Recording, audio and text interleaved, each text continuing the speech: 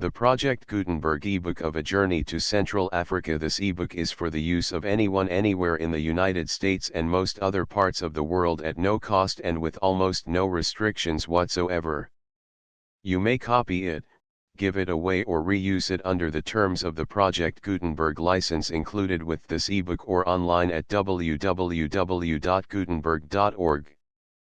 If you are not located in the United States, you will have to check the laws of the country where you are located before using this ebook. Title: A Journey to Central Africa, or Life and Landscapes from Egypt to the Negro Kingdoms of the White Nile. Author: Bayard Taylor. Release date: January 29, 2024. Ebook number 72823. Language: English. Original publication: New York, G. P. Putnam & Son, 1869 credits, Peter Becker and the online distributed proofreading team at https://www.pgdp.net. This file was produced from images generously made available by the Internet Archive.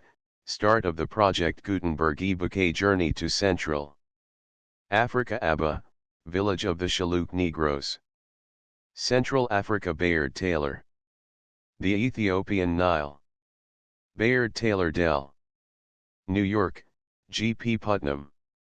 A Journey to Central Africa, or Life and Landscapes from Egypt to the Negro Kingdoms of the White Nile. By Bayard Taylor. With a map and illustrations by the author. New York, G. P. Putnam & Son, 661 Broadway, opposite Bond Street. 1869. Entered according to Act of Congress, in the year 1854, by G. P. Putnam & Co., in the Clerk's Office of the District Court of the United States for the Southern District of New York. Riverside, Cambridge, printed by H. O. Houghton & Company. Dedicated to A.B. of Saxe-Coburg-Gotha, by his fellow traveler in Egypt. B.T. Preface. There is an old Italian proverb, which says a man has lived to no purpose, unless he has either built a house, begotten a son, or written a book. As I have already complied more than once with the latter of these requisitions, I must seek to justify the present repetition thereof, on other grounds. My reasons for offering this volume to the public are, simply, that there is room for it.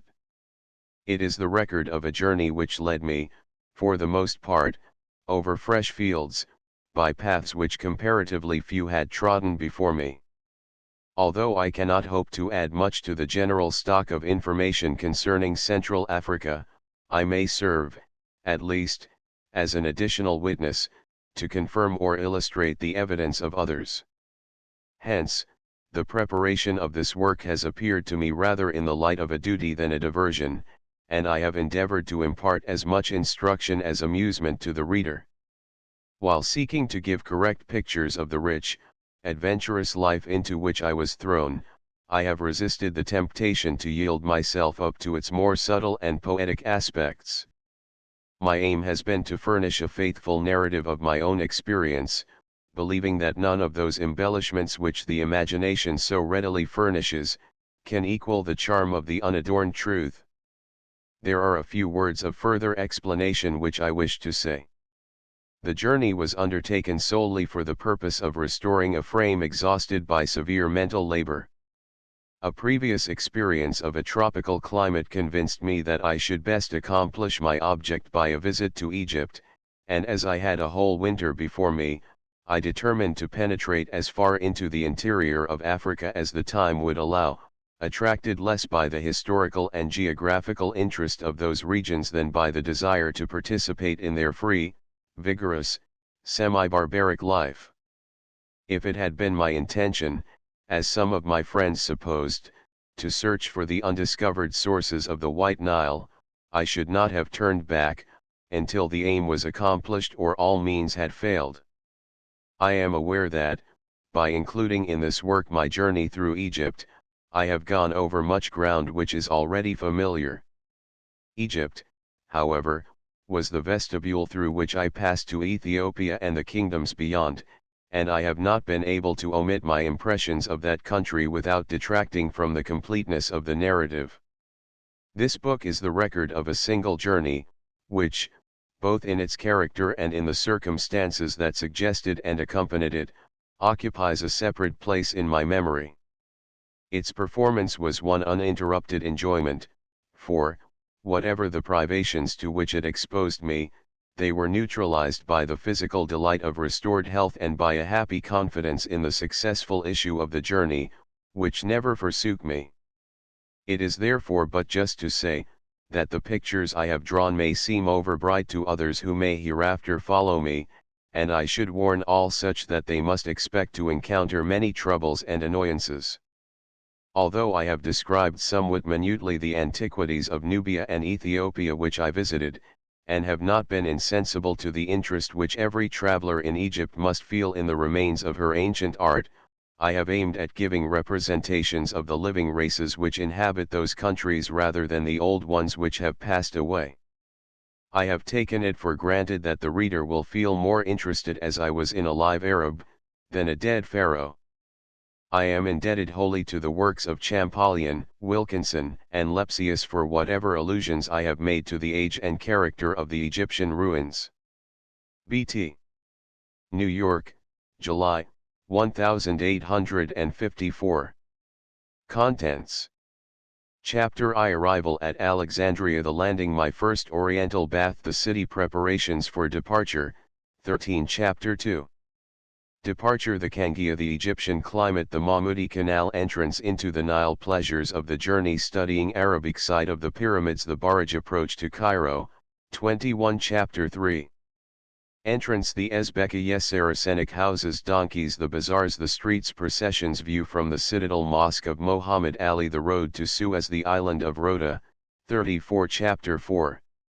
Necessity of leaving immediately, engaging a boat, the dragoman Ikmat El Sadi, funds, information, procuring an outfit, preparing for the desert, the lucky day, exertions to leave off, 46. Chapter V. Howling dervishes, a chicken factory, ride to the pyramids, quarrel with the Arabs, the ascent, view from the summit, bakshish, effect of pyramid climbing, the Sphinx, playing the Qadi, we obtain justice, visit to Saqqara and the mummy pits, the exhumation of Memphis, interview with M. Mariette, account of his discoveries, statue of Ramesses II, return to the Nile, 55. Chapter 6.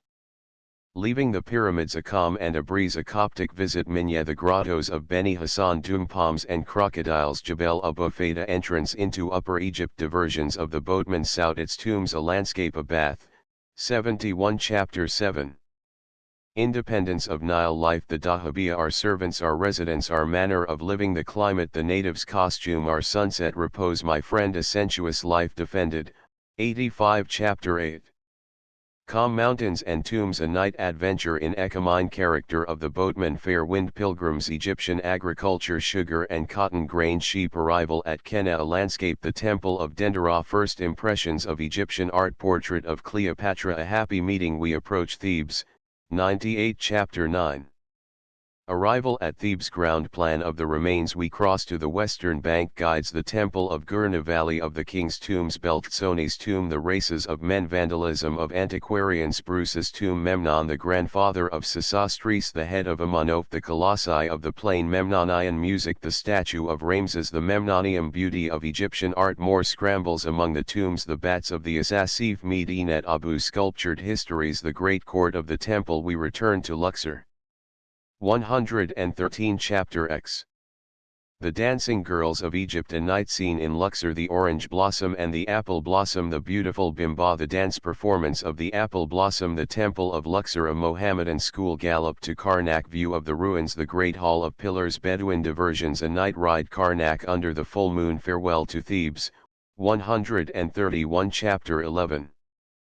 The temple of Hermontis Esna and its temple, the governor El Kab, by torchlight, the temple of Edfu, the quarries of Jebel Silsili, Ombos, approach to Nubia, change in the scenery and inhabitants, a mirage, arrival at Aswan, 145. Chapter 12. An official visit admits dexterity the island of Elephantine Nubian children trip to Falilanant Bay the island of Fali sculptures the Negro race breakfast in a Ptolemaic temple the island of Biga Bakshish the cataract the granite quarries of Aswan the travelers separate, 152 Chapter 13. Solitary travel scenery of the Nubian Nile agriculture the inhabitants arrival at Korosko the governor the tent pitched Sheikh Abu Mohammed bargaining for camels a drove of giraffes visits preparations for the desert my last evening on the Nile, 162 Chapter 14. The curve of the Nile routes across the desert our caravan starts riding on a dromedary the guide and camel drivers hairdressing El Biban scenery dead camels an unexpected visit the guide makes my grave the river without water characteristics of the mirage desert life the sun the desert air infernal scenery the wells of Murhat Christmas mountain chains meeting caravans plains of gravel the story of Joseph Jebel Makrat the last day in the desert we see the Nile again, 171 Chapter 15. A draft of water Abu Hamd the island of Makrat Ethiopian scenery the people an Ababde Apollo encampment on the Nile tomb of an Englishman eases wedding a white Arab the last day of the year Abu Hashim incidents loss of my thermometer the valley of wild asses the 11th cataract approach to Berber vultures Ayub outwitted we reach El Mikiraf the caravan broken up, 198 Chapter 16. A wedding my reception by the military governor Ikmat the bridegroom Agard I am an American Bakeoff the bays visit the civil governor about the navy the priests visit riding in state the Dongolese stallion a merchant's house the town dinner at the governor's the pains of royalty a salute to the American flag departure, 206 Chapter 17. Fortunate travel the America Ethiopian scenery the Atbara River Damer a melon patch agriculture the inhabitants change of scenery the first hippopotamus crocodiles effect of my map the rice and sailors Arabs in Ethiopia ornamental scars Bashir the slave Bakata we approach Miro, 219 Chapter 18. Arrival at Bet Jeroiah the ruins of Miro walk across the plain the pyramids character of their masonry the tower and vault finding of the treasure the second group more ruins site of the city number of the pyramids the antiquity of Miro Ethiopian and Egyptian civilization the Caucasian race reflections, 229 Chapter 19. The landscapes of Ethiopia my evenings beside the Nile experiences of the Arabian Nights the story of the Sultana Zobaid and the woodcutter character of the Arabian Tales religion, 238 Chapter XX.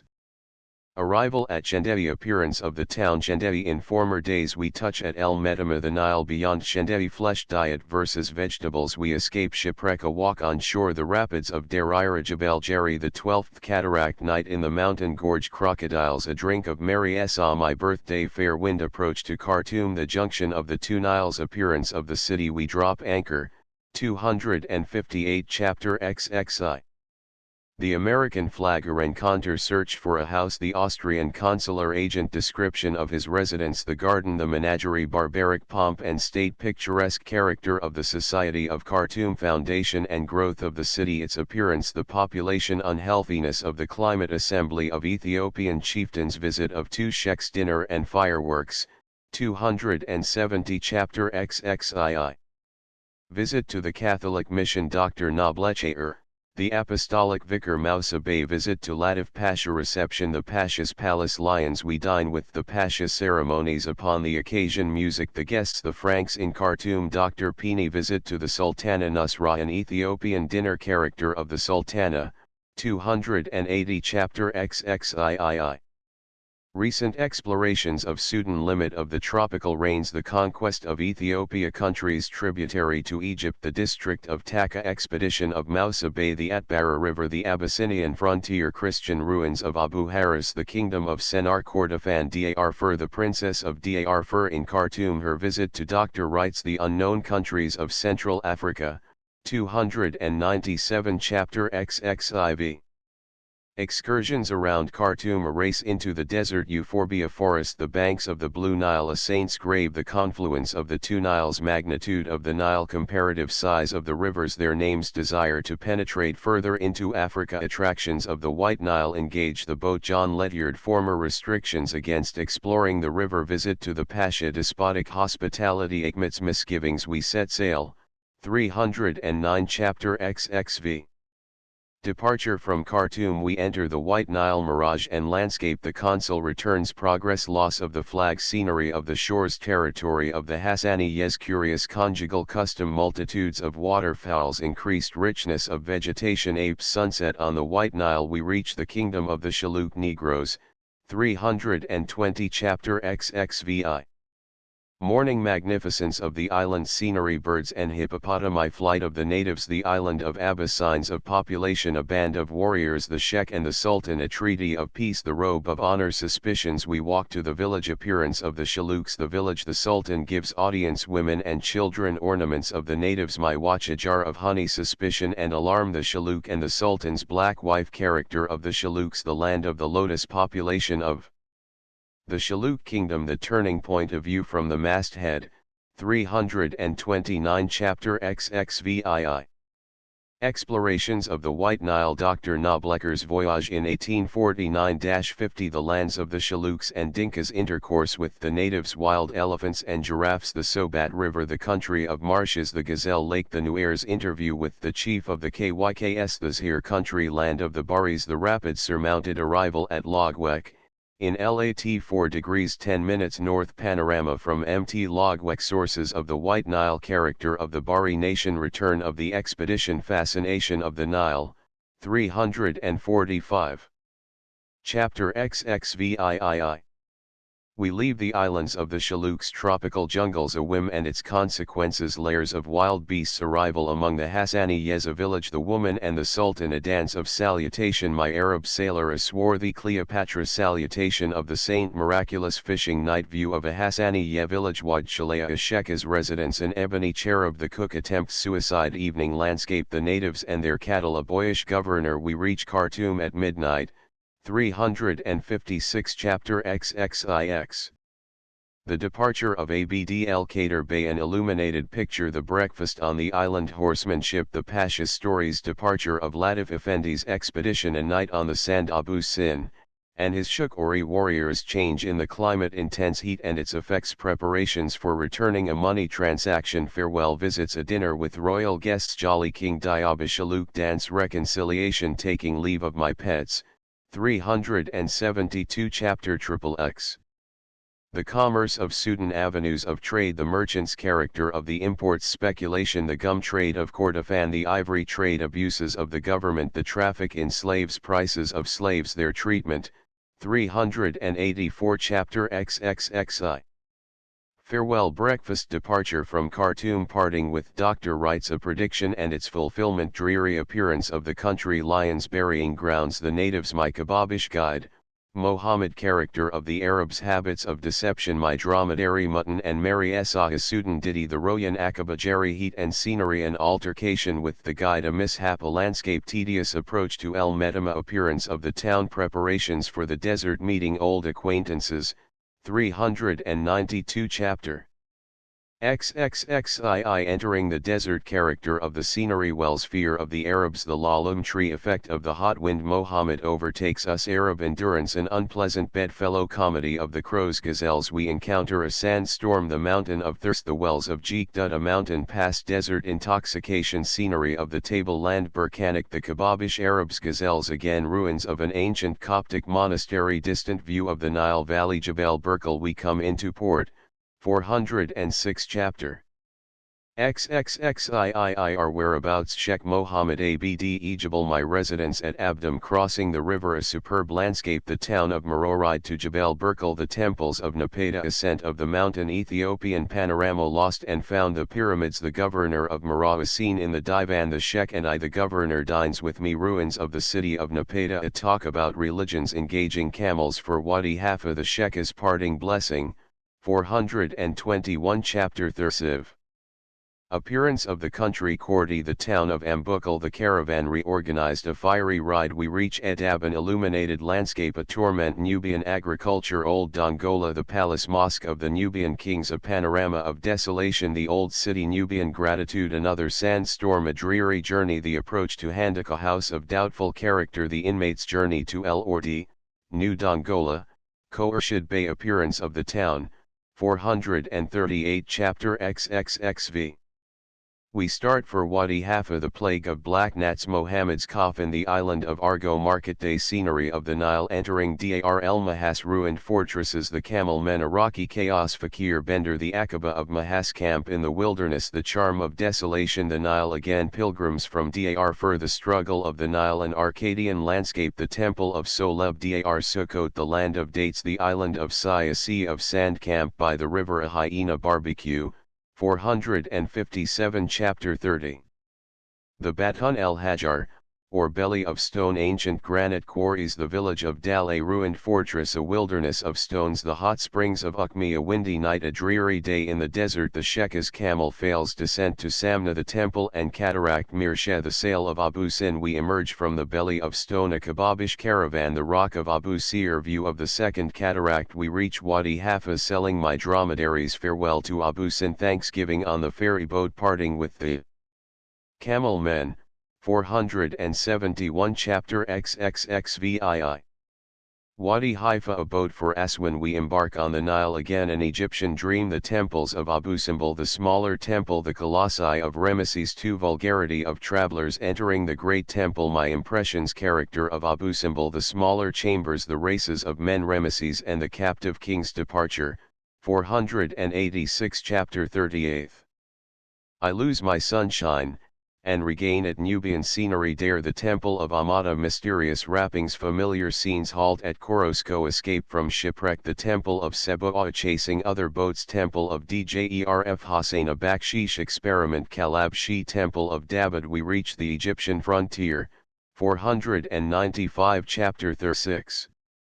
Aswan, a boat for Cairo, English tourists, a headwind, Ophthalmia Esna, a mummied Princess Ali Effendi's stories, a donkey Afrite, arrival at Luxor, the Egyptian autumn, a day at Thebes, songs of the sailors, Ali leaves me, ride to Dendera, headwinds again, visit to Tata, the house of Rufabe. 506 Chapter XL. Sout in harvest time, a kind Englishwoman, a slight experience of hashish, the calm rapid progress down the Nile, the last day of the voyage, arrival at Cairo, tourists preparing for the desert, parting with Hikmet, conclusion. 517. Journey to Central Africa. Chapter I, Introduction to Africa. Arrival at Alexandria, the landing, my first Oriental bath, the city, preparations for departure. I left Smyrna in the Lloyd steamer, Conti Sturmer, on the 1st day of November, 1851. We passed the blue sporadic isles Kos and Rhodes and Carpathos, and crossing the breadth of the eastern Mediterranean, favored all the way by unruffled seas, and skies of perfect azure, made the Pharos of Alexandria on the evening of the 3d. The entrance to the harbor is a narrow and difficult passage through reefs, and no vessel dares to attempt it at night, but with the first streak of dawn we were boarded by an Egyptian pilot, and the rising sun lighted up for us the white walls of the city, the windmills of the Ras El Tin, or Cape of Figs, and the low yellow sandhills in which I recognized Africa, for they were prophetic of the desert behind them.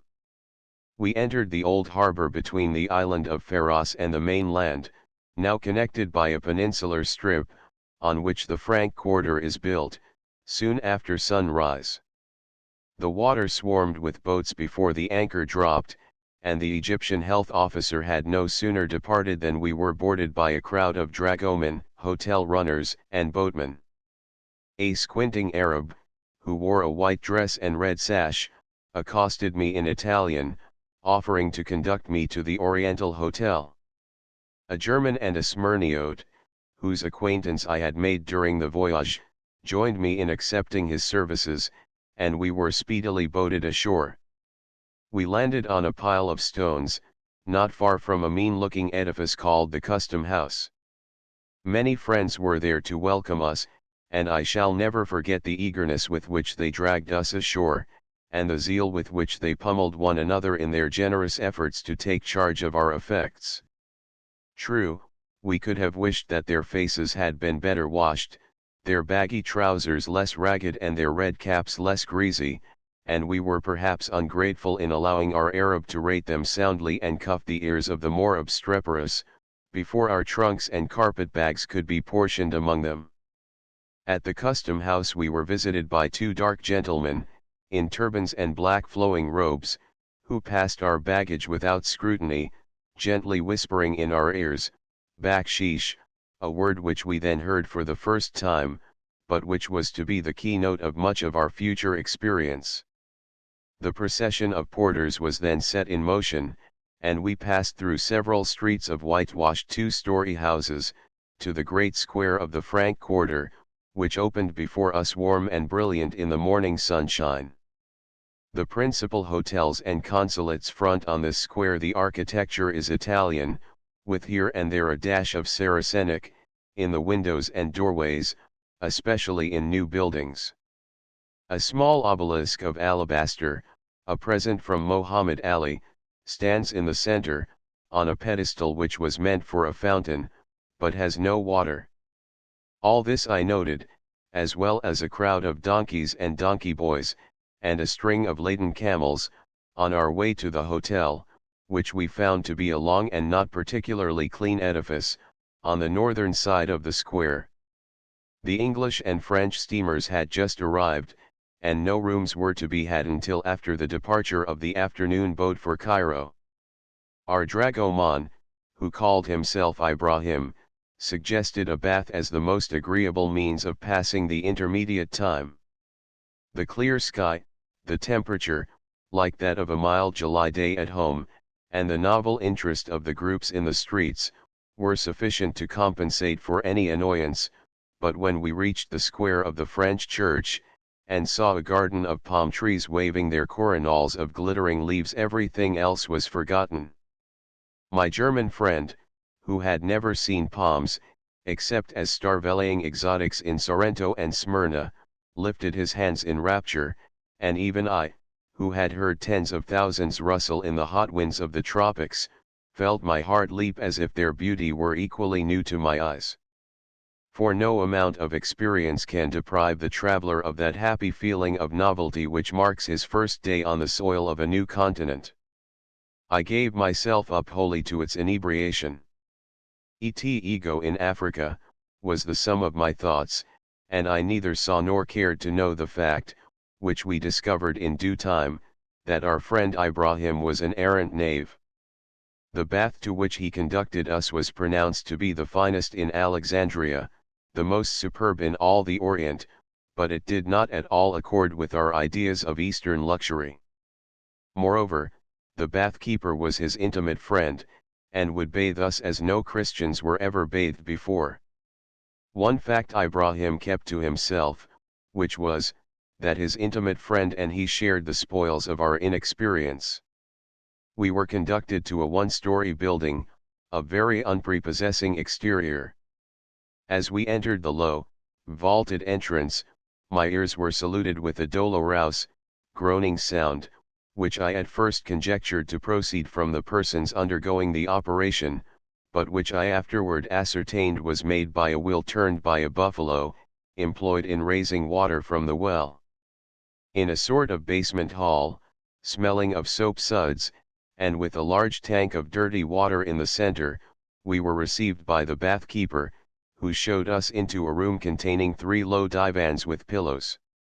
Here we disrobed, and Ibrahim, who had procured a quantity of napkins, enveloped our heads in turbans and swathed our loins in a simple Adamite garment. Heavy wooden clogs were attached to our feet, and an animated bronze statue led the way through gloomy passages, sometimes hot and steamy, sometimes cold and soapy, and redolent of anything but the spicy odors of Araby the Blessed, to a small vaulted chamber, lighted by a few apertures in the ceiling.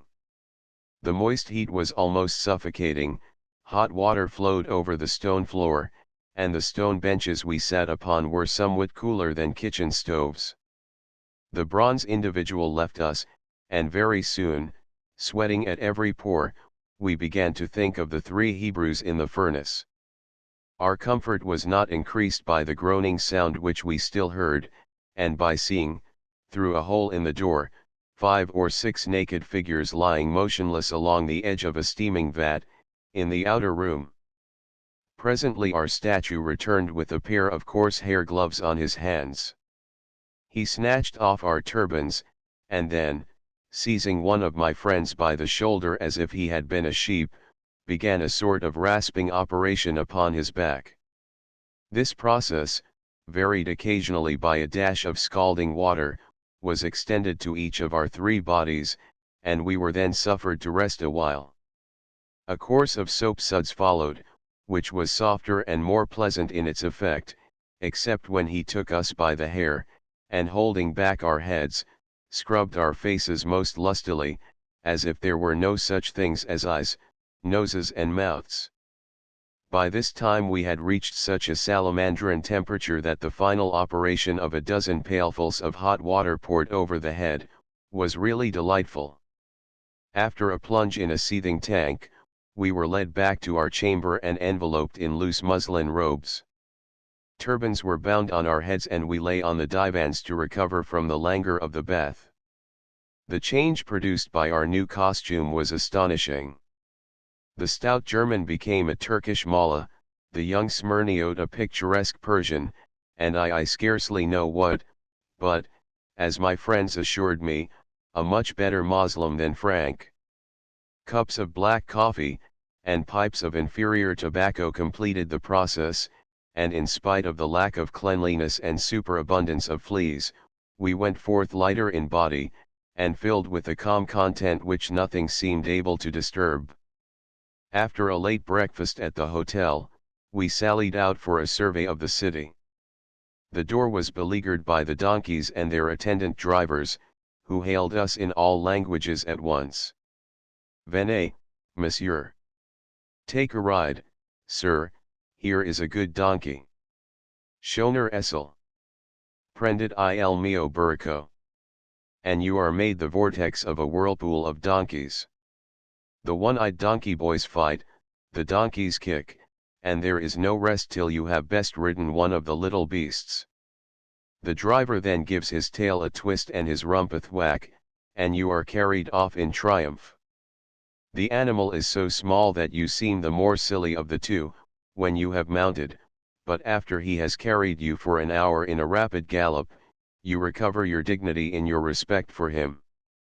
The spotless blue of the sky and the delicious elasticity of the air were truly intoxicating, as we galloped between gardens of date trees, laden with ripe fruit, to the city gate, and through it into a broad road, fringed with acacias, leading to the Mahmudi Canal. But to the south, on a rise of dry, sandy soil, stood the pillar of Diocletian, not of Pompey, whose name it bears.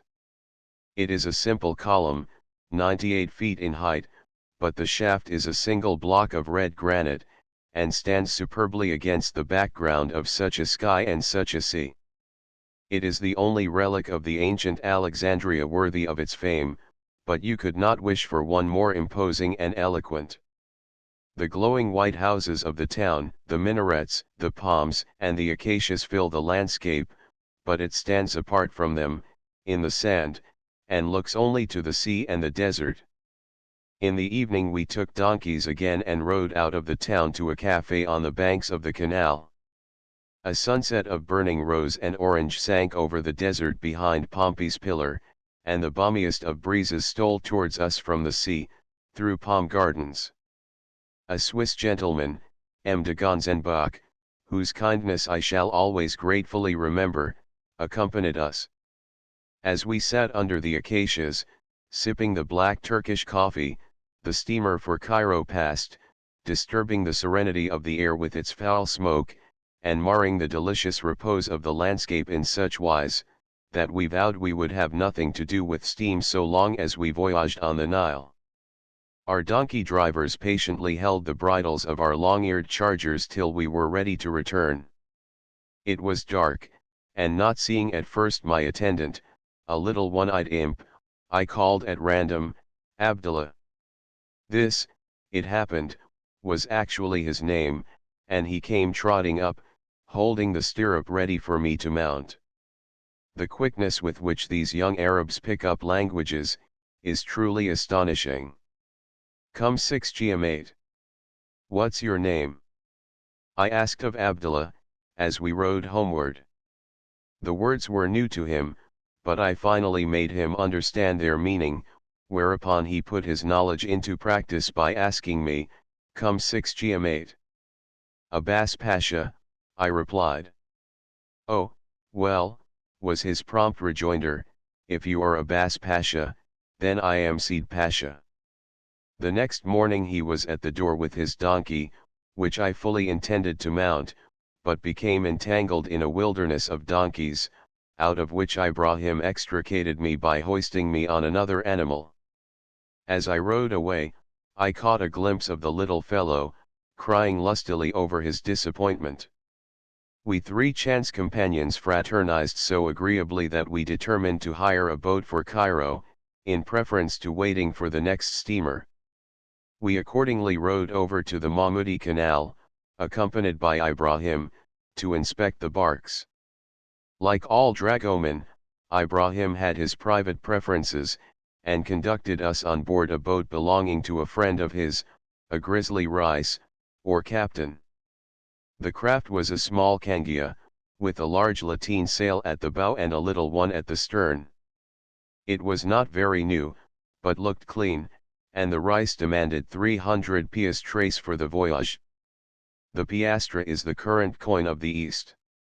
Its value is fluctuating, and always higher in Egypt than in Syria and Turkey, but may be assumed at about 5 cents, or 20 to the American dollar. Before closing the bargain, we asked the advice of M. de Gonzenbach, who immediately dispatched his Egyptian servant and engaged a boat at 225 piastres.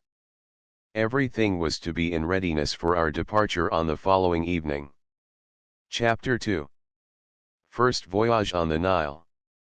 Departure: the Cangia, the Egyptian climate, the Mahmudi Canal, entrance into the Nile, pleasures of the journey, studying Arabic side of the pyramids, the barrage, approach to Cairo.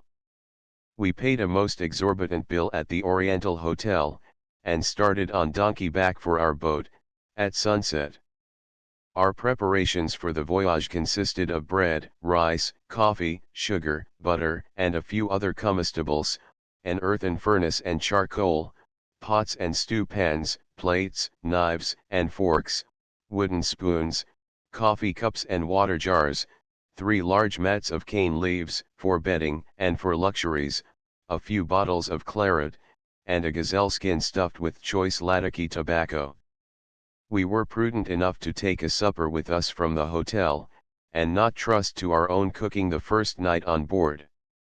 We waited till dark on the banks of the canal before our baggage appeared.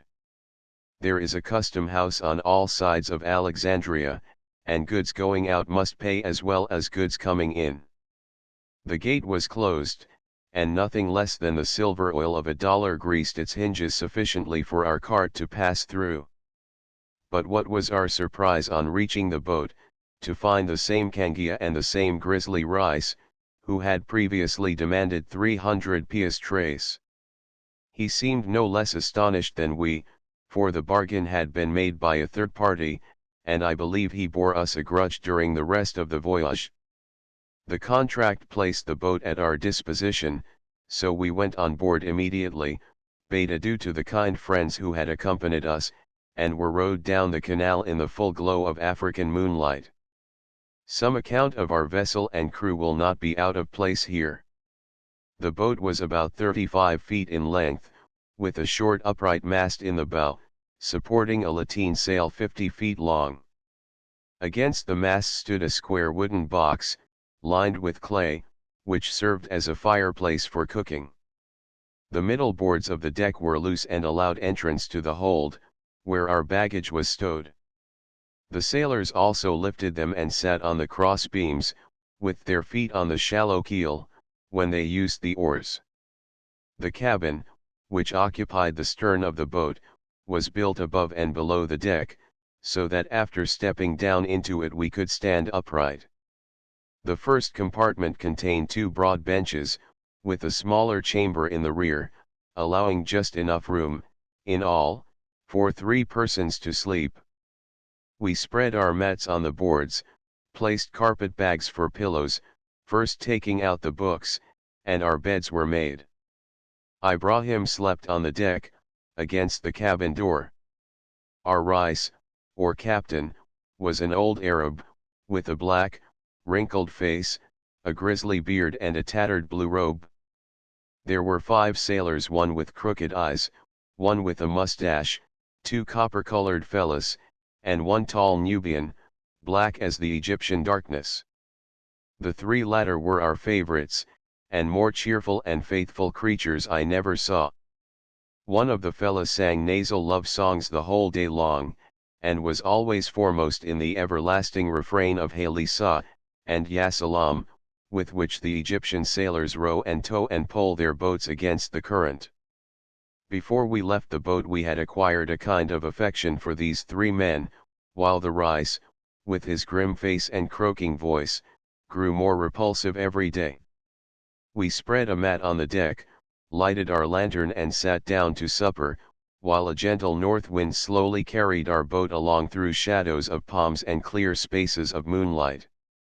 Ibrahim filled the shebokes, and for 4 hours we sat in the open air, which seemed to grow sweeter and purer with every breath we inhaled. We were a triad, the sacred number, and it would have been difficult to find another triad so harmonious and yet differing so strongly in its parts. One was a Landworth from Saxe-Coburg, a man of 45, tall, yet portly in person, and accustomed to the most comfortable living and the best society in Germany. Another was a Smyrniote merchant, a young man of 30, to whom all parts of Europe were familiar, who spoke 8 languages, and who within 4 months had visited Isfahan and the Caucasus. Of the third it behooves me not to speak, save that he was from the New World, and that he differed entirely from his friends in stature, features, station in life, and everything else but mutual good fellowship. "Ah," said the German in the fullness of his heart, as we basked in the moonlight, "what a heavenly air, what beautiful palms, and this wonderful repose in all nature, which I never felt before." "It is better than the gardens of Isfahan," added the Smyrniote. Nor did I deceive them when I said that for many months past I had known no mood of mind so peaceful and grateful. We rose somewhat stiff from our hard beds, but a cup of coffee and the fresh morning air restored the amenity of the voyage. The banks of the canal are flat and dull, and the country through which we passed, after leaving the marshy brink of Lake Marotis, was in many places still too wet from the recent inundation to be plowed for the winter crops. It is a dead level of rich black loam, and produces rice, maize, sugar cane, and millet. Here and there the sand has blown over it, and large spaces are given up to a sort of coarse, wiry grass. The villages are miserable collections of mud huts, but the date palms which shadow them and the strings of camels that slowly pass to and fro, render even their unsightliness picturesque. In 2 or 3 places we passed mud machines, driven by steam, for the purpose of cleaning the canal. Ropes were stretched across the channel on both sides, and a large number of trading boats were obliged to halt, although the wind was very favorable. The barrier was withdrawn for us Franks, and the courteous engineer touched his tarbush in reply to our salutations, as we shot through. Towards noon we stopped at a village, and the Asian went ashore with Ibrahim to buy provisions, while the European walked ahead with his fowling piece, to shoot wild ducks for dinner. The American stayed on board and studied an Arabic vocabulary. Presently Ibrahim appeared with 2 fowls, 2 pigeons, a pot of milk and a dozen eggs. The Asian set about preparing breakfast, and showed himself so skillful that our bark soon exhaled the most savory odors. When we picked up our European he had only 2 hawks to offer us, but we gave him in return a breakfast which he declared perfect. We ate on deck, seated on a mat, a pleasant wind filled our sails, and myriads of swallows circled and twittered over our heads in the cloudless air. The calm, contemplative state produced by the coffee and pipes which Ibrahim brought us, lasted the whole afternoon, and the villages, the cane fields, the Moslem oratories, the wide level of the delta and the distant mounds of forgotten cities, passed before our eyes like the pictures of a dream. Only one of these pictures marred the serenity of our minds. It was an Arab burying ground, on the banks of the canal, a collection of heaps of mud, baked in the sun. At the head and foot of one of the most recent, sat two women paid mourners who howled and sobbed, in long, piteous, despairing cries, which were most painful to hear. I should never have imagined that anything but the keenest grief could teach such heart-breaking sounds. When I climbed the bank at sunset, for a walk, the minarets of Atfa, on the Nile, were visible. 2 rows of acacias, planted along the canal, formed a pleasant arcade, through which we sailed, to the muddy excrescences of the town. The locks were closed for the night, and we were obliged to halt, which gave us an opportunity of witnessing an Arabic marriage procession. The noise of 2 wooden drums and a sort of fife announced the approach of the bride, who, attended by her relatives, came down the bank from the mud ovens above. She was closely veiled, but the Arabs crowded around to get a peep at her face. No sooner had the 3 Franks approached, than she was doubly guarded and hurried off to the house of her intended husband. Some time afterwards I ascended the bank to have a nearer view of the miserable hovels, but was received with such outcries and menacing gestures, that I made a slow and dignified retreat. We visited, however, the house of the bridegroom's father, where 20 or 30 Arabs, seated on the ground, were singing an epithalamium, to which they kept time by clapping their hands. Next morning, while our Rais was getting his permit to pass the locks, for which 4 official signatures and a fee of 30 piastres are necessary, we visited the bazaar, and purchased long tubes of jasmine wood for our pipes, and vegetables for our kitchen. On all such occasions we detailed Seed, the tall Nubian, whose ebony face shone resplendent under a snow-white turban, to be our attendant. The stately gravity with which he walked behind us, carrying bread and vegetables, was worthy the pipe-bearer of a sultan. By this time we had installed the Asian as cook, and he very cheerfully undertook the service. We soon discovered that the skill of Ibrahim extended no further than to the making of a pilaf and the preparation of coffee. Moreover, his habits and appearance were not calculated to make us relish his handiwork. The naivete with which he took the wash basin to make soup in, and wiped our knives and forks on his own baggy pantaloons, would have been very amusing if we had not been interested parties. The Asian was one day crumbling some loaf sugar with a hammer, when Ibrahim, who had been watching him, suddenly exclaimed in a tone of mingled pity and contempt, "That's not the way."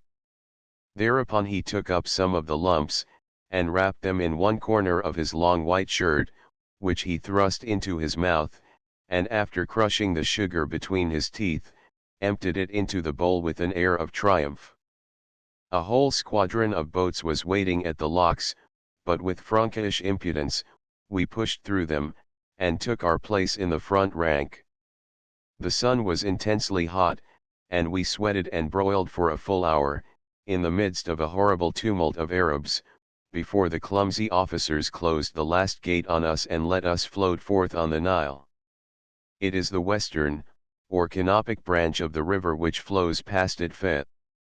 It is not broader than the Hudson at Albany, but was more muddy and slimy from its recent overflow than the Mississippi at New Orleans. Its water is no less sweet and wholesome than that of the latter river. After leaving the monotonous banks of the canal, the aspect of its shores, fringed with groves of palm, was unspeakably cheerful and inspiring. On the opposite side, the slender white minarets of Fudo, once a rich manufacturing town, sparkled in the noonday sun. A fresh north wind from the Mediterranean slowly pressed our boat against the strong current, while the heavily laden merchant vessels followed in our wake, their 2 immense lateen sails expanded like the wings of the Arabian roc. We drank to the glory of old Father Nile in a cup of his own brown currant, and then called Ibrahim to replenish the empty shebo case. Those who object to tobacco under the form of cigars, or are nauseated by the fumes of a German meerschaum, should be told that the Turkish pipe, filled with lataki, is quite another thing. The aroma, which you inhale through a long jasmine tube, topped with a soft amber mouthpiece, is as fragrant as roses and refreshing as ripe dates. I have no doubt that the atmosphere of celestial musk and amber which surrounded Muhammad, according to the Persian chronicles, was none other than genuine lataki, at 20 pias trace the oka. One thing is certain, that without the capacity to smoke a shabuk, no one can taste the true flavor of the Orient. An hour or two after sunset the wind fell, and for the rest of the night our men tracked the boat slowly forward, singing cheerily as they tugged at the long tow rope.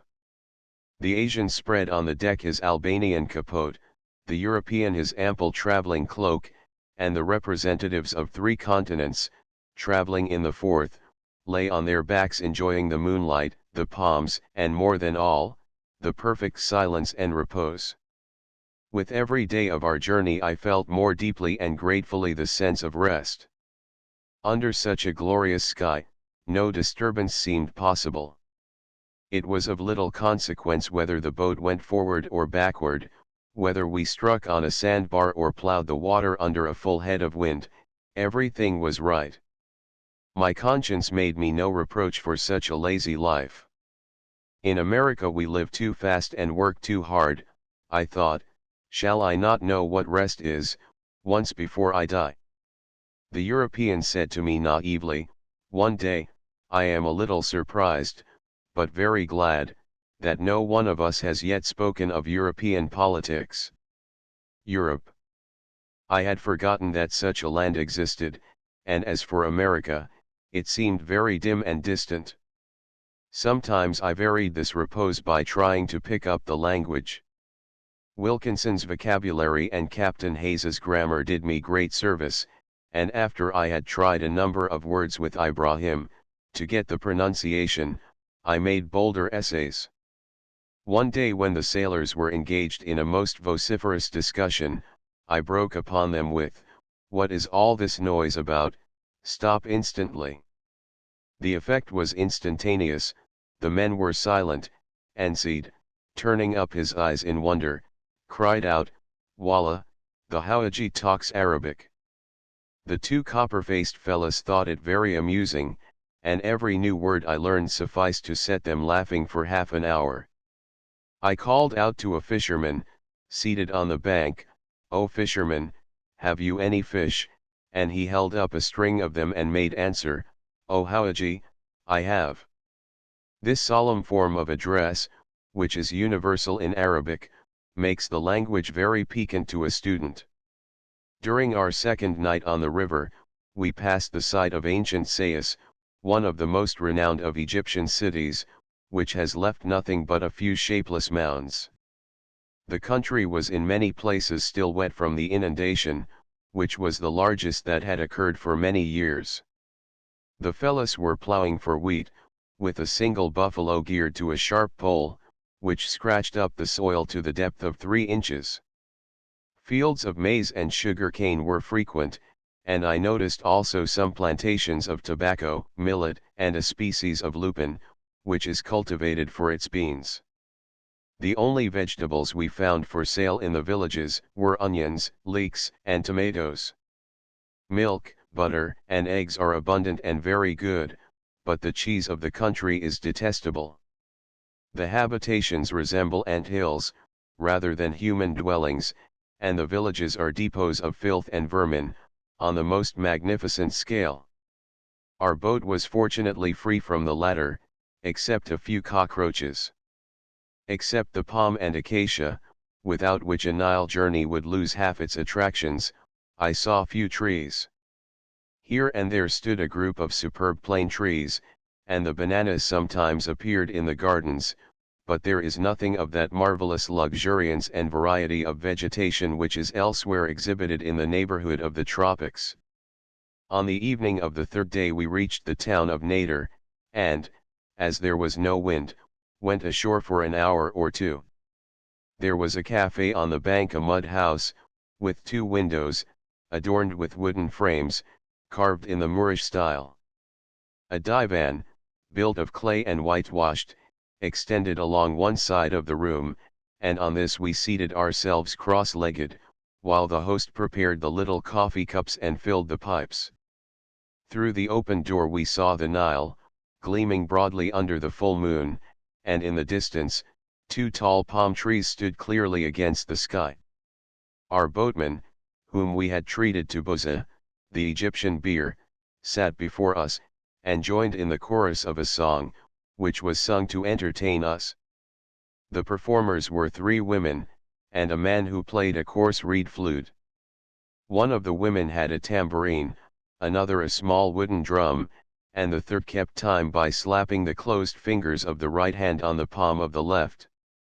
The song, which had a wild, rude harmony that pleased me, was followed by a dance, executed by one of the women. It was very similar to the fandango, as danced by the natives of the Isthmus of Panama, and was more lascivious than graceful. The women, however, were of the lowest class, and their performances were adapted to the taste of the boatmen and camel drivers, by whom they are patronized. The next day the yellow hills of the Libyan desert, which in some places press the arable land of the delta even to the brink of the Nile, appeared in the west. The sand appeared to be steadily advancing towards the river, and near Verdun had already buried a grove of acacias as high as their first branches. The tops were green and flourishing above the deluge, but another year or two would overwhelm them completely. We had a thick fog during the night, and the following day was exceedingly hot though the air was transparent as crystal. Our three faces were already of the color of new bronze, which was burned into the skin by the reflection from the water. While my friends were enjoying their usual afternoon repose, a secret presentiment made me climb to the roof of our cabin. I had not sat there long, before I descried two faint blue triangles on the horizon, far to the south. I rudely broke in upon their indolence with a shout of the pyramids, which seed echoed with El Haram Faroun. I was as much impressed with the view as I expected to be, but I completely nullified the European's emotion by translating to him Thackeray's description of his first sight of those renowned monuments. The same evening we reached the northern point of the delta, where we were obliged to remain all night, as the wind was not sufficiently strong to allow us to pass the barrage. Singularly enough, this immense work, which is among the greatest undertakings of modern times, is scarcely heard of out of Egypt. It is nothing less than a damming of the Nile, which is to have the effect of producing 2 inundations a year, and doubling the crops throughout the delta. Here, where the flood divides itself into 2 main branches, which find separate mouths at Damietta and Rosetta, an immense dam has not only been projected, but is far advanced toward completion. Each branch will be spanned by 62 arches, besides a central gateway 90 feet in breadth, and flanked by lofty stone towers. The point of the delta, between the 2 dams, is protected by a curtain of solid masonry, and the abutments which it joins are fortified by towers 60 or 70 feet in height. The piers have curved breakwaters on the upper side, while the opposite parapet of the arches rises high above them, so that the dam consists of 3 successive terraces, and presents itself like a wedge, against the force of such an immense body of water. The material is brick, faced with stone. When complete, it is intended to close the side arches during low water, leaving only the central gateway open. By this means sufficient water will be gained to fill all the irrigating canals, while a new channel, cut through the center of the delta, will render productive a vast tract of fertile land. The project is a grand one, and the only obstacle to its success is the light, porous character of the alluvial soil on which the piers are founded. The undertaking was planned and commenced by Emlinant, and has since been continued by other engineers. The Egyptian boatmen have reason to complain of the barrage. The main force of the river is poured through the narrow space wherein the piers have not yet been sunk, which cannot be passed without a strong north wind. 40 or 50 boats were lying along the shore, waiting the favorable moment. We obtained permission from the engineer to attach our boat to a large government barge, which was to be drawn up by a stationary windlass. As we put off, the wind freshened, and we were slowly urged against the current to the main rapid, where we were obliged to hold on to our big friend. Behind us the river was white with sails, craft of all kinds, pushed up by the wind, dragged down by the water, striking against each other, entangling their long sails and crowding into the narrow passage, amid shouts, cries, and a bewildering profusion of Arabic gutturals. For half an hour, the scene was most exciting, but thanks to the windlass, we reached smoother water, and sailed off gaily for Cairo. The true Nile expanded before us, nearly 2 miles in width. To the south, the 3 pyramids of Giza loomed up like isolated mountain peaks on the verge of the desert. On the right hand the Mokattam hills lay red and bare in the sunshine, and ere long, over the distant gardens of Shubra, we caught sight of the citadel of Cairo, and the minarets of the Mosque of Sultan Hassan. The north wind was faithful. At 3 o'clock we were anchored in Bulak, paid our rice, gave the crew a baksheesh, for which they kissed our hands with many exclamations of Taib. Good, and set out for Cairo. Chapter 3. Pictures of Cairo.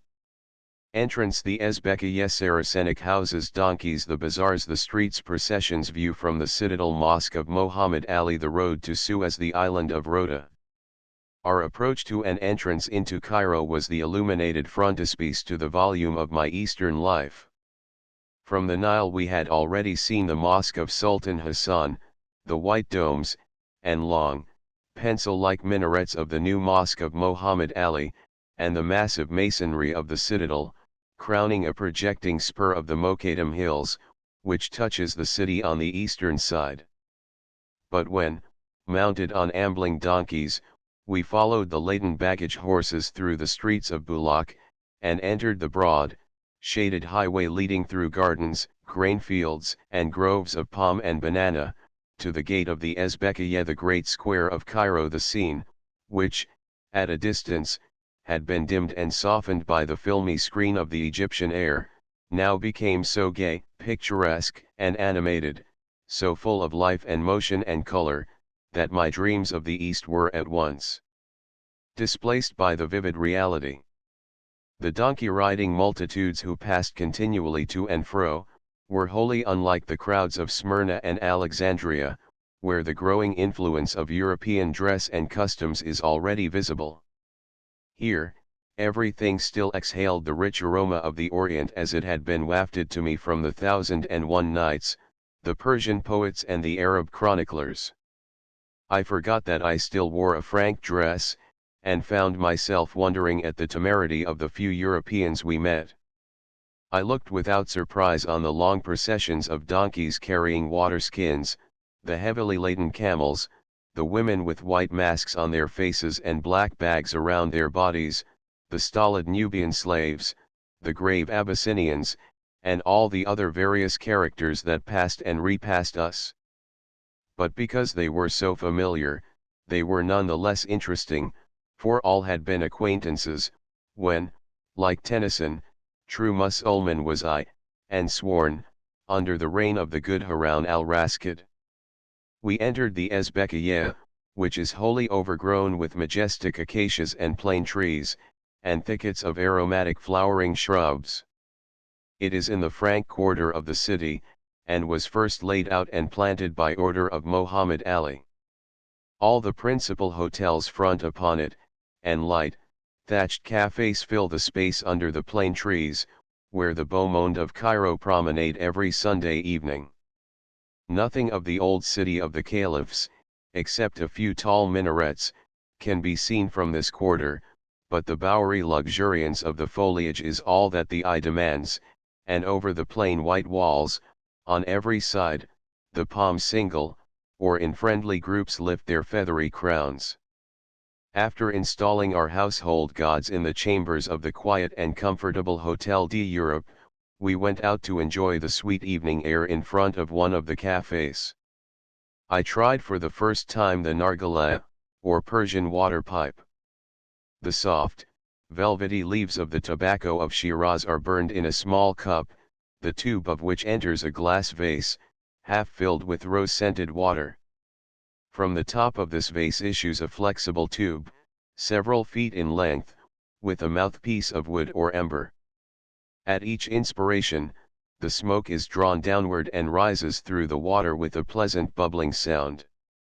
It is deprived of all the essential oil of the weed, and is exceedingly mild, cool, and fragrant. But instead of being puffed out of the mouth in whiffs, it is breathed full into the lungs and out again, like the common air. This is not so difficult a matter as might be supposed. The sensation is pleasant and slightly exhilarating, and is not injurious to the lungs when moderately indulged in. The Turkish quarter of Cairo still retains the picturesque Saracenic architecture of the times of the caliphs.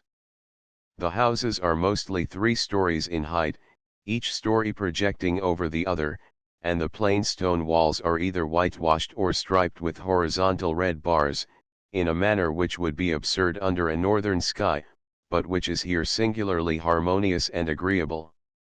The only signs of sculpture are occasional doorways with richly carved arches, or the light marble gallery surrounding a fountained court. I saw a few of these in retired parts of the city. The traveler, however, has an exhaustless source of delight in the wooden balconies enclosing the upper windows.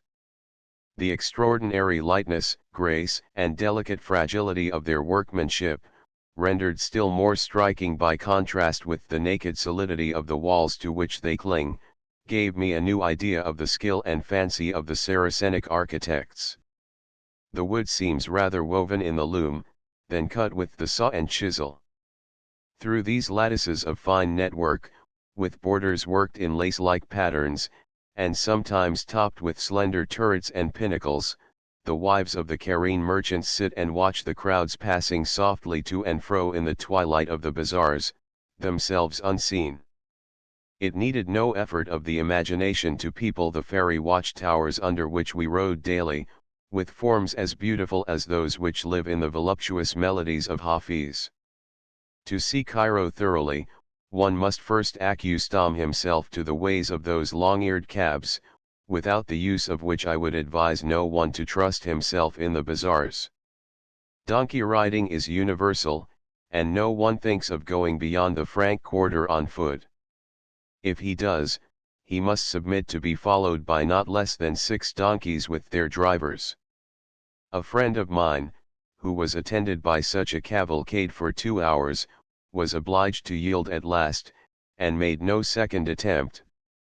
When we first appeared in the gateway of our hotel, equipped for an excursion, the rush of men and animals was so great, that we were forced to retreat until our servant and the porter whipped us a path through the yelling and braying mob. After 1 or 2 trials, I found an intelligent Arab boy, named Kish, who, for 5 piastres a day, furnished strong and ambitious donkeys, which he kept ready at the door from morning till night. The other drivers respected Kish's privilege, and thenceforth I had no trouble.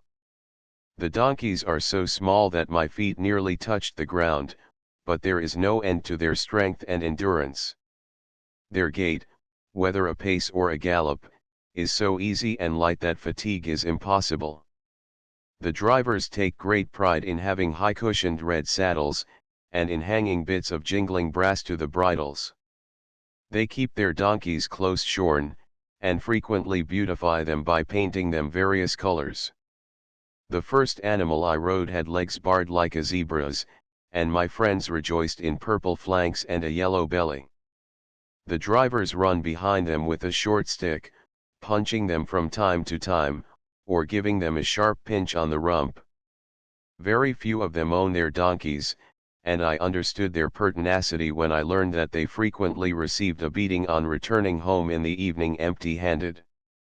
The passage of the bazaars seems at first quite as hazardous on donkey back as on foot, but it is the difference between knocking somebody down and being knocked down yourself, and one naturally prefers the former alternative. There is no use in attempting to guide the donkey, for he won't be guided. The driver shouts behind, and you are dashed at full speed into a confusion of other donkeys, camels, horses, carts, water carriers and footmen. In vain you cry out, "Bess! Enough!" Piano, and other desperate adjurations. The driver's only reply is, "Let the bridle hang loose." You dodge your head under a camel load of planks, your leg brushes the wheel of a dust cart, you strike a fat Turk plump in the back, you miraculously escape upsetting a fruit stand, you scatter a company of spectral, white-masked women, and at last reach some more quiet street, with the sensation of a man who has stormed a battery. At first this sort of riding made me very nervous, but finally I let the donkey go his own way, and took a curious interest in seeing how near a chance I ran of striking or being struck. Sometimes there seemed no hope of avoiding a violent collision, but by a series of the most remarkable dodges he generally carried me through in safety. The cries of the driver, running behind, gave me no little amusement. "The Hawaji comes! Take care on the right hand! Take care on the left hand! Oh man, take care! Oh maiden, take care! Oh boy, get out of the way! The Hawaji comes!" Kish had strong lungs and his donkey would let nothing pass him, and so, wherever we went, we contributed our full share to the universal noise and confusion. Cairo is the cleanest of all Oriental cities. The regulations established by Muhammad Ali are strictly carried out. Each man is obliged to sweep before his own door, and the dirt is carried away in carts every morning. Besides this, the streets are watered several times a day, and are nearly always cool and free from dust. The constant evaporation of the water, however, is said to be injurious to the eyes of the inhabitants, though in other respects the city is healthy. The quantity of sore-eyed, cross-eyed, one-eyed, and totally blind persons one meets everywhere, is surprising. There are some beggars, mostly old or deformed, but by no means so abundant or impertinent as in the Italian cities. A number of shabby policemen, in blue frock coats and white pantaloons, parade the principal thoroughfares, but I never saw their services called into requisition. The soldiers, who wear a European dress of white cotton, are by far the most awkward and unpicturesque class. Even the fellah, whose single brown garment hangs loose from his shoulders to his knees, has an air of dignity compared with these Frankish caricatures. The genuine Egyptian costume, which bears considerable resemblance to the Greek, and especially the Hydriot, is simple and graceful. The colors are dark, principally brown, blue, green and violet, relieved by a heavy silk sash of some gay pattern, and by the red slippers and tarbush. But, as in Turkey, the pashas and beys, and many of the minor officers of the civil departments have adopted the Frank dress, retaining only the tarbush, a change which is by no means becoming to them. I went into an Egyptian barber shop one day, to have my hair shorn, and enjoyed the preparatory pipe and coffee in company with two individuals, whom I supposed to be French or Italians of the vulgar order, until the barber combed out the long locks on the top of their head, by which Mussulmen expect to be lifted up into paradise. When they had gone, the man informed me that one was Khalim Pasha, one of the grandsons of Muhammad Ali, and the other a bey, of considerable notoriety.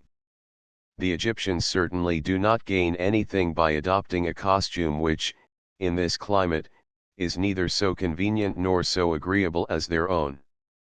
Besides the animated life of the bazaars, which I had an opportunity of seeing, in making my outfit for the winter's journey, I rarely went out without witnessing some incident or ceremony illustrative of Egyptian character and customs.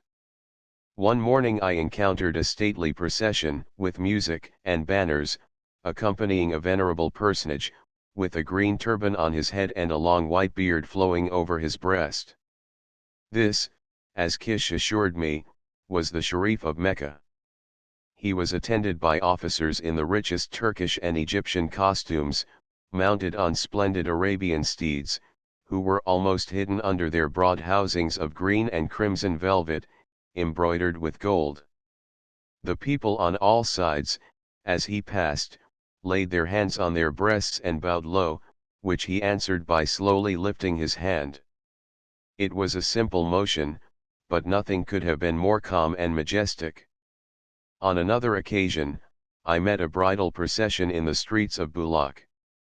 3 musicians, playing on piercing flutes, headed the march, followed by the parents of the bride, who, surrounded by her maids, walked under a crimson canopy.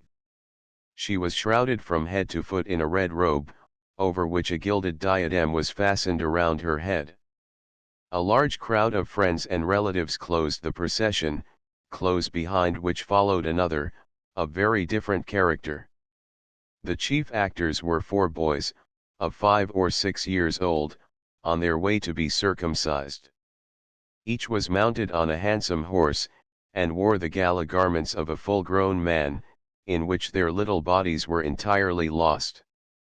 The proud parents marched by their sides, supporting them, and occasionally holding to their lips bottles of milk and sherbet. One was a jet-black Nubian, who seemed particularly delighted with his situation, and grinned on all sides as he passed along. This procession was headed by a buffoon, who carried a laugh with him which opened a ready passage through the crowd. A man followed balancing on his chin a long pole crowned with a bunch of flowers. He came to me for baksheesh. His success brought me 2 swordsmen out of the procession, who cut at each other with scimitars and caught the blows on their shields. The coolness, swiftness, and skill with which they parried the strokes was really admirable, and the concluding flourish was a masterpiece. One of them, striking with the full sweep of his arm, aimed directly at the face of the other, as if to divide his head into 2 parts, but without making a pause, the glittering weapon turned, and sliced the air within half an inch of his eyes. The man neither winked nor moved a muscle of his face, but after the scimitar had passed, dashed it up with his shield, which he then reversed, and dropping on one knee, held to me for baksheesh. After these came a camel, with a tuft of ostrich feathers on his head and a boy on his back, who pounded vigorously on 2 wooden drums with one hand, while he stretched the other down to me for baksheesh. Luckily the little candidates for circumcision were too busily engaged with their milk bottles and sugar plums, to join in the universal cry. I had little time to devote to the sights of Cairo, and was obliged to omit the excursions to the petrified forest, to Heliopolis and Old Cairo, until my return. Besides the city itself, which was always full of interest, I saw little else except the citadel and the island of Rhoda. We took the early morning for our ride to the former place, and were fortunate enough to find our view of the Nile plain unobscured by the mists customary at this season. The morning light is most favorable to the landscape, which lies wholly to the westward. The shadows of the citadel and the crests of the Mokadam hills then lie broad and cool over the city, but do not touch its minarets, which glitter in the air like shafts of white and rosy flame. The populace is up and stirring, and you can hear the cries of the donkeymen and water carriers from under the sycamores and acacias that shade the road to Bulak. Over the rich palm gardens, the blue streak of the river and the plain beyond, you see the phantoms of 2 pyramids in the haze which still curtains the Libyan desert. Northward, beyond the parks and palaces of Shubra, the Nile stretches his 2 great arms toward the sea, dotted, far into the distance, with sails that flash in the sun. From no other point, and at no other time, is Cairo so grand and beautiful. Within the walls of the citadel is the Bur Yusuf Joseph's Well as it is called by the Arabs, not from the virtuous Hebrew, but from Sultan Saladin, who dug it out and put it in operation. The well itself dates from the old Egyptian time, but was filled with sand and entirely lost for many centuries. It consists of an upper and lower shaft, cut through the solid rock, to the depth of 260 feet. A winding gallery, lighted from the shaft, extends to the bottom of the first division, where, in a chamber cut in the rock, a mule turns the large wheel which brings up a continual string of buckets from the fountain below. The water is poured into a spacious basin, and carried thence to the top by another string of buckets set in motion at the surface. Attended by 2 Arabs with torches, we made the descent of the first shaft and took a drink of the fresh, cool fluid.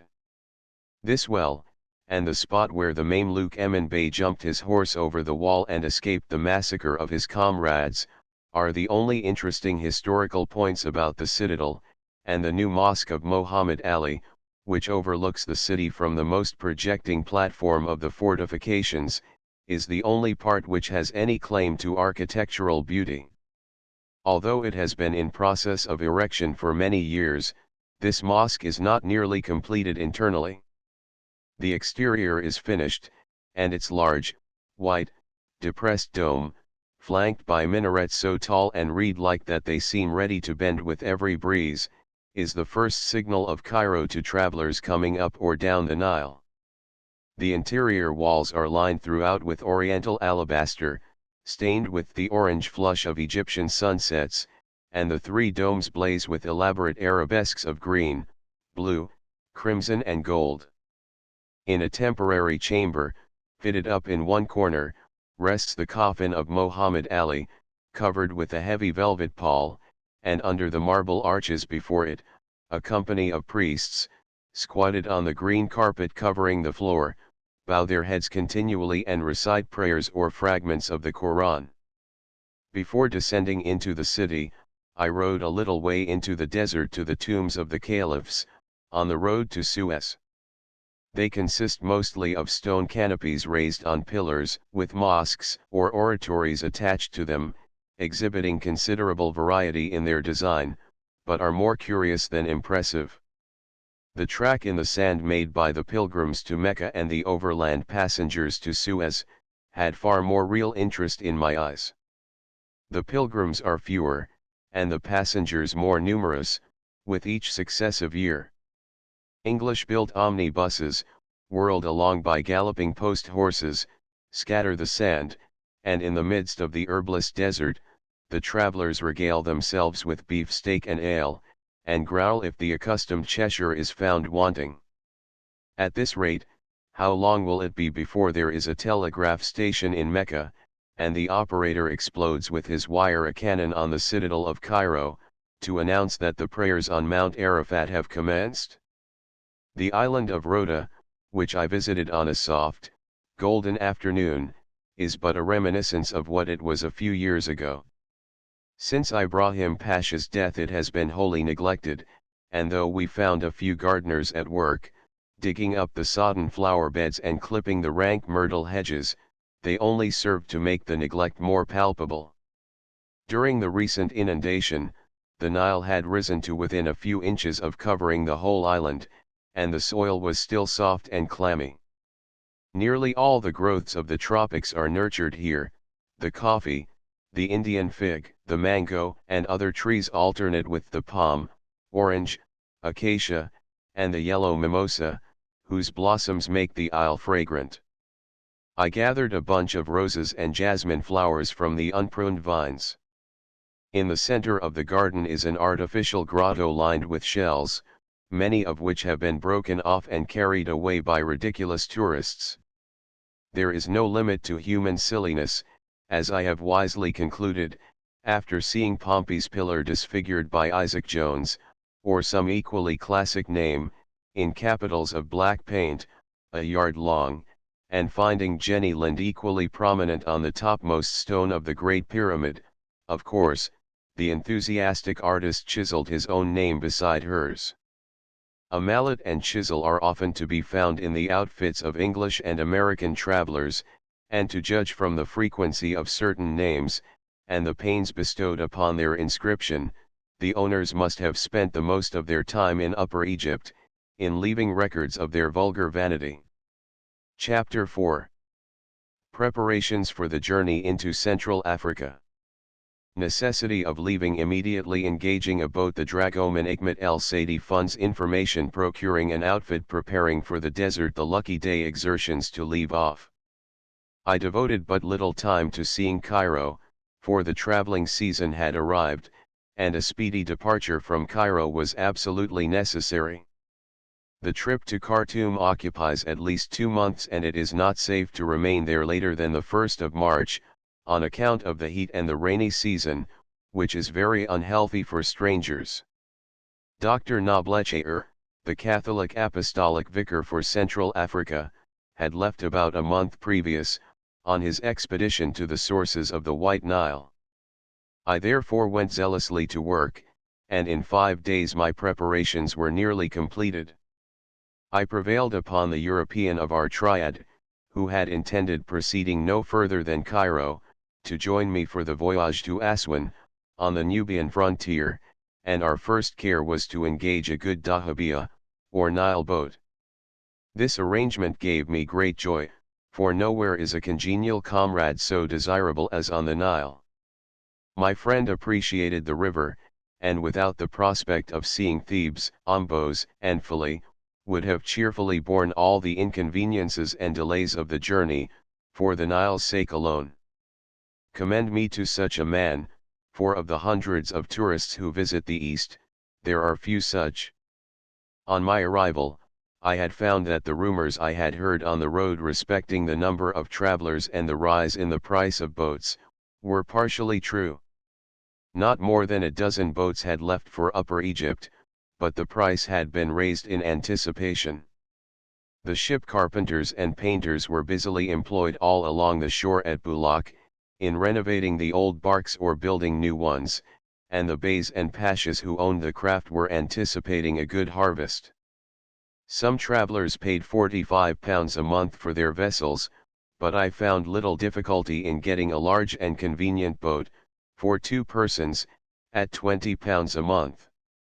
This price, it should be understood, includes the services of 10 men, who find their own provisions, and only receive a gratuity in case of good behavior.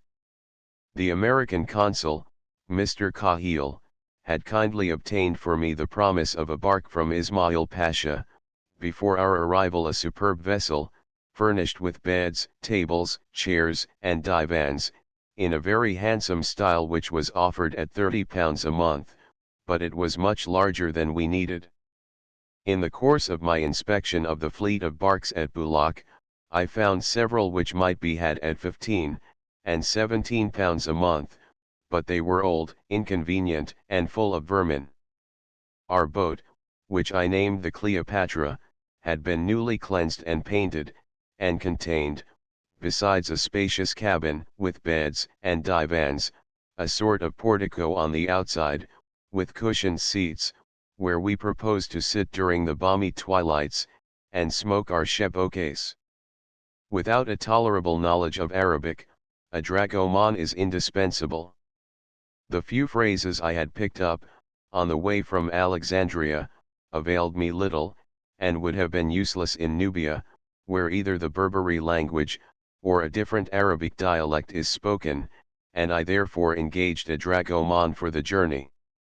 This class of persons always swarm in Cairo, and I had not been there a day before I was visited by half a dozen, who were anxious to make the trip to Khartoum. How they knew I was going there, I cannot imagine, but I found that they knew the plans of every traveler in Cairo as well.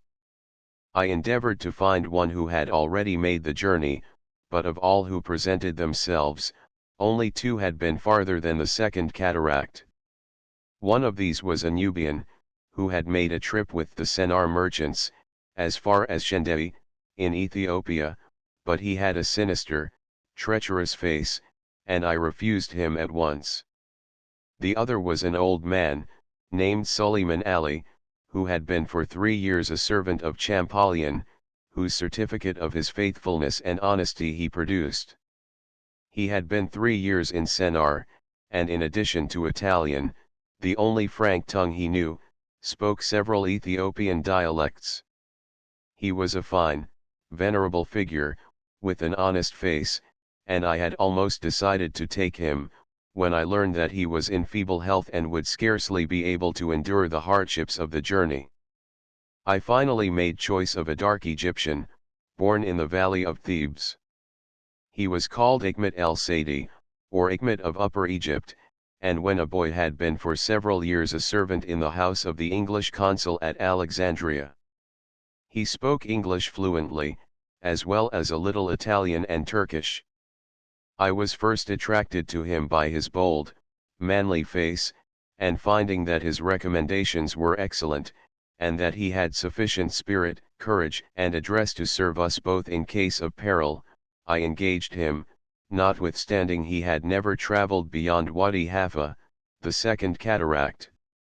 I judged, however, that I was quite as familiar with the geography of Central Africa as any dragoman I could procure, and that, in any case, I should find it best to form my own plans and choose my own paths. How far I was justified in my choice, will appear in the course of the narrative.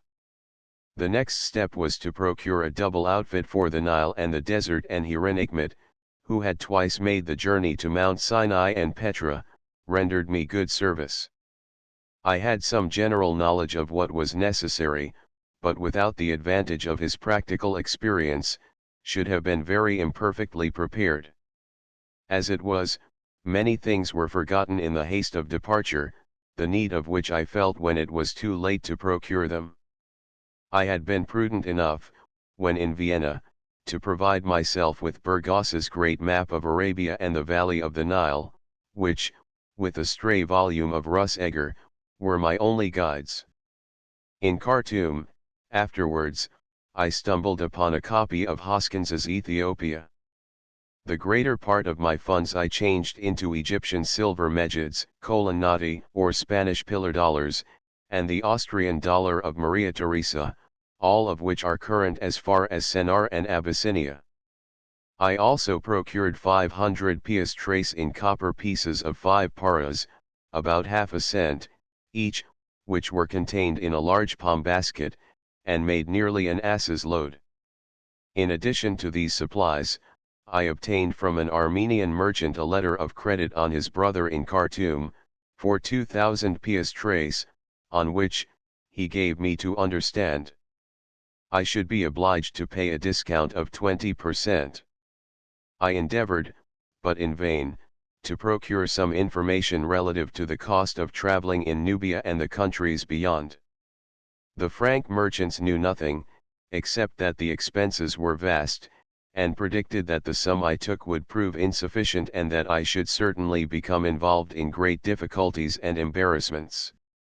The native merchants who had made the journey were all jealous of a foreign traveler attempting to penetrate into their peculiar domain, and gave me no satisfactory information, while to the imagination of the KRNS, Sennar is the utmost verge of the world, and he who has been there and returned in safety, enjoys the special protection of Allah.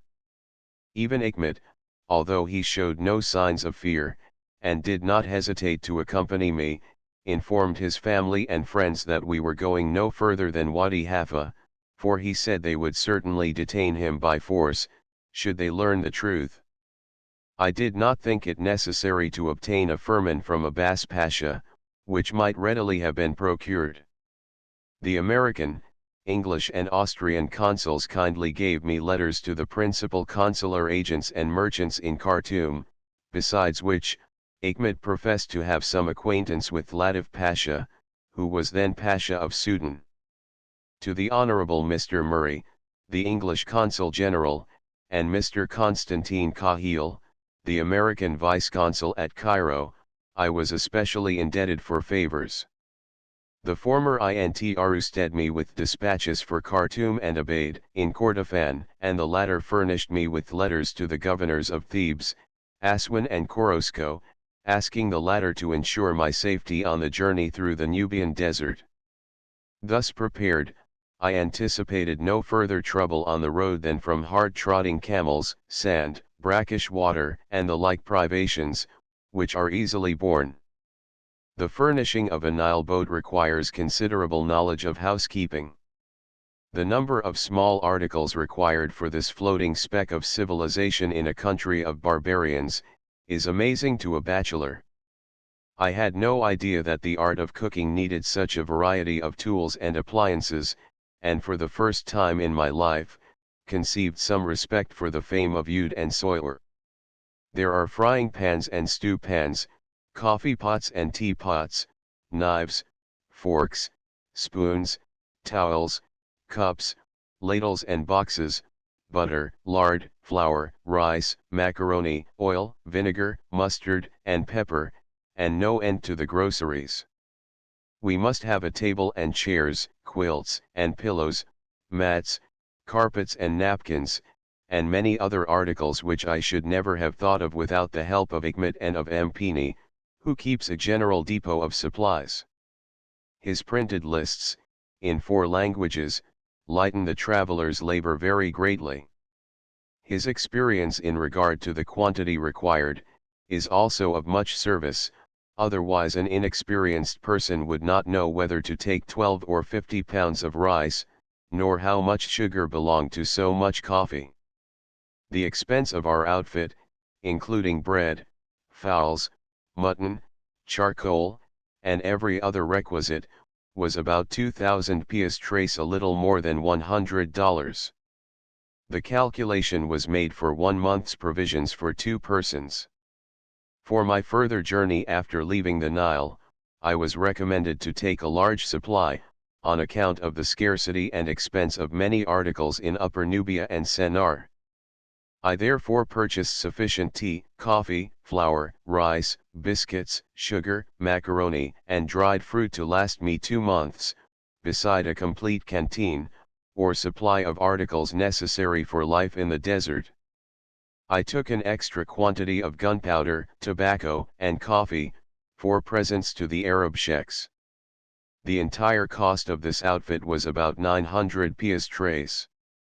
In addition, I procured a good Turkish tent for 250 piastres, to which I added a supply of tent pins, lantern poles, water skins, and Leitern water flasks, all these articles being procured to better advantage in Cairo. I did not propose adopting the Egyptian costume until I had made some progress in the language, and therefore contented myself with purchasing a bournous of camel's hair, a sabre, a broad shawl of Tripoli silk, for the waist, and shoes of white leather, which are very cool and comfortable. I also followed the custom of the European residents, in having my hair shorn close to the head, and wearing a white cotton skull cap. Over this was drawn the red tarbush, or fez, and as a protection against the sun, I bound a large white shawl around it, which was my first lesson in turban making. Achmet, influenced by a superstition which is not peculiar to the East, begged me to hasten our preparations, in order that we might leave Bulak on Monday, which day, he averred, was the luckiest in the week, and would render our journey prosperous from beginning to end. Knowing from experience that half the success of the journey is in the start, and believing that it is better to have superstition with you than against you, I determined to gratify him. He was as zealous as I could wish, and we rested not from morning to night, until at last, from the spirit with which we labored, it seemed almost a matter of life and death, that the boat should leave on Monday.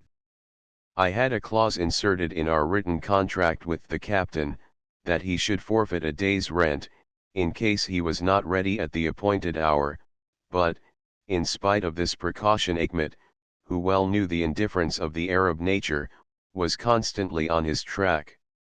2 or 3 times a day he galloped to Bulak, to hasten the enlistment of the men, the baking of bread for the voyage, the furbishing of the cabin, and the overhauling of the sails, oars and rigging.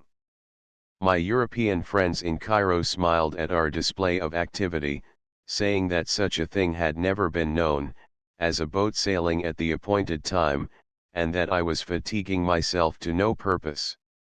Monday, November 17th, came, and the Egyptian cook, Salami, whom we had engaged for the Nile voyage, was dispatched to the markets to lay in a supply of fowls, eggs, butter and vegetables. My letters home, the last I expected to send, for months to come, were committed to the post office, and after an early dinner, we saw our baggage and stores laden upon carts and started for Bulak, under Ikmat's guidance. We took leave of the few friends we had made in Cairo, and followed. The Cleopatra was still lying in the midst of a crowd of dahabiyas, but the American flag, hoisted at the peak of her little mizzenmast, was our cornet, proclaiming departure. We found Ikmat unjacketed and unturbaned, stowing away the stores, with one eye on the rice, and another, as it seemed to me, on each of the tardy sailors. There was still charcoal to be bought, and bois gras for kindling fires, and clubs for the men, to prevent invasions from the shore, with many more of those wants which are never remembered until the last moment.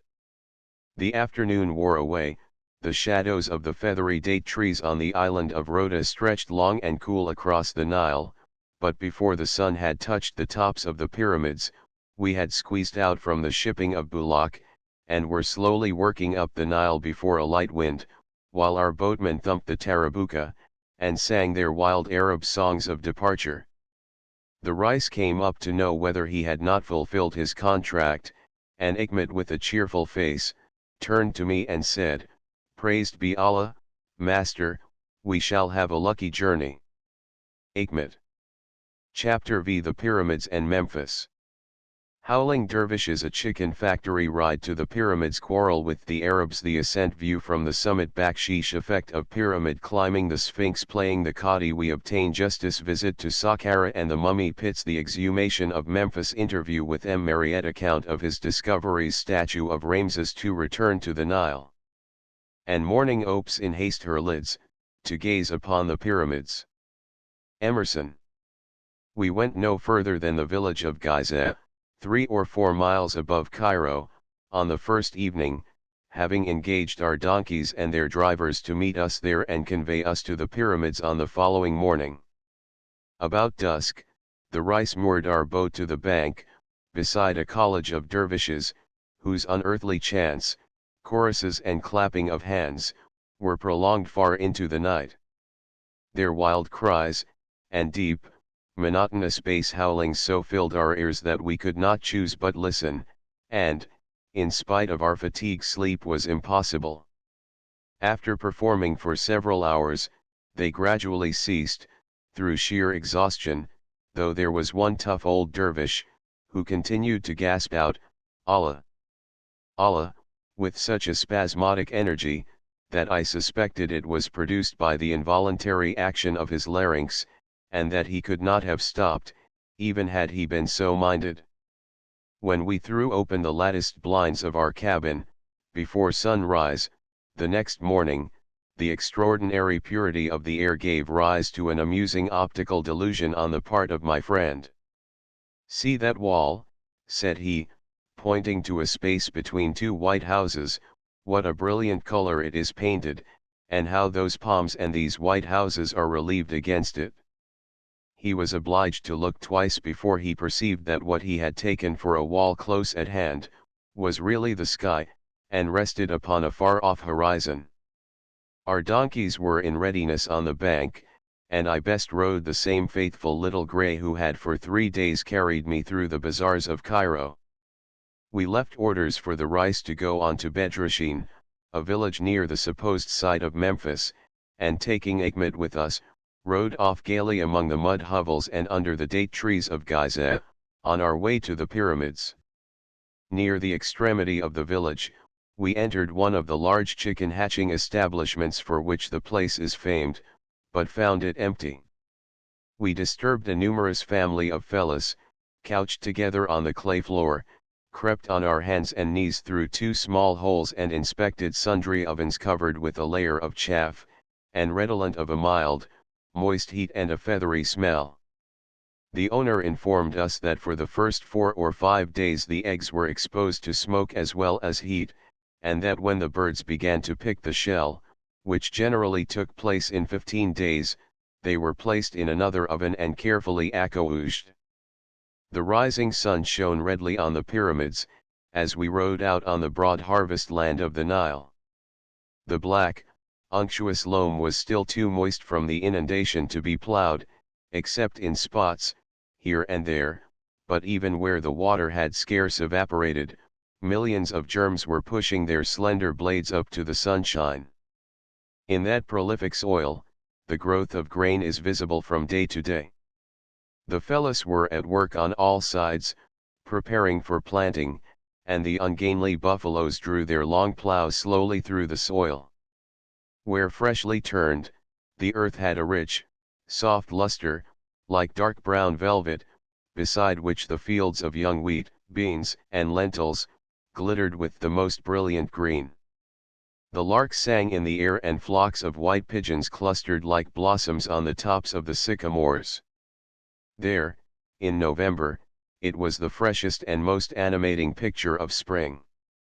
The direct road to the pyramids was impassable, on account of the water, and we rode along the top of a dike, intersected by canals, to the edge of the Libyan desert, a distance of nearly 10 miles. The ruptures in the dike obliged us occasionally to dismount, and at the last canal, which cuts off the advancing sands from the bounteous plain on the other side, our donkeys were made to swim, while we were carried across on the shoulders of 2 naked Arabs. They had run out in advance to meet us, hailing us with many English and French phrases, while half a dozen boys, with earthen bottles which they had just filled from the slimy canal, crowded after them, insisting, in very good English, that we should drink at once, and take them with us to the pyramids. Our donkeys' hoofs now sank deep in the Libyan sands, and we looked up to the great stone piles of Cheops, Sephrines, and Mykenæus, not more than half a mile distant. Our sunrise view of the pyramids on leaving Giza was sufficient, had I gone no further, and I approached them, without the violent emotion which sentimental travelers experience, but with a quiet feeling of the most perfect satisfaction. The form of the pyramid is so simple and complete, that nothing is left to the imagination. Those vast, yellowish-gray masses, whose feet are wrapped in the silent sand, and whose tops lean against the serene blue heaven, enter the mind and remain in the memory with no shock of surprise, no stir of unexpected admiration. The impression they give and leave, is calm, grand and enduring as themselves. The sun glared hot on the sand as we toiled up the ascent to the base of Cheops, whose sharp corners were now broken into zigzags by the layers of stone. As we dismounted in his shadow, at the foot of the path which leads up to the entrance, on the northern side, a dozen Arabs beset us. They belong to the regular herd who have the pyramids in charge, and are so renowned for their impudence that it is customary to employ the janissary of some consulate in Cairo, as a protection. Before leaving Giza I gave Hikmet my saber, which I thought would be a sufficient show to secure us from their importunities. However, when we had mounted to the entrance and were preparing to climb to the summit, they demanded $1 from each for their company on the way. This was just 4 times the usual fee, and we flatly refused the demand. My friend had in the meantime become so giddy from the few steps he had mounted, that he decided to return, and I ordered Hikmet, who knew the way, to go on with me and leave the Arabs to their howlings. Their leader instantly sprang before him, and attempted to force him back. This was too much for Hikmet, who thrust the man aside, whereupon he was instantly beset by 3 or 4, and received several hard blows. The struggle took place just on the verge of the stones, and he was prudent enough to drag his assailants into the open space before the entrance of the pyramid. My friend sprang towards the group with his cane, and I called to the donkey driver to bring up my saber, but by this time Hikmet had released himself, with the loss of his turban. The Arabs, who had threatened to treat us in the same manner, then reduced their demand to the regular fee of 5 piastres for each. I took 3 of them and commenced the ascent, leaving Achmet and my friend below. 2 boys followed us, with bottles of water. At first, the way seemed hazardous, for the stones were covered with sand and fragments which had fallen from above, but after we had mounted 20 courses, the hard, smooth blocks of granite formed broader and more secure steps. 2 Arabs went before, one holding each of my hands, while the third shoved me up from the rear. The assistance thus rendered was not slight, for few of the stones are less than 4 feet in height. The water boys scampered up beside us with the agility of cats. We stopped a moment to take breath, at a sort of resting place halfway up an opening in the pyramid, communicating with the uppermost of the interior chambers. I had no sooner sat down on the nearest stone, than the Arabs stretched themselves at my feet and entertained me with most absurd mixture of flattery and menace. One, patting the calves of my legs, cried out, "Oh, what fine, strong legs, how fast they came up, nobody ever went up the pyramid so fast," while the others added, "Here you must give us baksheesh, everybody gives us $1 here." My only answer was, to get up and begin climbing, and they did not cease pulling and pushing till they left me breathless on the summit. The whole ascent did not occupy more than 10 minutes. The view from Cheops has been often described. I cannot say that it increased my impression of the majesty and grandeur of the pyramid, for that was already complete. My eyes wandered off from the courses of granite, broadening away below my feet, to contemplate the glorious green of the Nile plain, barred with palm trees and divided by the gleaming flood of the ancient river, the minarets of Cairo, the purple walls of the far Arabian mountains, the pyramid groups of Saqqara and Dashur, overlooking disinterred Memphis in the south, and the arid yellow waves of the Libyan desert, which rolled unbroken to the western sky.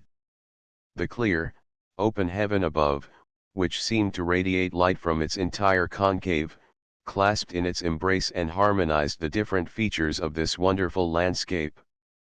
There was too much warmth and brilliance for desolation. Everything was alive and real, the pyramids were not ruins, and the dead pharaohs, the worshippers of Hathor and Apis, did not once enter my mind. My wild attendants did not long allow me to enjoy the view quietly. To escape from their importunities for baksheesh, I gave them 2 piastres in copper coin, which instantly turned their flatteries into the most bitter complaints. It was insulting to give so little, and they preferred having none. If I would not give $1, I might take the money back. I took it without more ado, and put it into my pocket. This rather surprised them, and first one, and then another came to me and begged to have it again, on his own private account. I threw the coins high into the air, and as they clattered down on the stones, there ensued such a scramble as would have sent any but Arabs over the edge of the pyramid. We then commenced the descent, 2 seizing my hands as before, and dragging me headlong after them. We went straight down the side, sliding and leaping from stone to stone without stopping to take breath, and reached the base in 5 or 6 minutes. I was so excited from the previous aggression of the Arabs, that I neither felt fatigue nor giddiness on the way up and down, and was not aware how violent had been my exertions. But when I touched the level sand, all my strength vanished in an instant. A black mist came over my eyes, and I sank down helpless and nearly insensible. I was scarcely able to speak, and it was an hour before I could sit upright on my donkey. I felt the pyramid in all my bones, and for 2 or 3 days afterwards moved my joints with as much difficulty as a rheumatic patient. The Arabs, who at first had threatened to kill Achmet, now came forward and kissed his hands, humbly entreating pardon. But his pride had been too severely touched by the blows he had received, and he repulsed them, spitting upon the ground, as the strongest mark of contempt. We considered it due to him, to ourselves, and to other travelers after us, to represent the matter to the Sheikh of the Pyramids, who lives in a village called Kinase, a mile distant, and ordered Hikmet to conduct us thither. We first rode along the base of the Pyramid of Sephrines, and down the sand drifts to the majestic head of the Sphinx. I shall not attempt to describe this enormous relic of Egyptian art. There is nothing like it in the world. Those travelers who pronounce its features to be Negro in their character, are certainly very hasty in their conclusions. That it is an Egyptian head is plainly evident, notwithstanding its mutilation. The type, however, is rather fuller and broader than is usual in Egyptian statues. On reaching the village we found that the Sheikh was absent in Cairo, but were received by his son, who, after spelling out a few words of my Arabic passport and hearing Hikmet's relation of the affair, courteously invited us to his house. We rode between the mud huts to a small courtyard, where we dismounted. A carpet was spread on the ground, under a canopy of palm leaves, and the place of honor was given to us, the young Sheikh seating himself on the edge, while our donkey drivers, water boys and a number of villagers, stood respectfully around. A messenger was instantly dispatched to the pyramids, and in the meantime we lighted the pipe of peace. The Sheikh promised to judge the guilty parties and punish them in our presence. Coffee was ordered, but as the unlucky youth returned and indiscreetly cried out, "Ma fiche. There is none," the Sheikh took him by the neck, and run him out of the courtyard, threatening him with all manner of penalties unless he brought it. We found ourselves considered in the light of judges, and I thought involuntarily of the children playing Qadi, in the Arabian tale. But to play our Qadi with the necessary gravity of countenance was a difficult matter. It was rather embarrassing to sit cross-legged so long, and to look so severe.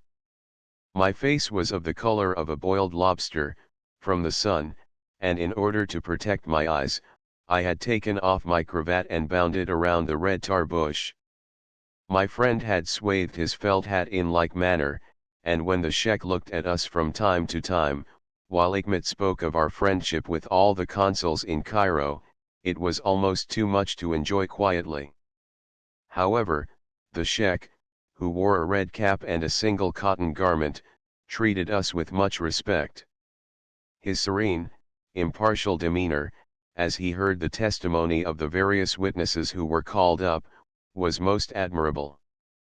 After half an hour's delay, the messenger returned, and the guilty parties were brought into court, looking somewhat alarmed and very submissive. We identified the two ringleaders, and after considering the matter thoroughly, the Sheikh ordered that they should be instantly bastinaded.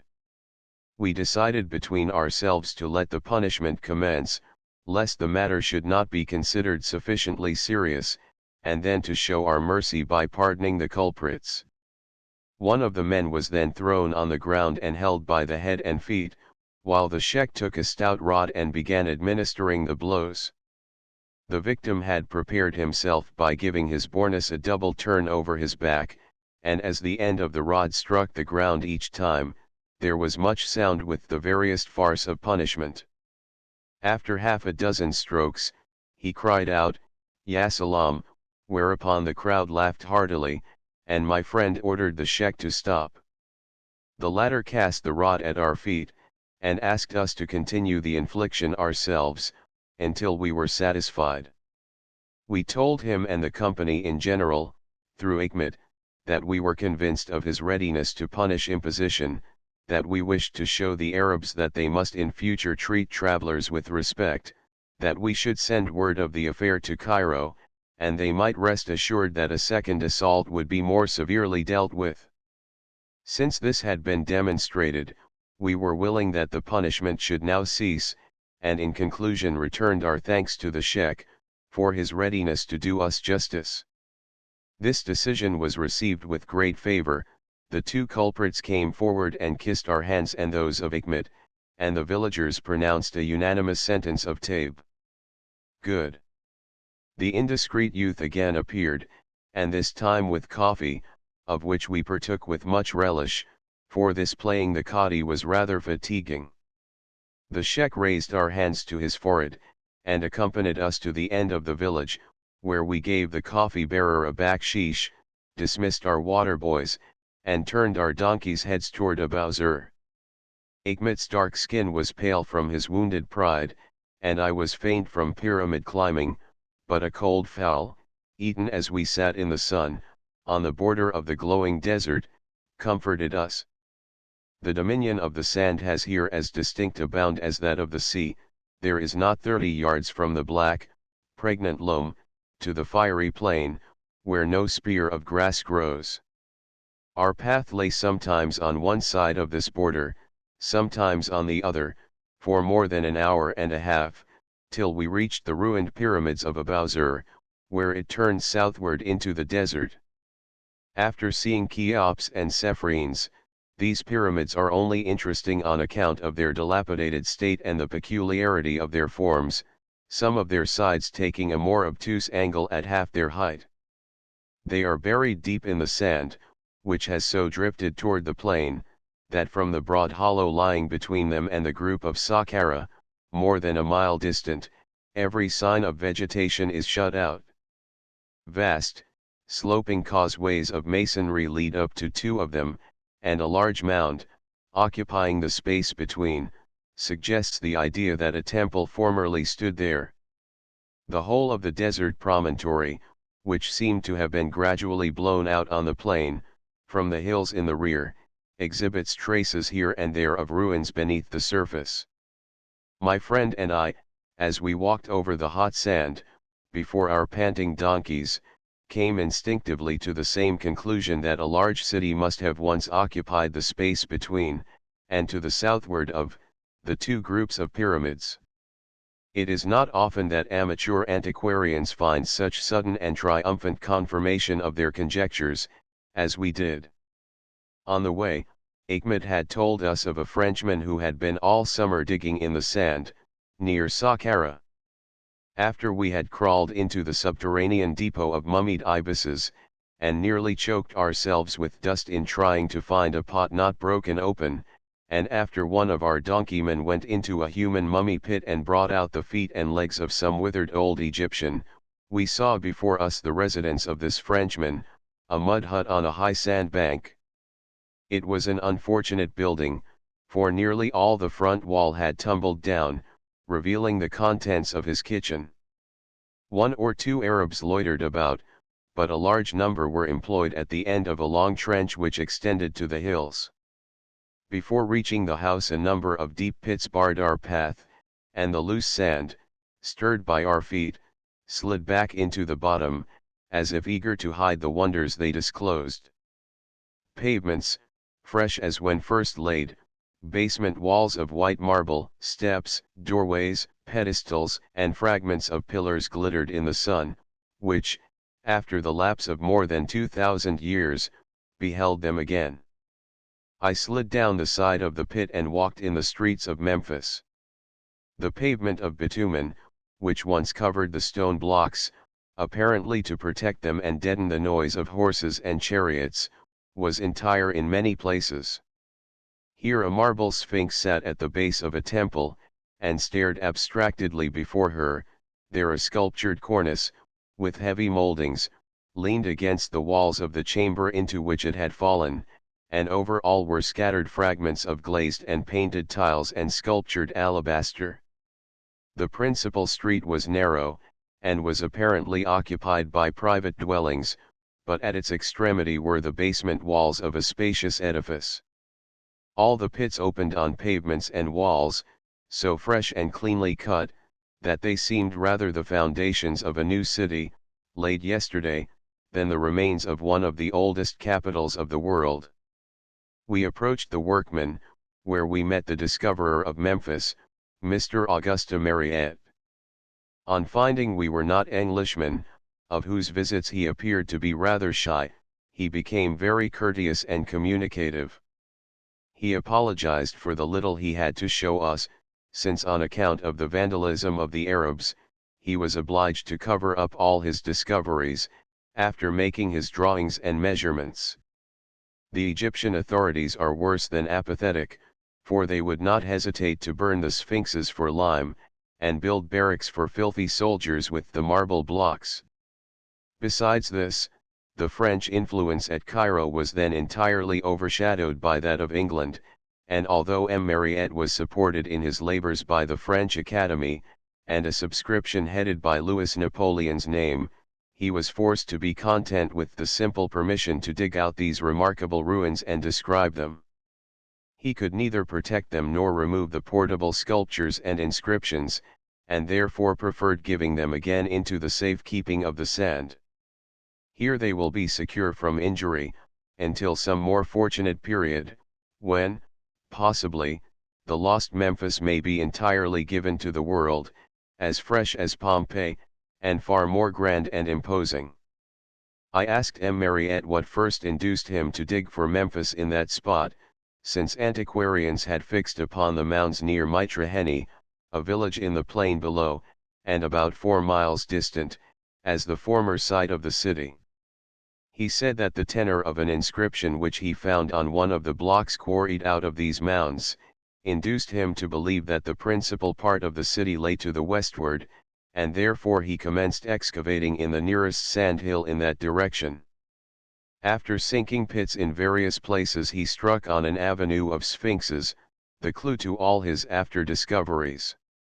Following this, he came upon the remains of a temple, probably the Serapeum, or Temple of Serapis, mentioned by Strabo, and afterward upon streets, colonnades, public and private edifices, and all other signs of a great city.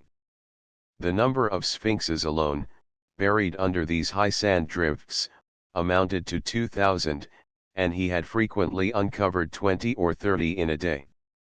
He estimated the entire number of statues, inscriptions, and reliefs, at between 4 and 5,000. The most remarkable discovery was that of 8 colossal statues, which were evidently the product of Grecian art. During 13 months of assiduous labor, with but one assistant, he had made drawings of all these objects and forwarded them to Paris. In order to be near at hand, he had built an Arab house of unburnt bricks, the walls of which had just tumbled down for the 3rd time. His workmen were then engaged in clearing away the sand from the dwelling of some old Memphian, and he intended spreading his roof over the massive walls, and making his residence in the exhumed city. The man's appearance showed what he had undergone, and gave me an idea of the extraordinary zeal and patience required to make a successful antiquarian. His face was as brown as an Arab's, his eyes severely inflamed, and his hands as rough as a bricklayer's. His manner with the native workmen was admirable, and they labored with a hearty goodwill which almost supplied the want of the needful implements. All they had were straw baskets, which they filled with a sort of rude shovel, and then handed up to be carried off on the heads of others. One of the principal workmen was deaf and dumb, but the funniest Arab I ever saw. He was constantly playing off his jokes on those who were too slow or too negligent. An unlucky girl, stooping down at the wrong time to lift a basket of sand, received the contents of another on her head, and her indignant outcry was hailed by the rest with screams of laughter. I saw the same man pick out of the sand a glazed tile containing hieroglyphic characters. The gravity with which he held it before him, feigning to peruse it, occasionally nodding his head, as if to say, "Well done for old Pharaoh," could not have been excelled by Burton himself. Strabo states that Memphis had a circumference of 17 miles, and therefore both M. Mariette and the antiquarians are right. The mounds of Mitraheny probably marked the eastern portion of the city, while its western limit extended beyond the pyramids of Saqqara, and included in its suburbs those of Abouzer and Dashur. The space explored by M. Mariette is about 1.5 miles in length, and somewhat more than half a mile in breadth. He was then continuing his excavations westward, and had almost reached the first ridge of the Libyan hills, without finding the termination of the ruins. The magnitude of his discovery will be best known when his drawings and descriptions are given to the world. A few months after my visit, his labors were further rewarded by finding 13 colossal sarcophagi of black marble, and he has recently added to his renown by discovering an entrance to the Sphinx. Yet at that time, the exhumation of the lost Memphis, second only in importance to that of Nineveh, was unknown in Europe, except to a few savans in Paris, and the first intimation which some of my friends in Cairo and Alexandria had of it, was my own account of my visit, in the newspapers they received from America.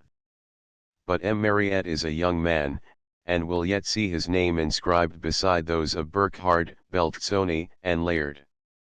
We had still a long ride before us, and I took leave of Memphis and its discoverer, promising to revisit him on my return from Khartoum. As we passed the brick pyramid of Saqqara, which is built in 4 terraces of equal height, the dark, grateful green of the palms and harvest fields of the Nile appeared between 2 sand hills, a genuine balm to our heated eyes.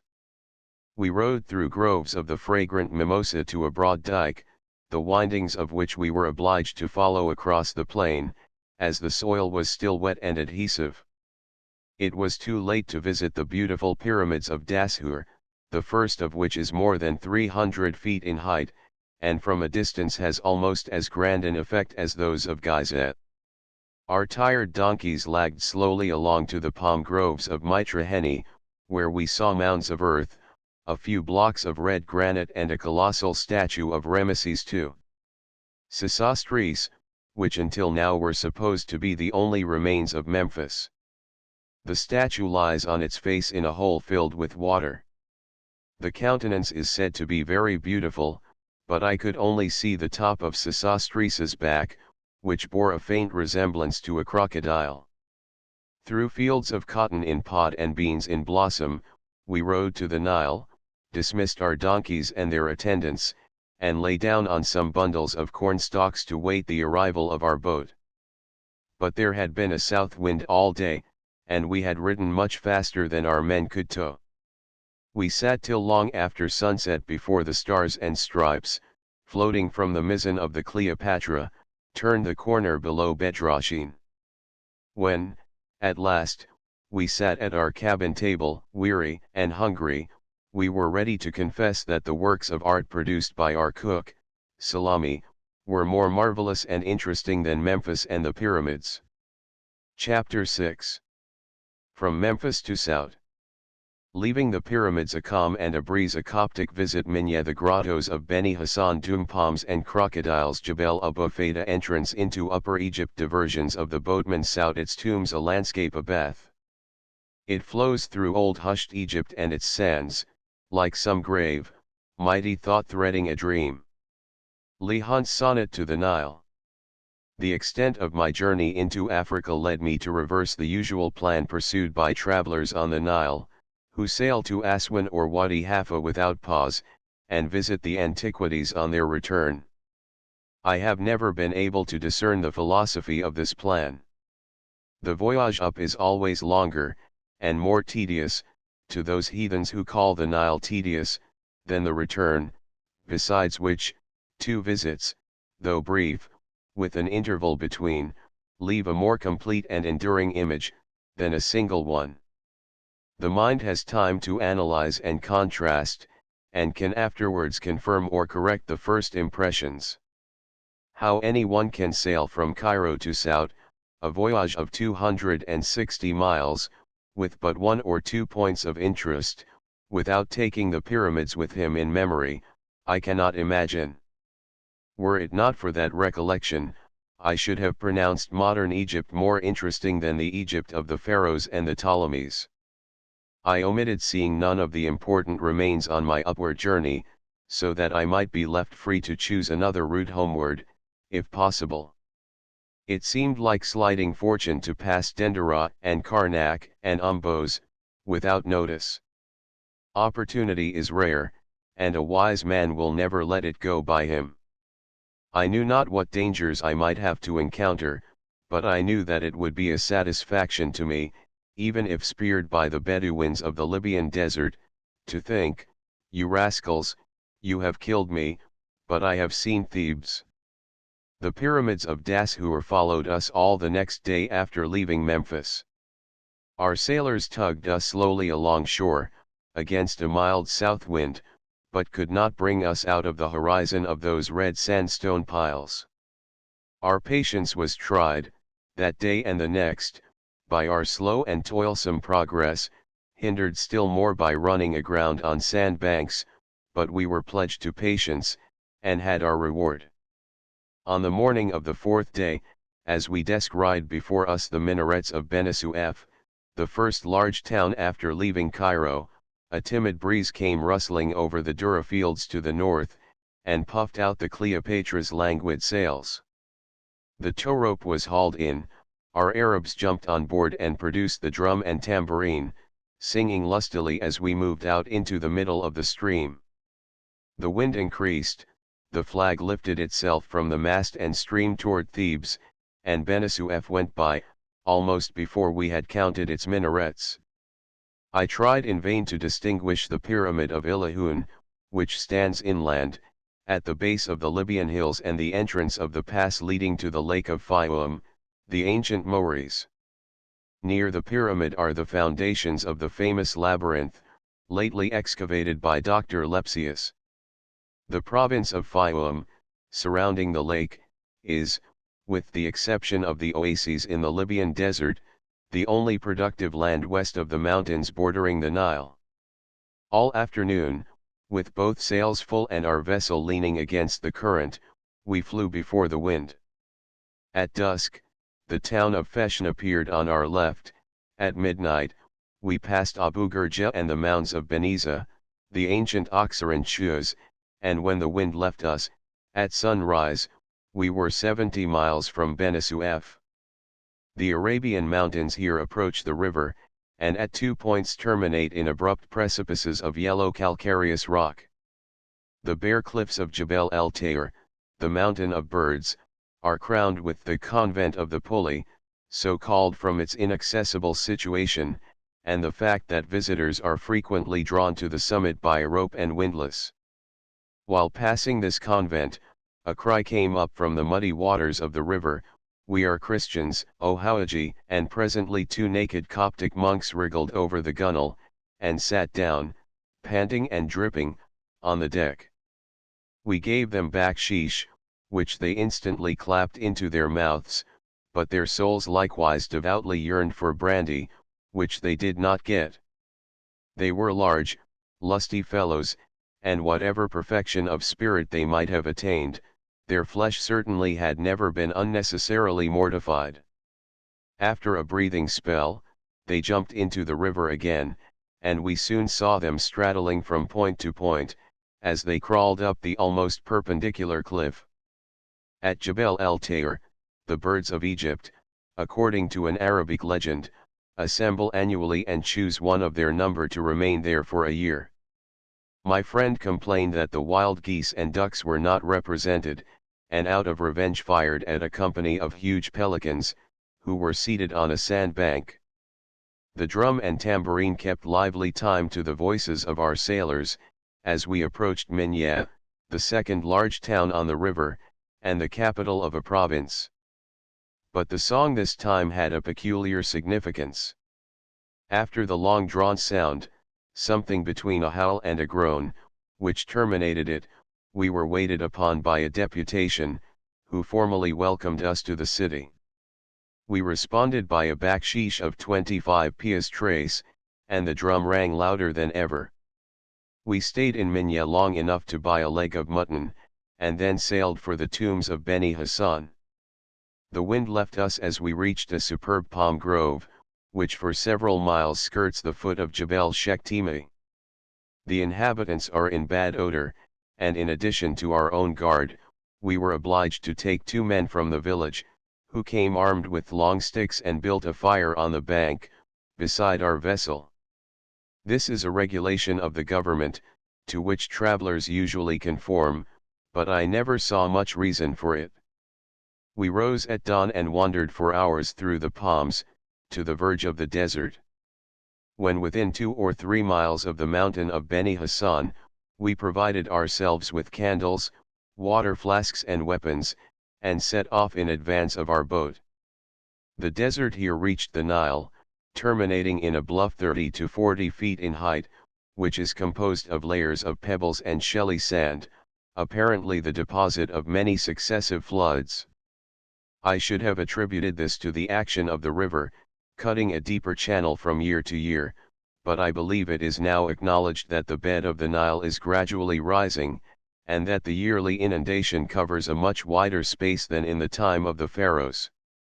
It is difficult to reconcile this fact with the very perceptible encroachments which the sand is making on the Libyan shore, but we may at least be satisfied that the glorious harvest valley through which the river wanders can never be wholly effaced thereby. We climbed to the glaring level of the desert, carrying with us the plumes of a beautiful grey heron which my friend brought down. A solitary Arab horseman was slowly moving along the base of the arid hills, and we descried in the distance a light-footed gazelle, which leisurely kept aloof and mocked our efforts to surround it. At the foot of the mountain we passed two ruined villages, destroyed several years ago by Ibrahim Pasha, on account of the marauding propensities of the inhabitants.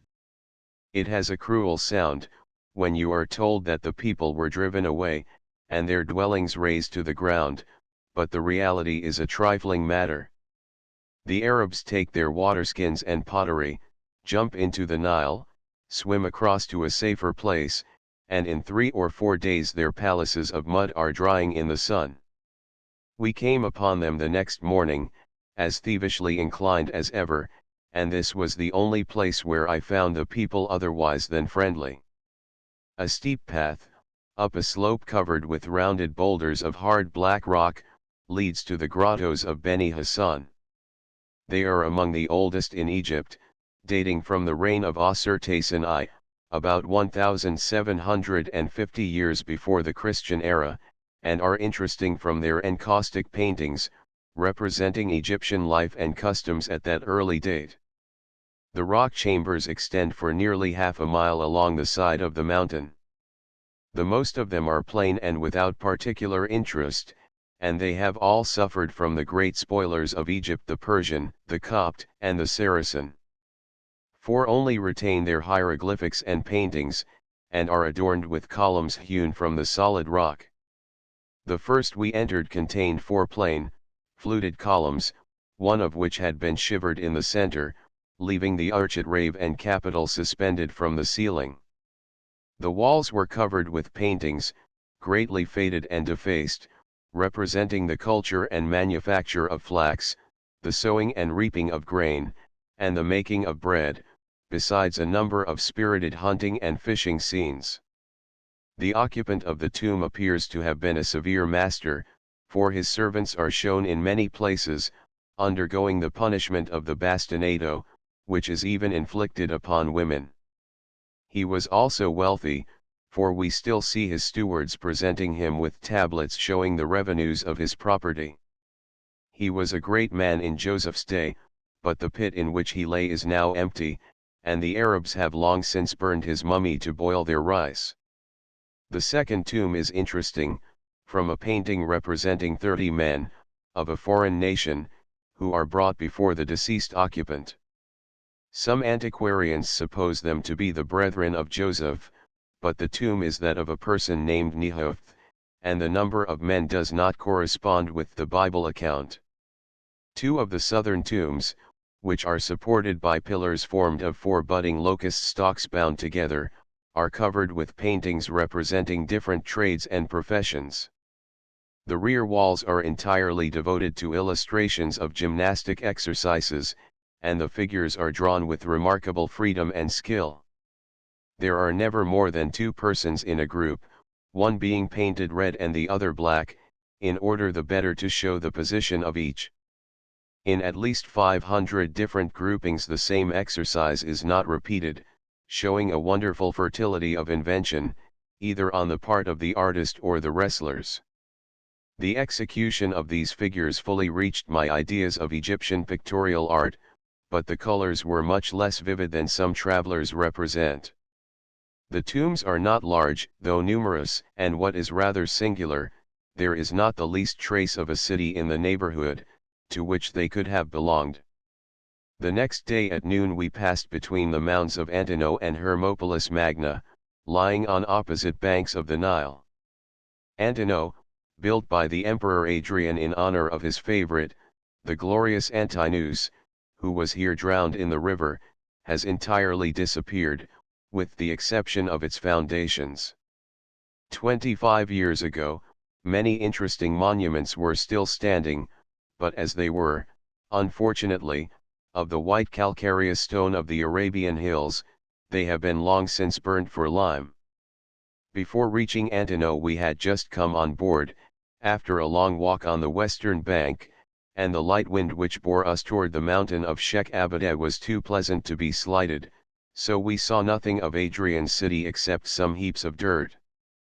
The splendid evening, however, which bathed the naked cliffs of the mountain in rosy flame, was worth more to us than any amount of marble blocks. The guide-book says, hereabouts appears the dum palm, and crocodiles begin to be more frequently seen. The next morning we found one of the trees, but day after day we vainly sought a crocodile. My friend recalled a song of Goebbels, concerning a German musician who played his violin by the Nile till the crocodiles came out and danced around the pyramids, and in his despair would also have purchased a violin, if any could have been found in South. I had seen alligators on the Mississippi, and took the disappointment more complacently. The dum palm differs from the columnar date palm in the form of its leaves, which are fan-like, and in having a branching trunk. The main stem divides a few feet from the root, each of the branches again forming two, and each of these two more, till the tree receives a broad, rounded top. The fruit hangs below in clusters, resembling small cocoa nuts, and has a sort of gingerbread flavor, which is not disagreeable.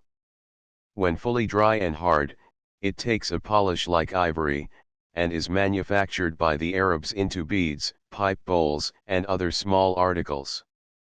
We approached the mountain of Abu Feda with a strong and favorable wind. Here the Nile, for upward of 10 miles, washes the foot of lofty precipices, whose many deep fissures and sharp angles give them the appearance of mountains in ruin. The afternoon sun shone full on the yellow rocks, and their jagged pinnacles were cut with wonderful distinctness against the perfect blue of the sky. This mountain is considered the most dangerous point on the Nile for boats, and the sailors always approach it with fear. Owing to its deep side gorges, the wind sometimes shifts about without a moment's warning, and if the large lateen sail is caught aback, the vessel is instantly overturned. During the passage of this and other similar straits, 2 sailors sit on deck, holding the sail rope, ready to let it fly in the wind on the slightest appearance of danger. The shifting of the sail is a delicate business, at such times, but I found it better to trust to our men, awkward as they were, than to confuse by attempting to direct them. At Jebel Sheikh said, the sailors have a custom of throwing 2 or 3 loaves of bread on the water, believing that it will be taken up by 2 large white birds and deposited on the tomb of the Sheikh.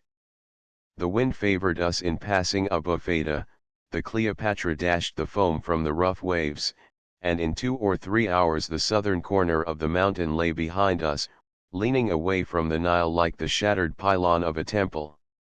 Before sunset we passed the city of Manfalaut, whose houses year by year topple into the mining flood. The side next the river shows only halves of buildings, the rest of which have been washed away. In a few years the tall and airy minarets will follow, and unless the inhabitants continue to shift their dwellings to the inland side, the city will entirely disappear.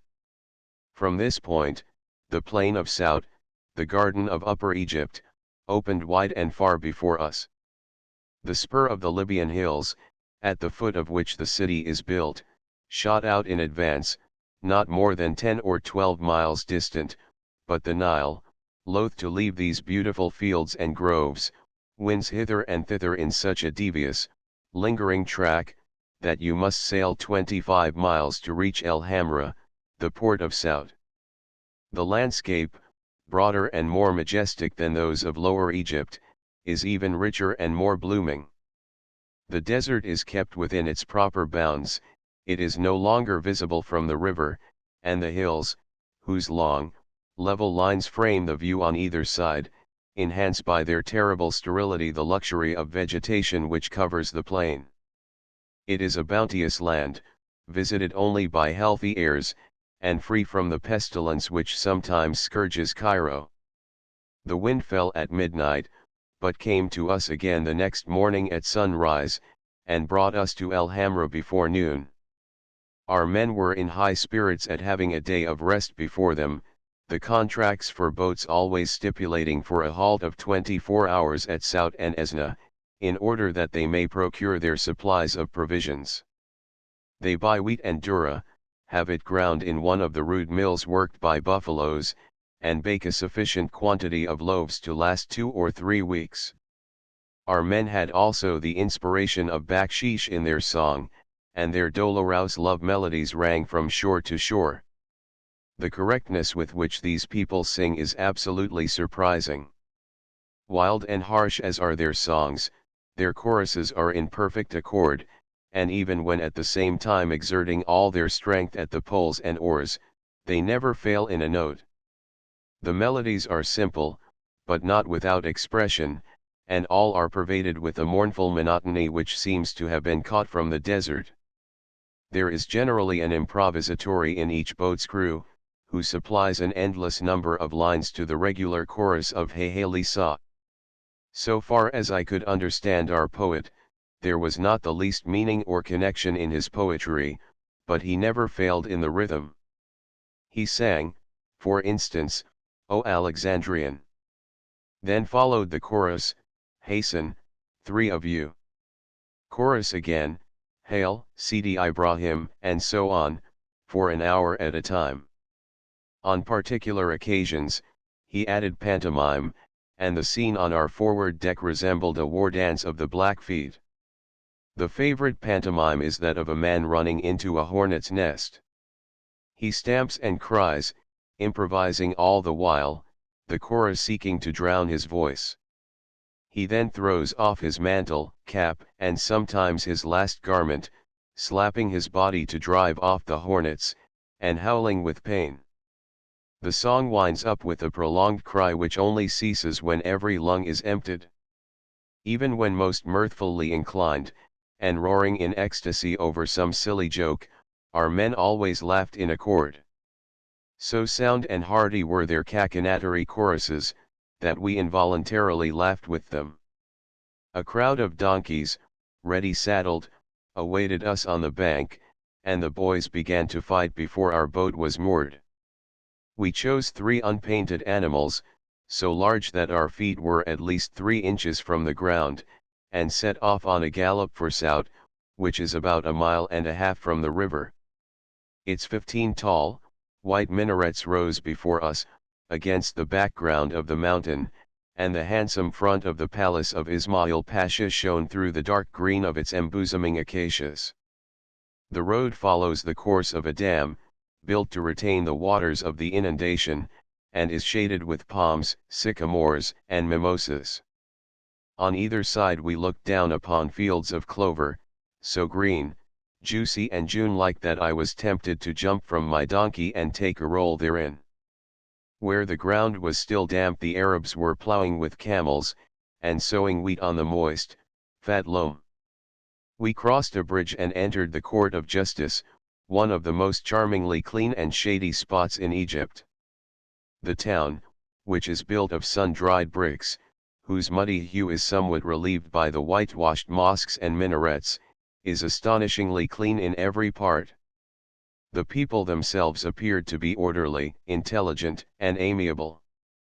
The tombs of the City of Wolves, the ancient Lycopolis, are in the eastern front of the mountain overhanging the city. We rode to the Stable Anter, the principal one, and then climbed to the summit. The tombs are much larger than those of Beni Hassan, but have been almost ruined by the modern Egyptians. The enormous square pillars which filled their halls have been shattered down for lime, and only fragments of the capitals still hang from the ceilings of solid rock. The sculptures and hieroglyphics, which are here not painted but sculptured in intaglio, are also greatly defaced. The second tomb, called by the Arabs stable hammam, pigeon stable, retains its grand doorway, which has on each side the colossal figure of an ancient king. The sand around its mouth is filled with fragments of mummied wolves, and on our way up the mountain we scared one of their descendants from his lair in a solitary tomb. The stable hammam is about 60 feet square by 40 in height, and in its rough and ruined aspect is more impressive than the more chaste and elegant chambers of Beni Hassan. The view of the plain of Saut, seen through its entrance, has a truly magical effect.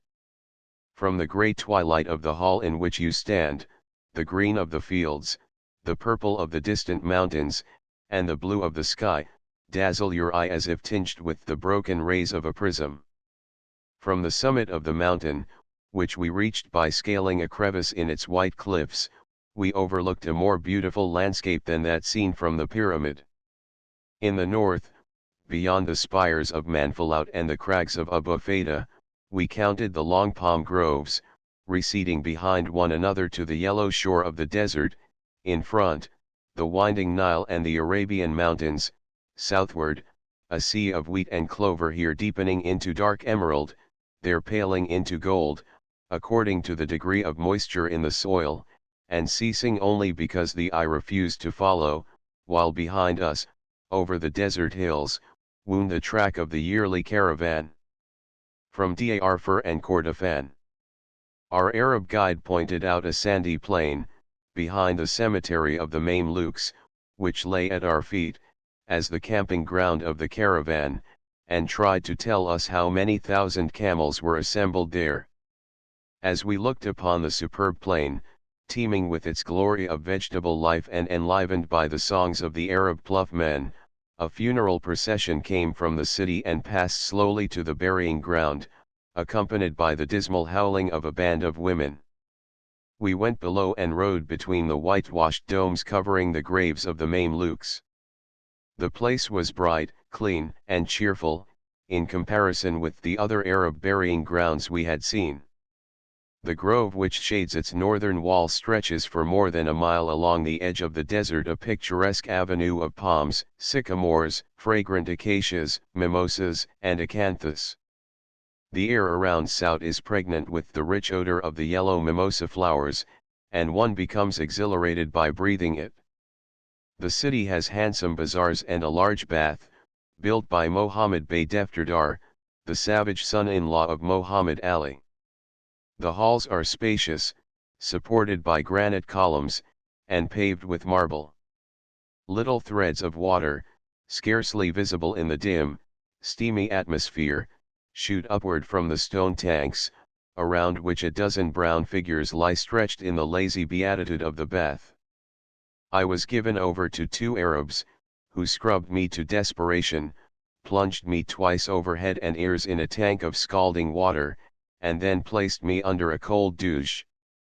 When the whole process, which occupied more than half an hour, was over, a cup of coffee and a pipe were brought to me as I lay stretched out on the divan, while another attendant commenced a course of dislocation, twisting and cracking all my joints and pressing violently with both hands on my breast. Singularly enough, this removed the languor occasioned by so much hot water, and gave a wonderful elasticity to the frame. I walked out as if shod with the wings of Mercury, and as I rode back to our boat, congratulated my donkey on the airy lightness of his load. The Cleopatra. Chapter 7. Life on the Nile. Independence of Nile life. The dahabiya, our servants, our residence, our manner of living, the climate, the natives' costume, our sunset repose, my friend, a sensuous life defended. The life thou seekest thou lt find beside the eternal Nile. Mors al-Safran. We hear much said by tourists who have visited Egypt, concerning the comparative pains and pleasures of life on the Nile, and their decisions are as various as their individual characters.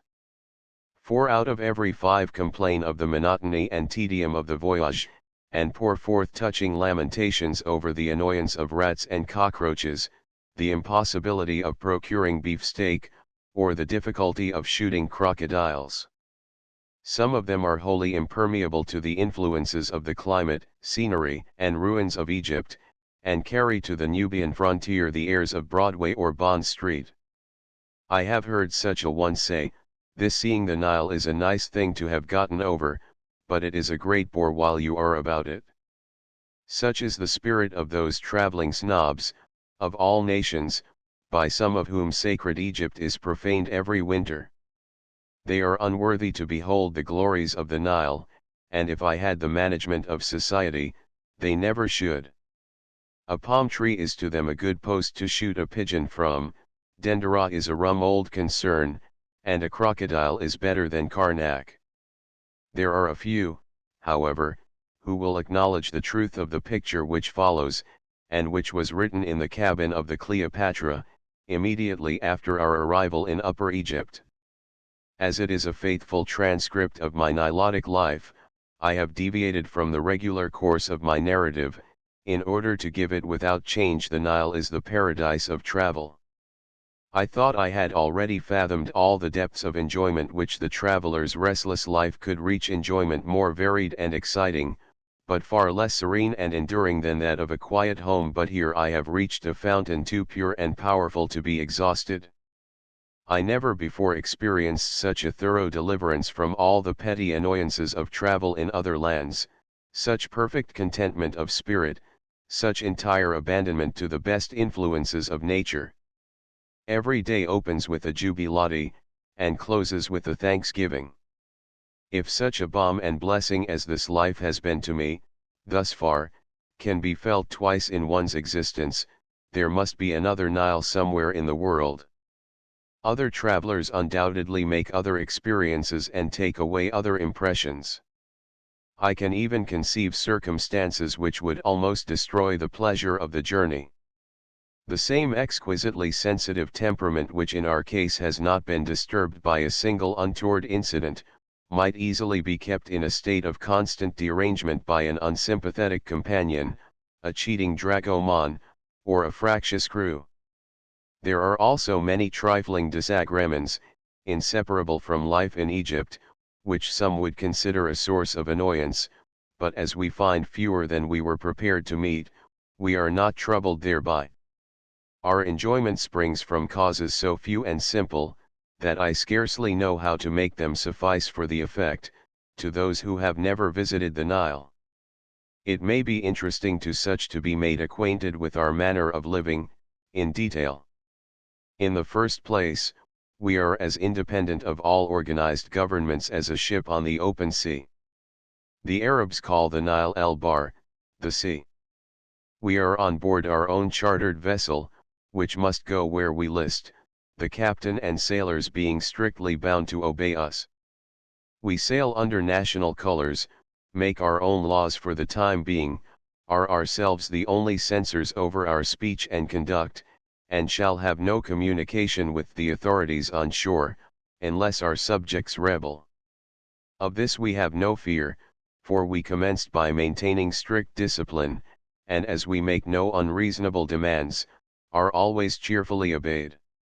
Indeed, the most complete harmony exists between the rulers and the ruled, and though our government is the purest form of despotism, we flatter ourselves that it is better managed than that of the model republic. Our territory, to be sure, is not very extensive.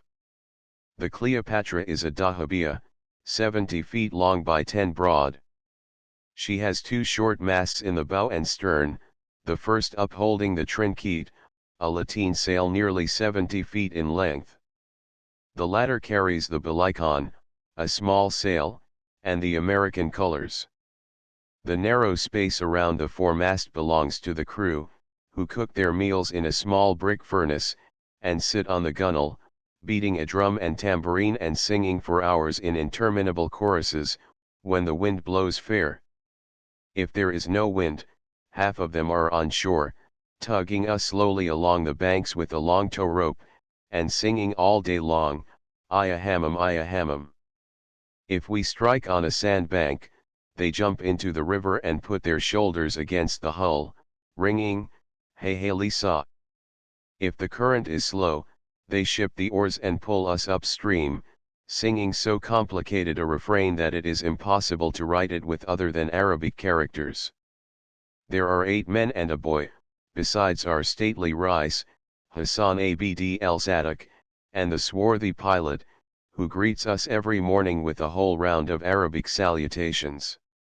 Against an upright pole which occupies the place of a mainmast, stands our kitchen, a high wooden box, with 3 furnaces.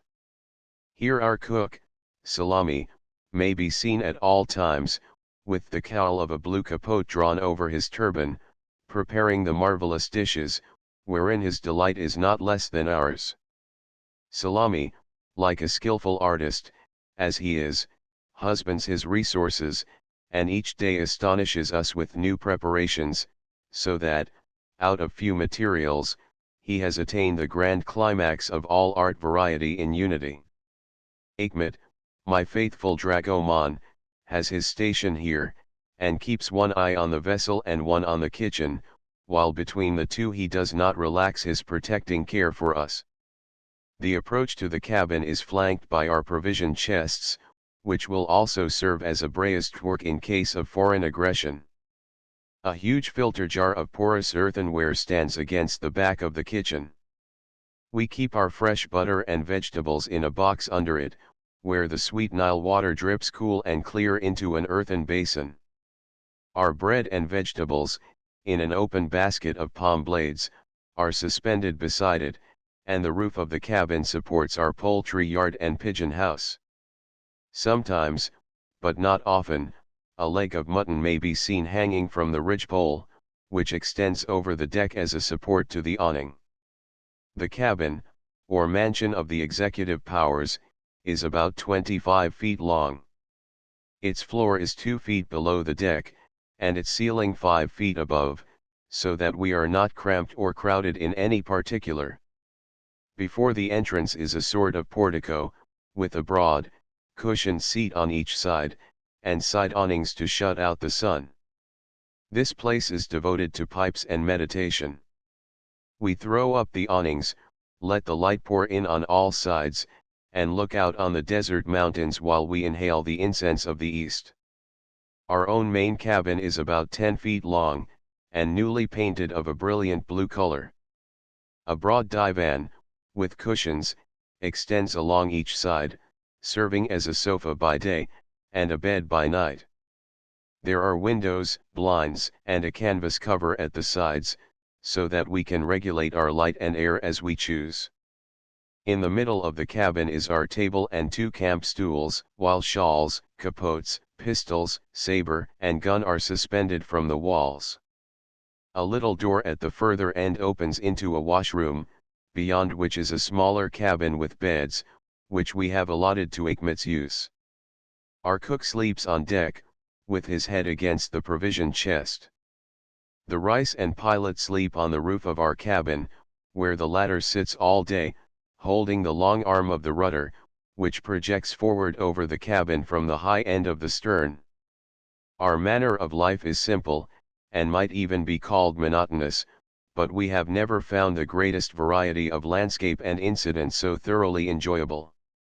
The scenery of the Nile, thus far, scarcely changes from day to day, in its forms and colors, but only in their disposition with regard to each other. The shores are either palm groves, fields of cane and durra, young wheat, or patches of bare sand, blown out from the desert. The villages are all the same agglomerations of mud walls, the tombs of the Moslem saints are the same white ovens, and every individual camel and buffalo resembles its neighbor in picturesque ugliness. The Arabian and Libyan mountains, now sweeping so far into the foreground that their yellow cliffs overhang the Nile, now receding into the violet haze of the horizon, exhibit little difference of height, hue, or geological formation. Every new scene is the turn of a kaleidoscope, in which the same objects are grouped in other relations, yet always characterized by the most perfect harmony. These slight, yet ever-renewing changes, are to us a source of endless delight. Either from the pure atmosphere, the healthy life we lead, or the accordant tone of our spirits, we find ourselves unusually sensitive to all the slightest touches, the most minute rays of that grace and harmony which bathes every landscape in cloudless sunshine. The various groupings of the palms, the shifting of the blue evening shadows on the rose-hued mountain walls, the green of the wheat and sugar cane, the windings of the great river, the alternations of wind and calm, each of these is enough to content us, and to give every day a different charm from that which went before. We meet contrary winds, calms and sandbanks without losing our patience, and even our excitement in the swiftness and grace with which our vessel scuds before the north wind is mingled with the regret that our journey is drawing so much the more swiftly to its close. A portion of the old Egyptian repose seems to be infused into our natures, and lately, when I saw my face in a mirror, I thought I perceived in its features something of the patience and resignation of the Sphinx. Although, in order to enjoy this life as much as possible, we subject ourselves to no arbitrary rules, there is sufficient regularity in our manner of living. We rise before the sun, and after breathing the cool morning air half an hour, drink a cup of coffee and go ashore for a walk, unless the wind is very strong in our favor. My friend, who is an enthusiastic sportsman and an admirable shot, takes his fowling piece, and I my sketchbook and pistols. We wander inland among the fields of wheat and durra, course among the palms and acacias for game, or visit the villages of the fellahs. The temperature, which is about 60 degrees in the morning, rarely rises above 75 degrees, so that we have every day 3 or 4 hours exercise in the mild and pure air. My friend always brings back from 1 to 2 dozen pigeons, while I, who practice with my pistol on such ignoble game as hawks and vultures, which are here hardly shy enough to shoot, can at the best but furnish a few wing feathers to clean our pipes. It is advisable to go armed on these excursions, though there is no danger of open hostility on the part of the people. Certain neighborhoods, as that of Beni Hassan, are in bad repute, but the depredations of the inhabitants, who have been disarmed by the government, are principally confined to thieving and other petty offenses. On one occasion I fell in with a company of these people, who demanded my tarbush, shoes, and shawl, and would have taken them had I not been armed. In general, we have found the fellahs very friendly and well disposed. They greet us on our morning walks with salamat, and sabah el-khair, and frequently accompany us for miles. My friend's fowling piece often brings around him all the men and boys of a village, who follow him as long as a pigeon is to be found on the palm trees. The certainty of his shot excites their wonder. Wallah, they cry, every time the Hawaji fires, the bird drops. The fact of my wearing a tarbush and white turban brings upon me much Arabic conversation, which is somewhat embarrassing, with my imperfect knowledge of the language, but a few words go a great way. The first day I adopted this head-dress, which is convenient and agreeable in every respect, the people saluted me with good morning, O Sidi. Sir, or Lord, instead of the usual good morning, O Hawaji. I.e. merchant, as the Franks are rather contemptuously designated by the Arabs. For this climate and this way of life, the Egyptian costume is undoubtedly much better than the European. It is light, cool, and does not impede the motion of the limbs. The turban thoroughly protects the head against the sun, and shades the eyes, while it obstructs the vision much less than a hat brim. The broad silk shawl which holds up the baggy trousers, shields the abdomen against changes of temperature and tends to prevent diarrhea, which, besides ophthalmia, is the only ailment the traveler need fear. The latter disease may be avoided by bathing the face in cold water after walking or any exercise which induces perspiration. I have followed this plan, and though my eyes are exposed daily to the full blaze of the sun, find them growing stronger and clearer. In fact, since leaving the invigorating camp life of California, I have not felt the sensation of health so purely as now. The other day, to the great delight of our sailors and the inexhaustible merriment of my friend, I donned one of Ichmet's dresses. Though the short Theban's flowing trousers and embroidered jacket gave me the appearance of a strapping Turk, who had grown too fast for his garments, they were so easy and convenient in every respect, that I have decided to unfrank myself for the remainder of the journey. But our day is not yet at an end. We come on board about 11 o'clock, and find our breakfast ready for the table. The dishes are few, but well cooked, and just what a hungry man would desire: fowls, pigeons, eggs, rice, vegetables, fruit, the coarse but nourishing bread of the country, and the sweet water of the Nile, brought to a blush by an infusion of claret.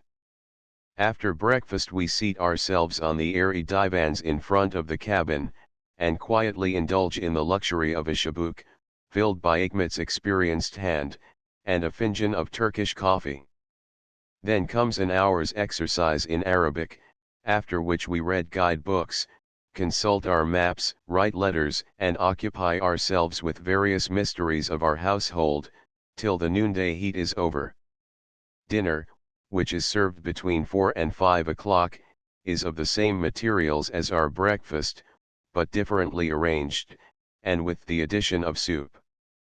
My friend avers that he no longer wonders why Esau sold his birthright, now that he has tasted our pottage of Egyptian lentils.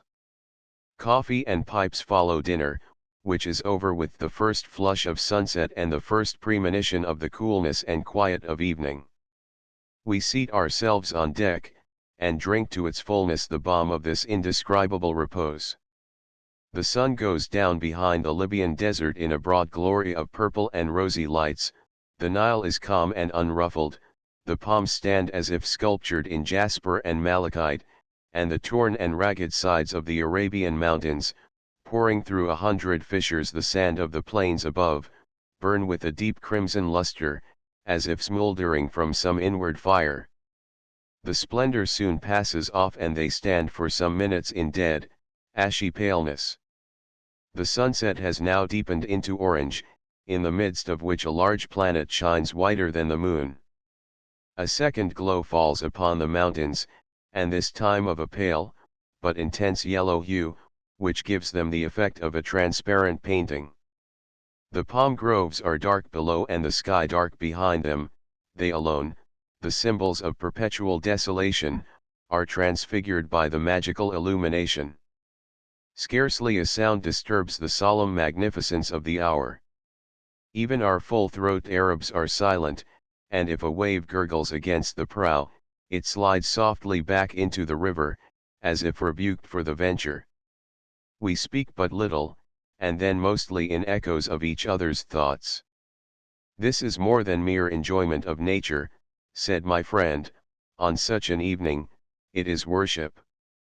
Speaking of my friend, it is no more than just that I should confess how much of the luck of this Nile voyage is owing to him, and therein may be the secret of my complete satisfaction and the secret of the disappointment of others.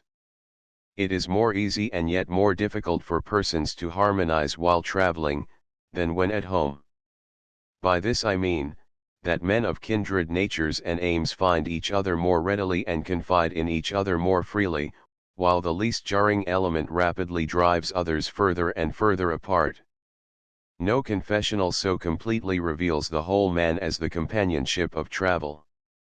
It is not possible to wear the conventional masks of society, and one repulsive feature is often enough to neutralize many really good qualities. On the other hand, a congeniality of soul and temperament speedily ripens into the firmest friendship and doubles every pleasure which is mutually enjoyed.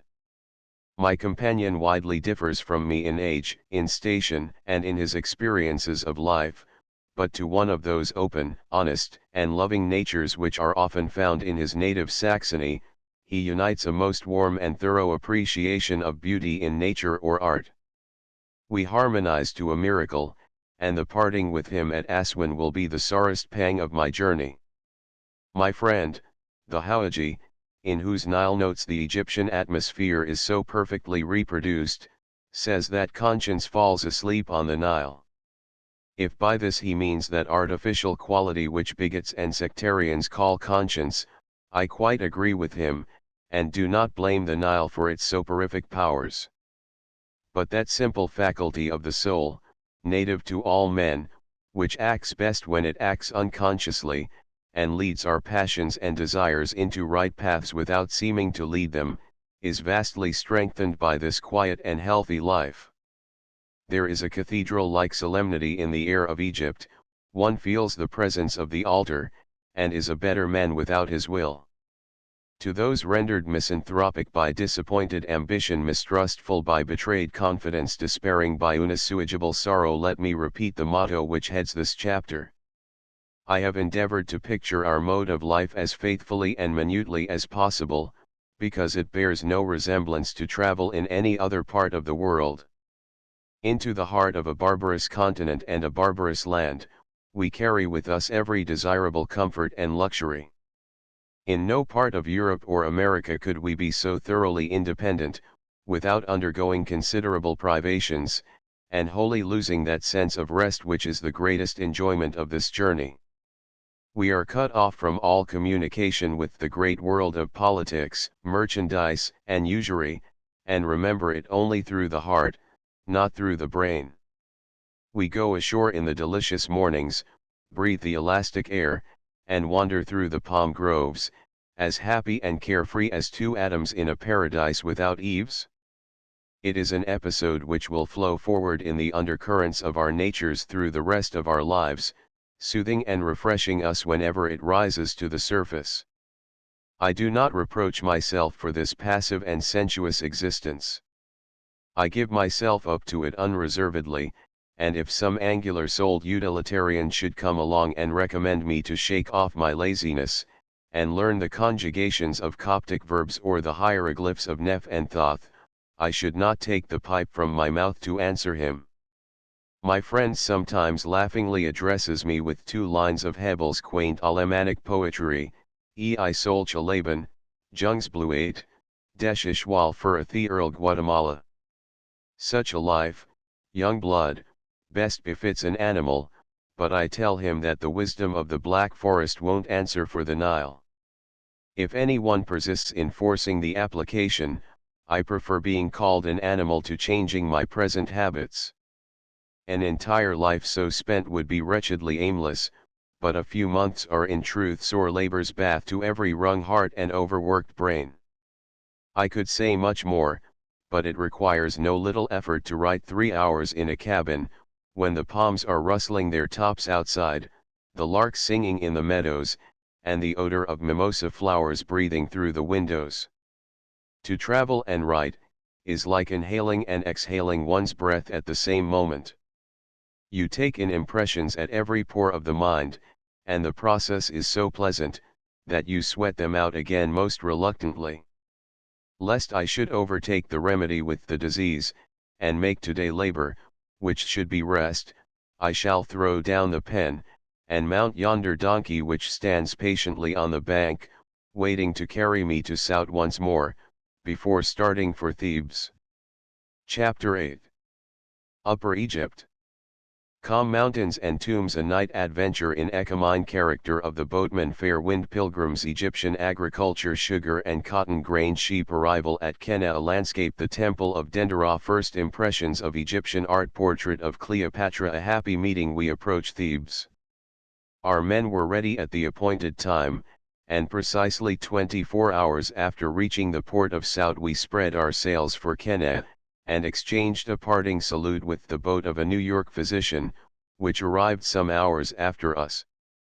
The north wind, which had been blowing freshly during the whole of our stay, failed us almost within sight of the port, and was followed by 3 days of breathless calm, during which time we made about 12 miles a day, by towing. My friend and I spent half the time on shore, wandering inland through the fields and making acquaintances in the villages. We found such tours highly interesting and refreshing, but nevertheless always returned to our floating castle of indolence, doubly delighted with its home-like cabin and lazy divans. Many of the villages in this region are built among the mounds of ancient cities, the names whereof are faithfully enumerated in the guidebook, but as the cities themselves have wholly disappeared, we were spared the necessity of seeking for their ruins. On the third night after leaving Sout, we passed the village of Gao el Kabir, the ancient Antiopolis, whose beautiful temple has been entirely destroyed during the last 25 years, partly washed away by the Nile and partly pulled down to furnish materials for the Pasha's palace at Sout. Near this the famous battle between Hercules and Antaeus is reported to have taken place. The fable of Antaeus drawing strength from the earth appears quite natural, after one has seen the fatness of the soil of Upper Egypt. We ran the gauntlet of Jebel Shekhiriti, a mountain similar to Abu Feda in form, but much more lofty and imposing. It has also its legend, a miraculous serpent, say the Arabs, has lived for centuries in its caverns, and possesses the power of healing diseases. All these mountains, on the eastern bank of the Nile, are pierced with tombs, and the openings are sometimes so frequent and so near to each other as to resemble a colonnade along the rocky crests. They rarely contain inscriptions, and many of them were inhabited by hermits and holy men, during the early ages of Christianity. At the most accessible points the Egyptians have commenced limestone quarries, and as they are more concerned in preserving pious trace than tombs, their venerable ancestors are dislodged without scruple. Whoever is interested in Egyptian antiquities, should not postpone his visit longer. Not only Turks, but Europeans are engaged in the work of demolition, and the very antiquarians who profess the greatest enthusiasm for these monuments, are ruthless vandals towards them when they have the power. We dashed past the mountain of Shekhiriti in gallant style, and the same night, after dusk, reached Ecumene, the ancient Panopolis. This was one of the oldest cities in Egypt, and dedicated to the phallic worship, whose first symbol, the obelisk, has now a purely monumental significance.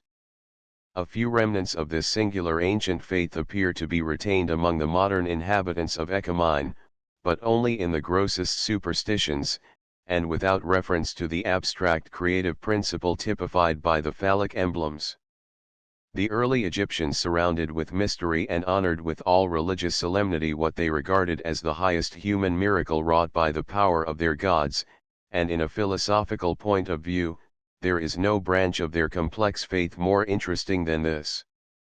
As we sat on the bank in the moonlight, quietly smoking our pipes, the howling of a company of dervishes sounded from the town, whose walls are a few hundred paces distant from the river. We inquired of the guard whether a Frank dare visit them. He could not tell, but offered to accompany me and try to procure an entrance. I took Hikmet and two of our sailors, donned a Bedouin capote, and set out in search of the dervishes. The principal gate of the town was closed, and my men battered it vainly with their clubs, to rouse the guard. We wandered for some time among the mounds of Panopolis, stumbling over blocks of marble and granite, under palms 80 feet high, standing clear and silvery in the moonlight. At last, the clamor of the wolfish dogs we waked up on the road, brought us one of the watchers outside of the walls, whom we requested to admit us into the city. He replied that this could not be done. But, said Hikmet, here is an Effendi who has just arrived, and must visit the Mullahs tonight, admit him and fear nothing. The men thereupon conducted us to another gate and threw a few pebbles against the window above it. A woman's voice replied, and presently the bolts were undrawn and we entered. By this time the dervishes had ceased their howlings, and everything was as still as death. We walked for half an hour through the deserted streets, visited the mosques and public buildings, and heard no sound but our own steps. It was a strangely interesting promenade. The Arabs, armed with clubs, carried a paper lantern, which flickered redly on the arches and courts we passed through. My trusty Theban walked by my side, and took all possible trouble to find the retreat of the dervishes, but in vain. We passed out through the gate, which was instantly locked behind us, and had barely reached our vessel, when the unearthly song of the Moslem priests, louder and wilder than ever, came to our ears. The prejudice of the Mohammedans against the Christians is wearing away with their familiarity with the Frank dress and their adoption of Frankish vices. The Prophet's injunction against wine is heeded by few of his followers, or avoided by drinking araki, a liquor distilled from dates and often flavored with hemp. Their conscience is generally satisfied with a pilgrimage to Mecca and the daily performance of the prescribed prayers, though the latter is often neglected. All of my sailors were very punctual in this respect, spreading their carpets on the forward deck, and occupying an hour or two every day with genuflections, prostrations, and salutations toward Mecca, the direction of which they never lost, notwithstanding the windings of the Nile. In the cathedrals of Christian Europe I have often seen pantomimes quite as unnecessary, performed with less apparent reverence. The people of Egypt are fully as honest and well disposed as the greater part of the Italian peasantry. They sometimes deceive in small things, and are inclined to take trifling advantages, but that is the natural result of living under a government whose only rule is force, and which does not even hesitate to use fraud. Their good humor is inexhaustible. A single friendly word wins them, and even a little severity awakes no lasting feeling of revenge. I should much rather trust myself alone among the Egyptian fellows, than among the peasants of the Campania, or the boors of Carinthia. Notwithstanding our men had daily opportunities of plundering us, we never missed a single article. We frequently went ashore with our dragoman, leaving everything in the cabin exposed, and especially such articles as tobacco, shot, dates, and which would most tempt an Arab, yet our confidence was never betrayed. We often heard complaints from travelers in other boats, but I am satisfied that anyone who will enforce obedience at the start, and thereafter give none but just and reasonable commands, need have no difficulty with his crew. The next morning, the wind being light, we walked forward to El Menschi, a town about 9 miles distant from Ekamine. It was market day, and the bazaar was crowded with the countrymen, who had brought their stock of grain, sugar cane, and vegetables. The men were taller and more muscular than in Lower Egypt, and were evidently descended from a more intelligent and energetic stock. They looked at us curiously, but with a sort of friendly interest, and courteously made way for us as we passed through the narrow bazaar. In the afternoon the wind increased to a small gale, and bore us rapidly past Gebel Tuk to the city of Gurje, so named in Coptic times from the Christian saint, George. Like Manfalaut, it has been half washed away by the Nile, and 2 lofty minarets were hanging on the brink of the slippery bank, awaiting their turn to fall. About 12 miles from Gurje, in the Libyan desert, are the ruins of Abydos, now covered by the sand, except the top of the portico and roof of the temple palace of Sesostris, and part of the temple of Osiris. We held a council whether we should waste the favorable wind or miss Abydos, and the testimony of Ikhmet, who had visited the ruins, having been taken, we chose the latter alternative. By this time Gurje was nearly out of sight, and we comforted ourselves with the hope of soon seeing Dendera. The pilgrims to Mecca, by the Kenna and Qasir route, were on their return, and we met a number of boats, crowded with them, on their way to Cairo from the former place. Most of the boats carried the red flag, with the star and crescent. On the morning after leaving Gurje, we took a long stroll through the fields of Farshud, which is, after Sout, the richest agricultural district of Upper Egypt.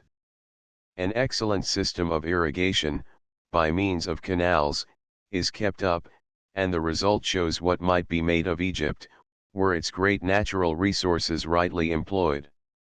The Nile offers a perpetual fountain of plenty and prosperity, and its long valley, from Nubia to the sea, would become, in other hands, the garden of the world. So rich and pregnant a soil I have never seen. Here, side by side, flourish wheat, maize, cotton, sugar cane, indigo, hemp, rice, durra, tobacco, olives, dates, oranges, and the vegetables and fruits of nearly every climate. The wheat, which, in November, we found young and green, would in March be ripe for the sickle, and the people were cutting and threshing fields of durra, which they had planted towards the end of summer. Except where the broad meadows are first reclaimed from the rank, tufted grass which has taken possession of them, the wheat is sowed upon the ground, and then ploughed in by a sort of crooked wooden beam, shod with iron, and drawn by 2 camels or buffaloes. I saw no instance in which the soil was manured. The yearly deposit made by the bountiful river seems to be sufficient.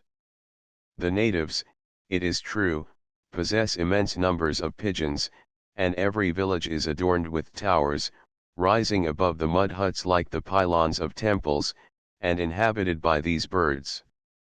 The manure collected from them is said to be used, but probably only in the culture of melons, cucumbers, and other like vegetables with which the gardens are stocked. The fields of sugar cane about Farshoot were the richest I saw in Egypt. Near the village, which is 3 miles from the Nile, there is a steam sugar refinery, established by Ibrahim Pasha, who seems to have devoted much attention to the culture of cane, with a view to his own profit.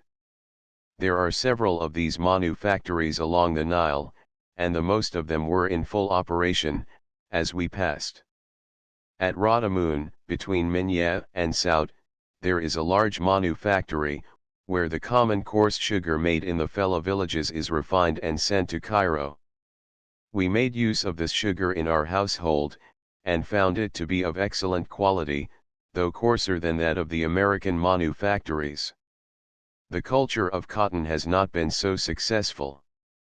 The large and handsome manufactory built at Keneh is no longer in operation, and the fields which we saw there had a forlorn, neglected appearance. The plants grow luxuriantly, and the cotton is of fine quality, but the pods are small and not very abundant.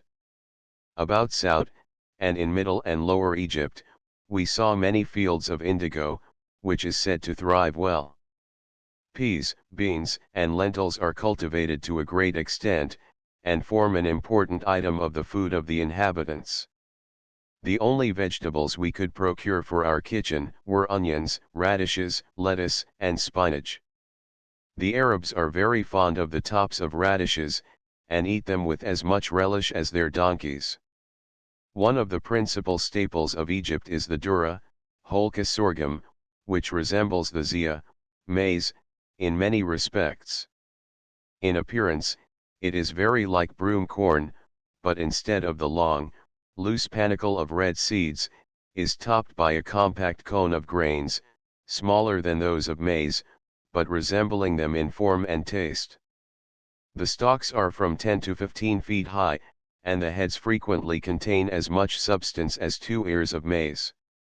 It is planted in close rows, and when ripe is cut by the hand with a short sickle, after which the heads are taken off and threshed separately. The grain is fed to horses, donkeys, and fowls, and in Upper Egypt is used almost universally for bread. It is of course very imperfectly ground, and unbolted, and the bread is coarse and dark, though nourishing. In the middle and southern states of America this grain would thrive well and might be introduced with advantage. The plains of coarse, wiry grass, hafa, which in many points on the Nile show plainly the neglect of the inhabitants, who by a year's labor might convert them into blooming fields, are devoted to the pasturage of large herds of sheep and goats and sometimes droves of buffaloes. The sheep are all black or dark brown, and their bushy heads remind one of terriers.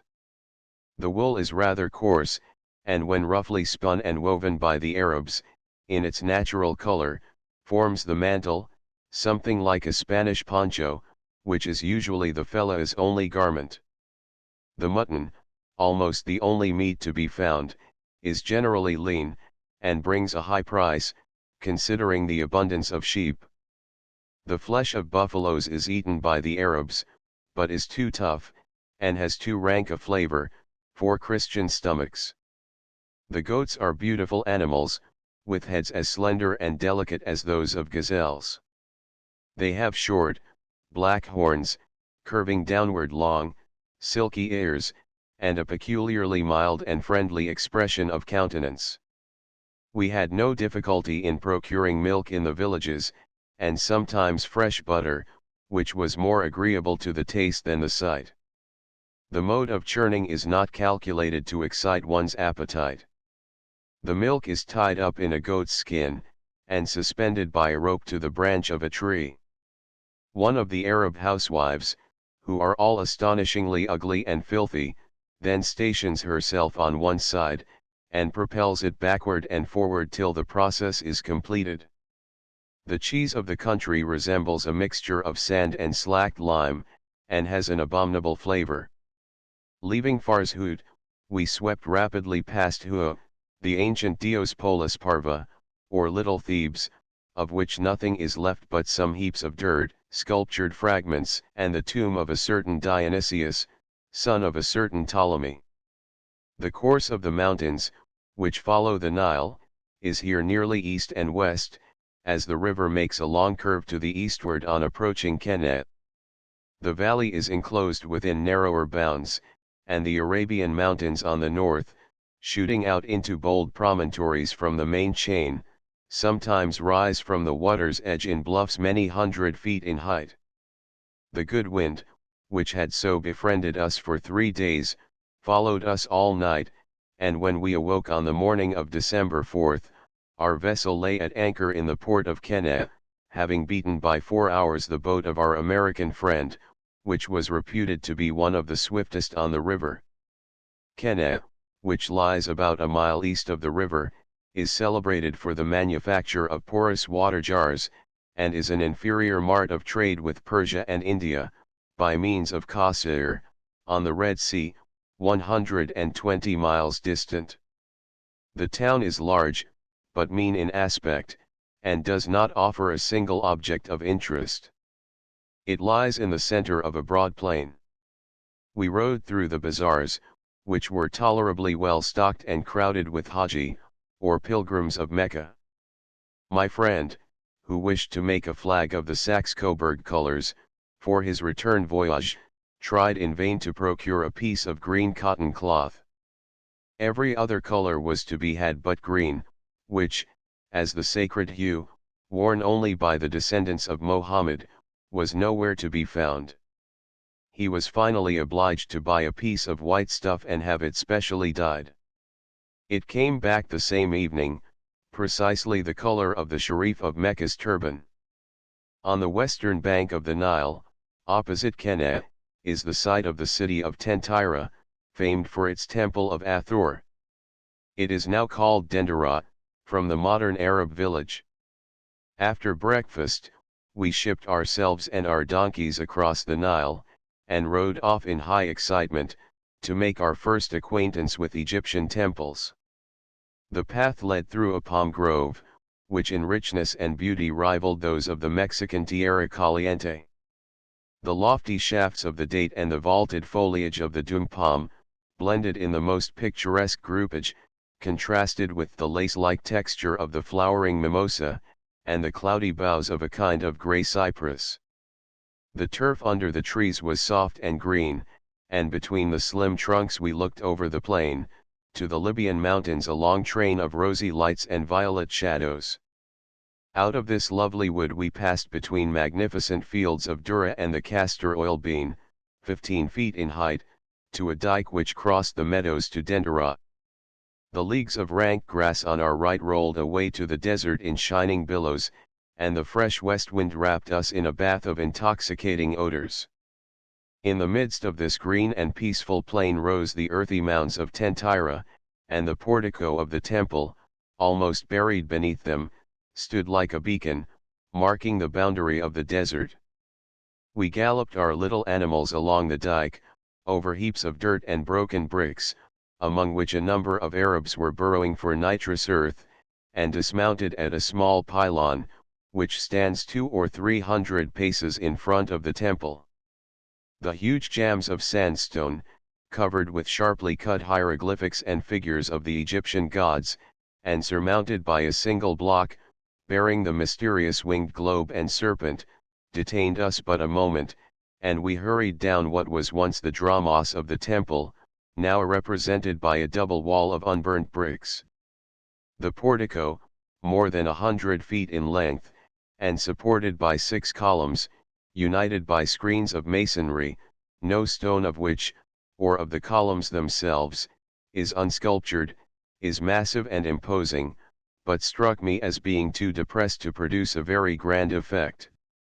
What was my astonishment, on arriving at the entrance, to find that I had approached the temple on a level with half its height, and that the pavement of the portico was as far below as the scrolls of its cornice were above me.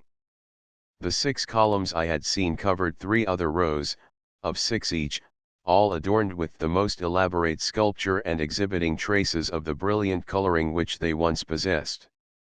The entire temple, which is in an excellent state of preservation, except where the hand of the Coptic Christian has defaced its sculptures, was cleaned out by order of Mohammed Ali, and as all its chambers, as well as the roof of enormous sandstone blocks, are entire, it is considered one of the most complete relics of Egyptian art.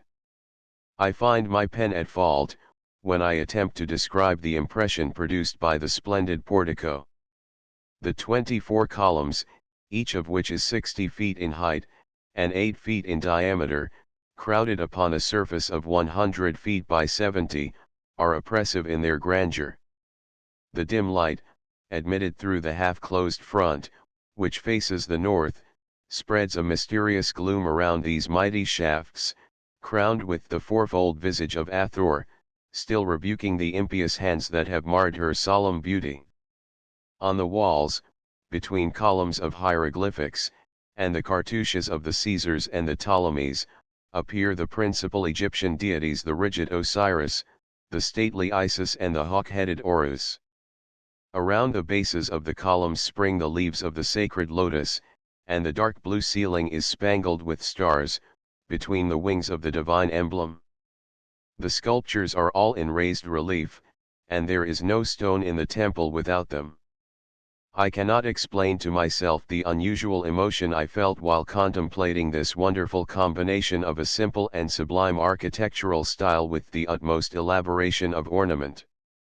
My blood pulsed fast and warm on my first view of the Roman Forum, but in Dendera I was so saddened and oppressed, that I scarcely dared speak for fear of betraying an unmanly weakness.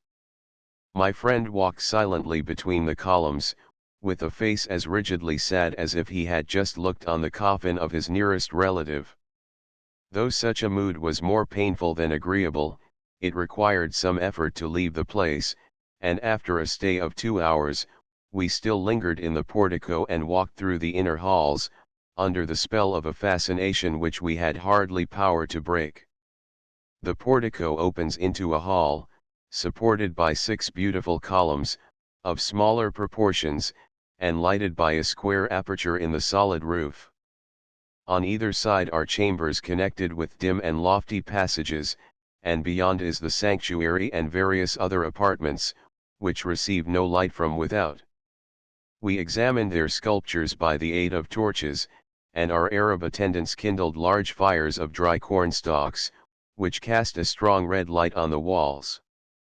The temple is devoted to Hathor, the Egyptian Venus, and her image is everywhere seen, receiving the homage of her worshippers.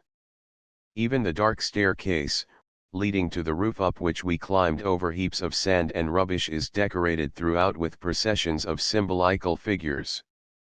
The drawing has little of that grotesque stiffness which I expected to find in Egyptian sculptures, and the execution is so admirable in its gradations of light and shade, as to resemble, at a little distance, a monochromatic painting.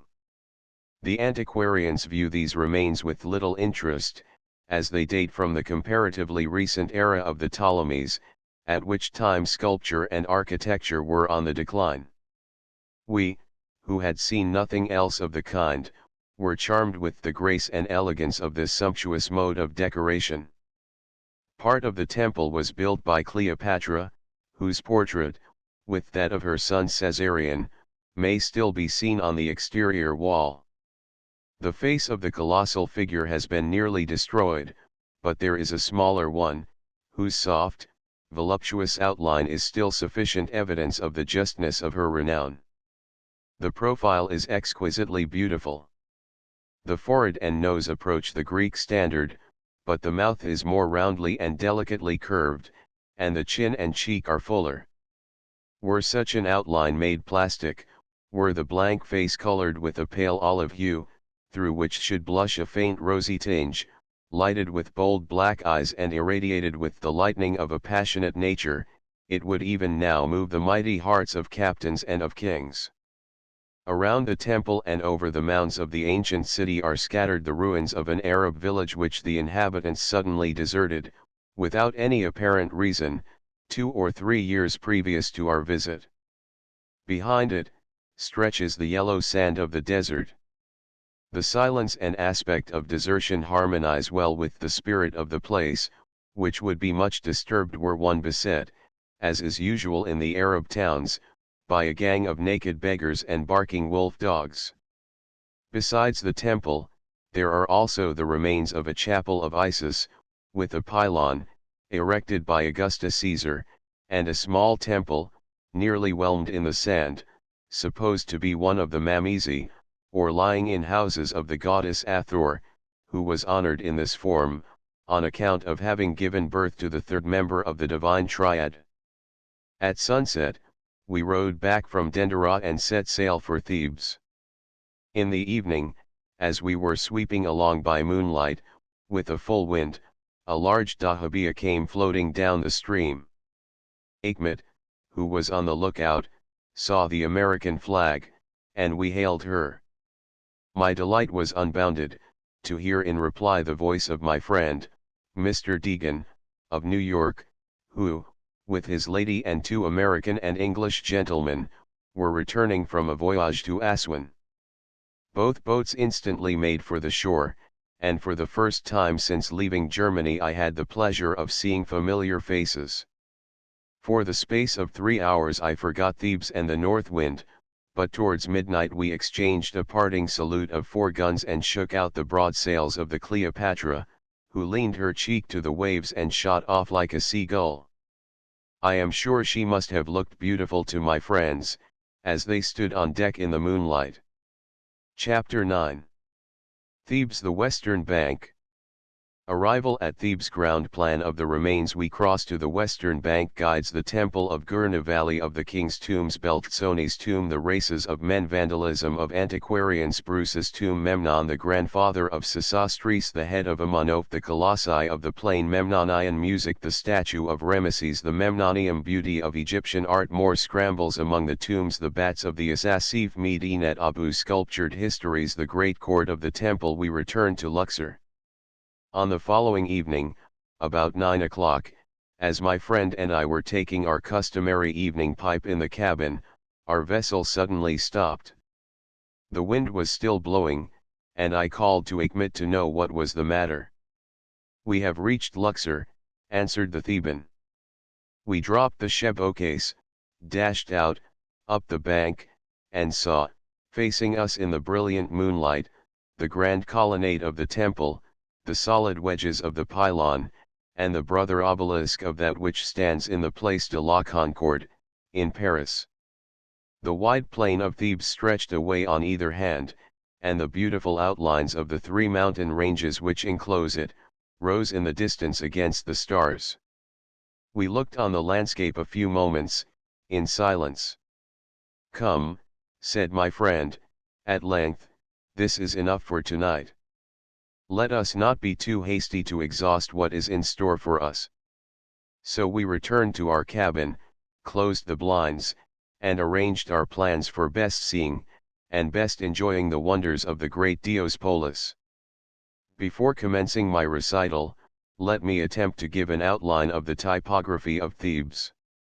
The course of the Nile is here nearly north, dividing the site of the ancient city into two almost equal parts. On approaching it from Keneh, the mountain of Gurna, which abuts on the river, marks the commencement of the western division. This mountain, a range of naked limestone crags, terminating in a pyramidal peak, gradually recedes to the distance of 3 miles from the Nile, which it again approaches further south. Nearly the whole of the curve, which might be called the western wall of the city, is pierced with tombs, among which are those of the queens, and the grand priestly vaults of the Asasif. The valley of the king's tombs lies deep in the heart of the range 7 or 8 miles from the river. After passing the corner of the mountain, the first ruin on the western bank is that of the temple palace of Gurna. More than a mile further, at the base of the mountain, is the Memnonium, or temple of Rameses the Great, between which and the Nile the two Memnonian colossi are seated on the plain. Nearly 2 miles to the south of this is the great temple of Medinet Abu, and the fragments of other edifices are met with, still further beyond. On the eastern bank, nearly opposite Gurna, stands the temple of Karnak, about half a mile from the river. 8 miles eastward, at the foot of the Arabian Mountains, is the small temple of Metamot, which, however, does not appear to have been included in the limits of Thebes. Luxor is directly on the bank of the Nile, a mile and a half south of Karnak, and the plain extends several miles beyond it, before beaching the isolated range, whose 3 conical peaks are the landmarks of Thebes to voyagers on the river. These distances convey an idea of the extent of the ancient city, but fail to represent the grand proportions of the landscape, so well fitted, in its simple and majestic outlines, to enclose the most wonderful structures the world has ever seen. The green expanse of the plain, the airy coloring of the mountains, the mild, solemn blue of the cloudless Egyptian sky, these are a part of Thebes, and inseparable from the remembrance of its ruins. At sunrise we crossed to the western bank and moored our boat opposite Gurna.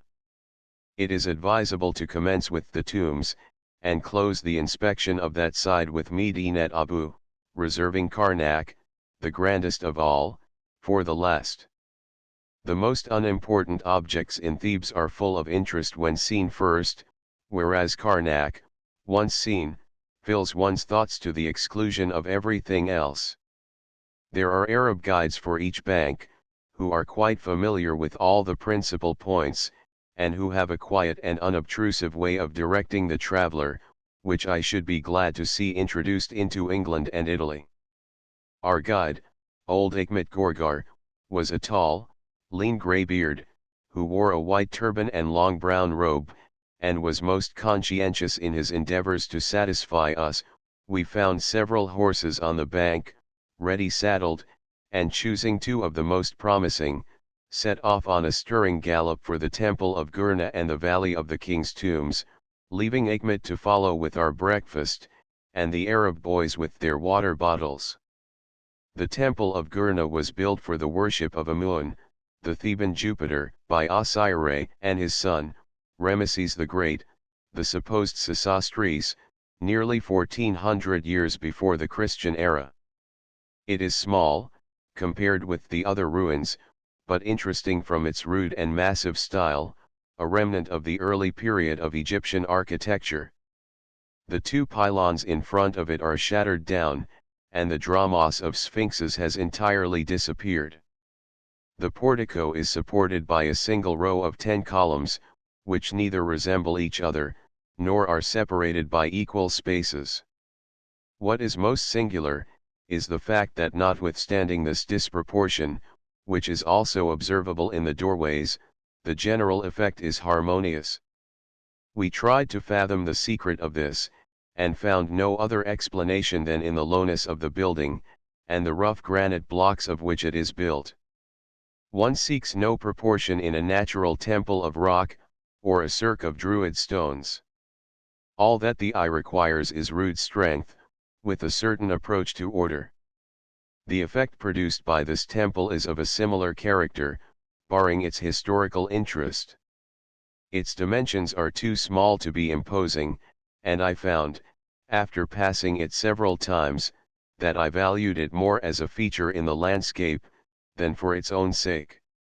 The sand and pebbles clattered under the hoofs of our horses, as we galloped up the gorge of Biban el-Maluk, the gates of the kings. The sides are perpendicular cliffs of yellow rock, which increased in height, the further we advanced, and at last terminated in a sort of basin, shut in by precipices several hundred feet in height and broken into fantastic turrets, gables, and pinnacles. The bottom is filled with huge heaps of sand and broken stones, left from the excavation of the tombs in the solid rock. There are 21 tombs in this valley, more than half of which are of great extent and richly adorned with paintings and sculptures. Some have been filled with sand or otherwise injured by the occasional rains which visit this region, while a few are too small and plain to need visiting. Sir Gardner Wilkinson has numbered them all in red chalk at the entrances, which is very convenient to those who use his work on Egypt as a guide. I visited 10 of the principal tombs, to the great delight of the old guide, who complained that travelers are frequently satisfied with 4 or 5. The general arrangement is the same in all, but they differ greatly in extent and in the character of their decoration. The first we entered was the celebrated tomb of Ramesses I, discovered by Beltzoni. From the narrow entrance, a precipitous staircase, the walls of which are covered with columns of hieroglyphics, descends to a depth of 40 feet, where it strikes a horizontal passage leading to an oblong chamber, in which was formerly a deep pit, which Beltzoni filled. This pit protected the entrance to the royal chamber, which was also carefully walled up. In the grace and freedom of the drawings, and the richness of their coloring, this tomb surpasses all others. The subjects represented are the victories of the monarch, while in the sepulchral chamber he is received into the presence of the gods. The limestone rock is covered with a fine coating of plaster, on which the figures were first drawn with red chalk, and afterwards carefully finished in colors. The reds, yellows, greens, and blues are very brilliant, but seem to have been employed at random, the gods having faces sometimes of one color, sometimes of another. In the furthest chamber, which was left unfinished, the subjects are only sketched in red chalk. Some of them have the loose and uncertain lines of a pupil's hand, over which one sees the bold and rapid corrections of the master. Many of the figures are remarkable for their strength and freedom of outline. I was greatly interested in a procession of men, representing the different nations of the earth. The physical peculiarities of the Persian, the Jew, and the Ethiopian are therein as distinctly marked as at the present day. The blacks are perfect counterparts of those I saw daily upon the Nile, and the noses of the Jews seem newly painted from originals in New York. So little diversity in the distinguishing features of the race, after the lapse of more than 3,000 years, is a strong argument in favor of the new ethnological theory of the separate origin of different races. Whatever objections may be urged against this theory, the fact that the races have not materially changed since the earliest historic times, is established by these Egyptian records, and we must either place the first appearance of man upon the earth many thousands of years in advance of Bishop Ussher's chronology, or adopt the conclusion of Morton and Agassiz. The burial vault, where Beltzoni found the alabaster sarcophagus of the monarch, is a noble hall, 30 feet long by nearly 20 in breadth and height, with 4 massive pillars forming a corridor on one side. In addition to the light of our torches, the Arabs kindled a large bonfire in the center, which brought out in strong relief the sepulchral figures on the ceiling, painted in white on a ground of dark indigo hue. The pillars and walls of the vault glowed with the vivid variety of their colors, and the general effect was unspeakably rich and gorgeous. This tomb has already fallen a prey to worse plunderers than the Medes and Persians. Beltzoni carried off the sarcophagus, Champollion cut away the splendid jambs and architrave of the entrance to the lower chambers, and Lepsius has finished by splitting the pillars and appropriating their beautiful paintings for the museum at Berlin. At one spot, where the latter has totally ruined a fine doorway, some indignant Frenchman has written in red chalk, "Murder commis par Lepsius." In all the tombs of Thebes, wherever you see the most flagrant and shameless spoliations, the guide says, "Lepsius."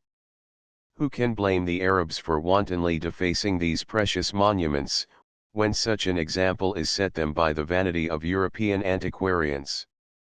Bruce's tomb, which extends for 420 feet into the rock, is larger than Beltzoni's, but not so fresh and brilliant. The main entrance slopes with a very gradual descent, and has on each side a number of small chambers and niches, apparently for mummies. The illustrations in these chambers are somewhat defaced, but very curious, on account of the light which they throw upon the domestic life of the ancient Egyptians. They represent the slaughtering of oxen, the preparation of fowls for the table, the kneading and baking of bread and cakes, as well as the implements and utensils of the kitchen. In other places the field laborers are employed in leading the water of the Nile into canals, cutting durra, threshing and carrying the grain into magazines. One room is filled with furniture, and the row of chairs around the base of the walls would not be out of place in the most elegant modern drawing room. The illustrated catalogue of the London exhibition contains few richer and more graceful patterns. In a chamber nearer the royal vault, two old, blind minstrels are seen, playing the harp in the presence of the king, whence this is sometimes called the harper's tomb. The pillars of the grand hall, like those of all the other tombs we visited, represent the monarch, after death, received into the presence of the god's stately figures, with a calm and serious aspect, and lips, which, like those of the Sphinx, seemed closed upon some awful mystery. The absurdity of the coloring does not destroy this effect, and a blue-faced Isis, whose hard, black eyeball stares from a brilliant white socket, is not less impressive than the same figure, cut in sandstone or granite. The delicacy and precision of the hieroglyphics, sculptured in intaglio, filled me with astonishment. In the tomb of Amunoph III, which I visited the next day, they resembled the ciphers engraved upon seals in their exquisite sharpness and regularity.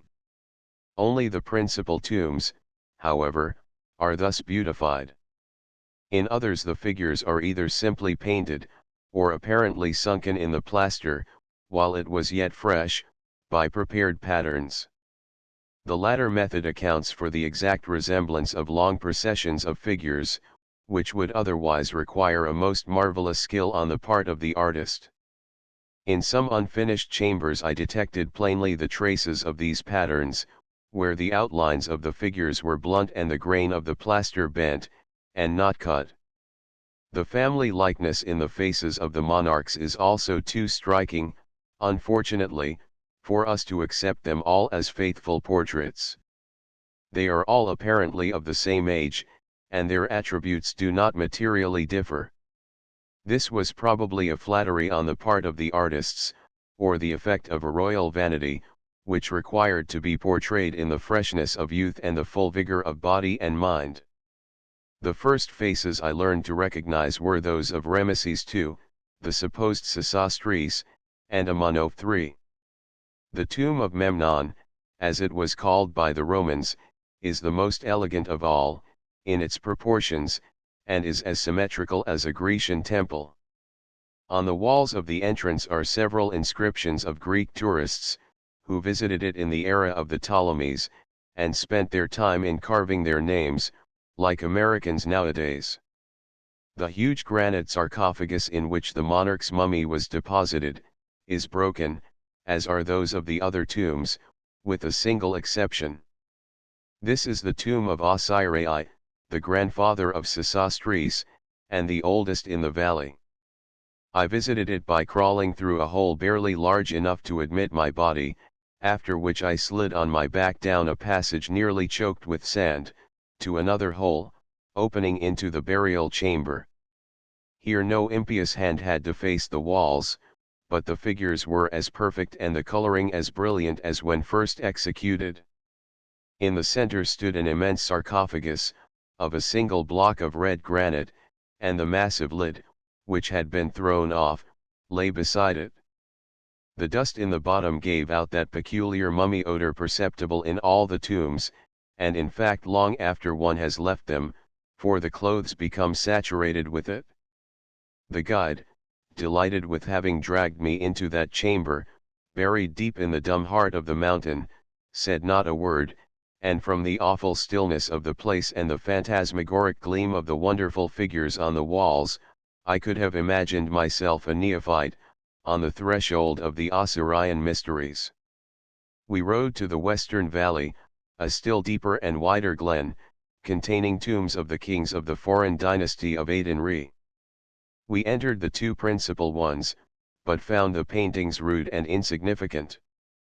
There are many lateral passages and chambers and in some places deep pits, along the edge of which we were obliged to crawl. In the last tomb a very long and steep staircase descends into the rock. As we were groping after the guide, I called to my friend to take care, as there was but a single step, after making a slip. The words were scarcely out of my mouth before I felt a tremendous thump, followed by a number of smaller ones, and found myself sitting in a heap of sand, at the bottom, some 20 or 30 feet below. Fortunately, I came off with but a few slight bruises. Returning to the temple of Gurna, we took a path over the plain, through fields of wheat, lupins, and lentils, to the two colossi, which we had already seen from a distance. These immense sitting figures, 53 feet above the plain, which has buried their pedestals, overlook the site of vanished Thebes and assert the grandeur of which they and Karnak are the most striking remains. They were erected by Amunoph III, and though the faces are totally disfigured, the full, round, beautiful proportions of the colossal arms, shoulders, and thighs do not belie the marvelous sweetness of the features which we still see in his tomb. Except the head of Antinous, I know of no ancient portrait so beautiful as Amunoph. The long and luxuriant hair, flowing in 100 ringlets, the soft grace of the forehead, the mild serenity of the eye, the fine thin lines of the nostrils and the feminine tenderness of the full lips, triumph over the cramped rigidity of Egyptian sculpture, and charm you with the lightness and harmony of Greek art. In looking on that head, I cannot help thinking that the subject overpowered the artist, and led him to the threshold of a truer art. Amunoph, or Memnon, was a poet in soul, and it was meet that his statue should salute the rising sun with a sound like that of a harp string. Modern research has wholly annihilated this beautiful fable. Memnon now sounds at all hours of the day, and at the command of all travelers who pay an Arab 5 piastres to climb into his lap. We engaged a vendor of modern scarabaei, who threw off his garments, hooked his fingers and toes into the cracks of the polished granite, and soon hailed us with salam, from the knee of the statue. There is a certain stone on Memnon's lap, which, when sharply struck, gives out a clear metallic ring. Behind it is a small square aperture, invisible from below, where one of the priests no doubt stationed himself to perform the daily miracle. Our Arab rapped on the arms and body of the statue, which had the usual dead sound of stone, and rendered the musical ring of the sun-smitten block more striking. An avenue of sphinxes once led from the colossi to a grand temple, the foundations of which we found about a quarter of a mile distant. On the way are the fragments of two other colossi, one of black granite. The enormous substructions of the temple and the pedestals of its columns have been sufficiently excavated to show what a superb edifice has been lost to the world. A crowd of troublesome Arabs, thrusting upon our attention newly baconed cinerary urns, newly roasted antique wheat, and images of all kinds fresh from the maker's hand, disturbed our quiet examination of the ruins, and in order to escape their importunities, we rode to the Memnonium. This edifice, the temple palace of Rameses the Great, is supposed to be the Memnonium, described by Strabo. It is built on a gentle rise of land at the foot of the mountain, and looks eastward to the Nile and Luxor. The grand stone pylon which stands at the entrance of its former avenue of sphinxes has been half levelled by the fury of the Persian conquerors, and the colossal granite statue of Rameses, in the first court of the temple, now lies in enormous fragments around its pedestal. Mere dimensions give no idea of this immense mass, the weight of which, when entire, was nearly 900 tons. How poor and trifling appear the modern statues which we call colossal, when measured with this, one of whose toes is a yard in length, and how futile the appliances of modern art, when directed to its transportation for a distance of 150 miles. The architrave at each end of the court was upheld by 4 caryatides, 30 feet in height. Though much defaced, they are still standing, but are dwarfed by the mighty limbs of Rameses. It is difficult to account for the means by which the colossus was broken. There are no marks of any instruments which could have forced such a mass asunder, and the only plausible conjecture I have heard is, that the stone must have been subjected to an intense heat and afterwards to the action of water. The statue, in its sitting position, must have been nearly 60 feet in height, and is the largest in the world, though not so high as the rock-hewn monoliths of Abu Simbel. The Turks and Arabs have cut several millstones out of its head, without any apparent diminution of its size. The Memnonium differs from the other temples of Egypt in being almost faultless in its symmetry, even when measured by the strictest rules of art. I know of nothing so exquisite as the central colonnade of its grand hall, a double row of pillars, 45 feet in height and 23 in circumference, crowned with capitals resembling the bell-shaped blossoms of the lotus. One must see them to comprehend how this simple form, whose expression is all sweetness and tenderness in the flower, softens and beautifies the solid majesty of the shaft. In spite of their colossal proportions, there is nothing massive or heavy in their aspect. The cup of the capital curves gently outward from the abacus on which the architrave rests, and seems the natural blossom of the columnar stem.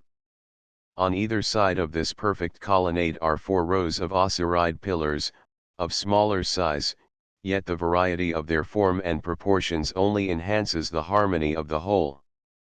This is one of those enigmas in architecture which puzzle one on his first acquaintance with Egyptian temples, and which he is often forced blindly to accept as new laws of art, because his feeling tells him they are true, and his reason cannot satisfactorily demonstrate that they are false. We waited till the yellow rays of sunset fell on the capitals of the Memnonium, and they seemed, like the lotus flowers, to exhale a vapory light, before we rode home. All night we wandered in dreams through kingly vaults, with starry ceilings and illuminated walls, but on looking out of our windows at dawn, we saw the red saddle cloths of our horses against the dark background of the palm grove, as they came down to the boat.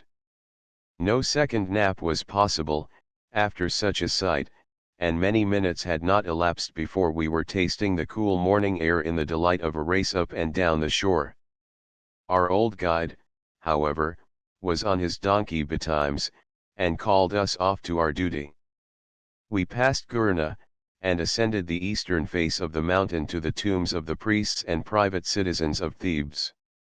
4 miles along the mountain side, one sees nothing but heaps of sand and rubbish, with here and there an Arab hut, built against the face of a tomb, whose chambers serve as pigeon houses, and stalls for asses.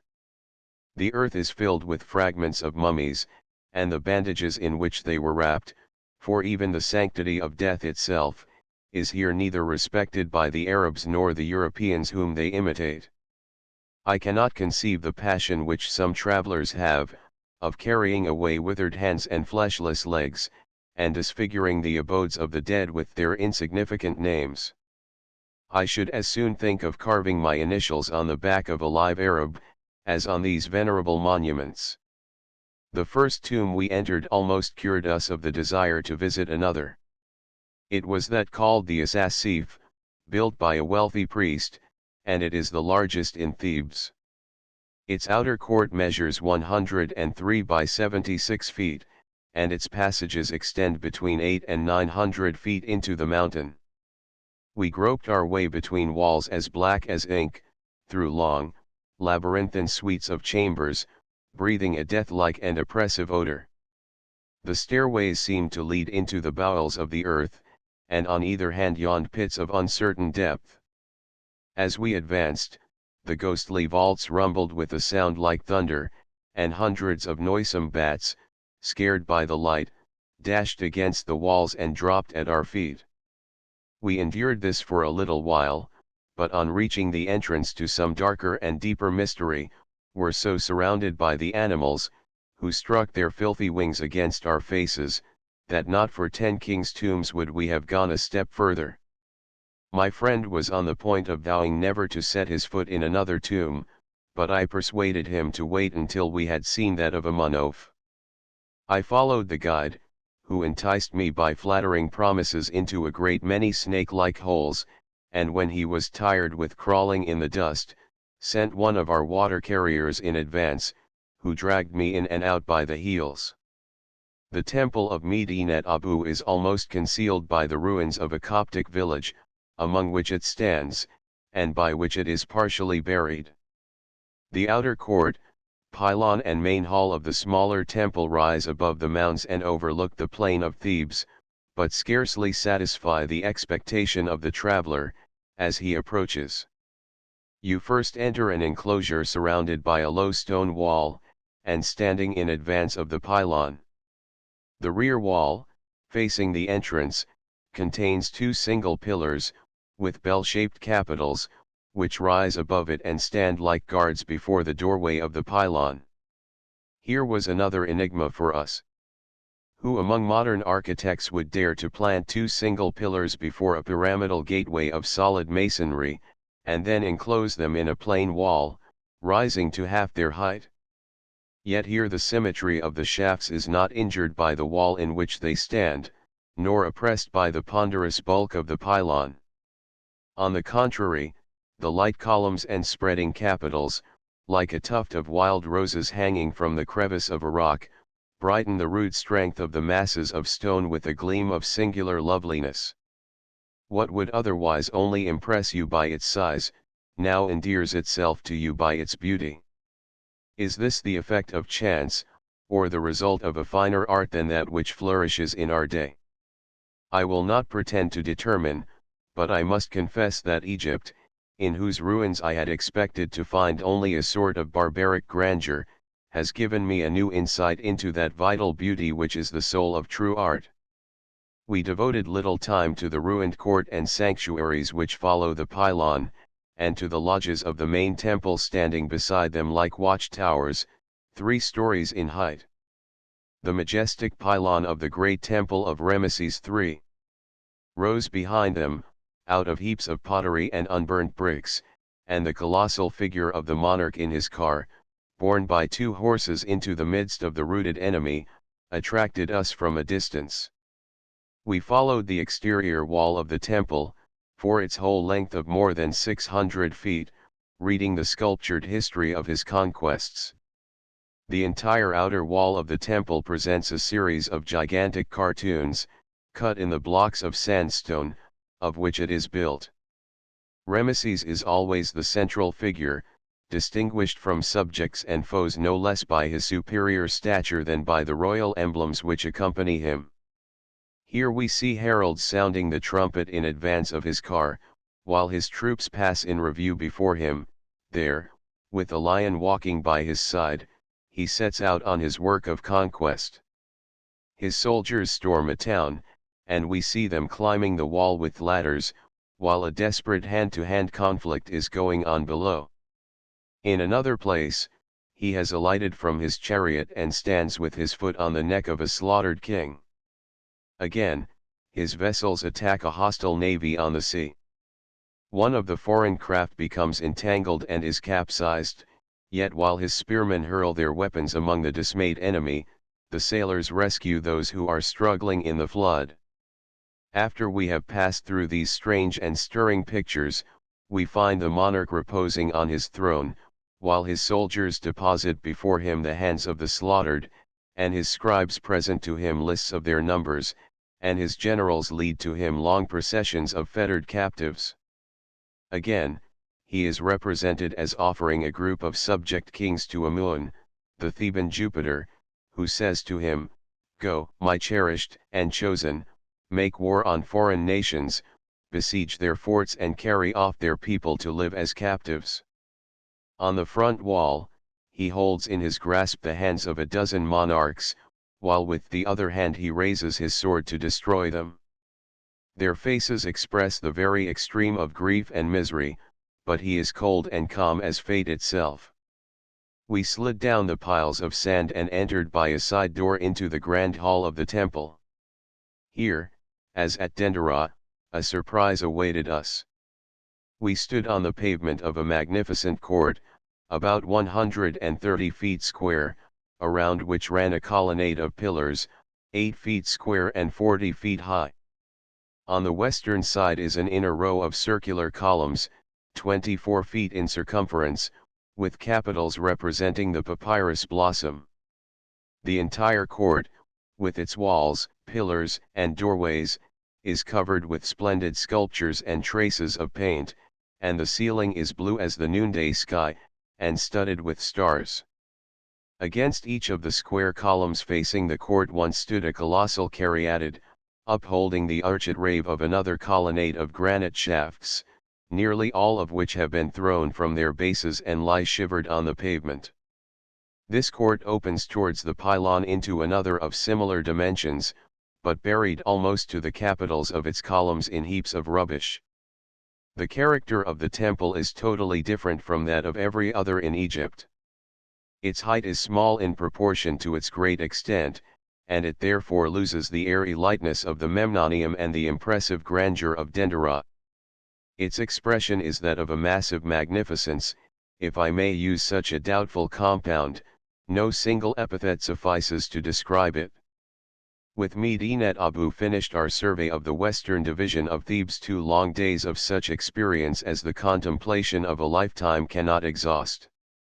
At sunset we took advantage of the wind, parted from our grooms and water carriers, who wished to accompany me to Khartoum, and crossed the Nile to Luxor. Chapter X: The Almurs, Luxor, and Karnak.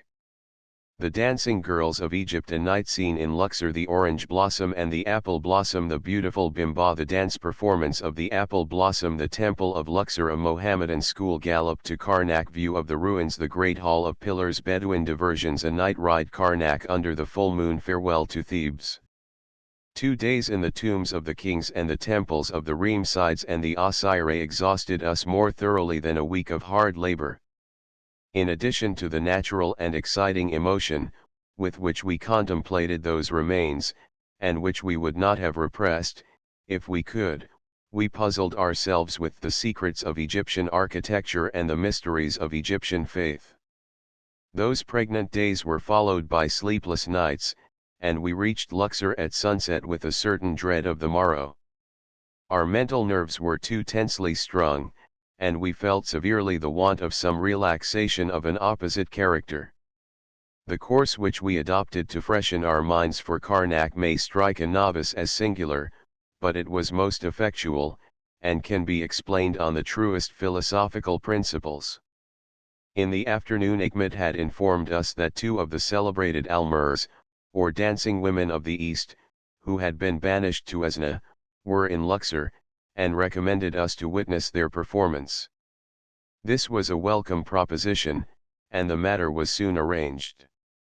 Our Rais procured a large room, had it cleared, engaged the performers and musicians, and took the cushions of our cabin to make us a stately seat.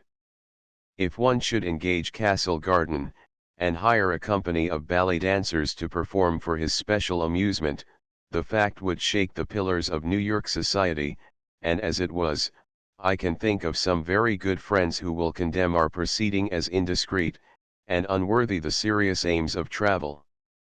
As I have no apology to make to myself, I need make none to them, except to suggest that the first end of travel is instruction, and that the traveler is fully justified in pursuing this end, so long as he neither injures himself nor others.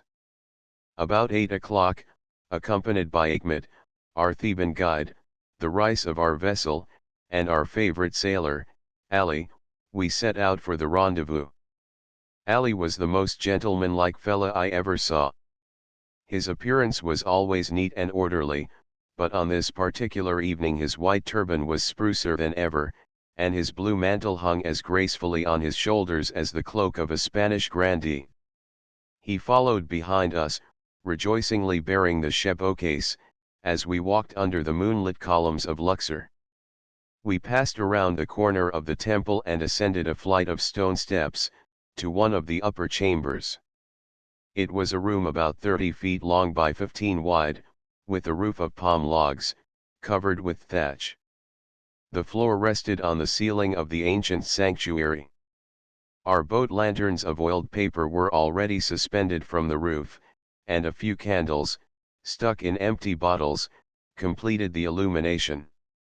We were politely received and conducted to the divan, formed impromptu of a large kafas, or hen coop, covered with a carpet and cushions. We seated ourselves upon it, with legs crossed Moslem-wise, while our attendants ranged themselves on the floor on the left, and Ali stood on the right, ready to replenish the pipes.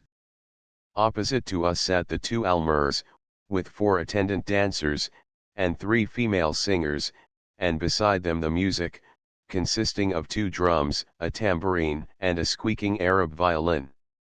Our crew, shining in white turbans, were ranged near the door, with a number of invited guests, so that the whole company amounted to upwards of 40 persons. On our entrance the almirs rose, came forward and greeted us, touching our hands to the lips and forehead. They then sat down, drank each a small glass of arakee, and while the drum thumped and the violin drawled a monotonous prelude to the dance, we had leisure to scrutinize their dress and features.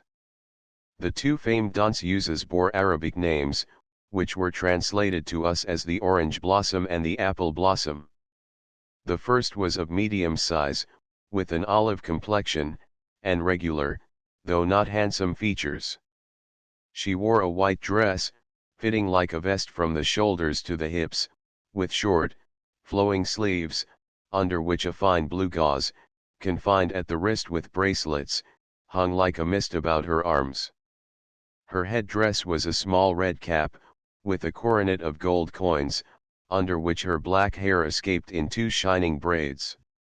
The Apple Blossom, who could not have been more than 15 years old, was small and slightly formed, dark-skinned, and might have been called beautiful, but for a defect in one of her eyes. Her dress was of dark crimson silk, with trousers and armlets of white gauze, and a red cap, so covered with coins that it nearly resembled a helmet of golden scales, with a fringe falling on each side of her face. 3 of the other assistants were dressed in white, with shawls of brilliant patterns bound around the waist. The 4th was a Nubian slave, named Zakfara, whose shining black face looked wonderfully picturesque under the scarlet mantle which enveloped it like a turban, and fell in long folds almost to her feet. Among the singers was one named Bimba, who was almost the only really beautiful Egyptian woman I ever saw. Her features were large, but perfectly regular, and her long, thick, silky hair hung loose nearly to her shoulders before its gleaming mass was gathered into braids. Her teeth were even, and white as pearls, and the lids of her large black eyes were stained with kohl, which gave them a languishing, melancholy expression. She was a most consummate actress, for she no sooner saw that we noticed her face than she assumed the most indifferent air in the world and did not look at us again. but during the whole evening every movement was studied. The shawl was disposed in more graceful folds about her head, the hair was tossed back from her shoulders, the hand, tinged with henna, held the jasmine tube of her pipe in 100 different attitudes, and only on leaving did she lift her eyes as if first aware of our presence and wish us buona sera, the only Italian words she knew with the most musical accent of which an Arab voice is capable. Meanwhile, the voices of the women mingled with the shrill, barbaric tones of the violin, and the prelude passed into a measured song of long, unvarying cadences, which the drums and tambourine accompanied with rapid beats. The Orange Blossom and one of her companions took the floor, after drinking another glass of raki and tightening the shawls around their hips. The dance commenced with a slow movement, both hands being lifted above the head, while the jingling bits of metal on their shawls and 2 miniature cymbals of brass, fastened to the thumb and middle finger, kept time to the music. As the dancers became animated, their motions were more rapid and violent, and the measure was marked, not in pirouettes and flying bounds, as on the boards of franc theatres, but by a most wonderful command over the muscles of the chest and limbs. Their frames vibrated with the music like the strings of the violin, and as the song grew wild and stormy towards its close, the movements, had they not accorded with it, would have resembled those of a person seized with some violent nervous spasm. After this had continued for an incredible length of time, and I expected to see the Almers fall exhausted to the earth, the music ceased, and they stood before us calm and cold, with their breathing not perceptibly hurried. The dance had a second part, of very different character. Still with their lifted hands striking the little cymbals, they marked a circle of springing bounds, in which their figures occasionally reminded me of the dancing nymphs of Greek sculpture. The instant before touching the floor, as they hung in the air with the head bent forward, one foot thrown behind, and both arms extended above the head, they were drawn on the background of the dark hall, like forms taken from the frieze of a temple to Bacchus or Pan. Eastern politeness did not require us to cry brava, or encore, so we merely handed our pipes to Ali, to be filled a second time. Old Hikmet Gorgar, our Theban guide, however, was so enraptured that he several times ejaculated, Taib Keter. Very good indeed, and Rice Hassan's dark face beamed all over with delight. The circle of white turbaned heads in the rear looked on complacently, and our guard, who stood in the moonlight before the open door, almost forgot his duty in his enjoyment of the spectacle.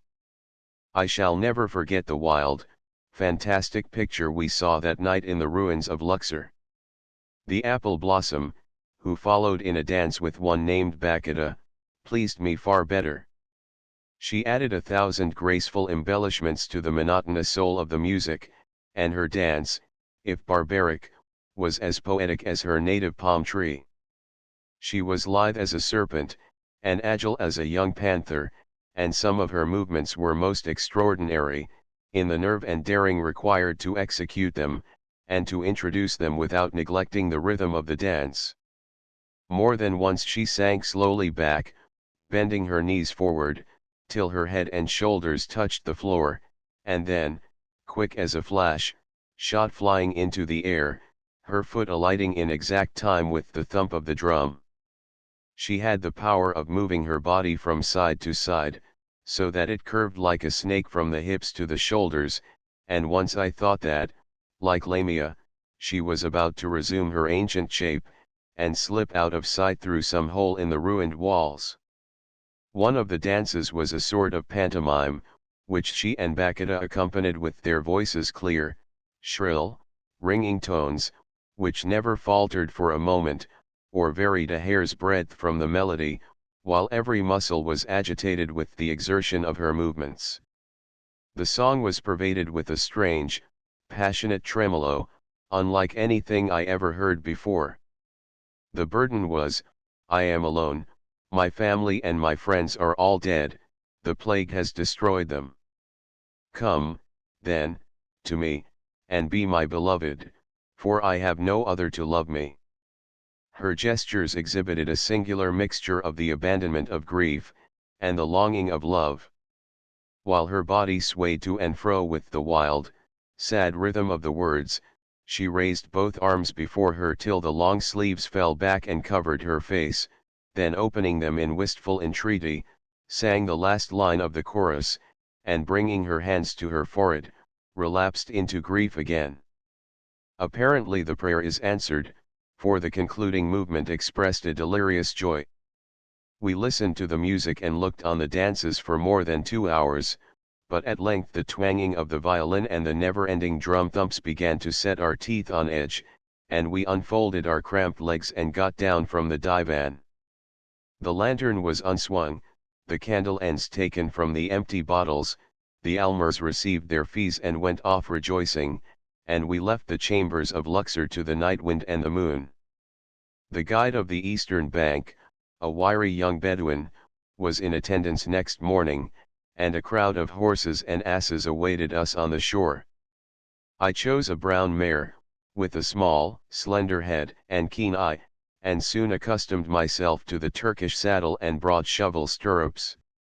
The temple of Luxor is embedded in the modern village, and only the front of the pylon, facing towards Karnak, and part of the grand central colonnade, is free from its vile excrescences. For this reason its effect is less agreeable than that of the Memnonium, although of much grander proportions. Its plan is easily traced, nevertheless, and having been built by only 2 monarchs, Rameses the Great and Amunoph III, or, to use their more familiar titles, Sesostris and Memnon, it is less bewildering, in a historical point of view, to the unstudied tourist, than most of the other temples of Egypt. The sanctuary, which stands nearest the Nile, is still protected by the ancient stone quay, though the river has made rapid advances, and threatens finally to undermine Luxor as it has already undermined the temples of Antiopolis and Antino. I rode into what were once the sacred chambers, but the pillars and sculptures were covered with filth, and the Arabs had built in, around, and upon them, like the clay nests of the cliff sparrow. The peristyle of majestic osiride pillars, in front of the portico, as well as the portico itself, are buried to half their depth, and so surrounded by hovels, that to get an idea of their arrangement you must make the tour of a number of hen houses and asses' stalls. The pillars are now employed as drying posts for the buffalo dung which the Arabs use as fuel. Proceeding towards the entrance, the next court, which is tolerably free from encumbrances, contains a colonnade of 2 rows of lotus-crowned columns, 28 feet in circumference. They still uphold their arched raves of giant blocks of sandstone, and rising high above the miserable dwellings of the village, are visible from every part of the plain of Thebes. The English vice-consul, Mustafa Aga, occupies a house between 2 of these pillars. We returned the visit he had paid us on our arrival, and were regaled with the everlasting coffee and chabuk, than which there is no more grateful refreshment. He gave us the agreeable news that Mr. Murray was endeavoring to persuade the Pasha to have Karnak cleared of its rubbish and preserved from further spoliation. If I possessed despotic power and I then wished it for the first time, I should certainly make despotic use of it, in tearing down some dozens of villages and setting some thousands of Copts and Fellas at work in exhuming what their ancestors have mutilated and buried. The world cannot spare these remains. Tear down Roman ruins if you will, level Cyclopean walls, build bridges with the stones of Gothic abbeys and feudal fortresses, but lay no hand on the glory and grandeur of Egypt.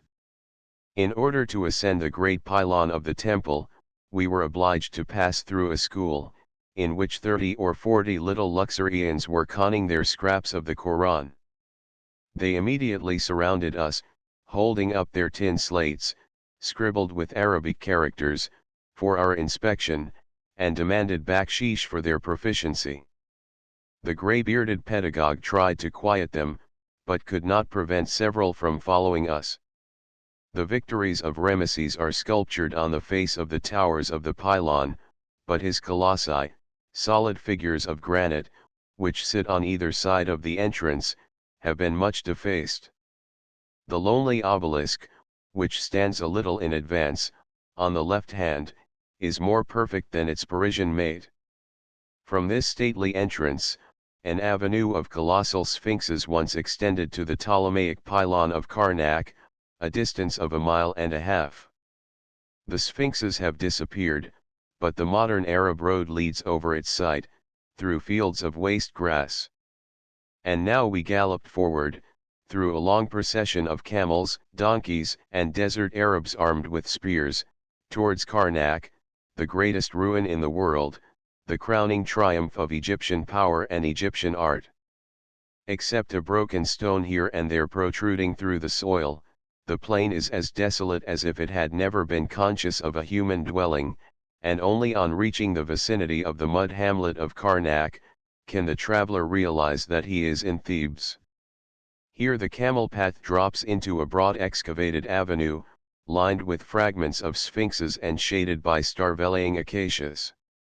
As you advance, the sphinxes are better preserved and remain seated on their pedestals, but they have all been decapitated.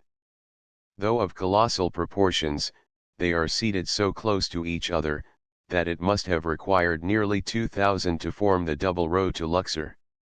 The avenue finally reaches a single pylon, of majestic proportions, built by one of the Ptolemies, and covered with profuse hieroglyphics. Passing through this, the sphinxes lead you to another pylon, followed by a pillared court and a temple built by the later Ramessides. This, I thought, while my friend was measuring the girth of the pillars, is a good beginning for Karnak, but it is certainly much less than I expect. Talmin Hene. Come this way, called the guide, as if reading my mind, and led me up the heaps of rubbish to the roof and pointed to the north. Ah, there was Karnak. Had I been blind up to this time, or had the earth suddenly heaved out of her breast the remains of the glorious temple? From all parts of the plain of Thebes I had seen it in the distance, a huge propylon, a shattered portico, and an obelisk, rising above the palms. Whence this wilderness of ruins, spreading so far as to seem a city rather than a temple, pylon after pylon, tumbling into enormous cubes of stone, long colonnades, supporting fragments of titanic roofs, obelisks of red granite, and endless walls and avenues, branching out to isolated portals. Yet they stood as silently amid the accumulated rubbish of nearly 4,000 years, and the sunshine threw its yellow luster as serenely over the despoiled sanctuaries, as if it had never been otherwise, since the world began. Figures are of no use, in describing a place like this, but since I must use them, I may say that the length of the ruins before us, from west to east, was 1,200 feet, and that the total circumference of Karnak, including its numerous pili, or gateways, is 1.5 miles. We mounted and rode with fast-beating hearts to the western or main entrance, facing the Nile.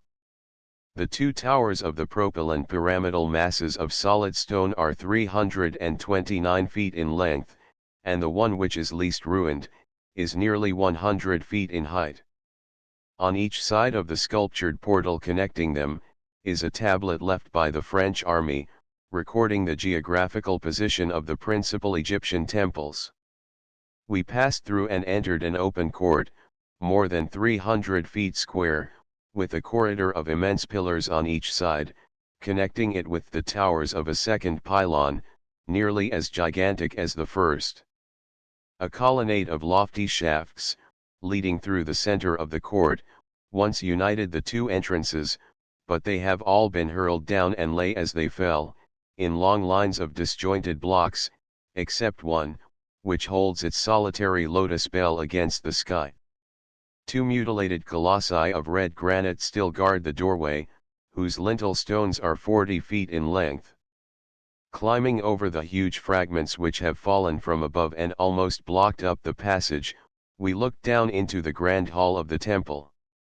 I knew the dimensions of this hall, beforehand.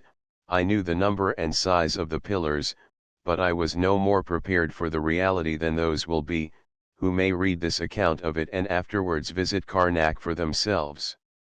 It is the great good luck of travel that many things must be seen to be known. Nothing could have compensated for the loss of that overwhelming confusion of awe, astonishment, and delight, which came upon me like a flood. I looked down an avenue of 12 pillars, 6 on each side, each of which was 36 feet in circumference and nearly 80 feet in height. Crushing as were these ponderous masses of sculptured stone, the spreading bell of the lotus blossoms which crowned them, clothed them with an atmosphere of lightness and grace. In front, over the top of another pile of colossal blocks, 2 obelisks rose sharp and clear, with every emblem legible on their polished sides. On each side of the main aisle are 7 other rows of columns, 122, in all, each of which is about 50 feet high and 27 in circumference. They have the osiride form, without capitals, and do not range with the central shafts.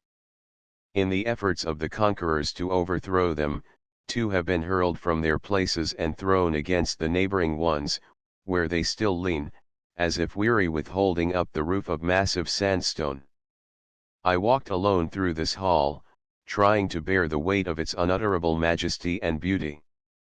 That I had been so oppressed by Dendera, seemed a weakness which I was resolved to conquer, and I finally succeeded in looking on Karnak with a calmness more commensurate with its sublime repose, but not by daylight. My ride back to Luxor, towards evening, was the next best thing after Karnak. The little animal I rode had become excited by jumping over stones and sliding down sand heaps.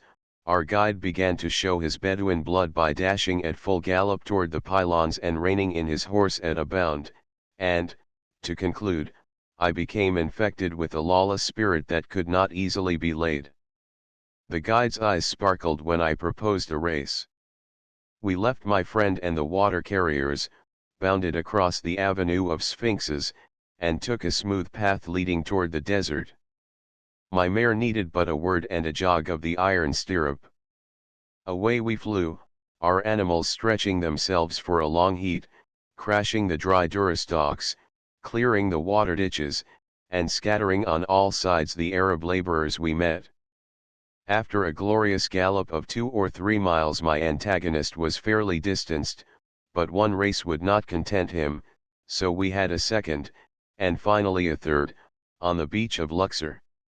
The horses belonged to him, and it was a matter of indifference which was the swiftest. He raced merely for the delight of it, and so did I. The same gallant mare was ready for me at night. It was precisely full moon, and I had determined on visiting Karnak again before leaving. There was no one but the guide and I, he armed with his long spear, and I with my pistols in my belt. There was a wan haze in the air, and a pale halo around the moon, on each side of which appeared 2 faint mock moons. It was a ghostly light, and the fresh north wind, coming up the Nile, rustled solemnly in the palm trees. We trotted silently to Karnak, and leaped our horses over the fragments until we reached the foot of the first obelisk. Here we dismounted and entered the grand hall of pillars. There was no sound in all the temple, and the guide, who seemed to comprehend my wish, moved behind me as softly as a shadow, and spoke not a word. It needs this illumination to comprehend Karnak.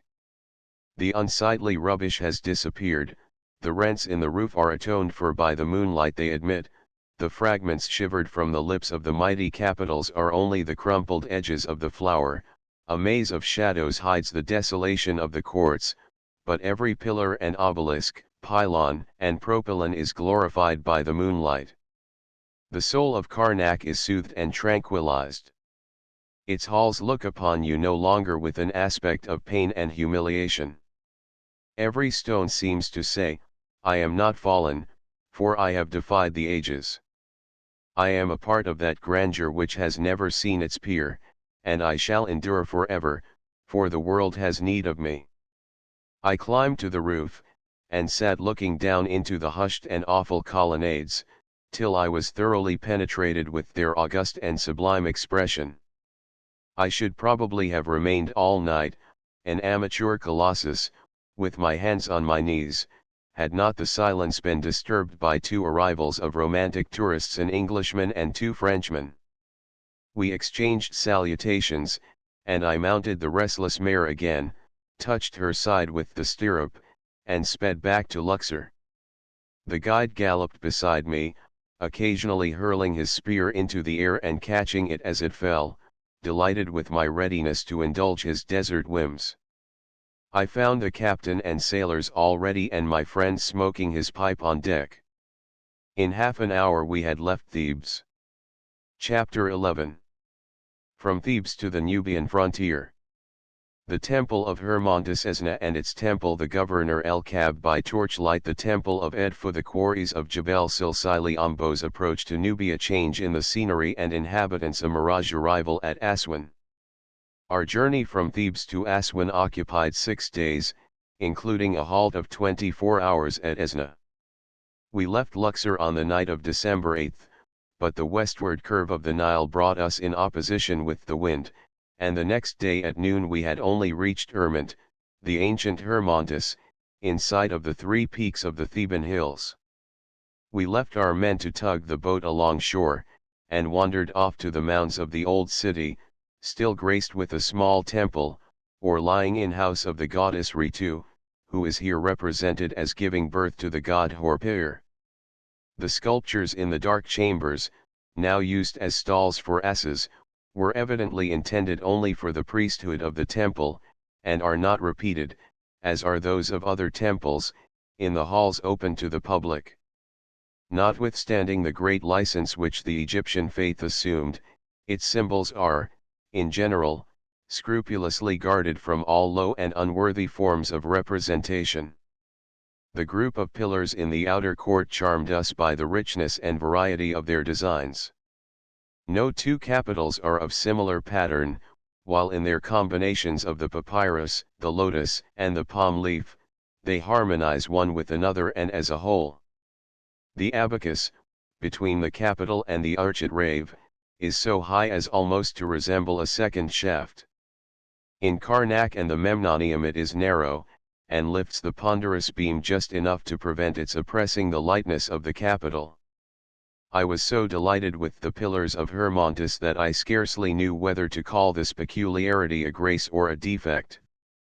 I have never seen it employed in modern architecture, and judge therefore that it has either been condemned by our rules or that our architects have not the skill and daring of the Egyptians. We reached Esna the same night, but were obliged to remain all the next day in order to allow our sailors to bake their bread. We employed the time in visiting the temple, the only remnant of the ancient Latopolis, and the palace of Abbas Pasha, on the bank of the Nile. The portico of the temple, half buried in rubbish, like that of Dendera, which it resembles in design, is exceedingly beautiful. Each of its 24 columns is crowned with a different capital, so chaste and elegant in their execution that it is impossible to give any one the preference.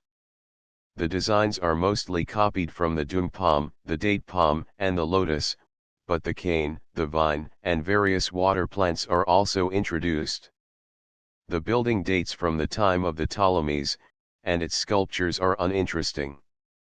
We devoted all our time to the study of the capitals, a labyrinth of beauty, in which we were soon entangled.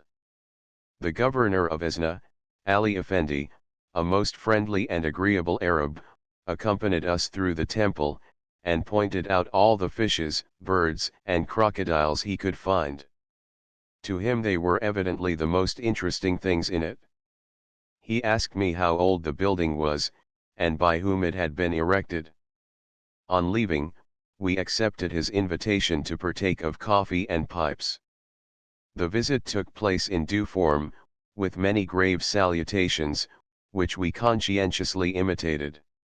Ahmed had returned to our boat, and my small stock of Arabic was soon exhausted, but we managed to exchange all the necessary commonplaces.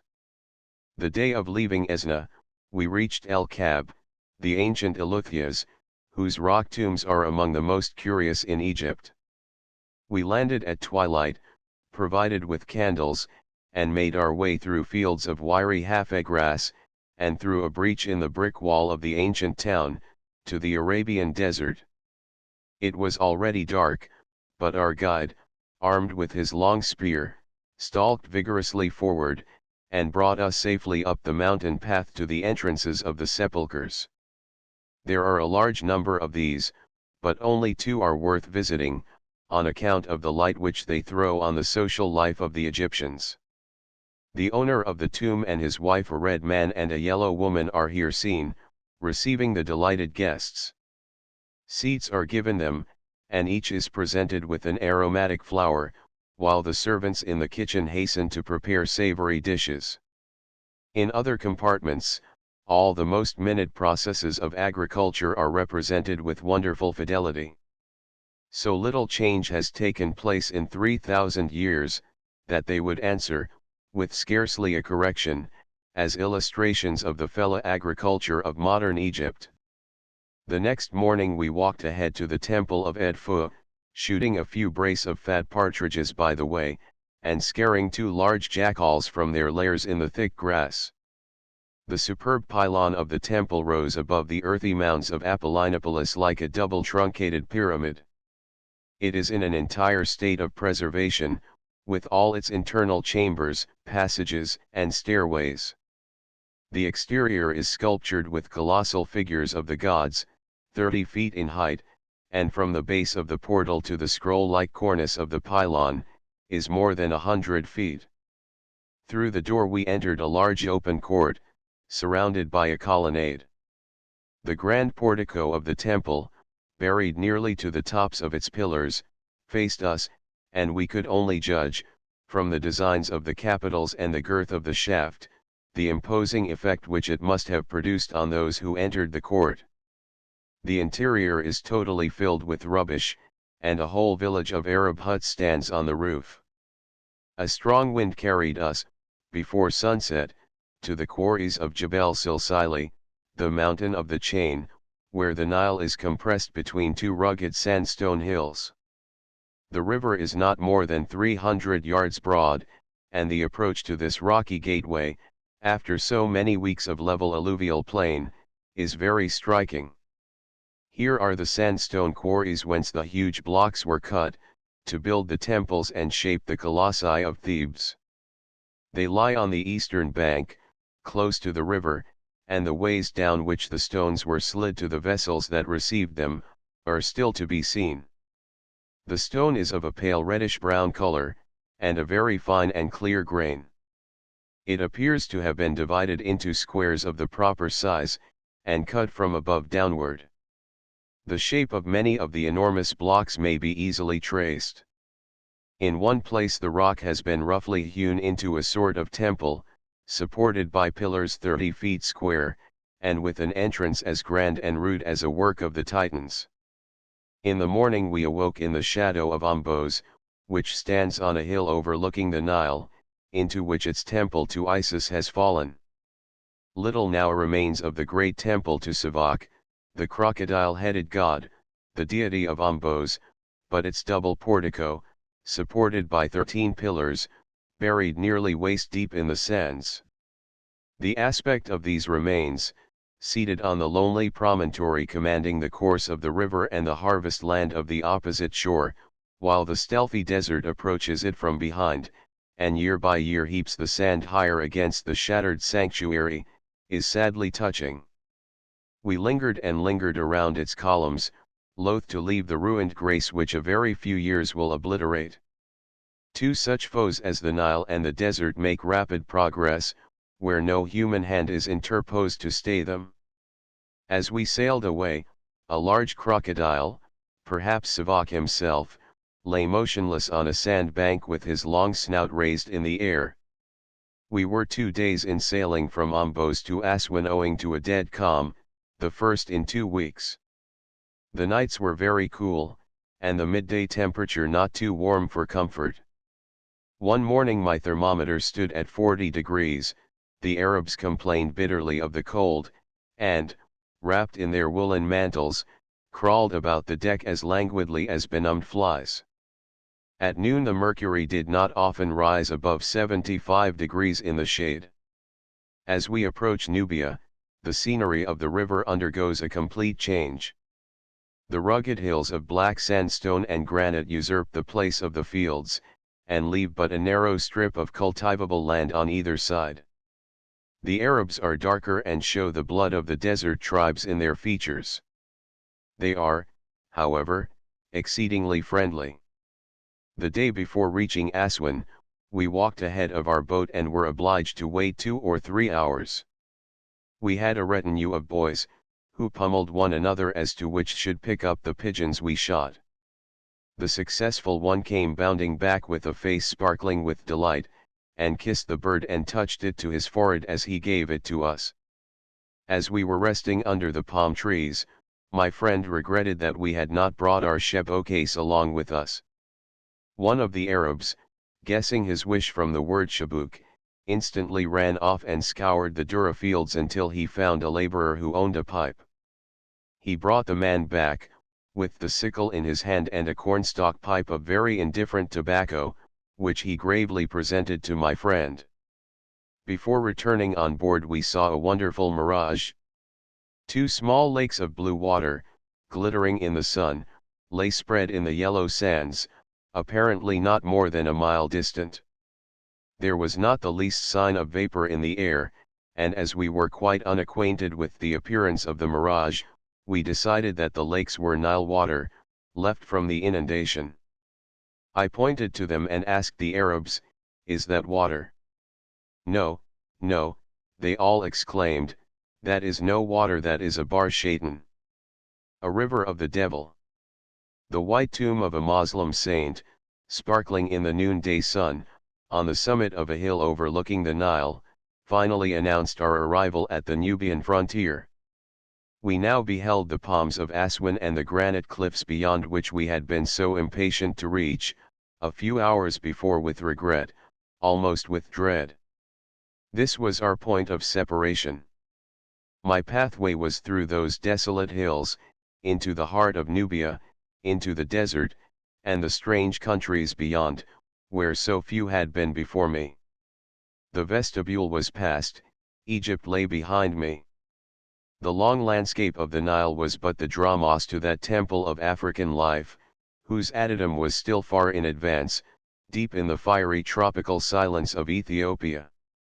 While my blood thrilled at the prospect, and the thirst of adventure and discovery inspired me as the wind of the desert inspires the Arab charger, I could not part with indifference from the man who had shared with me the first August impression, the sublime fascination of Egypt. Nor was the prospect of a solitary voyage back to Cairo at all cheering to him.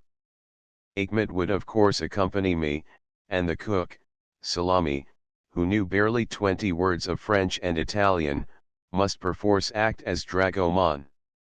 My friend was therefore completely at the mercy of the captain and crew, and saw nothing but annoyance and embarrassment before him.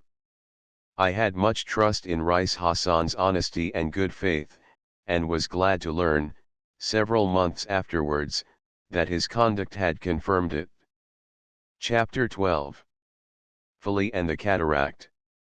An official visit. Achmet's dexterity. The island of Elephantine. Nubian children trip to Fili. Linant Bay. The island of Fili. Sculptures. The Negro race. Breakfast in a Ptolemaic temple. The island of Biga Bakshish. The cataract. The granite quarries of Aswan. The travelers separate, where Nile reflects the endless length of dark red colonnades.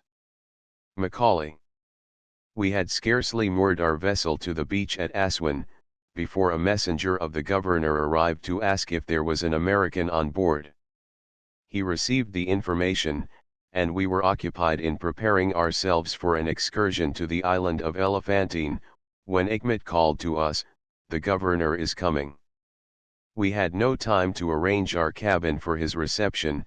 He was already at the door, with 2 attendants, and the most I could do was to clear sufficient space for a seat on my divan.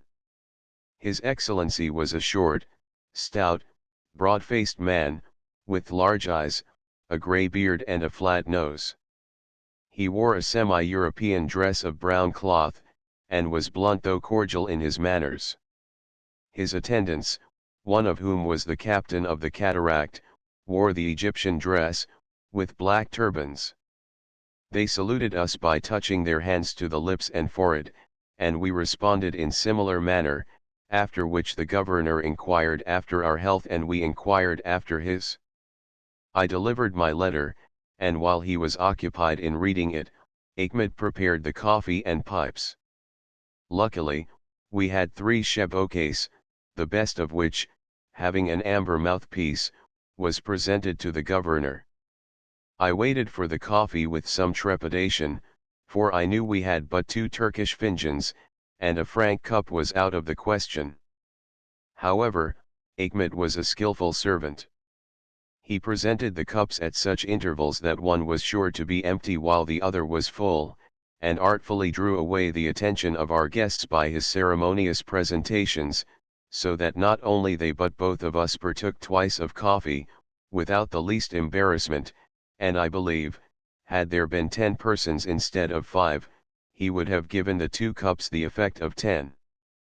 After the governor had expressed his pleasure in flowing Oriental phrases, and promised to engage me a boat for Korosko, he took his leave and we crossed in a ferry barge to Elephantine. This is a small but fertile island, whose granite foundations are fast anchored in the Nile. It once was covered with extensive ruins, but they have all been destroyed except a single gateway and an altar to Amun, both of red granite, and a sitting statue of marble.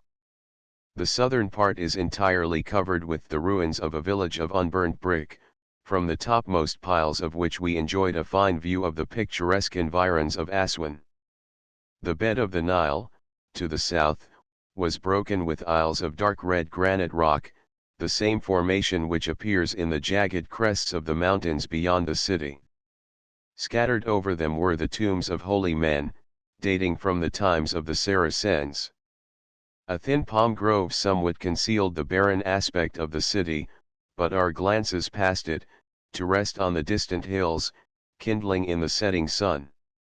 The island is inhabited by Nubians, and some 20 or 30 children, of from 6 to 10 years of age, the boys entirely naked, the girls wearing the rahad, a narrow leithern girdle, around the loins, surrounded us, crying baksheesh, and offering for sale bits of agate, coins, and fragments of pottery.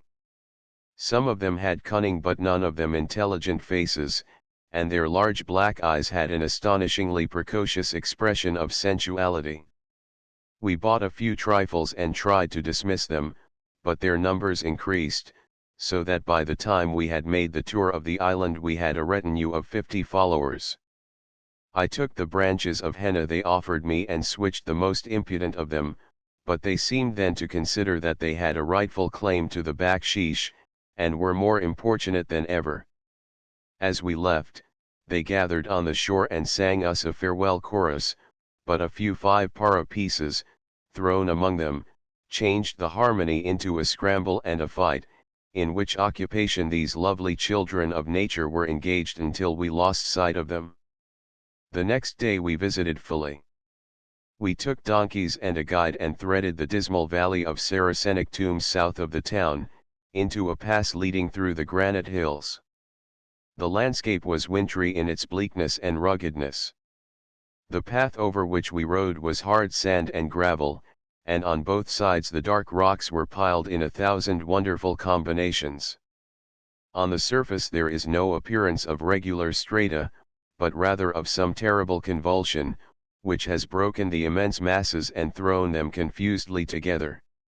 Russ Egger noticed that the structure of the primitive strata of Aswan was exactly similar to that of northern Lapland. The varieties of landscape, in different climates, depend therefore upon the difference of vegetation and of atmospheric effect, rather than that of geological forms, which always preserve their identity. Dr. Kane also found in the bleak hills of Greenland the same structure which he had observed in the Ghats of tropical India. After 3 or 4 miles of this travel the pass opened upon the Nile, just above the cataract. At the termination of the portage is a Nubian village, whose plantations of dum and date palms and acacias are dazzling in their greenness, from contrast with the bleak pyramids of rock and the tawny drifts of the Libyan sands on the western bank. We rowed down to the port, where a dozen trading vessels lay at anchor, and took a large boat for Fili. The governor of Aswan was there, and His Excellency showed me the vessel he had engaged for me, a small and rather old dahabeah, but the best to be had. The price was 150 piastres for the trip, about 120 miles, besides something for the men. Achmet attributed this moderate demand to the effect of a timely present, which had been delicately conveyed into the governor's hands the night before. There was a tall gentleman, in the official Egyptian costume, in company with the governor. Achmet said he was a French engineer in the service of Abbas Pasha, and I afterwards learned that he was none other than Emlinant, or Linant Bey, whose name is so well known through his connection with the exploration of Petra, and of the antiquities in Ethiopia. He was accompanied by his wife, a French lady, who greeted us courteously, and two daughters of semi-Abyssinian origin. The latter were dressed in oriental costume, but unveiled. Emlinant is a tall, grave person, about 50 years of age. He wore a crescent of diamonds on his breast, and his features expressed all the dignity and repose of one who had become thoroughly naturalized in the East. As the wind carried us out into the stream, we saw the towers of the Temple of Isis, on Fili, through a savage gorge of the river. The enormous masses of dark granite were piled on either side to a height of several hundred feet, taking in some places the forms of monoliths and sitting colossi, one of which appeared so lightly balanced on the loose summit that a strong gale might topple it down the steep. The current in the narrow channel was so violent that we could make no headway, but a Nubian boy, swimming on a palm log, carried a rope to the shore, and we were at length towed with much labor into the more tranquil basin girdling Fili. The four lofty towers of the two pylons, the side corridors of pillars, and the exterior walls of the temple seem perfectly preserved. On approaching the island, the green turf of whose banks and the grouping of its palms quite conceal the ruins of a miserable mud village which surrounds the structures. Fili is the jewel of the Nile, but these ruins are an unsightly blotch, which takes away half its luster. The setting is nevertheless perfect. The basin of black, jagged mountains, folding on all sides, yet half disclosing the avenues to Egypt and Nubia, the hem of emerald turf at their feet, sprinkled with clusters of palm, and here and there the pillar or wall of a temple, the ring of the bright river, no longer turbid as in Lower Egypt. Of these it is the center, as it was once the radiant focus of their beauty.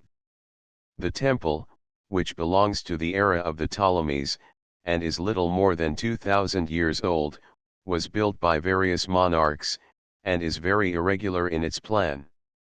Instead of preserving a fixed direction, it follows the curve of the island, and its various corridors and pylons have been added to each other with so little regard to proportion, that the building is much more agreeable when viewed as a collection of detached parts, than as a whole. From its locality, it has suffered comparatively little from the ravages of man, and might be restored to almost its original condition. The mud which Coptic Christians plastered over the walls of its sanctuaries has concealed, but not defaced, their richly colored sculptures, and the palm leaf and lotus capitals of its portico retain the first brilliancy of their green and blue tints.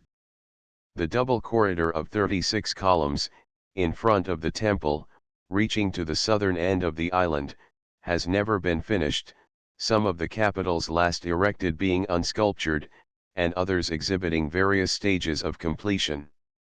In Egypt one so accustoms himself to looking back 4,000 years, that Fili seems but of yesterday. The Gothic cathedrals of the Middle Ages are like antediluvian remains, compared with its apparent newness and freshness. We examined the interior chambers with the aid of a torch, and I also explored several secret passages, enclosed in the thickness of the walls. The sculptures are raised on the face of the stone, and painted in light and brilliant colors. They represent Isis and Osiris, with their offspring, the god Horus, which three constituted the Trinity worshipped in Philly. In one place Isis is seen giving suck to the infant god, a group which bore a singular resemblance to some painting I have seen of the Virgin and Child. The gods are here painted of fair, Greek complexion, and not, as in the oldest tombs and temples, of a light red. Their profiles are symmetrical and even beautiful, and the emblems by which they are surrounded are drawn and colored in admirable taste. Those friends of the African race, who point to Egypt as a proof of what that race has accomplished, are wholly mistaken. The only Negro features represented in Egyptian sculpture are those of slaves and captives taken in the Ethiopian wars of the pharaohs. The temples and pyramids throughout Nubia, as far as the frontiers of Darfur and Abyssinia, all bear the hieroglyphs of these monarchs, and there is no evidence in all the valley of the Nile that the Negro race ever attained a higher degree of civilization than is at present exhibited in Congo and Ashanti. East of the Great Temple is a square, open building, whose four sides are rows of columns, supporting an arched rave, and united, at about half their height, by screens of stone.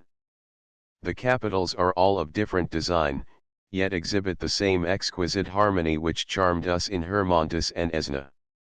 The screens and pillars were evidently intended to have been covered with sculpture, and a roof of sandstone blocks was to have been added, which would have made the structure as perfect as it is unique.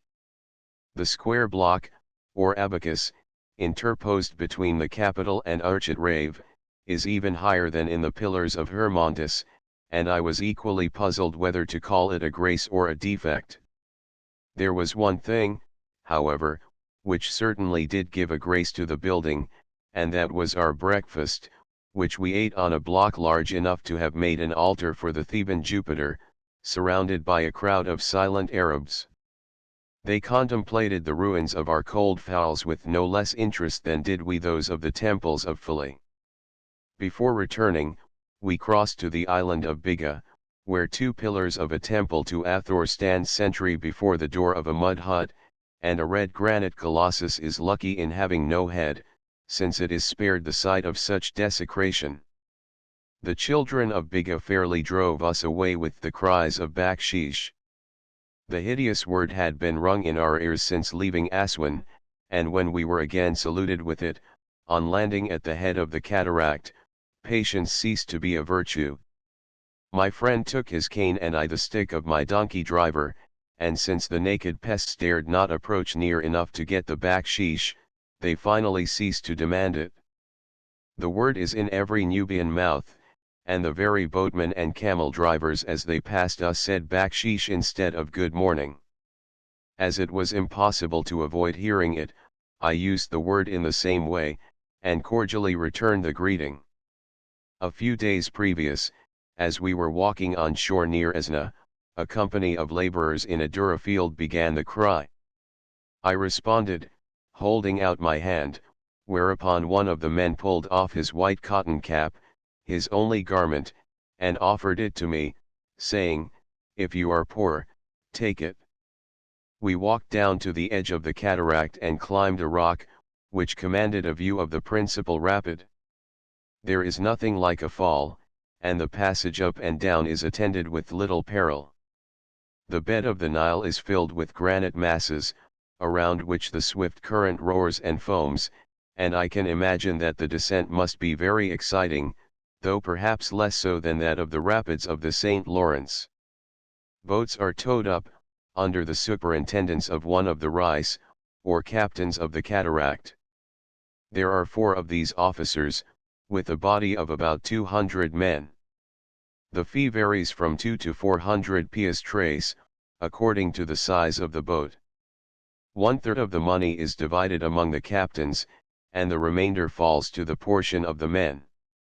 This also includes the descent, and travelers going to the second cataract and back, pay half the fee on returning. On the following morning we visited the ancient granite quarries of Aswan. They lie in the hills, south of the town, and more than a mile from the river. I never saw a more magnificent bed of rock. Its color is a light red, flecked with green, and its grain is very fine and nearly as solid as porphyry. An obelisk, 100 feet long and 12 feet square at the base, still lies in the quarry, having been abandoned on account of a slight fissure near its summit. Grooves were afterward cut, for the purpose of separating it into blocks, but for some reason or other the design was not carried out. In many parts of the quarry the method employed by the Egyptians to detach the enormous masses, is plainly to be seen. A shallow groove was first sunk along the line of fracture, after which mortises about 3 inches wide and 4 deep, were cut at short intervals, for the purpose of receiving wooden wedges. These having been driven firmly into their sockets, were saturated with water, and by their expansion forced the solid grain asunder. We rode back to the Cleopatra with heavy hearts.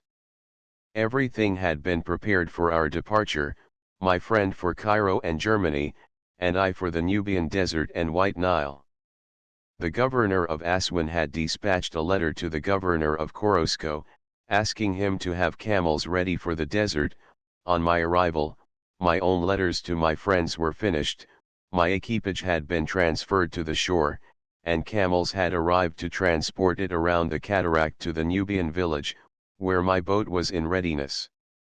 Our handsome sailor, Ali, begged so hard to be allowed to accompany me, that I finally agreed to take him as a servant, and he was already on duty. Achmet was nearly as cheerful as he, notwithstanding he had just written to his family to say that he was going to Sudan, and had given up, as he afterwards informed me, all hopes of ever seeing Egypt again. The American flag was run down, and the Saxe-Coburg colors green and white hoisted in its stead. We had a parting visit from the governor, who gave me another letter to Korosko, and we then sat down to a breakfast for which we had no appetite. The camels were loaded and sent off in advance, under Ali's charge, but I waited until every man was on board the good old vessel and ready to push off for Cairo. The large mainsail was unshipped and laid over the cabin, and the stern sail, only to be used when the south wind blows, hoisted in its place. The tow rope was wound up and stowed away, and the large oars hung in the rowlocks. Finally, every sailor was at his post, the moment came, and we parted, as two men seldom part, who were strangers 6 weeks before. I goaded my donkey desperately over the sands, hastened the loading of my effects, and was speedily afloat and alone on the Nubian Nile. Ali. Chapter 13. The Nubian Nile.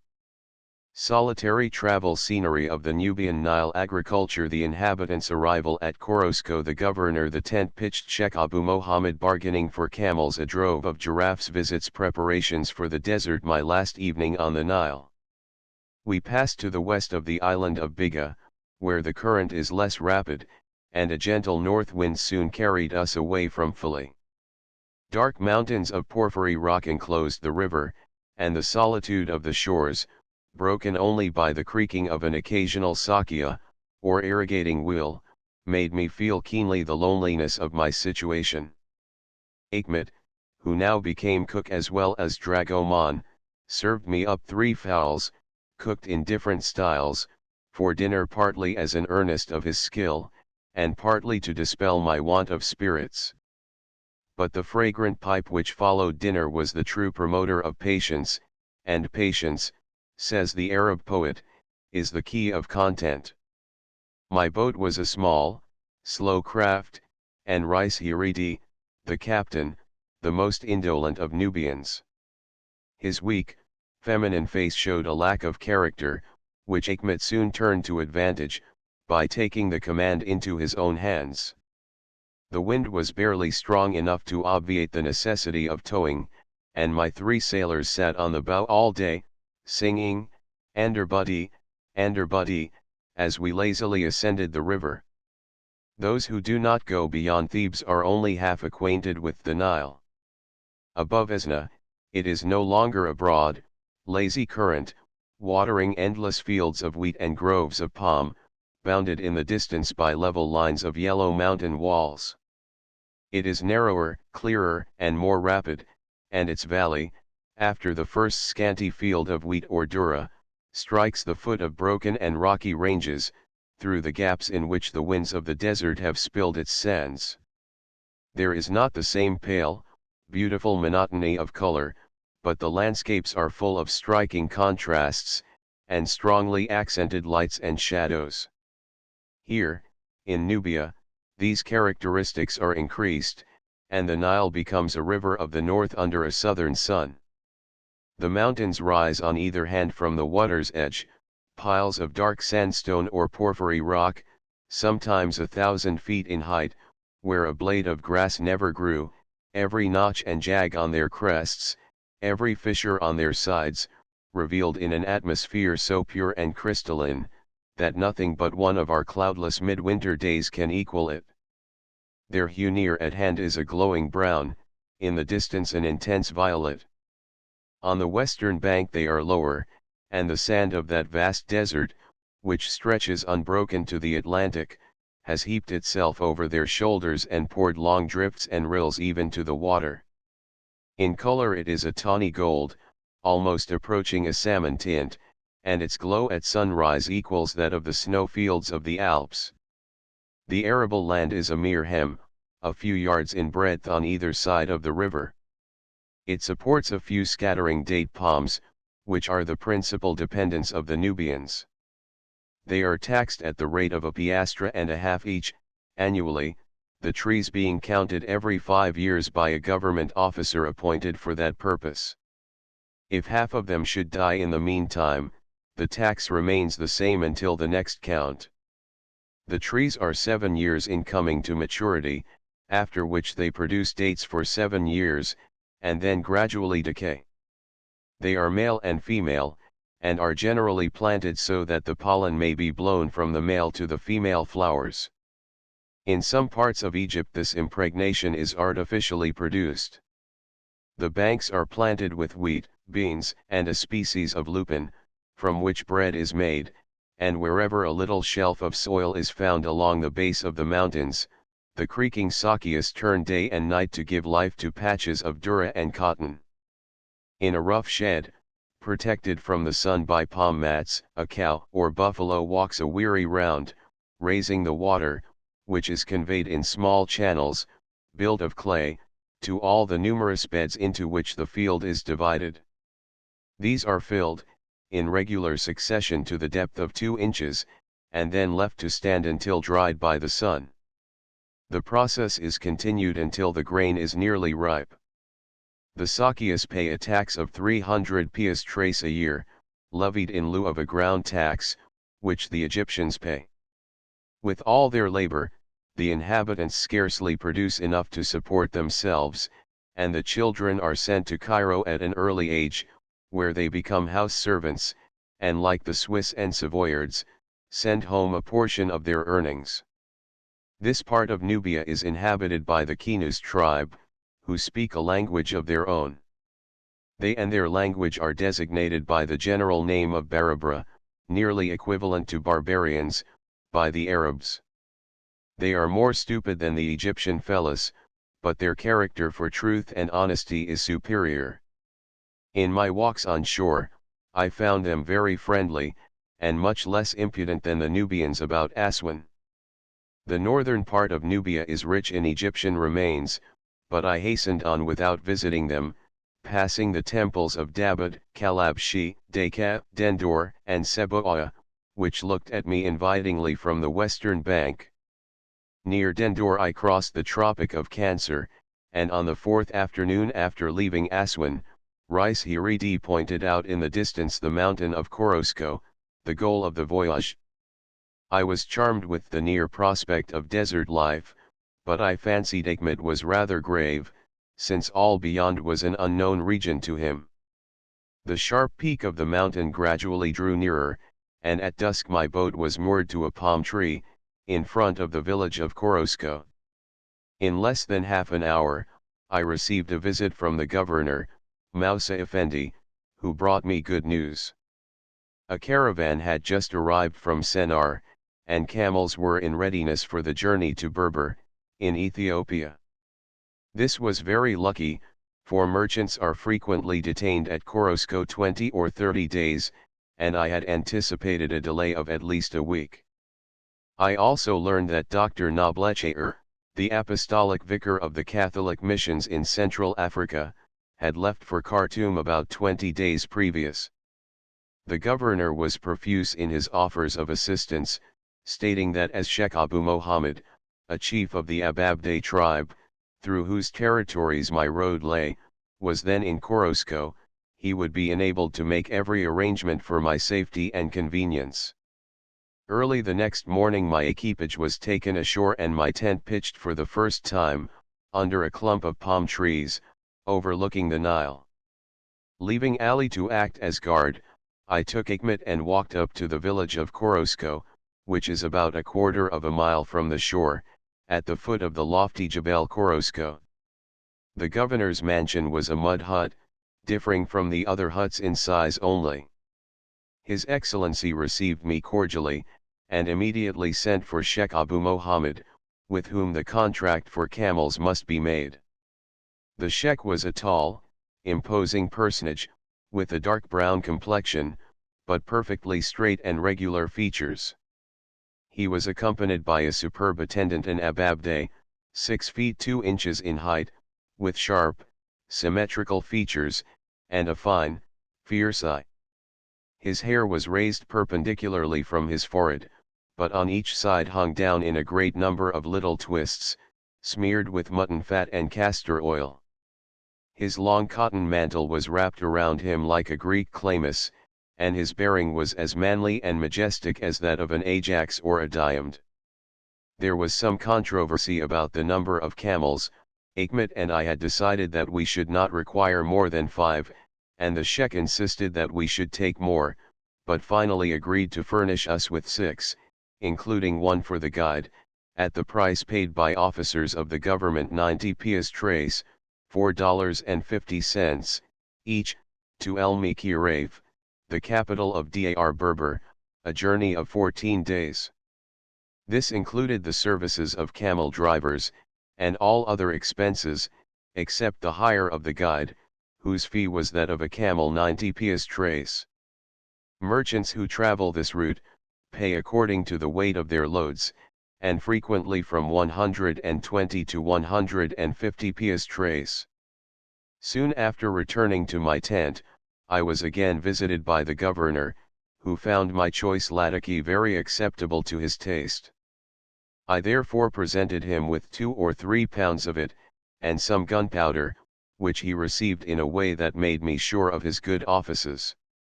Sheikh Abu Mohammed also came down, inspected my baggage, and was satisfied that the camels would not be overloaded. He declared, however, that the 4 girbes, or water skins, which I had brought from Cairo, would not be sufficient, and as none were to be purchased in Korosko, loaned me 4 more for the journey, on my agreeing to pay him half their value.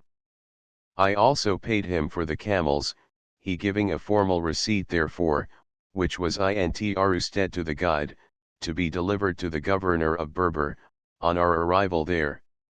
3 short, black Arabs of the Bishari tribe, with immense bushy heads of twisted and greased hair, were presented to me as the camel drivers.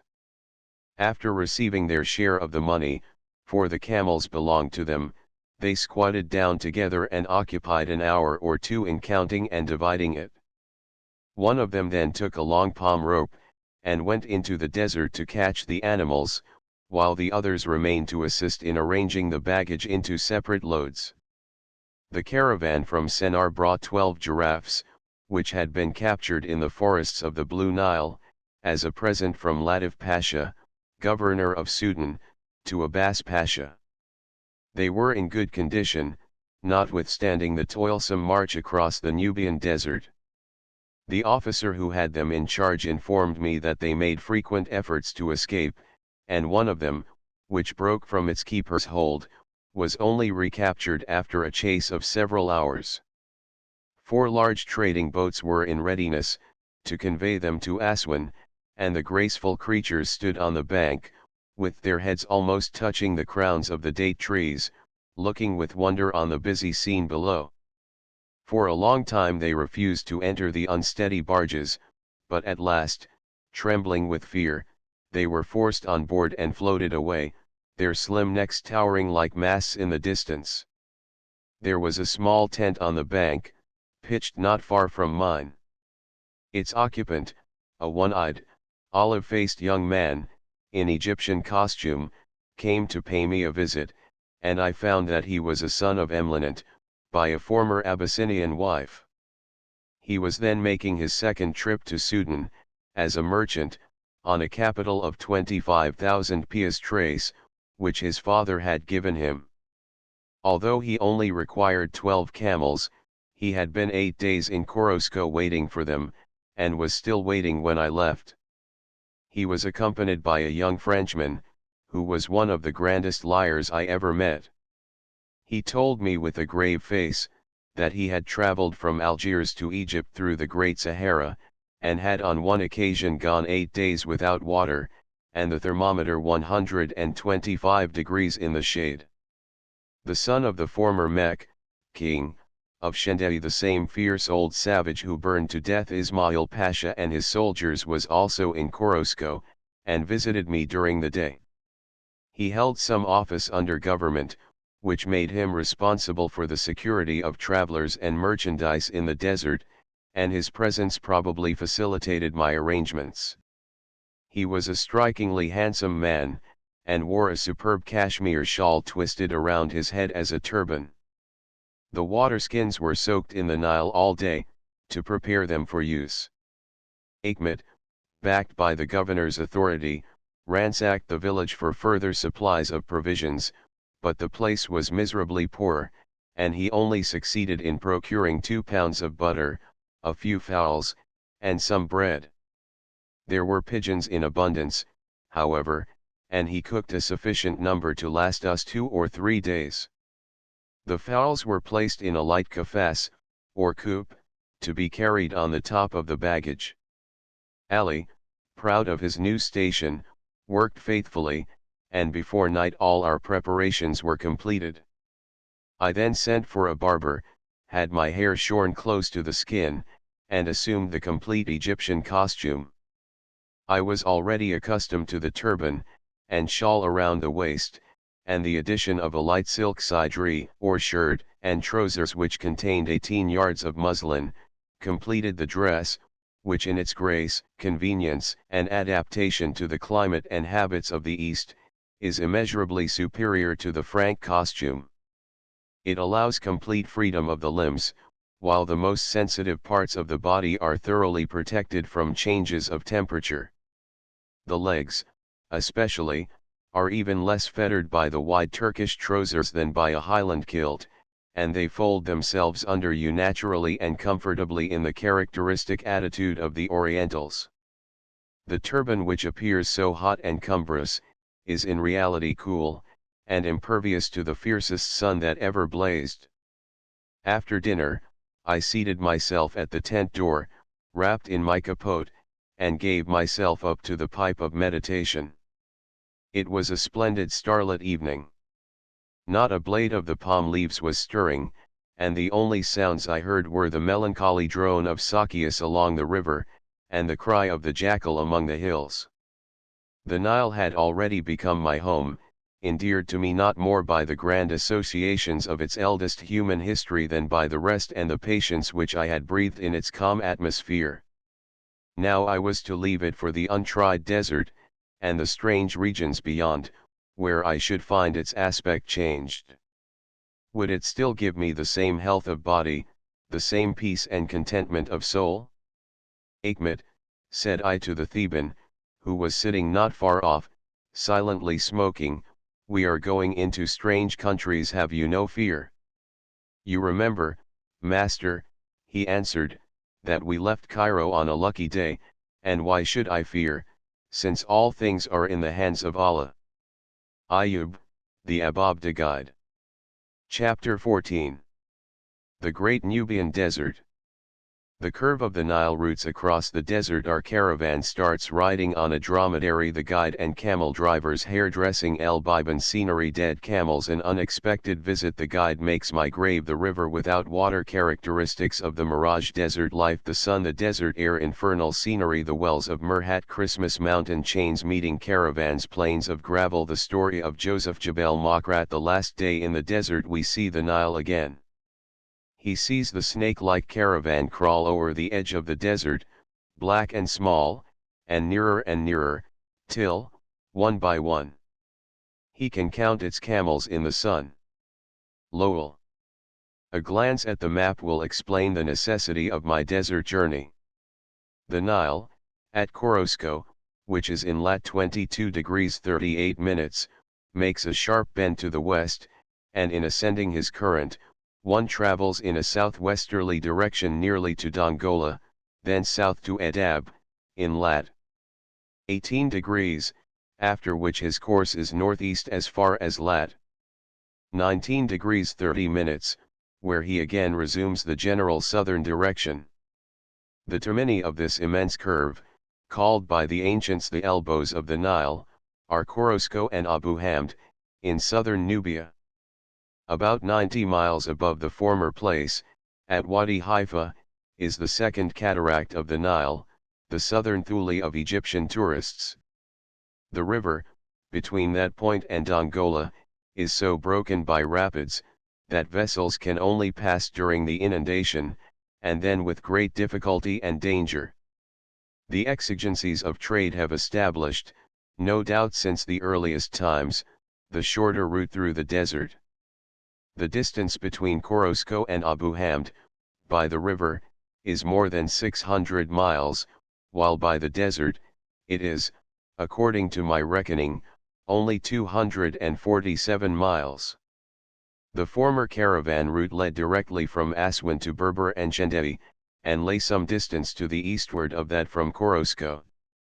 It is the same traveled by Bruce and Burkhard, but is now almost entirely abandoned, since the countries of Sudan have been made tributary to Egypt.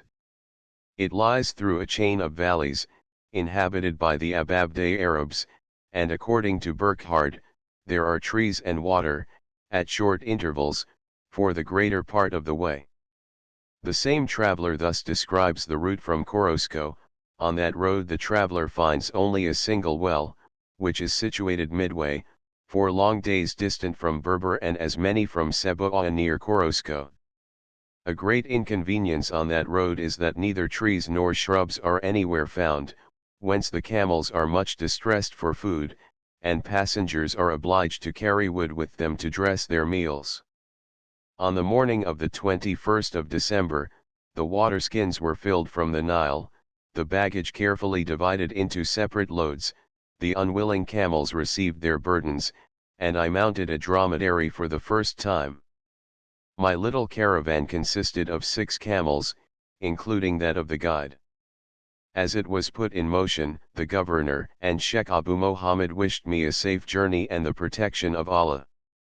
We passed the miserable hamlet of Korosko, turned a corner of the mountain chain into a narrow stony valley, and in a few minutes lost sight of the Nile and his belt of palms. Thenceforth, for many days, the only green thing to be seen in all the wilderness was myself. After 2 or 3 hours' travel, we passed an encampment of Arabs, where my Bisharis added another camel for their own supplies, and 2 Nubians, mounted on donkeys, joined us for the march to Berber. The first day's journey lay among rugged hills, thrown together confusedly, with no apparent system or direction. They were of jet black sandstone, and resembled immense piles of coke and anthracite.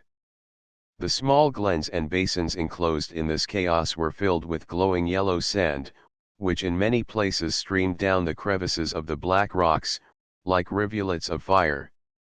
The path was strewn with hollow globes of hard, black stones, precisely resembling cannon balls. The guide gave me one of the size of a rifle bullet, with a seam around the center, as if cast in a mold. The thermometer showed a temperature of 80 degrees at 2 p.m., but the heat was tempered by a pure, fresh breeze. After 8 hours travel, I made my first camp at sunset, in a little hollow enclosed by mountains, where a gray jackal, after being twice shot at, came and looked into the door of the tent. I found dromedary riding not at all difficult. One sits on a very lofty seat, with his feet crossed over the animal's shoulders or resting on his neck. The body is obliged to rock backward and forward, on account of the long, swinging gait, and as there is no stay or fulcrum except a blunt pommel, around which the legs are crossed, some little power of equilibrium is necessary. My dromedary was a strong, stately beast, of a light cream color, and so even a gait, that it would bear the Arab test, that is, one might drink a cup of coffee, while going on a full trot, without spilling a drop. I found a great advantage in the use of the Oriental costume. My trousers allowed the legs perfect freedom of motion, and I soon learned so many different modes of crossing those members, that no day was sufficient to exhaust them. The rising and kneeling of the animal is hazardous at first, as his long legs double together like a carpenter's rule, and you are thrown backwards and then forwards, and then backwards again, but the trick of it is soon learned. The soreness and fatigue of which many travelers complain, I never felt, and I attribute much of it to the frank dress. I rode from 8 to 10 hours a day, read and even dreamed in the saddle, and was at night as fresh and unwearied as when I mounted in the morning. My caravan was accompanied by 4 Arabs. The guide, Ayub, was an old Ababde, who knew all the desert between the Red Sea and the Nile, as far south as Abyssinia. The camel drivers were of the great Bishari tribe, which extends from Shendei, in Ethiopia, through the eastern portion of the Nubian desert, to the frontiers of Egypt.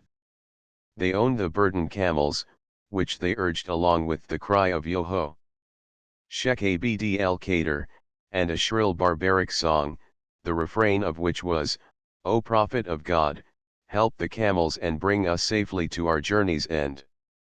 They were very susceptible to cold, and a temperature of 50 degrees, which we frequently had in the morning, made them tremble like aspen leaves, and they were sometimes so benumbed that they could scarcely load the camels. They were proud of their enormous heads of hair, which they wore parted on both temples, the middle portion being drawn into an upright mass, 6 inches in height, while the side divisions hung over the ears in a multitude of little twists. These love locks they anointed every morning with suet, and looked as if they had slept in a hard frost, until the heat had melted the fat. I thought to flatter one of them as he performed the operation, by exclaiming beautiful. But he answered coolly, You speak truth, it is very beautiful. Through the central mass of hair a wooden skewer was stuck, in order to scratch the head without disturbing the arrangement. They wore long swords, carried in a leathern scabbard over the left shoulder, and sometimes favored us with a war dance, which consisted merely in springing into the air with a brandished sword and turning around once before coming down. Their names were El Amim, Hossein, and Ali. We called the latter Sheikh Ali, on account of his hair. He wore nothing but a ragged cotton clout, yet owned 2 camels, had a tent in the desert, and gave Ikmat a bag of dollars to carry for him. I gave to El Amim, on account of his shrill voice, the nickname of Wiz, Wild Goose, by which he was thenceforth called. They were all very devout, retiring a short distance from the road to say their prayers, at the usual hours and performing the prescribed ablutions with sand, instead of water. On the second morning we passed through a gorge in the Black Hills, and entered a region called El Biban, or the Grates. Here the mountains, though still grouped in the same disorder, were more open and gave room to plains of sand several miles in length. The narrow openings, through which the road passes from one plain to another, gave rise to the name. The mountains are higher than on the Nile, and present the most wonderful configurations: towers, fortresses, walls, pyramids, temples in ruin, of an inky blackness near at hand, but tinged of a deep, glowing violet hue in the distance. Towards noon I saw a mirage, a lake in which the broken peaks were reflected with great distinctness. One of the Nubians who was with us, pointed out a spot where he was obliged to climb the rocks, the previous summer, to avoid being drowned. During the heavy tropical rains which sometimes fall here, the hundreds of pyramidal hills pour down such floods that the sand cannot immediately drink them up, and the valleys are turned into lakes.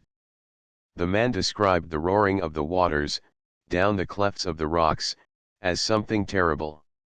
In summer the passage of the desert is much more arduous than in winter, and many men and camels perish. The road was strewn with bones and carcasses, and I frequently counted 20 dead camels within a stone's throw. The stone heaps which are seen on all the spurs of the hills, as landmarks for caravans, have become useless, since one could find his way by the bones in the sand. My guide, who was a great believer in afrites and devils, said that formerly many persons lost the way and perished from thirst, all of which was the work of evil spirits. My next camp was in the midst of a high circular plain, surrounded by hundreds of black peaks. Here I had an unexpected visit. I was sitting in my tent, about 8 o'clock, when I heard the tramp of dromedaries outside, and a strange voice saying, "Anna wat Inglis, I am an Englishman." It proved to be Captain Peel, of the British Navy, son of the late Sir Robert Peel, who was returning from a journey to Khartoum and Kordofan. He was attended by a single guide, and carried only a waterskin and a basket of bread. He had travelled nearly day and night since leaving Berber, and would finish the journey from that place to Korosko, a distance of 400 miles, in 7 days. He spent an hour with me, and then pushed onward through the gates towards the Nile. It had been his intention to penetrate into Darfur, a country yet unvisited by any European, but on reaching Abaid, the capital of Kordofan, his companion, a Syrian Arab, fell sick, and he was himself attacked with the ague. This decided him to return, and he had left his baggage and servants to follow, and was making for England with all speed. He was provided with all the necessary instruments to make his travel useful in a scientific point of view, and the failure of his plans is much to be regretted. I was afterwards informed by Emlinant that he met Captain Peel on the following day, and supplied him with water enough to reach the Nile. Towards noon, on the third day, we passed the last of the gates, and entered the Barbela river without water, a broad plain of burning yellow sand. The gateway is very imposing, especially on the eastern side, where it is broken by a valley or gorge of Tartarian blackness. As we passed the last peak, my guide, who had ridden in advance, dismounted beside what seemed to be a collection of graves, little ridges of sand, with rough head and foot stones. He sat by one which he had just made. As I came up, he informed me that all travelers who cross the Nubian desert, for the first time, are here expected to pay a toll, or fee to the guide and camel men. "But what if I do not choose to pay?" I asked. "Then you will immediately perish, and be buried here. The graves are those of persons who refuse to pay." As I had no wish to occupy the beautiful mound he had heaped for me, with the thigh bones of a camel at the head and foot, I gave the men a few piastres, and passed the place. He then plucked up the bones and threw them away, and restored the sand to its original level. The Barbela spread out before us, glittering in the hot sun. About a mile to the eastward lay, apparently, a lake of blue water. Reeds and water plants grew on its margin, and its smooth surface reflected the rugged outline of the hills beyond. The waterless river is about 2 miles in breadth, and appears to have been at one time the bed of a large stream. It crosses all the caravan routes in the desert, and is supposed to extend from the Nile to the Red Sea.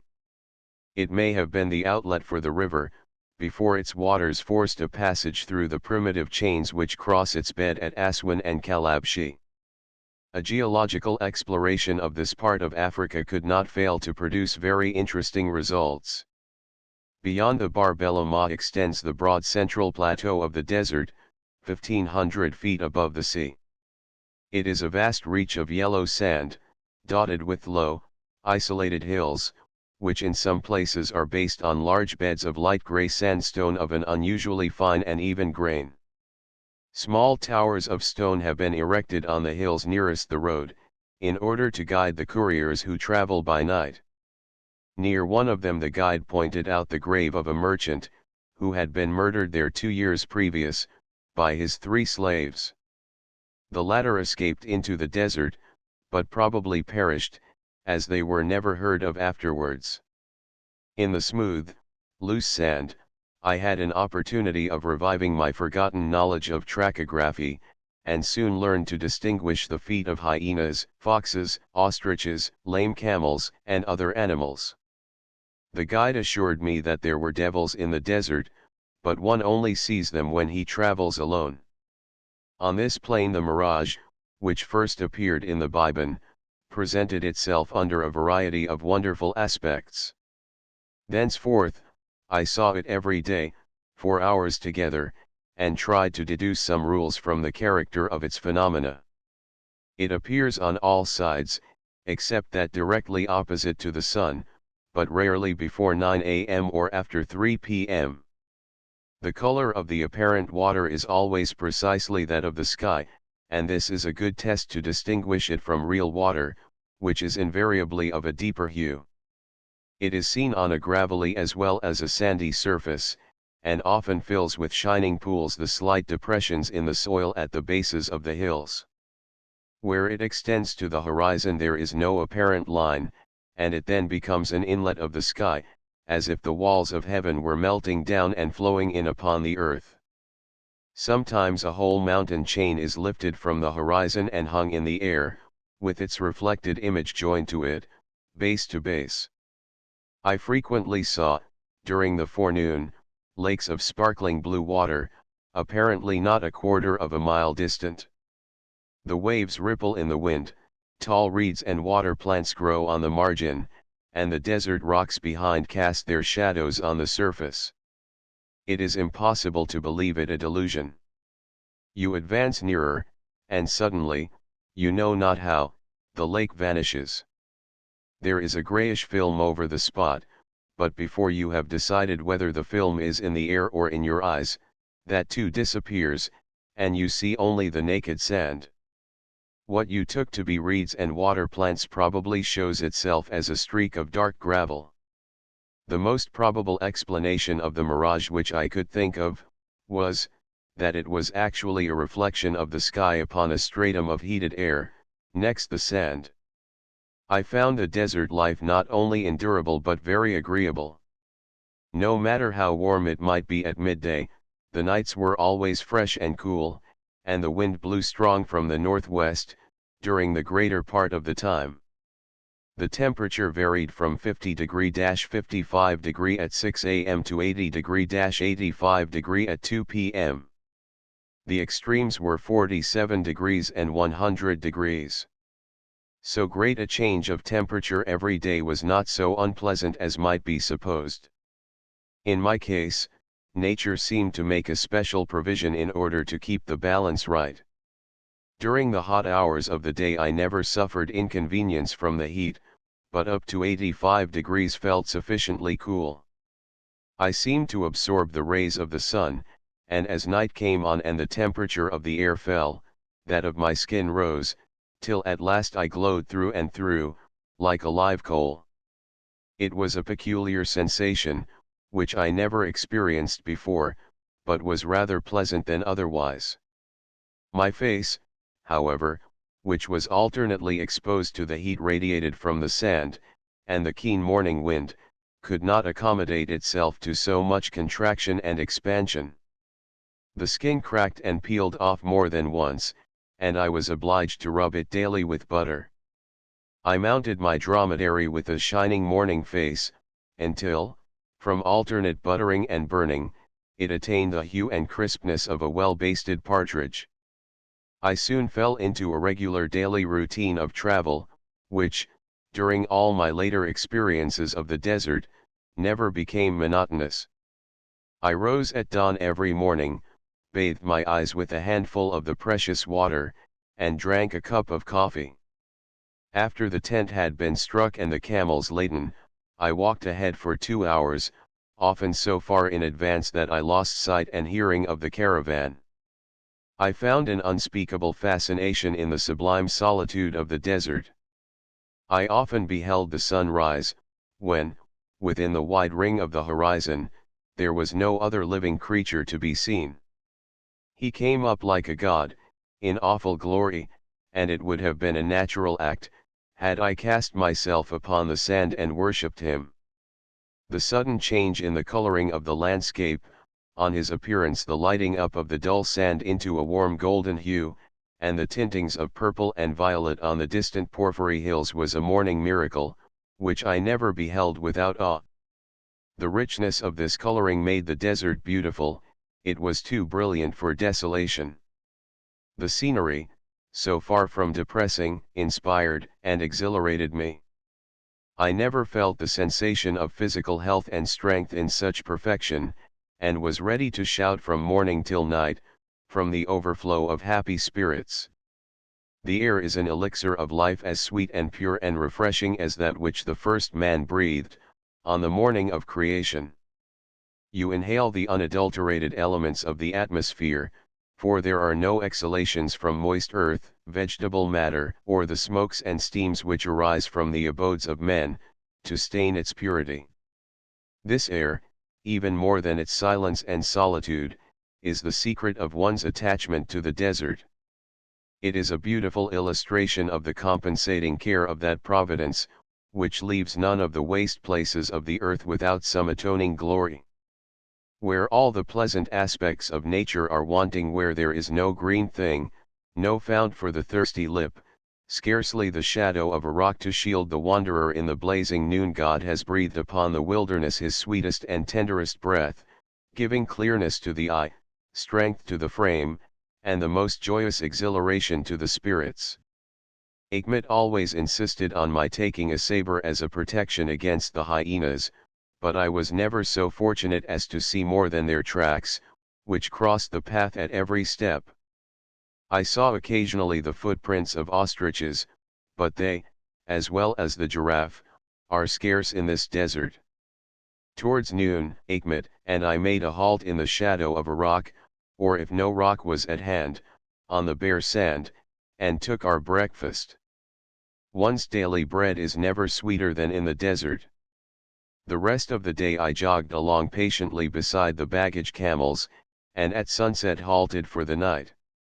A divan on the sand, and a well-filled pipe, gave me patience while dinner was preparing, and afterwards I made the necessary entries in my journal. I had no need to court sleep, after being rocked all day on the dromedary.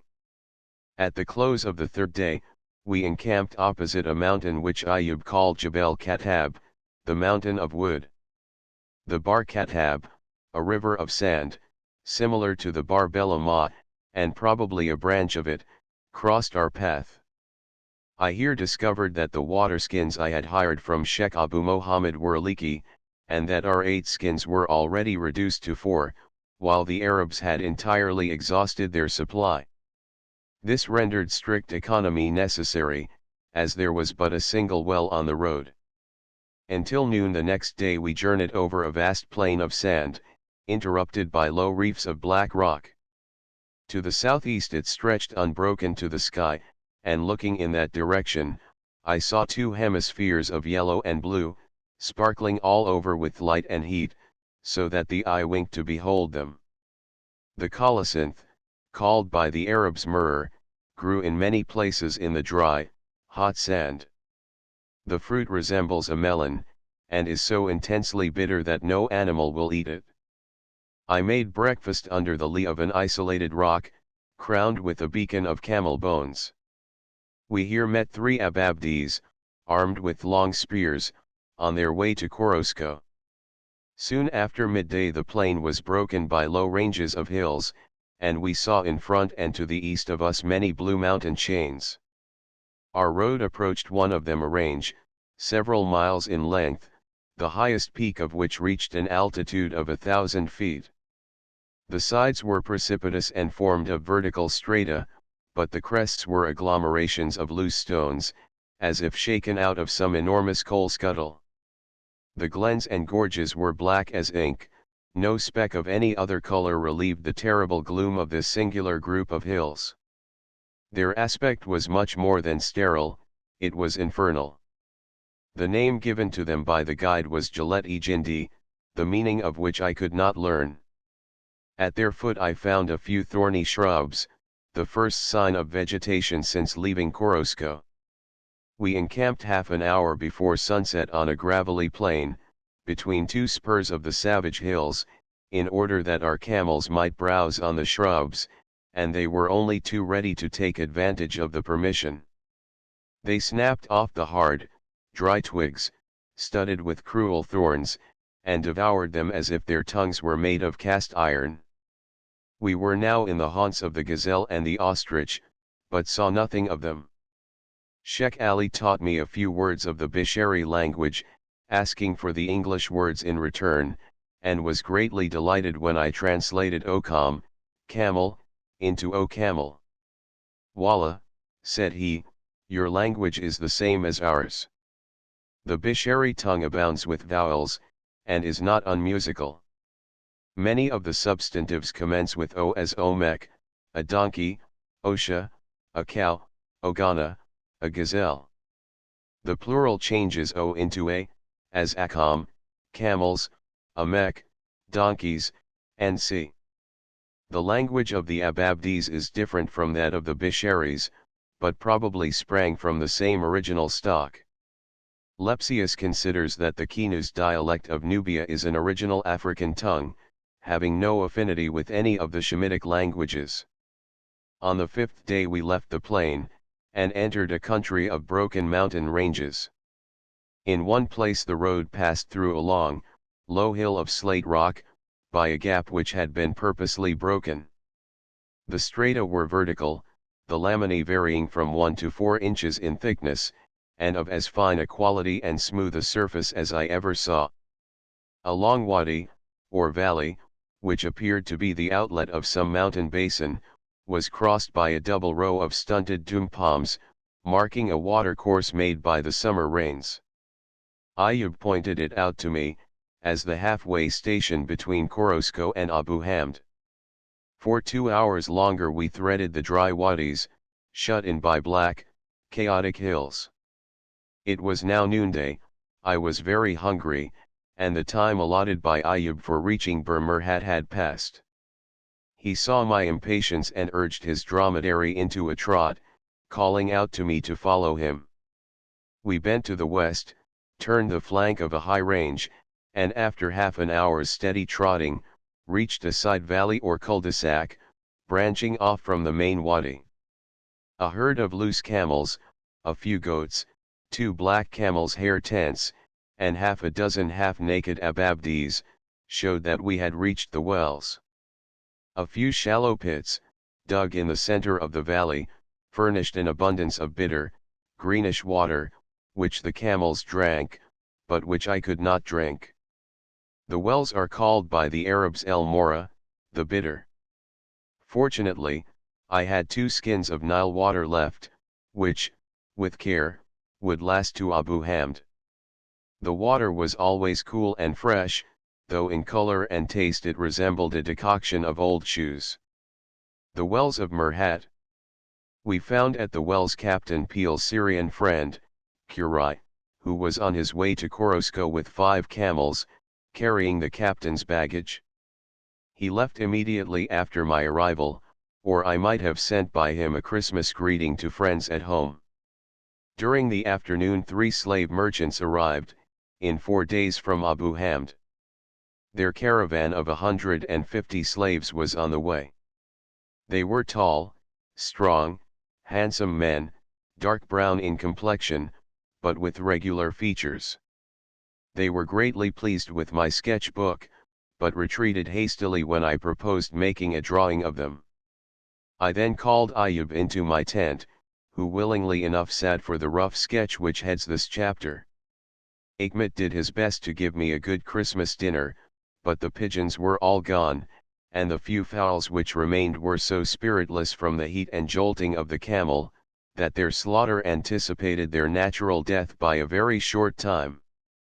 Nevertheless, I produced a cheery illumination by the tent lanterns, and made Ayub and the Bisharis happy with a bottle of arakee and some handfuls of tobacco. The wind whistled drearily around my tent, but I glowed like fire from the oozing out of the heat I had absorbed, and the Arabs without, squatted around their fire of camel's dung, sang the wild, monotonous songs of the desert. We left Murhat at sunrise, on the morning of the 6th day. I walked ahead, through the foldings of the Black Mountains, singing as I went, from the inspiration of the brilliant sky and the pure air. In an hour and a half the pass opened on a broad plain of sand, and I waited for my caravan, as the day was growing hot. On either side, as we continued our journey, the blue lakes of the mirage glittered in the sun. Several isolated pyramids rose above the horizon, far to the east, and a purple mountain range in front, apparently 2 or 3 hours distant, stretched from east to west. "We will breakfast in the shade of those mountains," I said to Ahmet, but breakfast time came and they seemed no nearer, so I sat down in the sand and made my meal. Towards noon we met large caravans of camels, coming from Berber. Some were laden with gum, but the greater part were without burdens, as they were to be sold in Egypt. In the course of the day upwards of 1,000 passed us. Among the persons we met was Captain Peel's Kawas, or Janissary, whom he had left in Khartoum, on his return, with 5 camels and 3 slaves, which he had purchased on speculation. He gave such a dismal account of Sudan, that Ahmet was quite gloomy for the rest of the day. The afternoon was intensely hot, the thermometer standing at 100 degrees, but I felt little annoyance from the heat, and used no protection against it.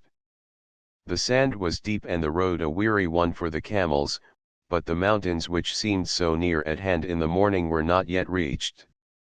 We pushed forward, the sun went down, and the twilight was over before we encamped at their base. The tent was pitched by the light of the crescent moon, which hung over a pitchy black peak. I had dinner at the fashionable hour of 7. Ahmet was obliged to make soup of the water of Murhat, which had an abominable taste. I was so drowsy that before my pipe was finished, I tumbled upon my mattress, and was unconscious until midnight, when I awoke with the sensation of swimming in a river of lava. Ayub called the mountain Kab el Kafis an absurd name, without meaning, but I suspect it is the same ridge which crosses the caravan route from Shendei to Aswan, and which is called Jebel Shikre by Bruce and Burckhardt. The tent was struck in the morning starlight, at which time the thermometer stood at 55 degrees. I walked alone through the mountains, which rose in conical peaks to the height of near 1,000 feet. The path was rough and stony until I reached the outlet of the pass. When the caravan came up, I found that the post courier who left Korosko 2 days after us, had joined it. He was a jet black, bare-headed and bare-legged Bishari, mounted on a dromedary. He remained with us all day, and liked our company so well that he encamped with us, in preference to continuing his journey. On leaving the mountain, we entered a plain of coarse gravel, abounding with pebbles of agate and jasper. Another range, which Ayub called Jebel Dili, appeared in front, and we reached it about noon. The day was again hot, the mercury rising to 95 degrees. It took us nearly an hour to pass Jebel Dili, beyond which the plain stretched away to the Nile, interrupted here and there by a distant peak. Far in advance of us lay Jebel Makrat, the limit of the next day's journey. From its top, said Ayub, one may see the palm groves along the Nile. We encamped on the open plain, not far from two black pyramidal hills, in the flush of a superb sunset. The ground was traversed by broad strata of grey granite, which lay on the surface in huge boulders. Our camels here found a few bunches of dry, yellow grass, which had pierced the gravelly soil. To the southeast was a mountain called by the Arabs Jabal Nogara, the mountain of the drum, because, as Ayub declared, a devil who had his residence among its rocks, frequently beat a drum at night, to scare the passing caravans. The stars were sparkling freshly and clearly when I rose, on the morning of the 8th day, and Jabal Makrat lay like a faint shadow on the southern horizon. The sun revealed a few isolated peaks to the right and left, but merely distant isles on the vast, smooth ocean of the desert. It was a rapture to breathe air of such transcendent purity and sweetness. I breakfasted on the immense floor, sitting in the sun, and then jogged on all day, in a heat of 90 degrees, towards Jabal Makrat, which seemed as far off as ever. The sun went down, and it was still ahead of us. That is a Jabal Shaitan, I said to Ayub, or rather, it is no mountain, it is an Afrite. O Effendi, said the old man, don't speak of Afrites here. There are many in this part of the desert, and if a man travels alone here at night, one of them walks behind him and forces him to go forward and forward, until he has lost his path. We rode on by the light of the moon and stars silently at first, but presently Sheikh Ali began to sing his favorite song of Yalla Salama, Alhamdulillah Fakbilama, and one of the Kinus, to beguile the way, recited in a chanting tone, copious passages from the Quran. Among other things, he related the history of Joseph, which Ahmed translated to me. The whole story would be too long to repeat, but portions of it are interesting. After Joseph had been thrown into the well, continued the Kinus, a caravan of Arabs came along, and began to draw water for the camels, when one of the men said, "O Sheikh, there is something in the well." "Well," said the Sheikh, "if it be a man, he belongs to me, but if it be goods, you may have them." So they drew it up, and it was Joseph, and the Sheikh took him to Cairo and sold him to Aziz, Potiphar. I omit his account of Potiphar's wife, which could not well be repeated. When Joseph was in prison, he told what was the meaning of the dreams of Sultan Pharaoh's baker and butler, who were imprisoned with him.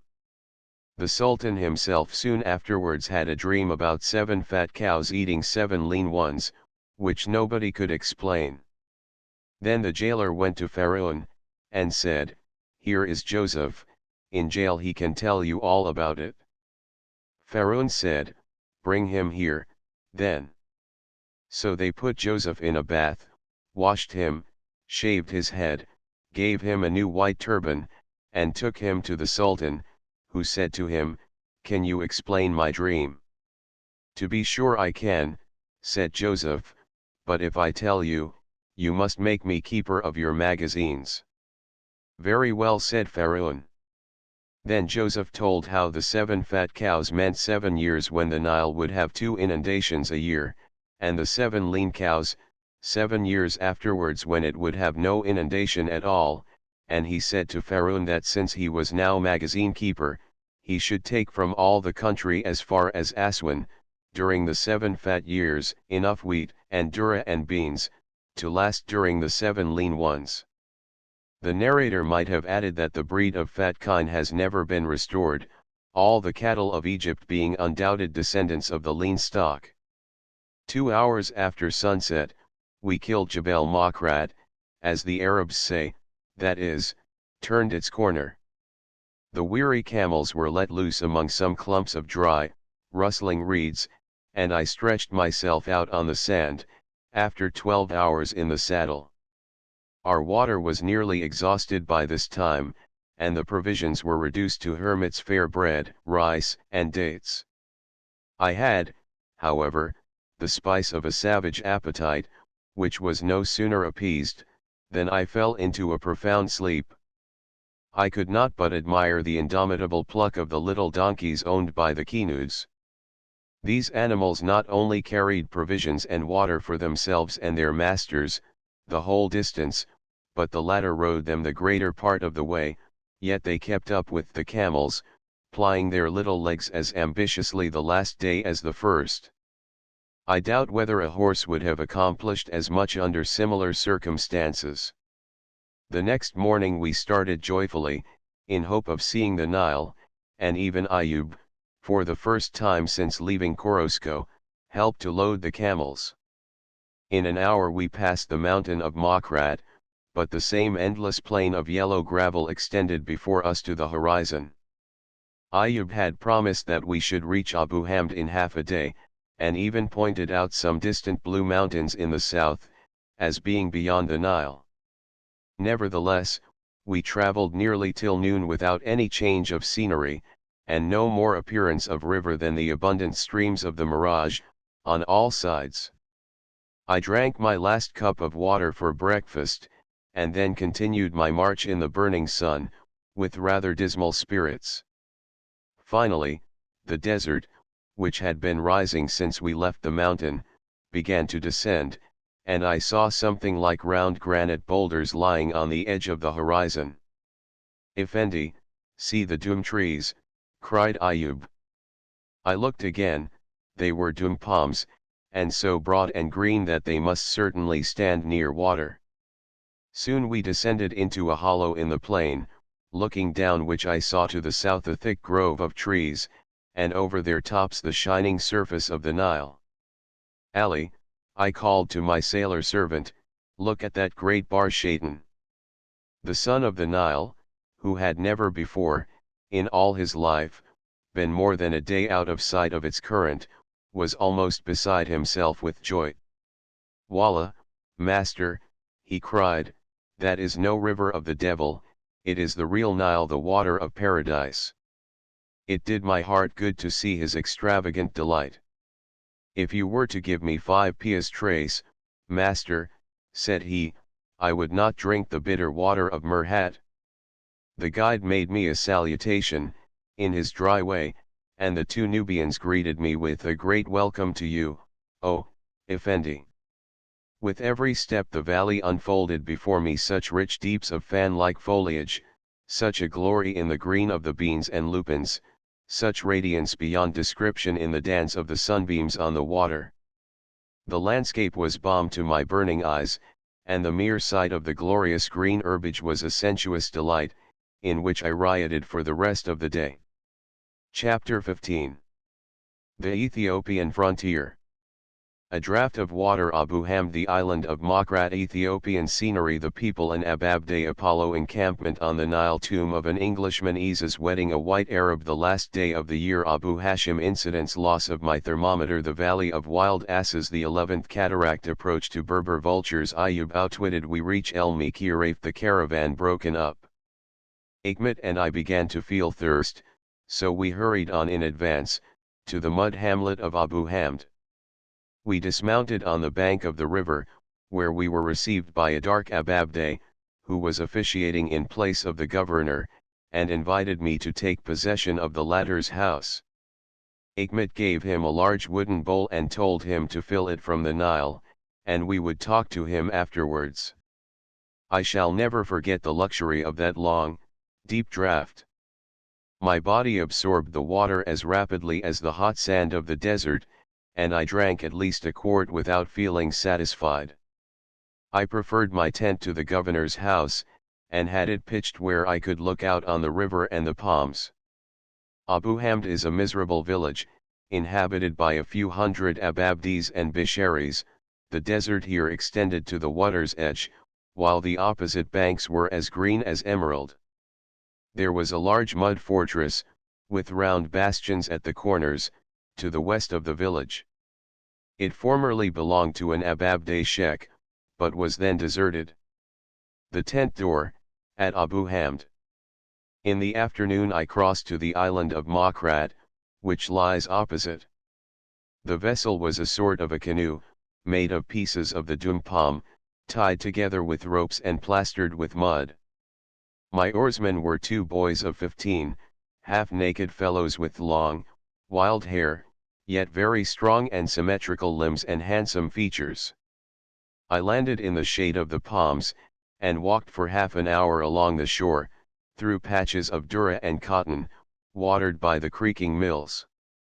The whole island, which is upwards of 20 miles long, is level and might be made productive, but the natives only cultivate a narrow strip along the water. The trees were dum and date palm and acacia, and I saw in the distance others of a rich, dark green, which appeared to be sycamore. The hippopotamus is found here, and the boatman showed me the enormous tracks of 3, which had made havoc among their bean patches the day before. As I was returning to the boat I met 3 natives, tall, strong, stately men. I greeted them with "Peace be with you," and they answered "Peace be with you," at the same time offering their hands. We talked for some time in broken Arabic, and I have rarely seen such goodwill expressed in savage features. In fact, all the faces I now saw were of a superior stamp to that of the Egyptians. They expressed not only more strength and independence, but more kindness and gentleness. I procured a lean sheep for 8 piastres, and after Ahmed had chosen the best parts for my dinner, I gave the remainder to Ayub and the Bisharis. The camels were driven down to the river, but only 3 drank out of the 6. I took my seat in the shade of the tent, and looked at the broad blue current of the Nile for hours, without being wearied of the scene. Groups of tall Bisharis stood at a respectable distance, gazing upon me, for a Frank traveler was no common sight. In the evening I attempted to reduce my desert temperature by a bath in the river, but I had become so sensitive to cold that the water made me shudder in every nerve, and it required a double portion of pipes and coffee to restore my natural warmth.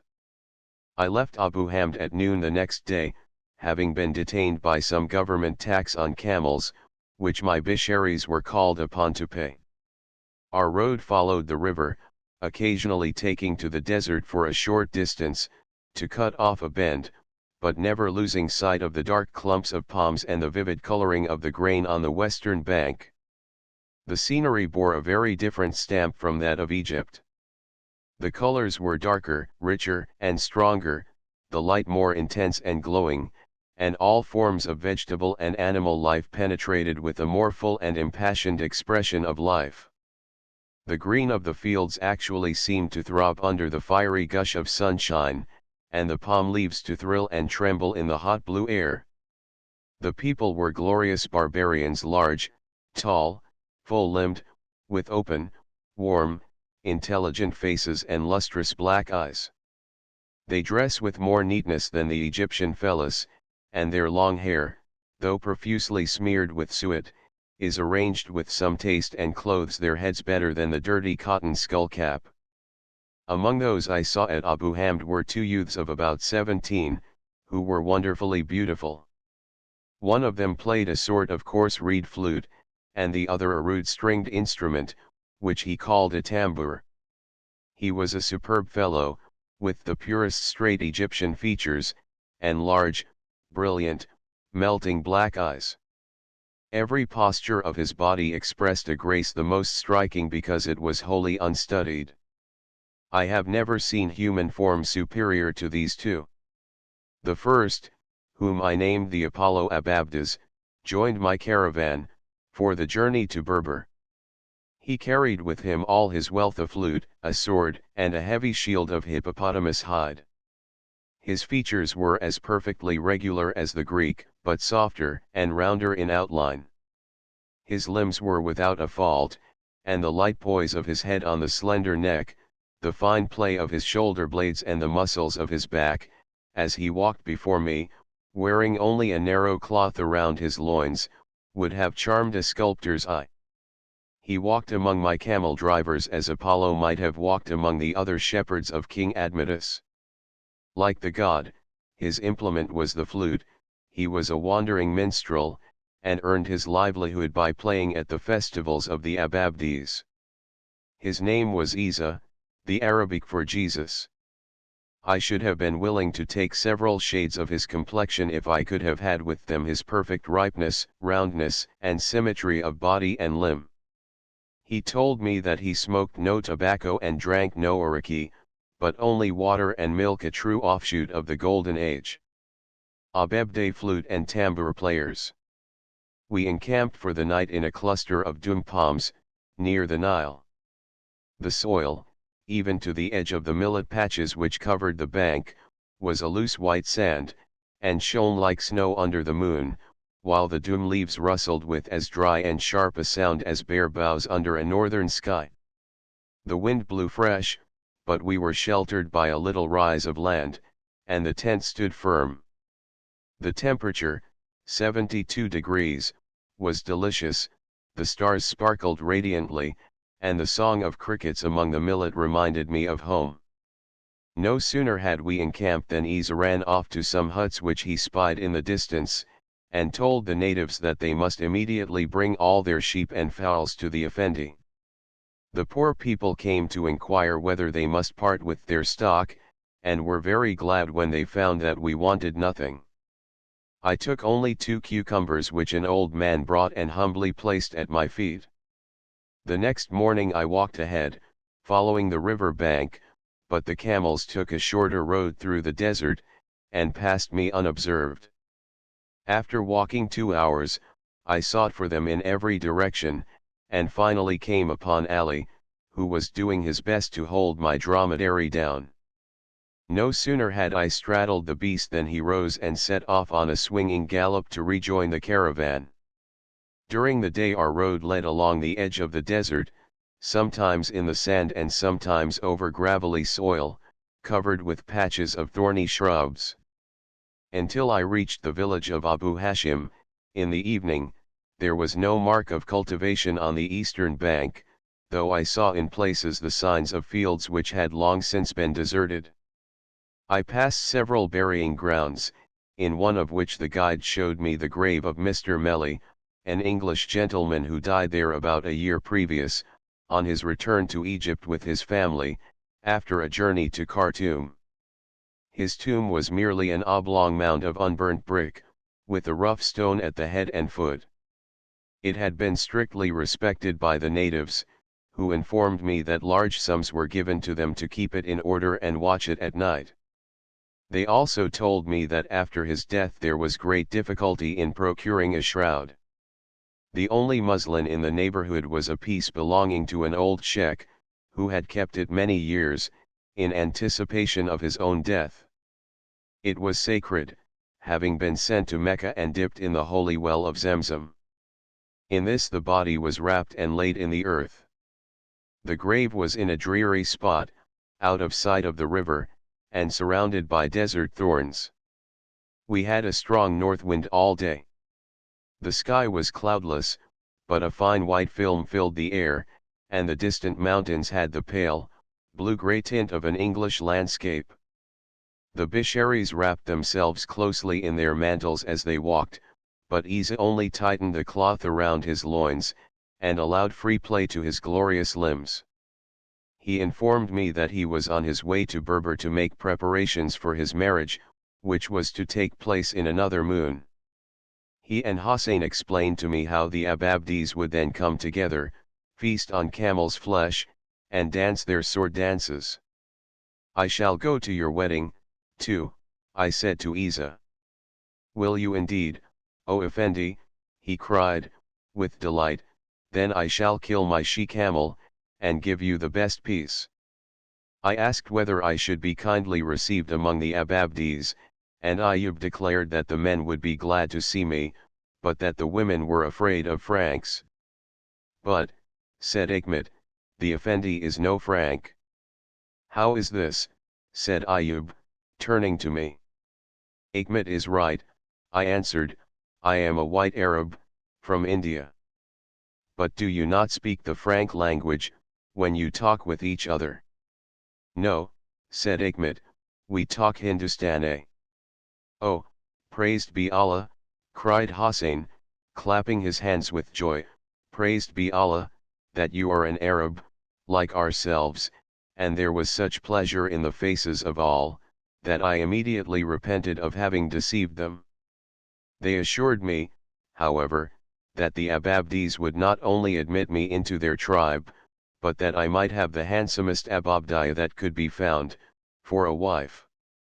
Hossein had already asked Hikmet to marry the eldest of his two daughters, who was then 11 years old. I passed the last evening of the year 1851 on the bank of the Nile, near Abu Hashim. There was a wild, green island on the stream, and reefs of black rock, which broke the current into rapids. The opposite shore was green and lovely, crowned with groups of palms, between whose stems I had glimpses of blue mountains far to the south and west. The temperature was mild, and the air full of the aroma of mimosa blossoms. When night came on, I enjoyed the splendid moon and starlight of the tropics, and watched the Southern Cross rise above the horizon. The inhabitants of the village beat their wooden drums lustily all night, to scare the hippopotami away from their bean fields.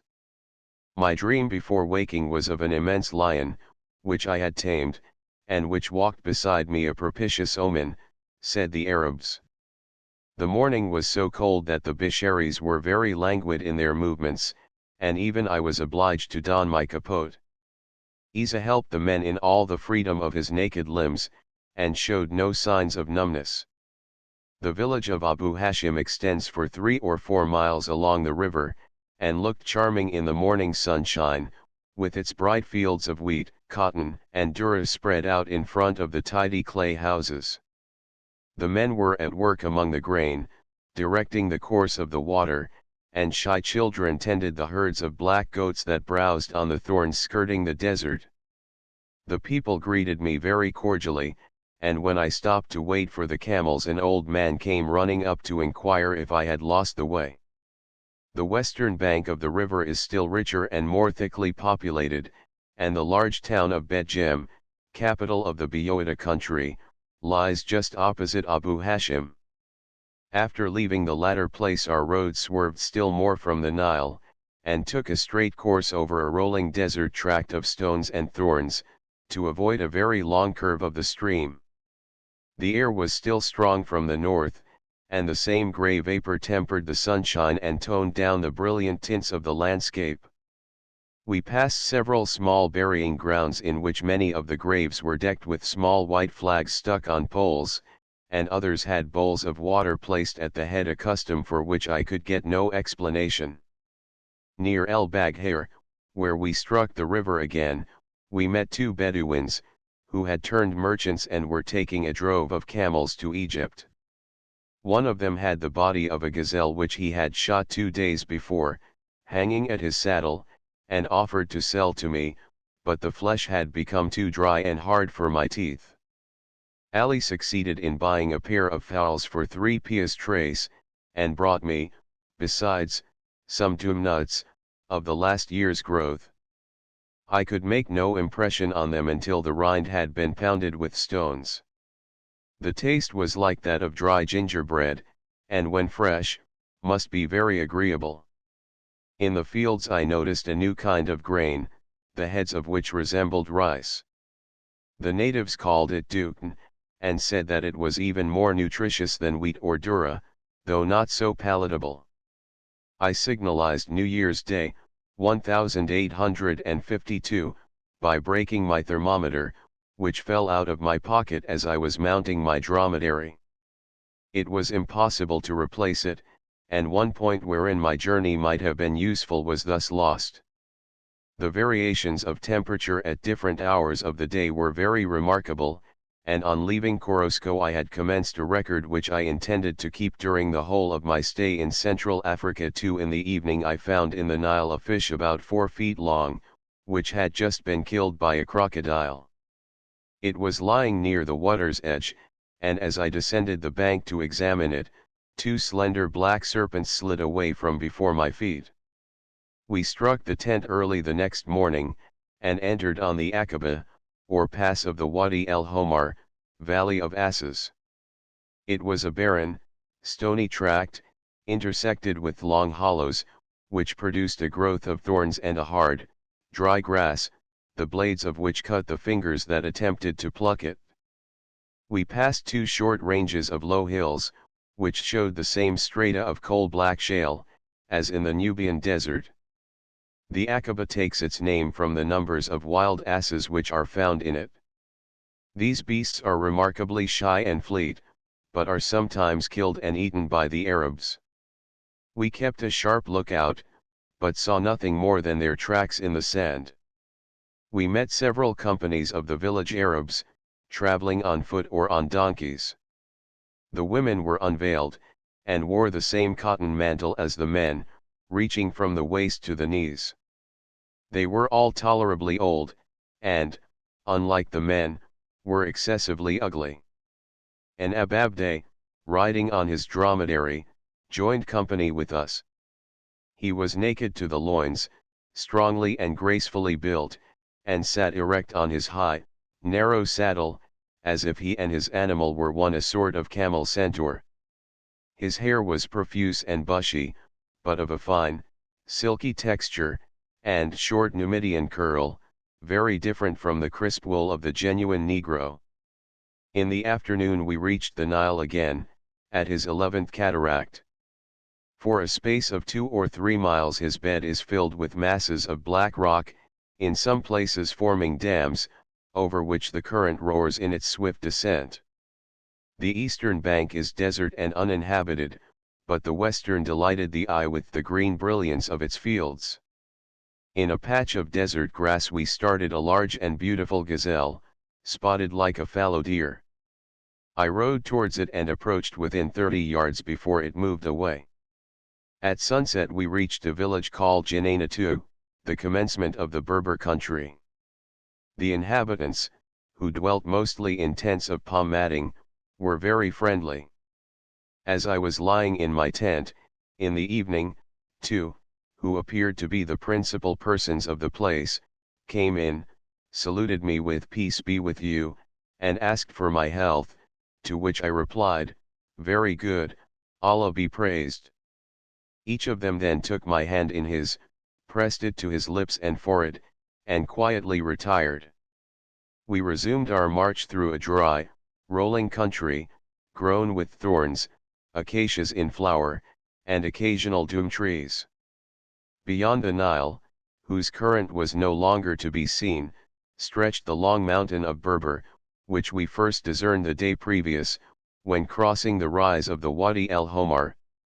The opposite bank was a sea of vivid green, as far as the eye could reach. Near the water the bean and lupin flourished in thick clusters, behind them extended fields of cotton, of a rich, dark foliage, and still beyond, tall ranks of dura, heavy with ripening heads. Island-like groups of date trees and doum palms studded this rich bed of vegetation, and the long, blue slope of the mountain gave a crowning charm to the landscape. As we approached the capital of Berber, the villages on our right became more frequent, but our path still lay over the dry plain, shimmering with the lakes of the mirage. We passed a score of huge vultures, which had so gorged themselves with the carcass of a camel, that they could scarcely move out of our way. Among them were several white hawks, a company of crows, and one tall black stork, nearly 5 feet in height, which walked about with the deliberate pace of a staid clergyman. Flocks of quail rose before our very feet, and a large grey dove, with a peculiar cooing note, was very abundant on the trees. My shaitan of a guide, Ayub, wanted to stop at a village called El Kassa, which we reached at 2 o'clock. El Mikiraf, he said, was far ahead, and we could not get there. He would give us a sheep for our dinner. The Effendi must prove his hospitality, but all at the Effendi's expense, and many other weighty reasons, but it would not do. I pushed on ahead, made inquiries of the natives, and in 2 hours saw before me the mud fortress of El Mikiraf. The camel men, who were very tired, from the long walk from Korosko, would willingly have stopped at El Kassa, but when I pointed out Berber, and Hikmet told them they could not deceive me, for I had the truth written in a book. They said not a word. We entered the town, which was larger, cleaner, and handsomer than any place I had seen since leaving Saut. Our Naout soldiers were mixed with the Arabs in the streets, and we met a harem of Kareen ladies taking a walk, under the escort of 2 eunuchs. One of them stopped and greeted us, and her large black eyes sparkled between the folds of her veil as she exclaimed, in great apparent delight, "Ah, I know you come from Cairo." I passed through the streets, found a good place for my tent on the high bank above the water, and by an hour before sunset was comfortably encamped. I gave the men their baksheesh 47 piastres in all, with which they were well satisfied, and they then left for the tents of their tribe, about 2 hours distant. I gave Isa some trinkets for his bride, which he took with "God reward you," pressed my hand to his lips, and then went with them. Chapter 16. My reception in Berber. A wedding. My reception by the military governor Hikmet the bridegroom Agard. I am an American Bakuf. The Beys visit the civil governor about the navy. The priests visit riding in state the Dongolese stallion. A merchant's house. The town dinner at the governor's. The pains of royalty. A salute to the American flag. Departure. I was sitting at my tent door at dusk, after a luxurious dinner of fowls and melons, when we suddenly heard a great sound of drums and Arabs singing, with repeated discharges of musketry. The people told us that a marriage was being celebrated, and proposed that I should go and take part in the festivities. I therefore partly resumed my frank dress, and told Hikmet that he must no longer represent me as a Turk, since, in the conquered countries of Sudan the ruling race is even more unpopular than the Franks. "Well, master," said he, "but I must at least make you an American Bey, because some rank is necessary in these countries." He took a lantern, and we set out, in the direction of the noises. As we passed the mosque, a priest informed us that the wedding was at the governor's house, and that the bridegroom was the son of a former governor's wakil, or deputy. The drums guided us to a spacious courtyard, at the door of which stood guards in festive dresses. The court was lighted by a large open brazier of charcoal, fastened on the end of a high pole, and by various colored lanterns. Long benches were ranged across the central space, facing the governor's mansion, and upon them sat many of the inhabitants of the town, listening to the music. The Arnaout soldiers, in their picturesque dresses, were squatted around the walls, their yataghans and long guns gleaming in the moonlight. The musicians sat on a raised platform, beside the steps leading to the door. There were half a dozen drums, some Arab flutes, and a chorus of strong-lunged singers, who chanted a wild, barbaric epithalamium, in perfect time and accord. The people all saluted us respectfully, and invited us to enter. The Albanian guards ushered us into a lofty room, roofed with palm logs, which were carefully chosen for their size and straightness. A broad, cushioned divan ran around 2 sides of the apartment. Here sat the military governor, with his principal officers, while richly dressed soldiers stood in waiting. An immense glass lantern gave light to this striking picture. The governor, who was called Yageshir Bey, although he held the lower rank of a Sanjak, was an Albanian, and commander of the Egyptian troops in Berber and Chendey. He received me with great kindness, and made room for me beside him on the divan. He was a tall, stately man, about 50 years of age. His face was remarkably handsome, with a mild, benevolent expression, and he had the manners of a finished gentleman. On my left hand was one of his officers, also a tall, fur-capped Albanian. I presented both of the dignitaries with cigars, for which they seemed to have a great relish. Coffee soon appeared, served by Negro slaves, in rich blue dresses, and then the baize shabouk, with a mouthpiece studded with diamonds, was filled for me. The slaves presently returned, with large glass cups filled with delicious sherbet, which they offered upon gold-fringed napkins. Achmet, being seated on the other side of the governor, was mistaken by the attendants for the American Bey, notwithstanding his dark complexion, and served first. I could not but admire the courtly ease of his manners, which belonged rather to the born son of a pasha than to the poor orphan boy of Luxor, indebted only to his honesty, quick sense, and the kindness of an English lady, for a better fate than that of the common fellas of Egypt. Yet with all the respect which he knew so well how to command, his devotion to me, as a servant, was unchanged, and he was as unremitting in his attentions as if soul and body had been given him expressly for my use. The Bey, learning that I was bound for Khartoum, sent a soldier for the Sheikh of the harbor, whom he commanded, in my presence, to procure a boat for me, and see that it was ready to sail the next day. The only boats in this region are rough, open crafts, but the Sheikh promised to erect a tent of palm mats on the poop, to serve as a cabin. Soon after he left, the bridegroom appeared, led by an attendant, as he was totally blind. He was a handsome youth of 18, and in his air there was a charming mixture of the bridegroom's dignity and the boy's bashfulness. He was simply, but very tastefully dressed, in a blue embroidered jacket, white silk shirt, white shawl fringed with gold, full white trousers and red slippers. He was led to the governor, kissed his hand and begged him to ask me if he might not be allowed to have dinner prepared for me. The officers asked me whether I knew of any remedy for his blindness, but as I found that the sight had been destroyed by cataract, I told them there was no help for him nearer than Cairo. The ceremonies were all over, and the bride, after the entire consummation of the nuptials, had gone to her father's house, to remain 4 days. The Bey, finding that I was not a merchant, asked Achmet what rank I held, and the latter answered that in my own country it was something between a Bey and a Pasha. Before we left, 3 soldiers were sent down to the river, and, as I afterwards learned, remained all night, standing with whips over the poor sailors who were employed in removing the cargo from the hold of the vessel, which the Sheikh of the harbor had selected for me. The Rais was threatened with 100 lashes, unless he had everything ready by the next day.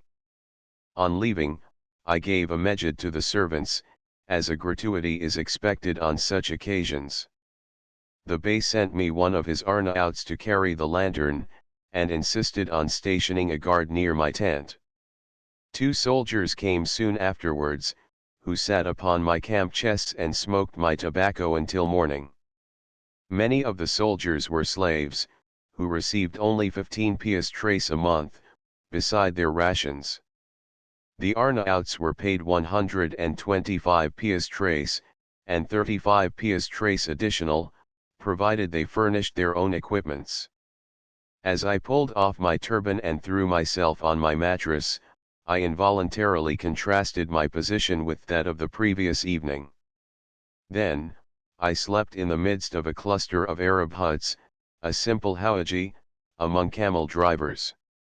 Now, I was an American Bey, in my tent overlooking the Nile, watched by a guard of honor sent me by the commander of the military forces in Berber and Chendé. All honor to Ethiopian hospitality. For here was at last the true Ethiopia, beyond the confines of Nubia, beyond the ancient capital of Queen Candace, beyond, not only the first and second, but the 11th cataract of the Nile, and not far distant from the steep of utmost Aksum. The morning brought with it no less pleasant experiences. Seated at the door of my tent, indolently smoking, lulled by the murmuring of the Nile and cheered by the brightness of the green sea that bathed his western shore, I enjoyed the first complete cough since leaving Egypt. The temperature was like that of an American June, and my pulse beat so full and warm, my whole body was so filled with a sense of health, of strength in repose, of pure physical satisfaction, that I could not be otherwise than happy. My pleasure was disturbed by an old Arab, who came up with two beautiful goats, which I supposed he wanted to sell, but when Hikmet returned from the bazaar, I found that they were a present from the bey. As I was sitting at breakfast, an hour later, I heard Hikmet talking loudly with someone on the outside of the tent, and called to him to know what was the matter. He stated that an officer had just arrived to announce the bey's approach, but that he had ordered him to go back and say that I was at breakfast, and the bey must not come for half an hour. "You have done a very rude thing," I said, for I felt annoyed that the bey should receive such a message, as coming from me. "Don't be alarmed, master," he coolly replied, "the bey is now certain that you are of higher rank than he." Fortunately, I had a handsome tent, the best of tobacco, and pure mocha coffee, so that I could comply with the requisites of Eastern hospitality in a manner worthy of my supposed rank. The tent was put in order, and I arranged a divan on one side, made of my carpet, mattress, and capote. The two lantern poles, bound together, formed a mast, which I planted at the door, and then run up the American flag. The preparations were scarcely completed before the bey appeared, galloping up on a superb, jet-black stallion, with half a dozen officers in attendance. As he dismounted, I advanced to receive him. According to Arab etiquette, the highest in rank enters first, and true to Hikmet's prediction, the bey, after taking my hand, requested me to precede him. I declined, out of courtesy to him, and after a polite controversy on the subject, he passed his arm affectionately around my waist, and we went in side by side. Hikmet had excellent coffee and sherbet in readiness, but the bey preferred my cigars to the shabook. As he sat beside me on the divan, I thought I had rarely seen a nobler countenance. He had an unusually clear, large hazel eye, a long but not prominent nose, and the lines of 50 years had softened and subdued an expression which may have been fierce and fearless in his younger days. He was from a village near Parga, in Albania, and was delighted when I told him that not long previous, I had sailed past the shores of his native land. He had no sooner taken his leave than the civil governor, ad interim, Mustafa Kashif, arrived, attended by his chief secretary, Mahmud Effendi. Mustafa was an Anatolian, small in stature, and quite withered and wasted by the torrid climate of Berber. His skin had a dark unhealthy hue, and his eyes a filmy glare, which I attributed to other causes than the diseased liver of which he complained. He immediately asked for arakhi, and when I told him that it was bad for the liver, said it was the only thing which did him good. Mahmud Effendi, who was a good-humored Turk, made himself quite at home. I showed them my sketches, with which they were greatly diverted. A remark of the governor gratified me exceedingly, as it showed that all the attention I received was paid me, not on account of my supposed rank, but from the fact of my being the first American who had ever visited the place. "I have been in this country 24 years, said he, "and in all that time only some French and 2 or 3 German and English travelers have passed through. You are the first I have seen from Yankee Dunia." This sounds very much like Yankee Doodledom, but is in reality the Turkish for New World. You must not go home with an unfavorable account of us. He had once, when in Alexandria, visited an American man of war, which, it appeared, had left a strong impression upon his mind. After mentioning the circumstance, he asked me how many vessels there were in our navy. I had mastered the Arabic language sufficiently to know the necessity of exaggeration, and answered, without hesitation, that there were 100. "Oh no," said Mustafa, turning to Mahmud, the secretary, "His Excellency is entirely too modest. I know very well that there are 600 vessels in the American Navy." I had fallen far below the proper mark, but Hikmet tried to straighten the matter by saying that I meant 100 ships of the line, and did not include the frigates, sloops of war, brigs, and corvettes.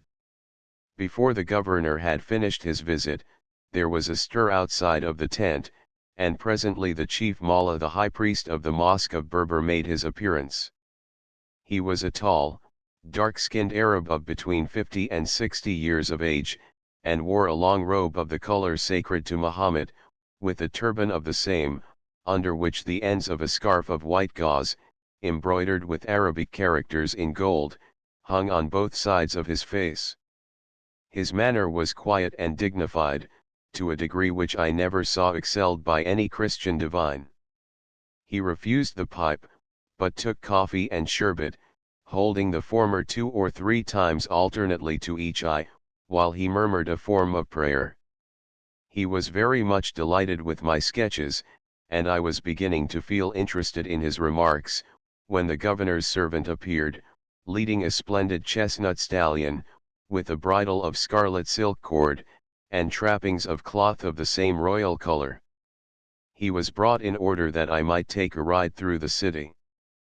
But, said I to Hikmet, I cannot go until this priest has left. You forget your high rank, O master, said the cunning dragoman, go without fear, and I will take charge of the priest.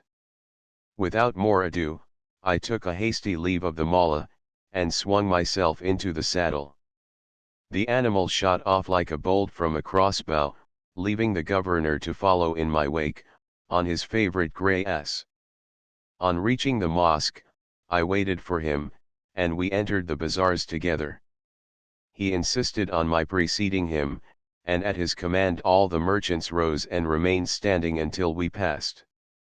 All eyes were of course fixed upon me, and I had some difficulty in preserving a serious and dignified countenance, as I thought of my cracked nose and Abyssinian complexion.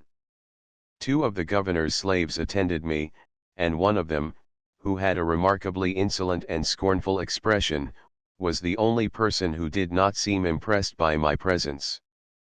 The fellow's face was disagreeable to me, he was the death's head at my banquet. The stallion was a noble beast, so full of blood and fire that it was worth a month's journey through the desert to best ride him. He was small, and his limbs were scarcely long enough for the breadth of his chest and the fullness of his flanks. He had, however, the slender head and brilliant eye of the Arab breed, and his powerful neck expressed a fine disdain of other horses. He was of the best Dongolese stock, but resembled in many points the famed Anatolian breed of Asia Minor. He pranced and caracoled impatiently as I forced him to accommodate his pace to that of the ignoble ass. Let him run, said the governor, as we reached a broad open square near the outskirts of the city.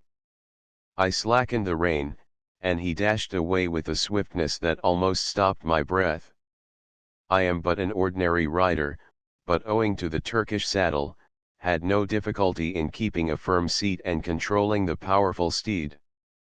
We visited the mud fortress of Berber, which is a square structure, with a bastion at each corner, having embrasures for 3 cannon, and the governor gave me to understand that they made a mighty sound, every time they were fired.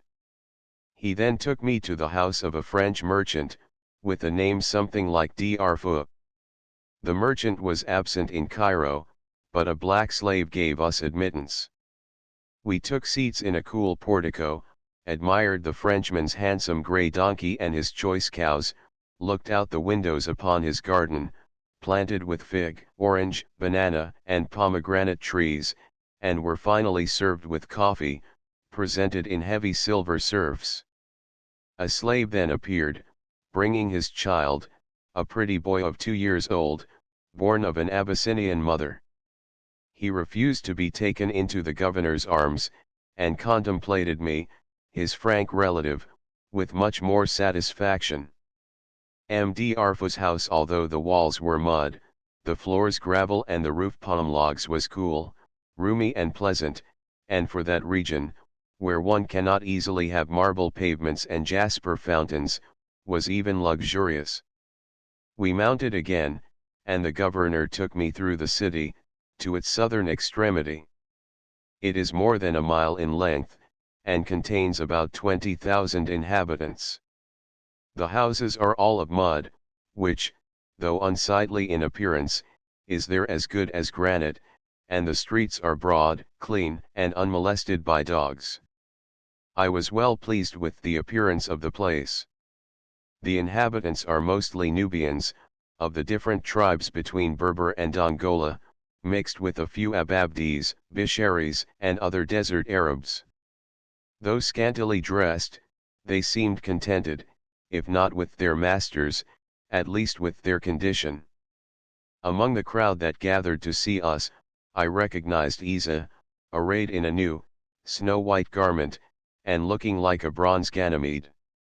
He gazed at me wistfully, as if uncertain whether he should dare to speak, but I hailed him at once with, "Salamat, ya Isa," and he replied proudly and joyfully. After our tour was over, the governor took me to his house, which, after that of the Pasha, was the finest one in the place. His reception room was cool, with a broad divan, upon which we stretched ourselves at ease, sharing the single pillow between us. The attendants were dressing in an adjoining room, and presently appeared in all the splendor of snow-white turbans and trousers. I was presented with a pipe, and as a great treat, a bottle of the mastic cordial of Sio was brought. The governor insisted on my drinking 3 small glasses of it, 3 being the fortunate number. At this juncture Hikmet appeared, to my great relief, for my whole stock of Arabic was exhausted. We were about to leave, but the governor declared that it was impossible. It would be disgraceful to him, should we not take dinner in his house, and in order that we might not be delayed, he ordered it to be served at once. I was willing enough to make use of this opportunity of partaking of an Arab dinner. First, a slave appeared, and gave each of us a napkin, which we spread over our knees. He was followed by another, who bore a brass ewer, and a pitcher from which he poured water over our hands. A small stand upholding a large circular piece of tin, was then placed before us. A covered dish stood in the center, and a rampart of thin wheaten cakes, resembling Mexican tortillas, adorned the circumference. The cover was removed, disclosing a thick soup, with balls of dough and meat. We took the ebony spoons, and now behold the governor, Hikmet, and I dipping fraternally into the same bowl, and politely stirring the choice lumps into each other's spoons. Mustafa was in the most hilarious humor, but his 4 dark attendants stood before us as solemn as death. I thought then, and still think, that they hated him cordially. The soup was followed by a dish of kebabs, or small pieces of meat, fried in grease. These we picked out with our fingers, and then, tearing the wheat cakes into slices, sopped up the sauce. About 10 different compounds of meat and vegetables followed, each unlike anything I ever tasted before, but all quite palatable. The only articles I was able to detect in the whole dinner, were mutton cutlets, eggplants and sour milk. Each dish was brought on separately, and we all 3 ate therefrom, either with spoons or fingers. When the repast was finished, water was brought again, and we washed our hands and quietly awaited the pipes and coffee. When we arose to leave, Hikmet was about to give the customary mejid to the servants, but the governor prevented him. Nevertheless, he found an opportunity as I was mounting, to slip it into the hand of the scornful slave, who took it without relaxing the scowl upon his features. I pranced back to my tent upon the chestnut stallion, from which I parted with more regret than from its owner. By this time, everything was in readiness for my departure. The sailors, who had worked all night with the whips of the Albanian soldiers hung over their backs, unknown to me, or I should not have permitted it, had brought the vessel to the bank below my tent, and the Bey had sent me his promised letter to the governor of Schendai. The pleasures of royalty were now over, and I had to deal with some of its pains. All the officers and servants who had been employed for my benefit expected baksheesh, and every beggar in the place came to taste the bounty of the foreign king. When Achmet went to the bazaars to purchase a few necessaries, he overheard the people saying to one another, "That is the interpreter of the strange king," and many of them rose and remained standing until he had passed. Ali, who had spent the whole day apparently in hunting for chickens and pigeons, but Ebli knew for what in reality, was assailed on all sides with inquiries, "Who is this that has come among us? What high rank does he possess, that he receives such honor?"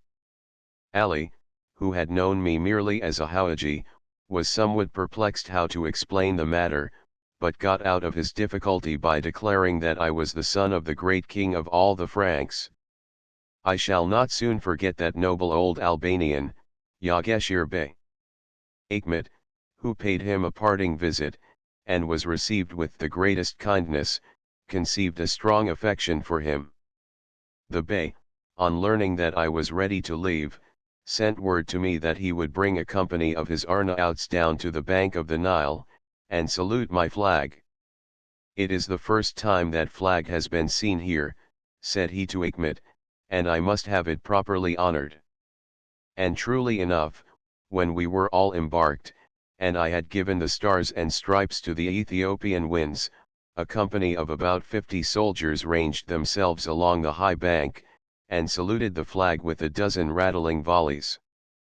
As I sailed away I returned the salute with my pistols, and the soldiers fired a parting volley after me for good luck on the voyage, but so recklessly that I heard the sharp whistle of the bullets quite close to the vessel. I felt more grateful to the Bey for this courtesy than for his kindness to myself. But Berber was soon left behind, for the wind was fair, and bore me southward, deeper into Africa. Chapter 17. The Ethiopian Nile. Fortunate travel, the America-Ethiopian scenery, the Atbara River, Damer, a melon patch, agriculture, the inhabitants, change of scenery, the first hippopotamus, crocodiles, effect of my map, the rice and sailors, Arabs in Ethiopia, ornamental scars, Bashir the slave, Bakata, we approach Miro. Fair is that land as evening skies, and cool though in the depth it lies of burning Africa. Wordsworth. The voyage from Berber to Khartoum was another link in my chain of fortunate travel. The Ethiopian Nile seemed to me more beautiful than the Egyptian, at least, the vegetation was richer, the air milder and sweeter, the water purer, and to crown all, the north wind unfailing. Day and night there was a fresh, steady breeze, carrying us smoothly against the current, at the precise rate of speed which is most pleasant in a sailing craft, 3 to 4 miles an hour. The temperature was that of an American June, the nights deliciously mild and sweet, and the full moon shone with a splendor unknown in northern latitudes. I was in perfect health of body, and suffered no apprehension or anxiety for the future to disturb my happy frame of mind. El Mikiraf looked very picturesque in the soft clear light of the last afternoon hour, as I sailed away from it. The Bey's mansion and the mosque rose conspicuously above the long lines of clay walls, and groups of luxuriant date trees in the gardens supplied the place of minarets and spires. Both shores, above the city, were in a high state of cultivation, and I passed many thriving villages before dusk. Even under the moon, the cornfields on either hand were green and bright. I was installed in a temporary cabin, formed of my tent canvas, stretched over a frame of palm sticks, erected on the narrow poop deck. Achmet and Ali took possession of the hold, which they occupied as kitchen and storeroom. The rice, sailors, and the 2 beautiful sheep which the Bey gave me, were grouped on the forecastle. On this first evening, the men, fatigued by their extra labors on my account, were silent, and I was left to the full enjoyment of the scene. The waves rippled pleasantly against the prow of the America, the frogs and crickets kept up a concert along the shore, and the zigzag, or crocodile bird, uttered his sharp, twittering note at intervals. Hours passed thus, before I was willing to close my eyes. The landscapes next morning were still more beautiful. The Nile was as broad as in Lower Egypt, flowing between banks of the most brilliant green. Long groves of palms behind the shore, shut out from view the desert tracts beyond, and my voyage all day was a panorama of the richest summer scenery. Early in the forenoon I passed the mouth of the Atbara, the ancient Astaboras, and the first tributary stream which the traveler meets on his journey from the Mediterranean. Its breadth is about one-third that of the main river, but the volume of water must be in a much smaller proportion. The water is a clear, bright green, and its junction with the darker Nile is distinctly marked. I could look up the Atbara for about a mile, to where it curved out of sight between high green banks covered with flowering mimosas.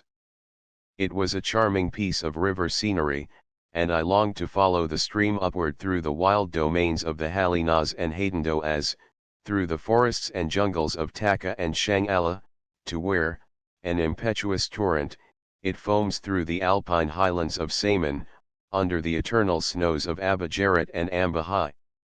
In Abyssinia it bears the name of Takaz, but afterwards through the greater part of its course, is called the Atbara, and the country it waters, Dar Atbara, except at its junction with the Nile, where the natives name it El Bar Magran.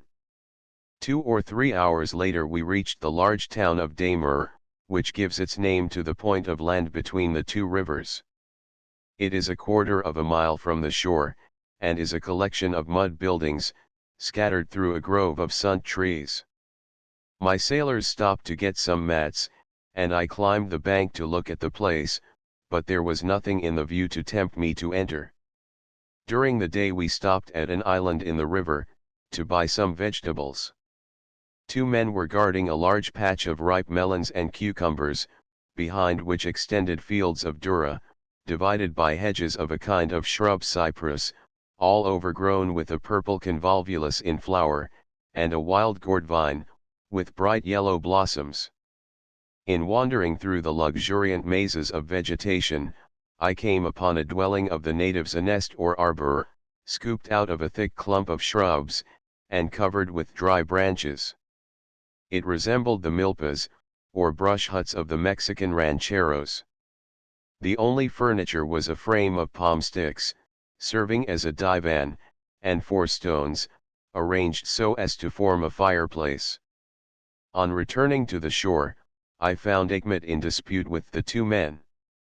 He had taken some melons, for which he offered them 2½ piastres. They demanded more, but as he had purchased melons for less in El Mikiraf, he refused, and giving them the money, took the melons perforce. Well, said they, you are our masters, and we must submit, but they would sell no more to my sailors. The latter, however, procured a bowl of treacle, made of dates, and some sour milk, at another hut, and were contented therewith. The bean fields along the shore had just been trampled down by a hippopotamus, whose huge footprints we saw in the soft mud near the water. All day, we sailed between shores of vegetation, of the ripest green. Both banks of the river, through this region, are studded with water wheels, whose creaking ceases not by day nor by night. It was pleasant to see the strings of jars ascending and descending, and to hear the cool plashing of the precious blood of the Nile, as it poured into the branching veins which are the life of that teeming soil. The wheels were turned by oxen, driven by Dinka slaves, who sang vociferous melodies the while, and the water was conveyed to fields distant from the river in the hollow trunks of the doom tree. There, where I expected to sail through a wilderness, I found a garden. Ethiopia might become, in other hands, the richest and most productive part of Africa.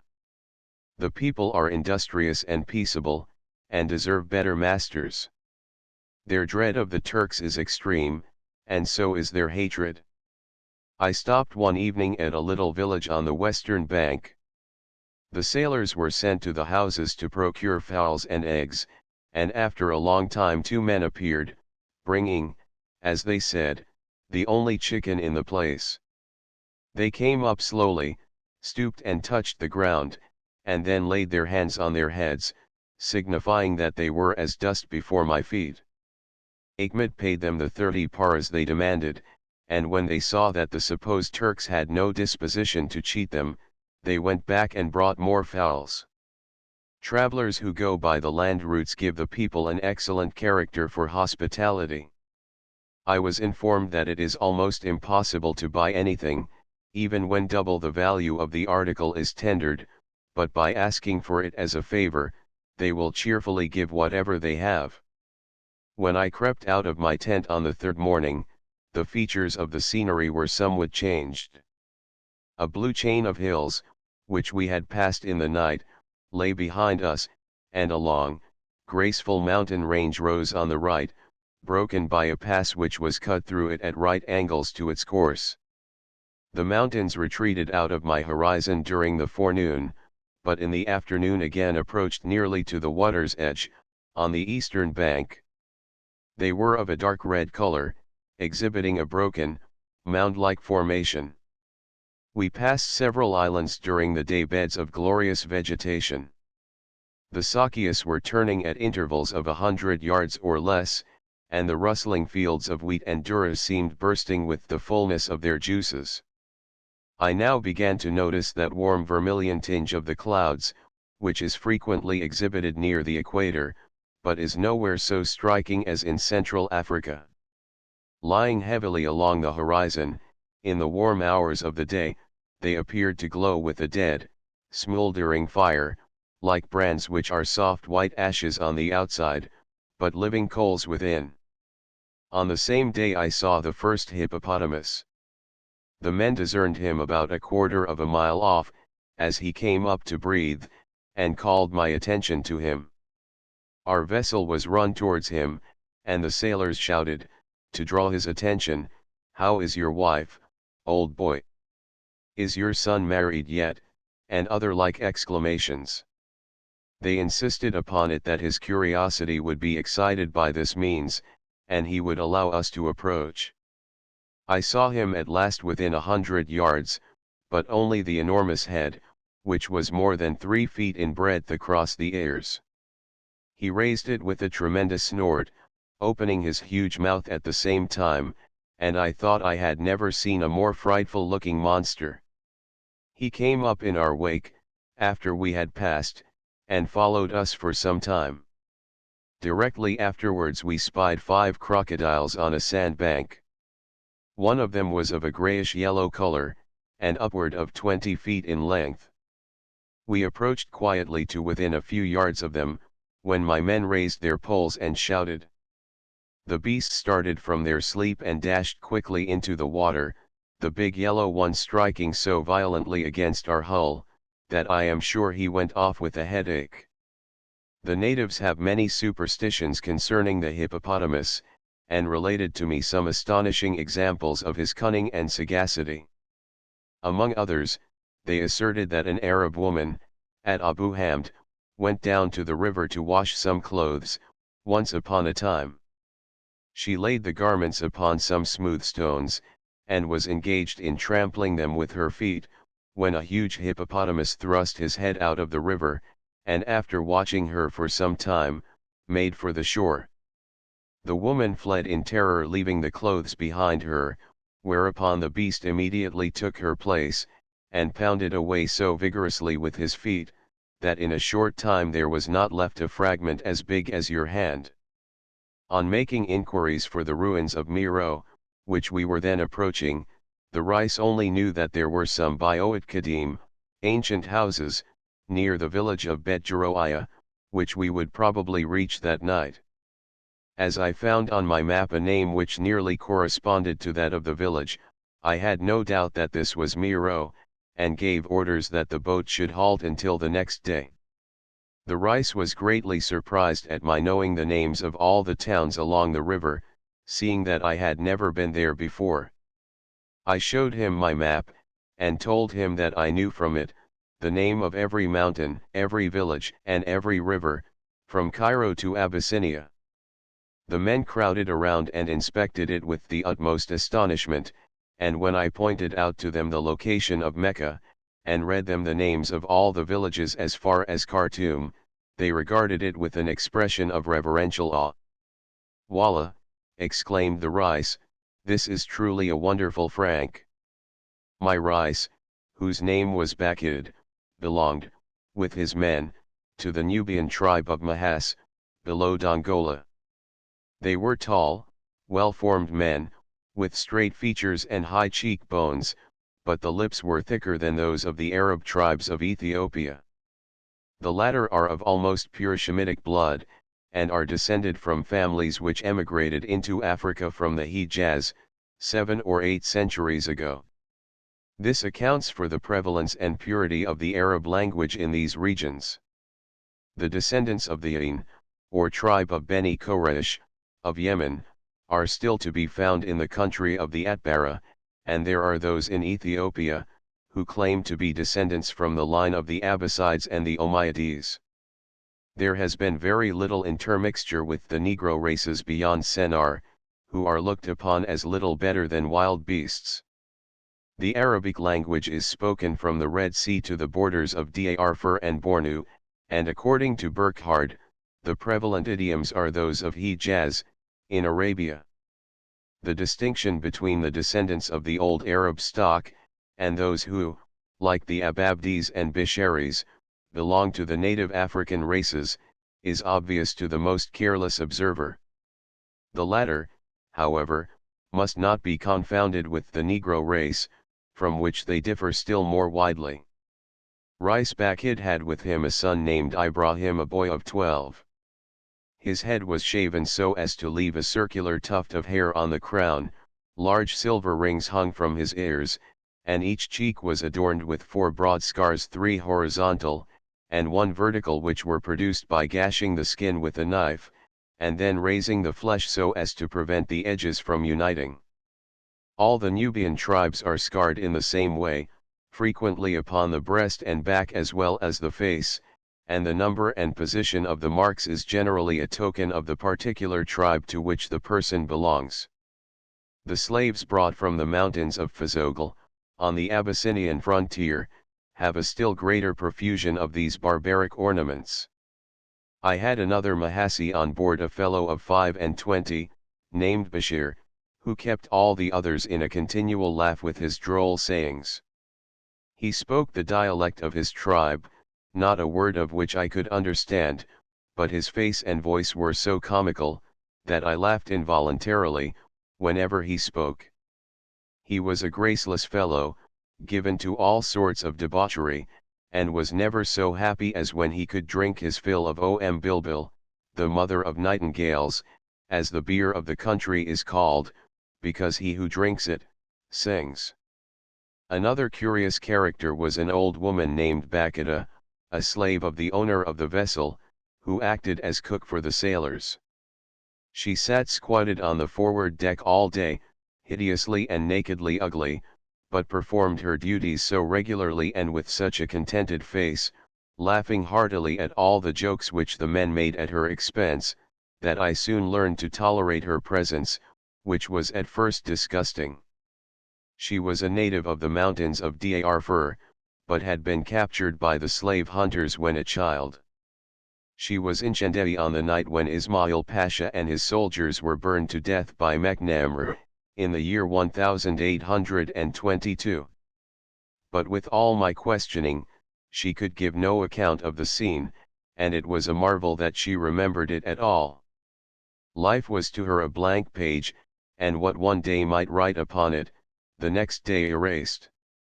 She sat from morning till night, grinding the dura between 2 flat stones, precisely as the Mexican women grind their maize, occasionally rubbing her hands upon her woolly head to rid them of the paste. Her only trouble was my white sheep, which, in its search after food, would deliberately seize her mealy top knots and begin to chew them. Her yells, at such times, were the signal for a fresh attack of Bashir's drollery. Yet old and ugly and embroidered as she was, no Frankish belle, whose bloom is beginning to wane, could have been more sensitive about her age. I was delighted to find this touch of vanity in her.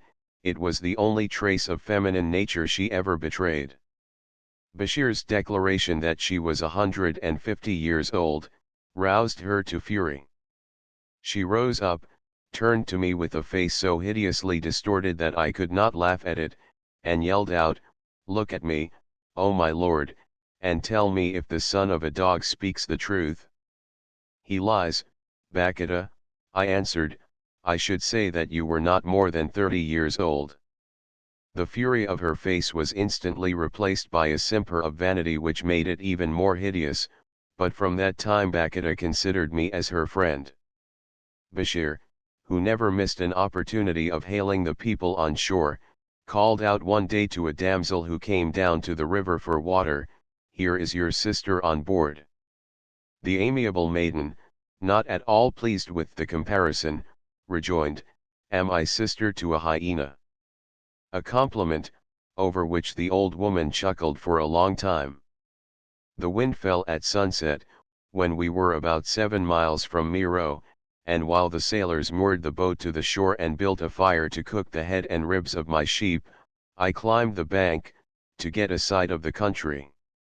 As far as I could see, the soil was cultivated, principally with cotton and durra. The cotton was both in flower and pod, and was of excellent quality.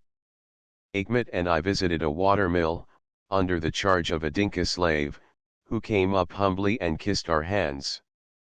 We commanded him to go on with his work, when he took his seat on the beam of the wheel and drove his cows around, to the accompaniment of a loud, shrill song, which, at a distance harmonized strangely with the cry of the jackal, in the deserts away beyond the river.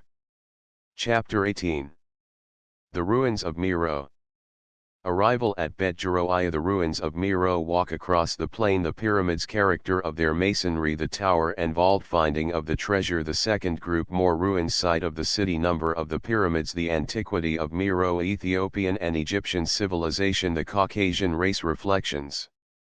A light breeze sprang up soon after midnight, and when I arose, at sunrise, we were approaching the village of Bet Jeroiah.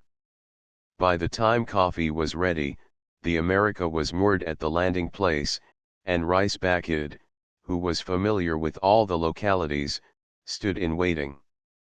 Achmet, with Bashir and another sailor, also accompanied me.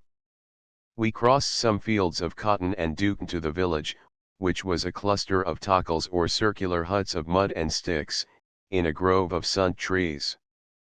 The Rice tried to procure a donkey for me, but the people, who took me for an Egyptian, and appeared very timorous and humble, denied having any, although I saw 2 half-starved beasts among the trees.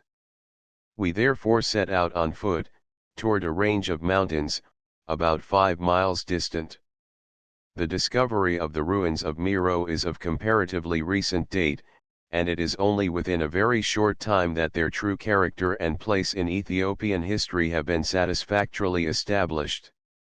Hoskins, Kaliod, and Ferlini were the first to direct the attention of antiquarians to this quarter, and the later and more complete researches of Lepsius leave room for little more to be discovered concerning them. It is remarkable that both Bruce and Burckhardt, who traveled by land from Berber to Shendei, failed to see the ruins, which must have been visible from the road they followed. The former, in fact, speaks of the broken pedestals, carved stones, and pottery which are scattered over the plain, and sagely says, "It is impossible to avoid risking a guess that this is the ancient city of Miro," but he does not mention the groups of pyramids which are so conspicuous a feature in the landscape. Our path led over a plain covered with thorny shrubs at first, but afterwards hard black gravel, and we had not gone more than a mile before the Rice pointed out the pyramids of the ancient Ethiopian city. I knew it only from its mention in history, and had never read any description of its remains, consequently I was surprised to see before me, in the vapory morning air, what appeared to be the ruins of pili and porticos, as grand and lofty as those of Karnak. Rising between us and the mountains, they had an imposing effect, and I approached them with excited anticipations. As we advanced, however, and the morning vapors melted away, I found that they derived much of their apparent height from the hill upon which they are built, and that, instead of being the shattered parts of one immense temple, they were a group of separate pyramids, standing amid the ruins of others which have been completely destroyed. We reached them after a walk of about 4 miles. They stand upon a narrow, crescent-shaped hill, which rises 40 or 50 feet from the plain, presenting its convex front to the Nile, while toward the east its hollow curve embraces a small valley lying between it and the mountain range. Its ridge is crowned with a long line of pyramids, standing so close to each other that their bases almost meet, but presenting no regular plan or association, except in the direction of their faces. None of them retains its apex, and they are all more or less ruined, though 2 are perfect to within a few courses of the top. I climbed one of the highest, from which I could overlook the whole group, as well as another cluster, which crowned the summit of a low ridge at the foot of the mountains opposite. Of those among which I stood, there were 16, in different degrees of ruin, besides the shapeless stone heaps of many more. They are all built of fine red sandstone, in regular courses of masonry, the spaces of which are not filled, or cased, as in the Egyptian pyramids, except at the corners, which are covered with a narrow hem or molding, in order to give a smooth outline. The stones are about 18 inches high, and the recession of each course varies from 2 to 4 inches, so that the height of the structure is always much greater than the breadth of the base. A peculiarity of these pyramids is, that the sides are not straight but curved lines, of different degrees of convexity, and the breadth of the courses of stone is adjusted with the utmost nicety, so as to produce this form. They are small, compared with the enormous piles of Giza and Dashur, but singularly graceful and elegant in appearance. Not one of the group is more than 70 feet in height, nor when complete could have exceeded 100. All or nearly all have a small chamber attached to the exterior, exactly against the center of their eastern sides, but no passage leading into the interior, and from the traces of Dr. Lepsius's labors, by which I plainly saw that he had attempted in vain to find an entrance, it is evident that they are merely solid piles of masonry, and that, if they were intended as tombs, the bodies were deposited in the outer chambers. Some of these chambers are entire, except the roof, and their walls are profusely sculptured with hieroglyphics, somewhat blurred and worn down, from the effect of the summer rains. Their entrances resembled the doorways of temples, on a miniature scale, and the central stones of 2 of them were sculptured with the sacred winged globe. I saw on the jamb of another a figure of the god Horus. The chambers were quite small, and not high enough to allow me to stand upright. The sculptures have a very different character from those in the tombs of Thebes, and their resemblance to those of the Ptolemaic period was evident at the first glance. The only cartouches of monarchs which I found were so obliterated that I could not identify them, but the figure of one of the kings, grasping in one hand the hair of a group of captives, while with the other he lifts a sword to slay them, bears a striking resemblance to that of Ptolemy Euergetes, on the pylon of the temple at Edfu. Many of the stones in the vast heaps which lie scattered over the hills, are covered with sculptures. I found on some the winged globe and scarabaeus, while others retain the scroll or fillet which usually covers the sloping corners of a pylon. On the northern part of the hill I found several blocks of limestone, which exhibited a procession of sculptured figures brilliantly colored. The last structure on the southern extremity of the hill is rather a tower than a pyramid, consisting of a high base or foundation, upon which is raised a square building, the corners presenting a very slight slope towards the top, which is covered with ruins, indicating that there was originally another and narrower story upon it. When complete, it must have borne considerable resemblance to the Assyrian towers, the remains of which are found at Nineveh. On this part of the hill there are many small detached chambers, all facing the east, and the remains of a large building. Here Lepsius appears to have expended most of his labors, and the heaps of stone and rubbish he has left behind him prevent one from getting a very clear idea of the original disposition of the buildings. He has quarried one of the pyramids down to its base, without finding any chamber within or pit beneath it.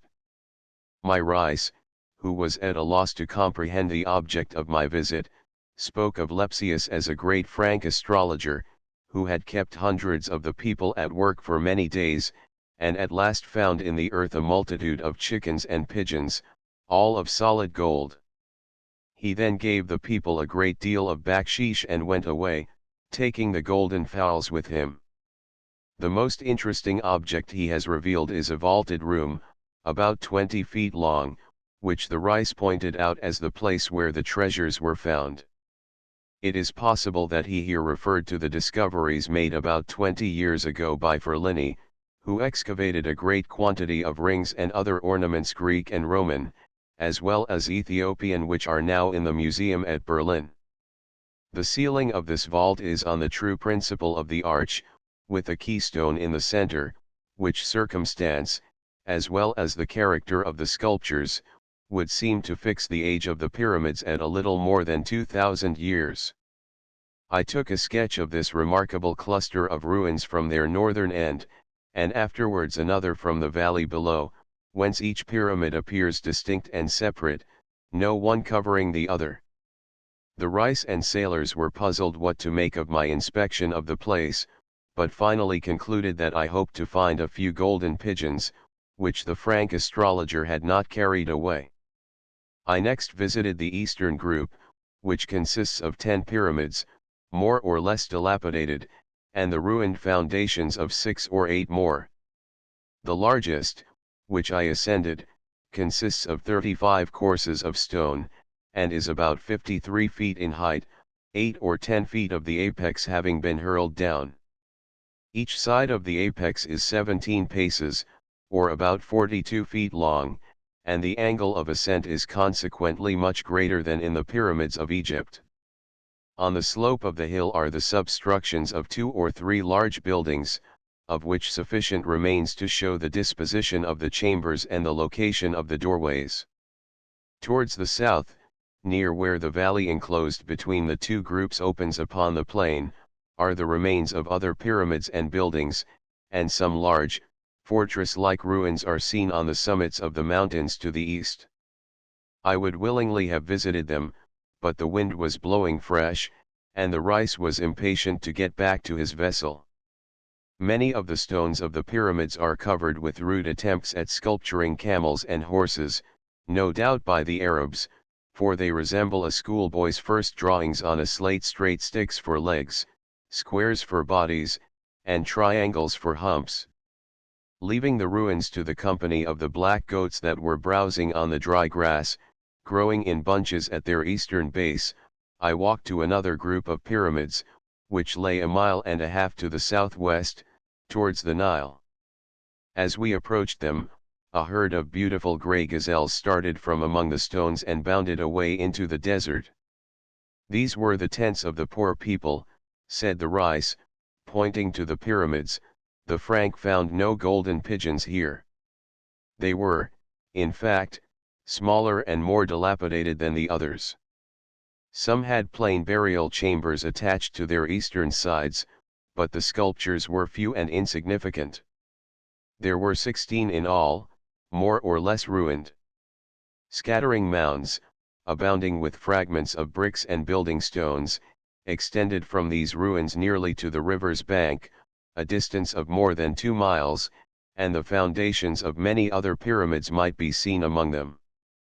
The total number of pyramids in a partial state of preservation, some being nearly perfect, while a few retained only 2 or 3 of the lower courses which I counted on the side of Meroe, was 42. Besides these, I noticed the traces of 40 or 50 others, which had been wholly demolished. The entire number, however, of which Meroe could boast, in its prime, was 196. The mounds near the river, which cover an extent of between 1 and 2 miles, point out the site of the city, the capital of the old hierarchy of Meroe, and the pyramids are no doubt the tombs of its kings and priests. It is rather singular that the city has been so completely destroyed, as the principal spoilers of Egypt, the Persians, never penetrated into Ethiopia, and there is no evidence of the stones having been used to any extent by the Arabs, as building materials. The examination of Meroe has solved the doubtful question of an Ethiopian civilization anterior to that of Egypt. Hoskins and Kaliod, who attributed a great antiquity to the ruins, were misled by the fact, discovered by Lepsius, that the Ethiopian monarchs adopted as their own, and placed upon their tombs the nomens of the earlier pharaohs. It is now established beyond a doubt, that, so far from being the oldest, these are the latest remains of Egyptian art. Their inferiority displays its decadence, and not the rude, original type, whence it sprang.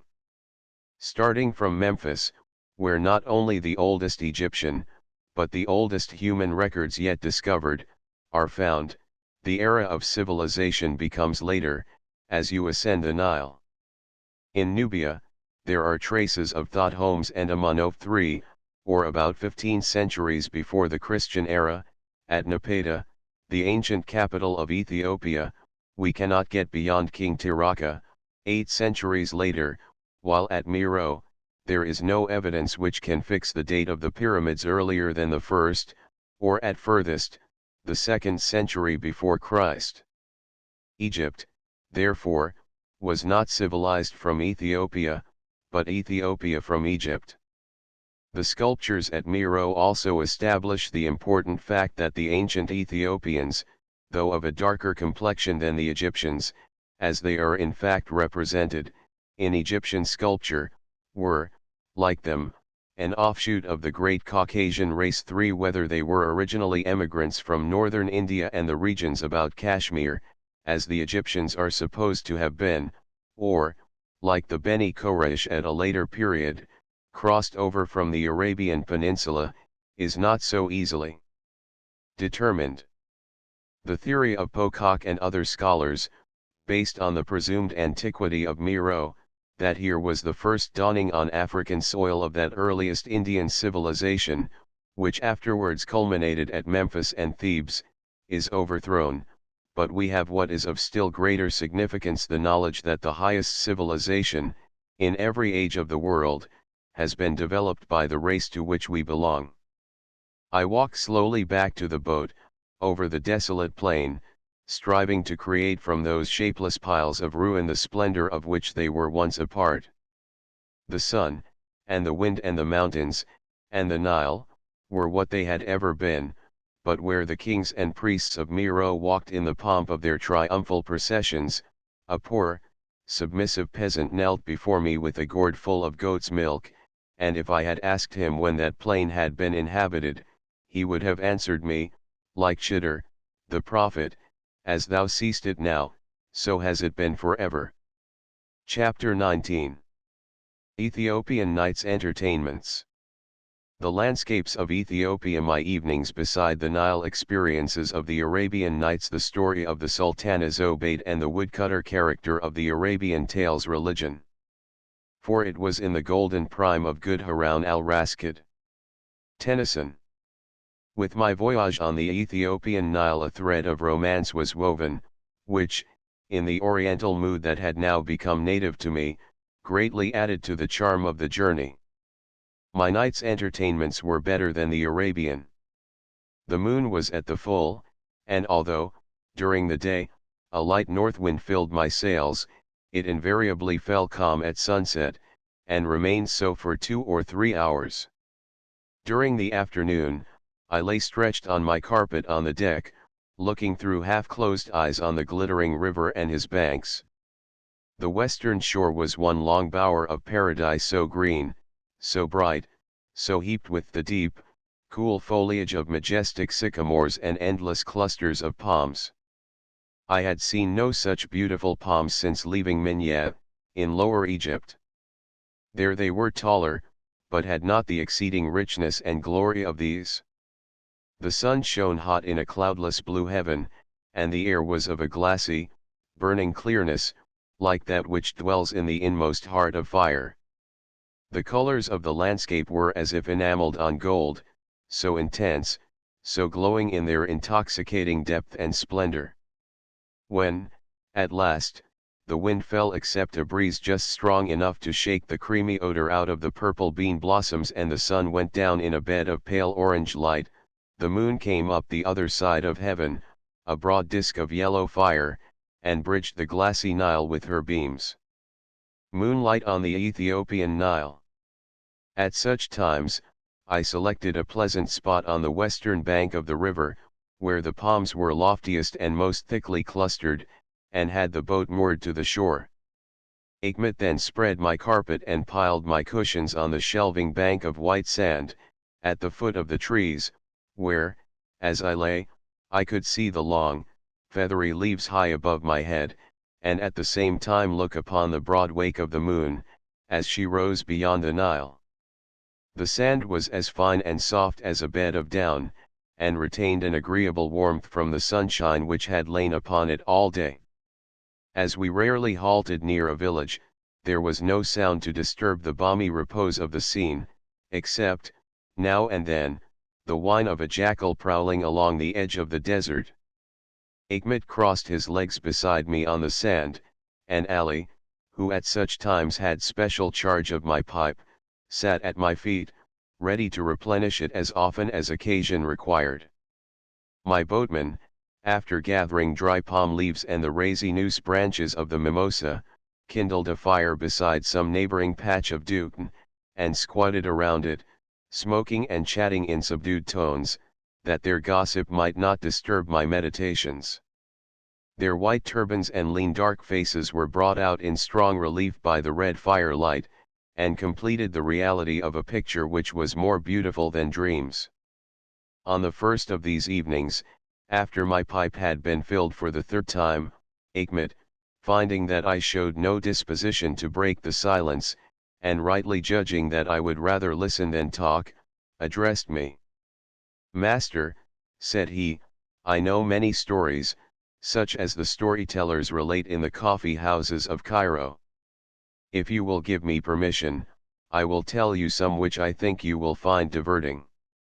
"Excellent," said I, "nothing will please me better, provided you tell them in Arabic. This will be more agreeable to both of us, and whenever I cannot understand your words, I will interrupt you, and you shall explain them as well as you can, in English." He immediately commenced, and while those evening calms lasted, I had such a living experience of the Arabian Nights, as would have seemed to me a greater marvel than any they describe, had it been foreshown to my boyish vision, when I first hung over the charmed pages. There, in my African mood, the most marvelous particulars seemed quite real and natural, and I enjoyed those flowers of Eastern romance with a zest unknown before. After my recent reception, as a king of the Franks, in the capital of Berber, it was not difficult to imagine myself Shahryar, the Sultan of the Indies, especially as the moon showed me my turbaned shadow on the sand. If the amber mouthpiece of my pipe was not studded with jewels, and if the zerf which held my coffee cup was brass instead of gold, it was all the same by moonlight. Achmet, seated on the sand, a little below my throne, was Scheherazade, and Ali, kneeling at my feet, her sister, Dinarzade, though, to speak candidly, my imagination could not stretch quite so far. In this respect, Shahryar had greatly the advantage of me. I bitterly felt the difference between my dusky vizier, and his vizier's daughter. Nor did Ali, who listened to the stories with great interest, expressing his satisfaction occasionally by a deep guttural chuckle, ever surprise me by saying, "If you are not asleep, my sister, I beg of you to recount to me one of those delightful stories you know." Nevertheless, those nights possessed a charm which separates them from all other nights I have known. The stories resembled those of the Arabian tale in being sometimes prolonged from one day to another. One of them, in fact, was Ganem, the slave of love, but, as told by Hikmet, differing slightly from the English version. The principal story, however, was new to me, and as I am not aware that it has ever been translated, I may be pardoned for telling it as it was told to me, taking the liberty to substitute my own words for Hikmet's mixture of Arabic and English. I was too thoroughly given up to the pleasant illusion, to note down the story at the time, and I regret that many peculiarities of expression have escaped me, which then led me to consider it a genuine product of the age which produced the 1001 Nights.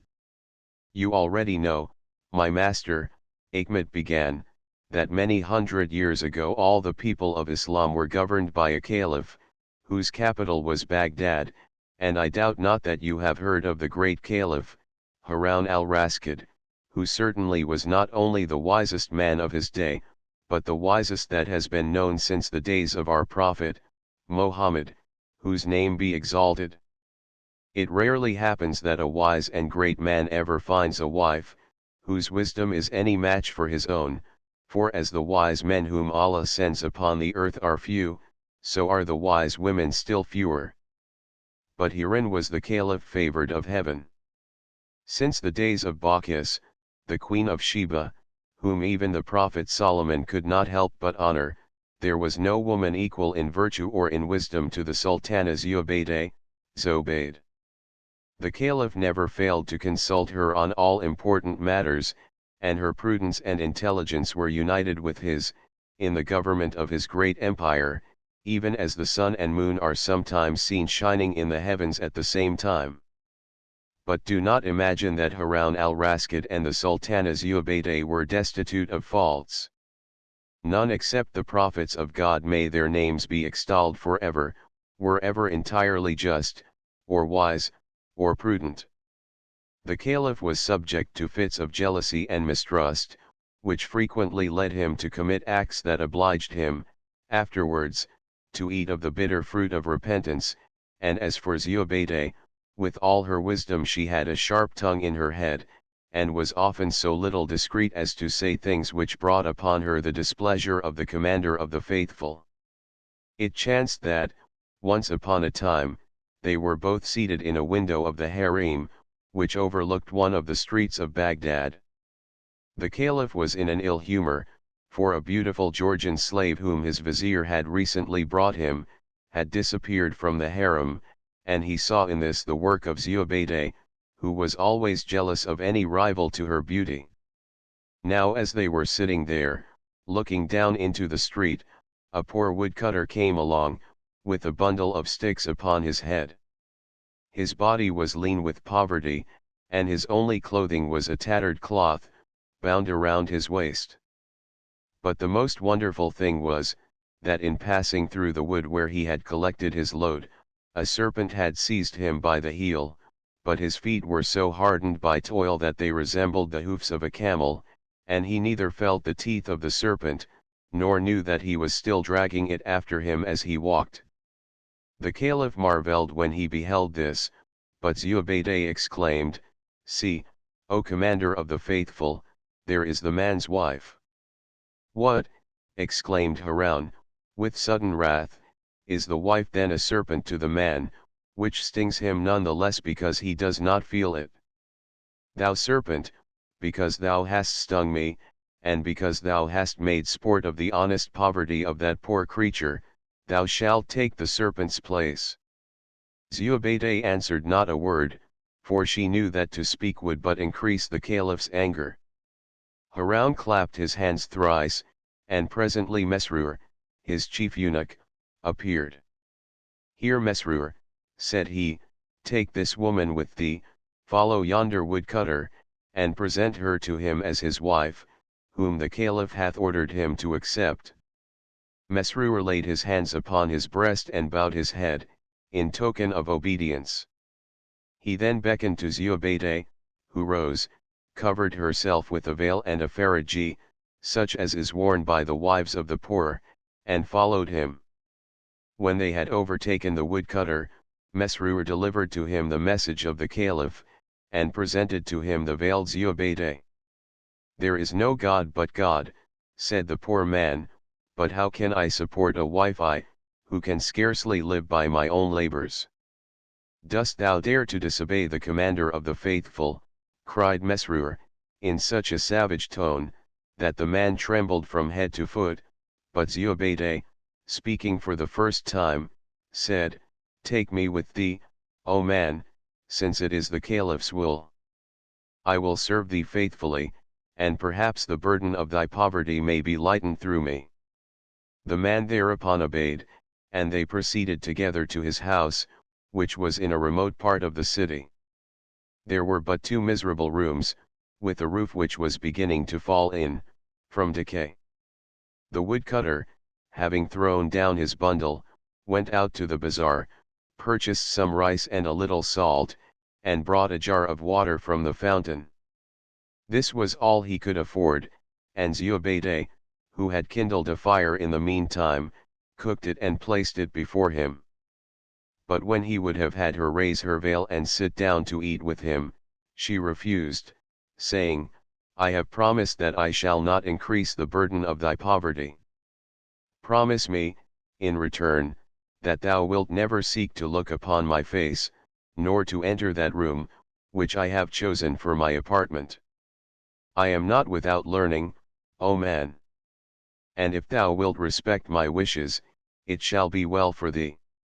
The woodcutter, who was not naturally deficient in intelligence, perceived from the words of Zubaydah that she was a superior person, and, judging that he could not do better than to follow her counsel, promised at once all that she desired. She then declared, that as she intended to take charge of his household, he must give to her, every evening, all the money he had received for his wood during the day. The man consented to this likewise, produced a handful of copper coins, which altogether amounted to only 1 piastre. But you must know, my master, that a piastre, in the days of Harun al-Rashid, was 4 or 5 times as much as it is nowadays. Thus they lived together for several weeks, the woodcutter going to the forest every day, and paying his gains every night into the hands of Zubaydah, who kept his miserable house clean and comfortable and prepared his food. She managed things with so much economy that she was enabled to save 2 paras every day, out of the piastre which he gave her. When she had amassed 20 piastres in this way, she gave them to the woodcutter, saying, "Go now to the market and buy thee an ass with this money. Thou canst thus bring home thrice as much wood as before, and the ass can subsist upon the grass which he finds in the forest, and which costs thee nothing." "By Allah," exclaimed the woodcutter, "thou art a wonderful woman, and I will obey thee in everything." He forthwith did as Zubaydah ordered, and was now enabled to give her 3 or 4 piastres every evening. She presented him with a more decent garment, and added butter to his pilau of rice, but still preserved such a strict economy, that in a short time he was master of 3 asses instead of 1, and was obliged to hire a man to assist him in cutting wood. One evening, as the asses came home with their loads, Zubaydah remarked that the wood gave out a grateful fragrance, like that of musk or ambergris, and upon examining it more closely, she found that it was a most precious article, in fact, that it had been cut from one of those spicy trees which sprang up where the tears of Adam fell upon the earth, as he bewailed his expulsion from paradise. For at that time the juices of the fruits of paradise still remained in his body, and his tears were flavored by them, which was the cause of all the spices that grow in the lands of Serendib and India. Zubaydah asked of the woodcutter, "To whom dost thou sell this wood?" and from his answer she found that it was all purchased by some Jewish merchants, who gave him no more for it than for the common wood with which she cooked his rice.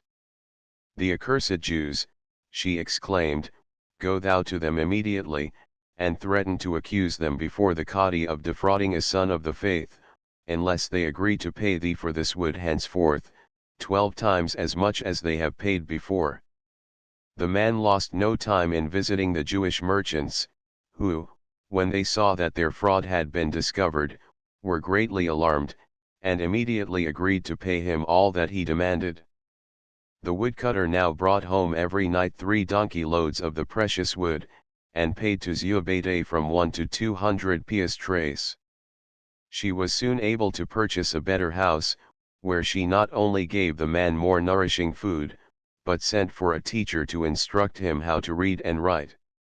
He had so improved in appearance by this time, and had profited so well by the wise conversation of Zobeide, that he was quite like another person, and those who had known him in his poverty no longer recognized him. For this reason, the Caliph, who soon repented of his anger towards Zobeide and made every effort to recover her, was unable to find any trace of him. Mesrour sought day and night through the streets of Baghdad, but as Zobeide never left the woodcutter's house, all his search was in vain, and the Caliph was like one distracted. One day, as the woodcutter was on his way to the forest, he was met by 3 persons, who desired to hire his asses for the day. "But," said he, "I make my living from the wood which the asses carry to the city." "What profit do you make upon each load?" asked one of the men. "If it is a good load, I often make 50 piastres," answered the woodcutter. "Well," said the men, "we will give you 200 piastres as the hire of each ass, for 1 day." The woodcutter, who had not expected such an extraordinary offer, was about to accept it at once, when he reflected that he had obeyed in all things the advice of Zobeide, and ought not to take such a step without her consent. He thereupon requested the men to wait while he returned home and consulted his wife. "You have done right, O my lord," said Zobeide, "I commend your prudence, and am quite willing that you should accept the offer of the men, as the money will purchase other asses and repay you for the loss of the day's profit, if the persons should not return."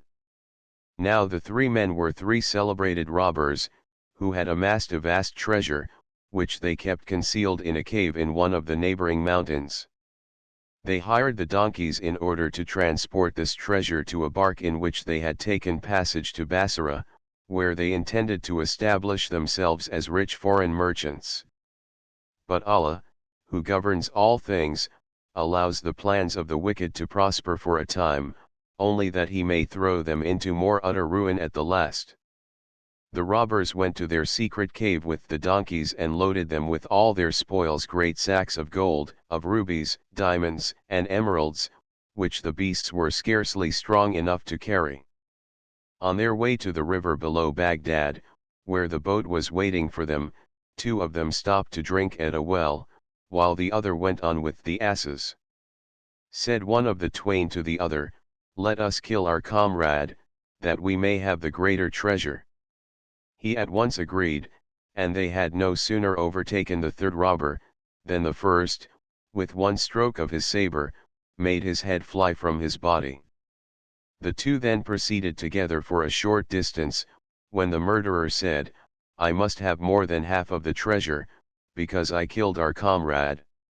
"If you begin by claiming more than half, you will in the end claim the whole," said the other robber, who refused to agree. They presently set upon each other with their swords, and after fighting for some time, both of them received so many wounds that they fell dead in the road. The asses, finding that no one was driving them any longer, took, from habit, the road to the woodcutter's house, where they arrived safely, with the treasure upon their backs. Great was the amazement of their master, who, at Zobeide's command, carried the heavy sacks into the house. But when he had opened one of them, and the splendor of the jewels filled the whole room, Zobeide exclaimed, "God is great! Now, indeed, I see that my conduct is acceptable to him, and that his hand hurries my design more swiftly to its completion."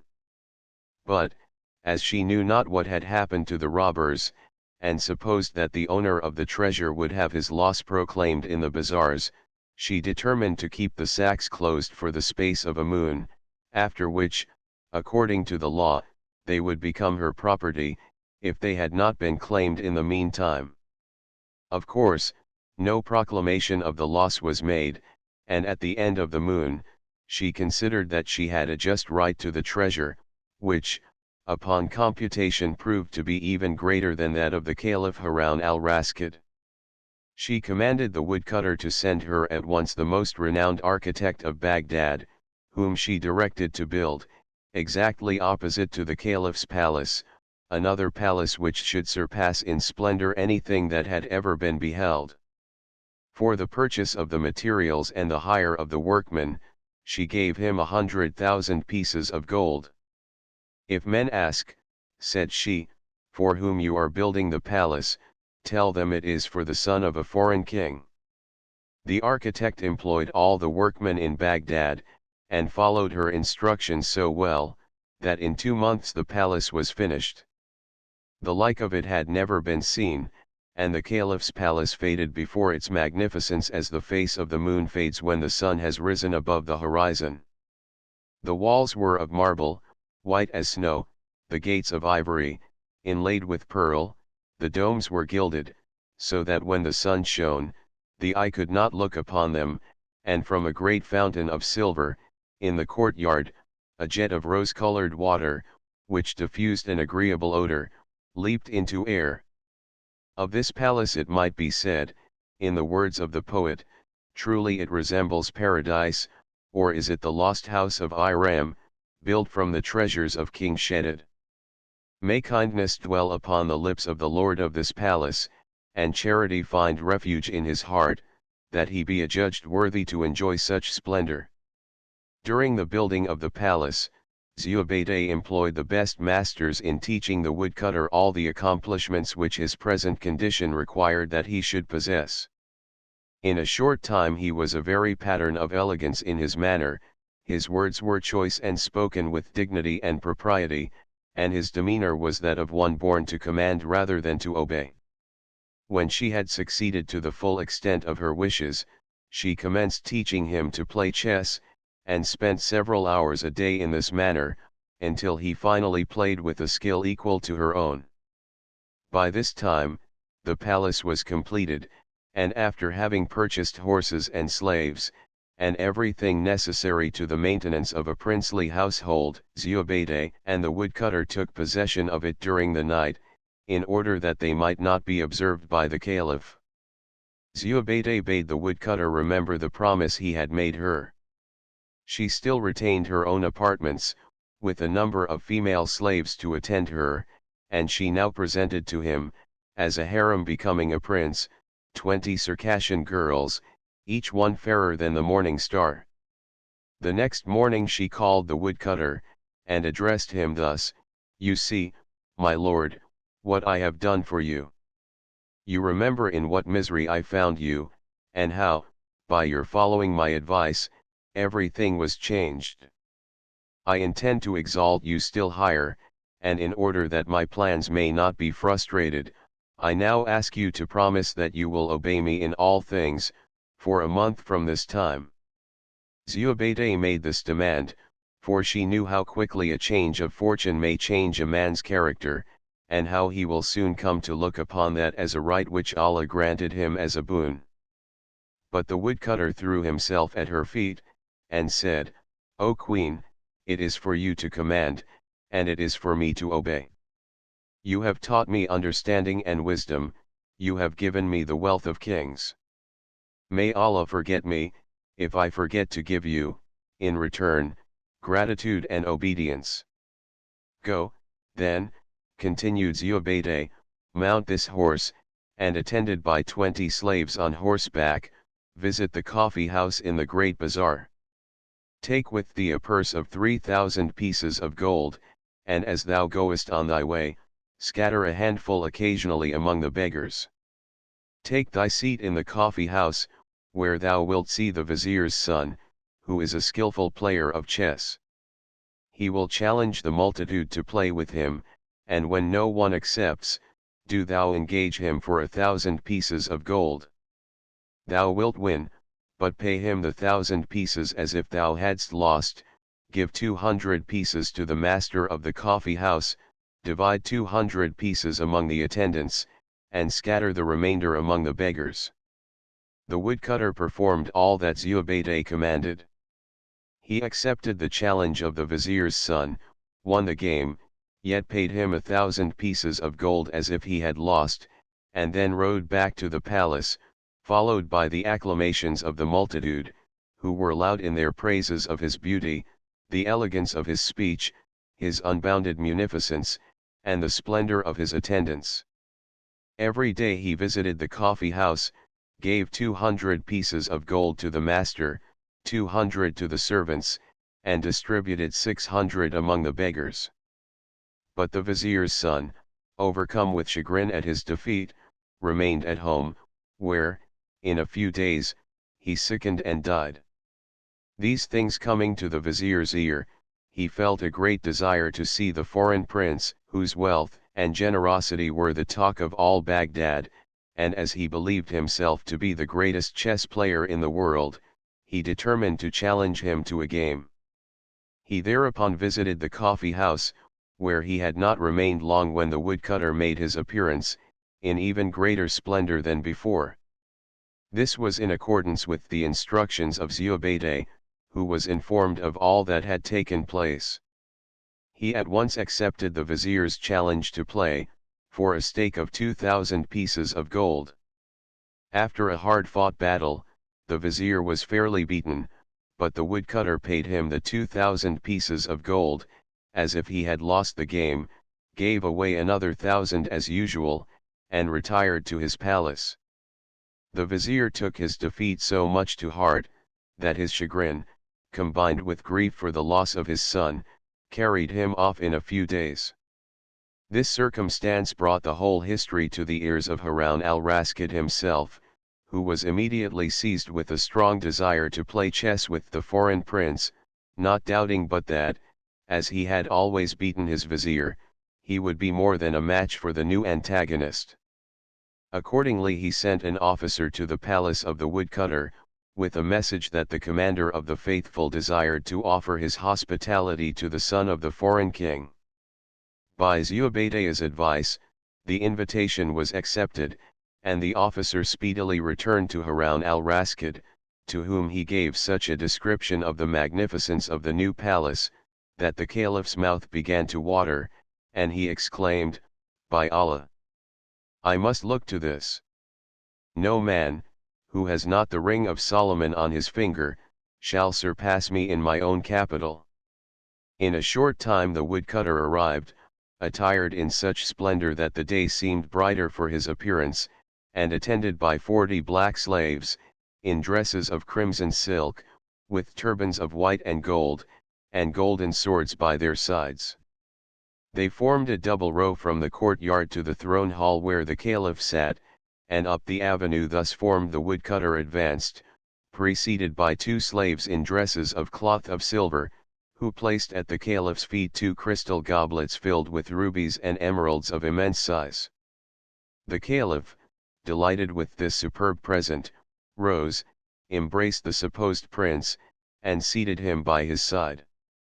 From the great wealth displayed by the woodcutter, and the perfect grace and propriety of his manners, the caliph suspected that he was no less a personage than the son of the king of Cathay. After a handsome repast had been served, the caliph proposed a game of chess, stating that he had heard much of the prince's skill in playing. "After I shall have played with you, O commander of the faithful," said the woodcutter, "you will hear no more of my skill." The caliph was charmed with the modesty of this speech, and the compliment to himself, and they immediately began to play. The woodcutter, although he might easily have beaten the caliph, suffered the latter to win the first game, which put him into the best humor possible. But when the second game had been played, and the woodcutter was the victor, he perceived that the caliph's face became dark, and his good humor was gone. "You are too generous to your servant, O Caliph," said he. "Had you not given me the success as an encouragement, I should have lost a second time." At these words Harun smiled, and they played a third game, which the woodcutter purposely allowed him to win. Such was the counsel given to him by Zobeide, who said, "If thou permittest him to win the first game, he will be so well pleased, that thou mayest venture to defeat him on the second game.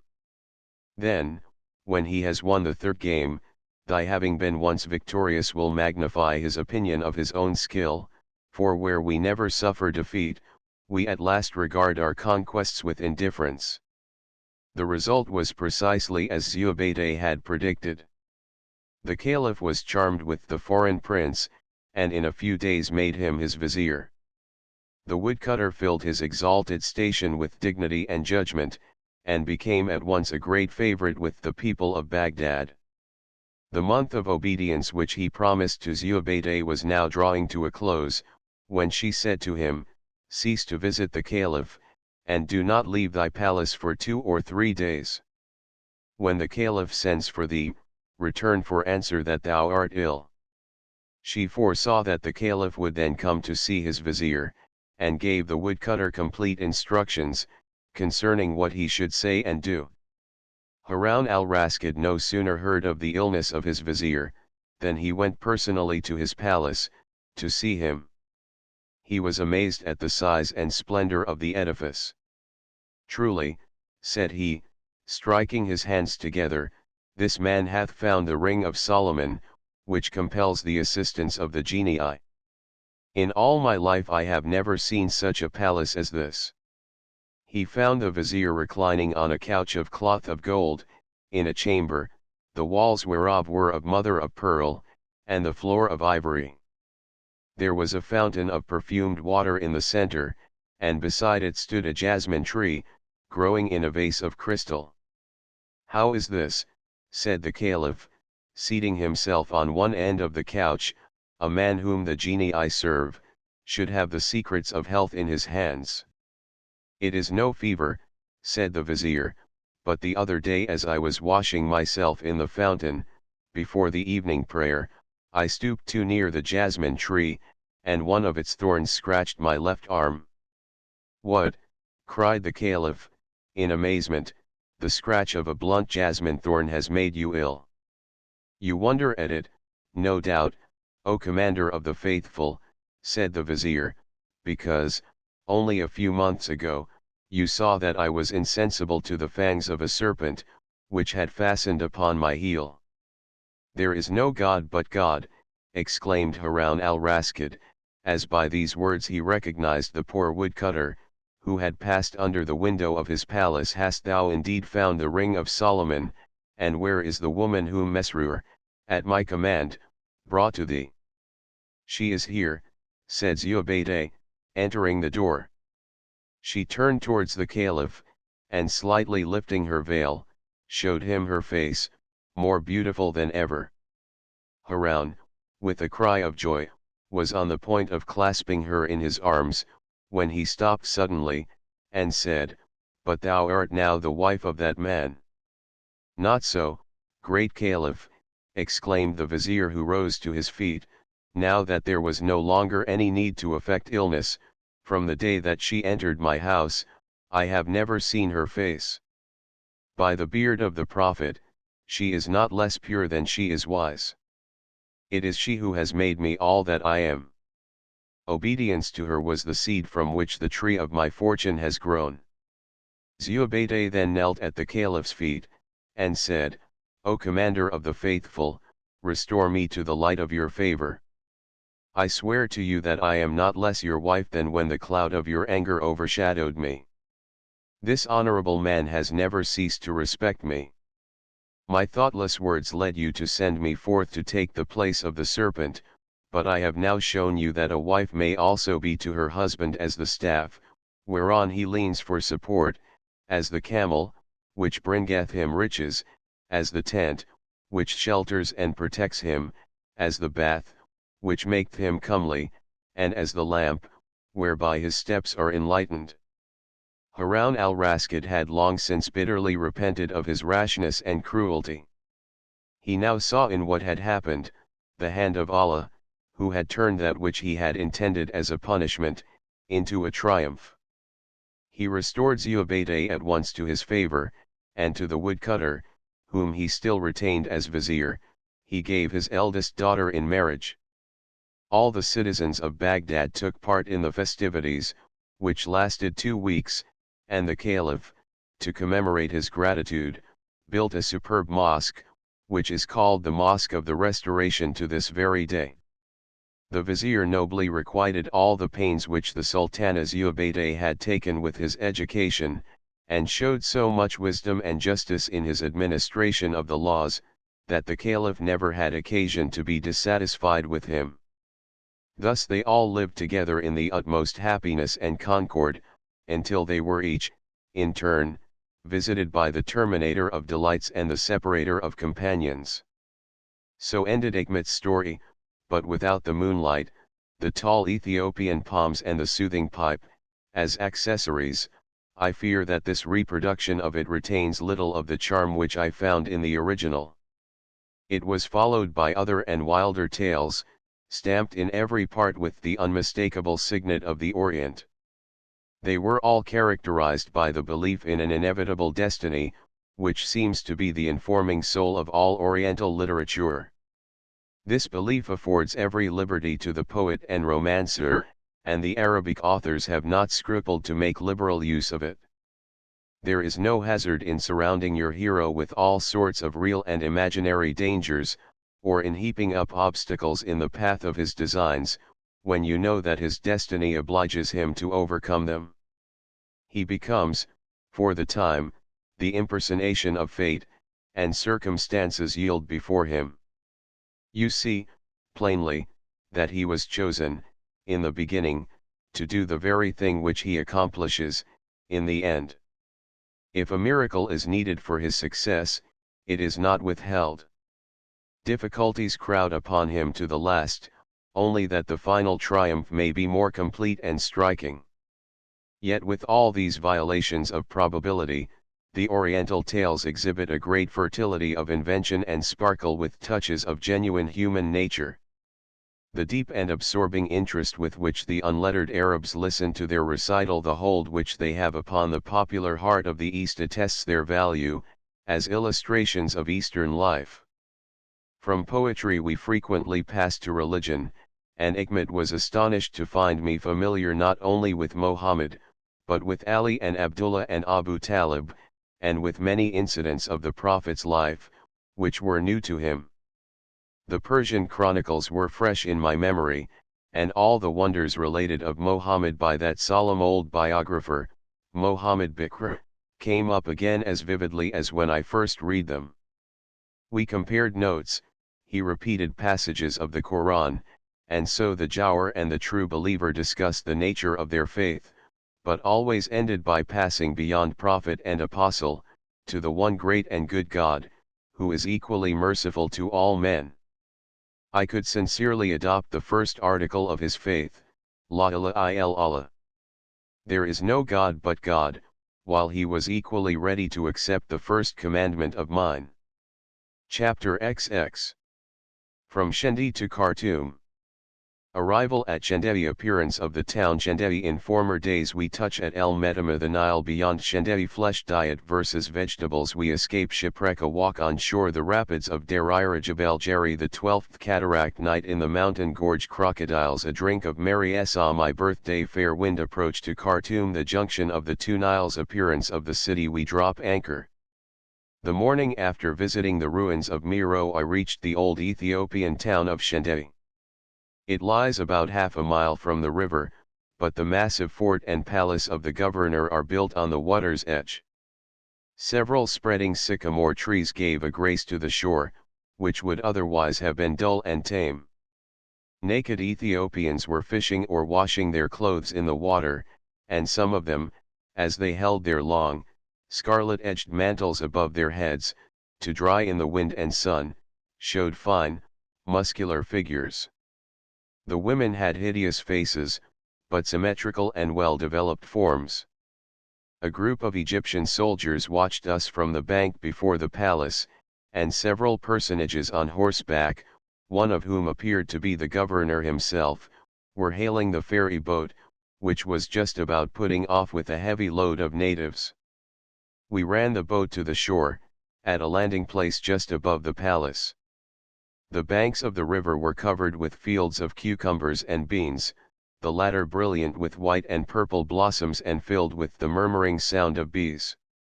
Achmet, the rice, and I walked up to the capital, the famous Shendei, once the great mart of trade for the regions between the Red Sea and Darfur. On the way we met numbers of women with water jars. They wore no veils, but certainly needed them, for their faces were of a broad, semi-Negro character, and repulsively plain.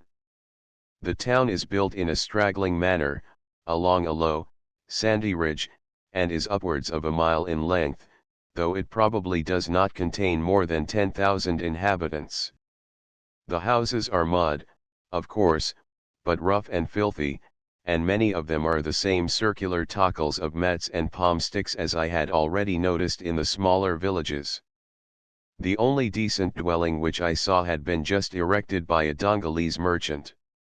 There was a mosque, with a low mud minaret, but neither in this nor in any other respect did the place compare with Elmi Kiraf. The bazaar resembled a stable, having a passage through the center, shaded with mats, and stalls on either side, some of which contained donkeys and others merchants. The goods displayed were principally blue and white cotton stuffs of coarse quality, beads, trinkets, and the like. It was market day, but the people had not yet assembled. A few screens of matting, erected on sticks, were the only preparations which had been made.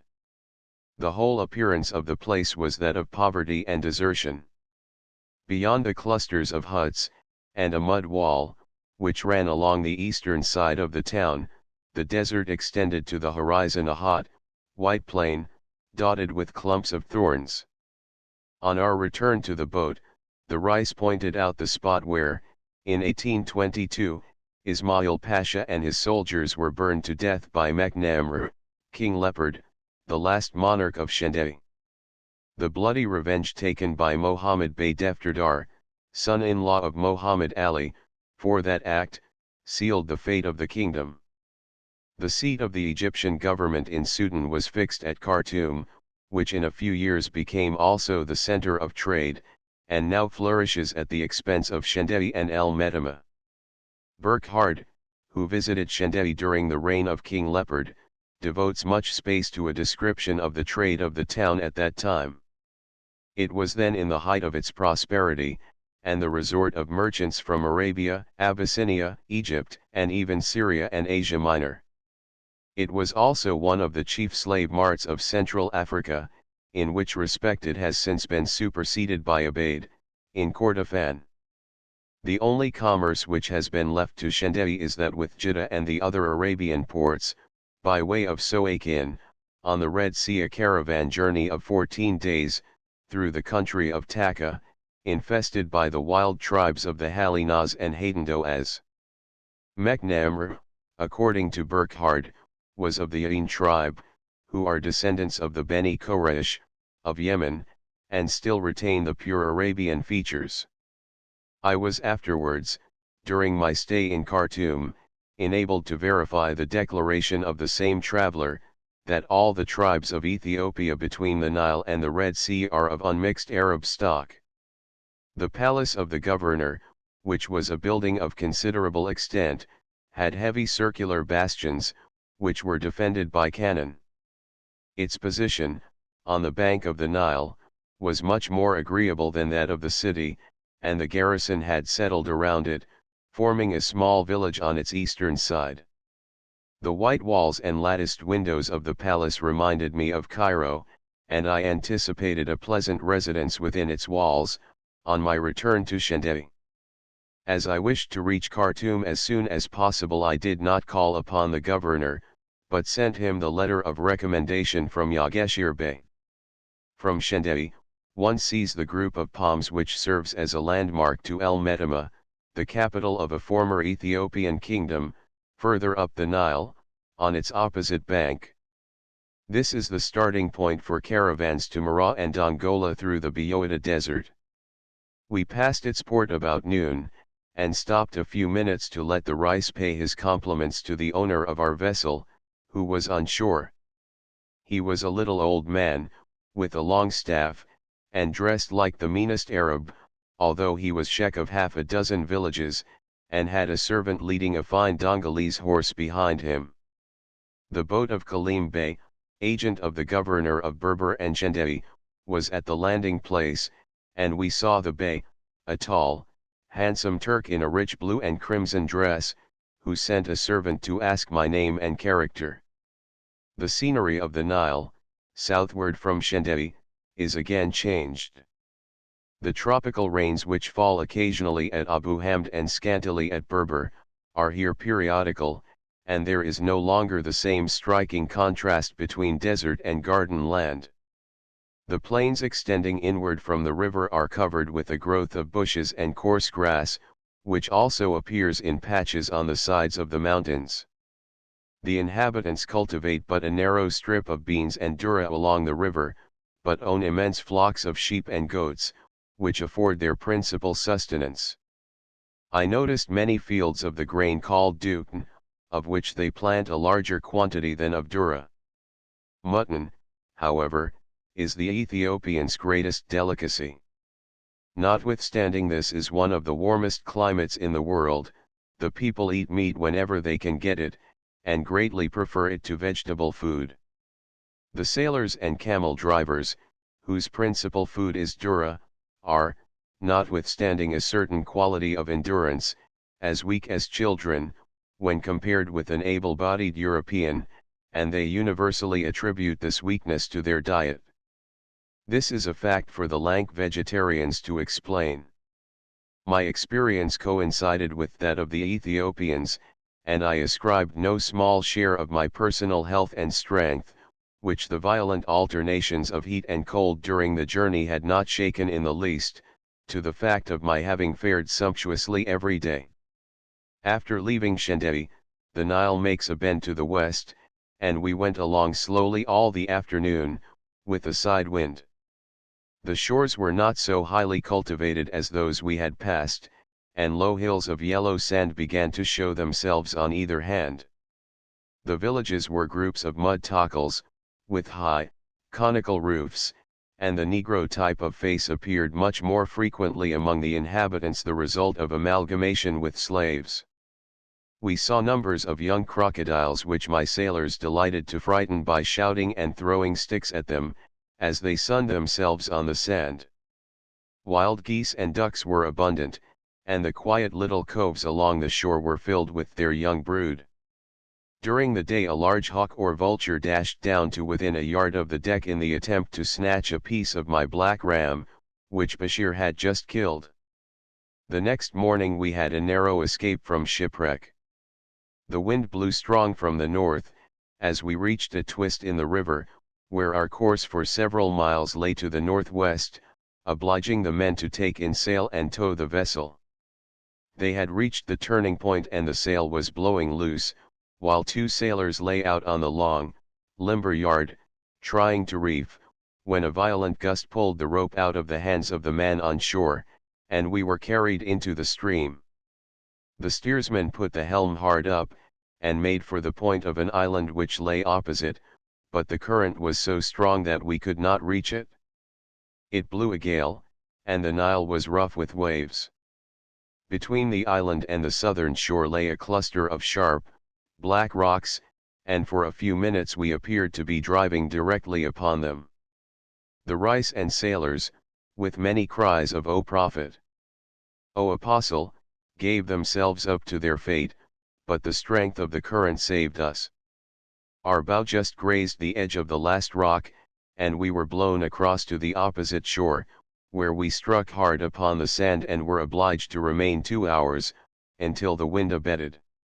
I was vexed and impatient at first, but remembering the effect of a pipe upon a similar occasion, I took one, and soon became calm enough to exclaim, "It is the will of Allah." While the boat was making such slow headway, I went ashore and walked an hour or two among the fields of beans and dhurra. The plains for several miles inland were covered with dry grass and thorn trees, and only needed irrigation to bloom as a garden.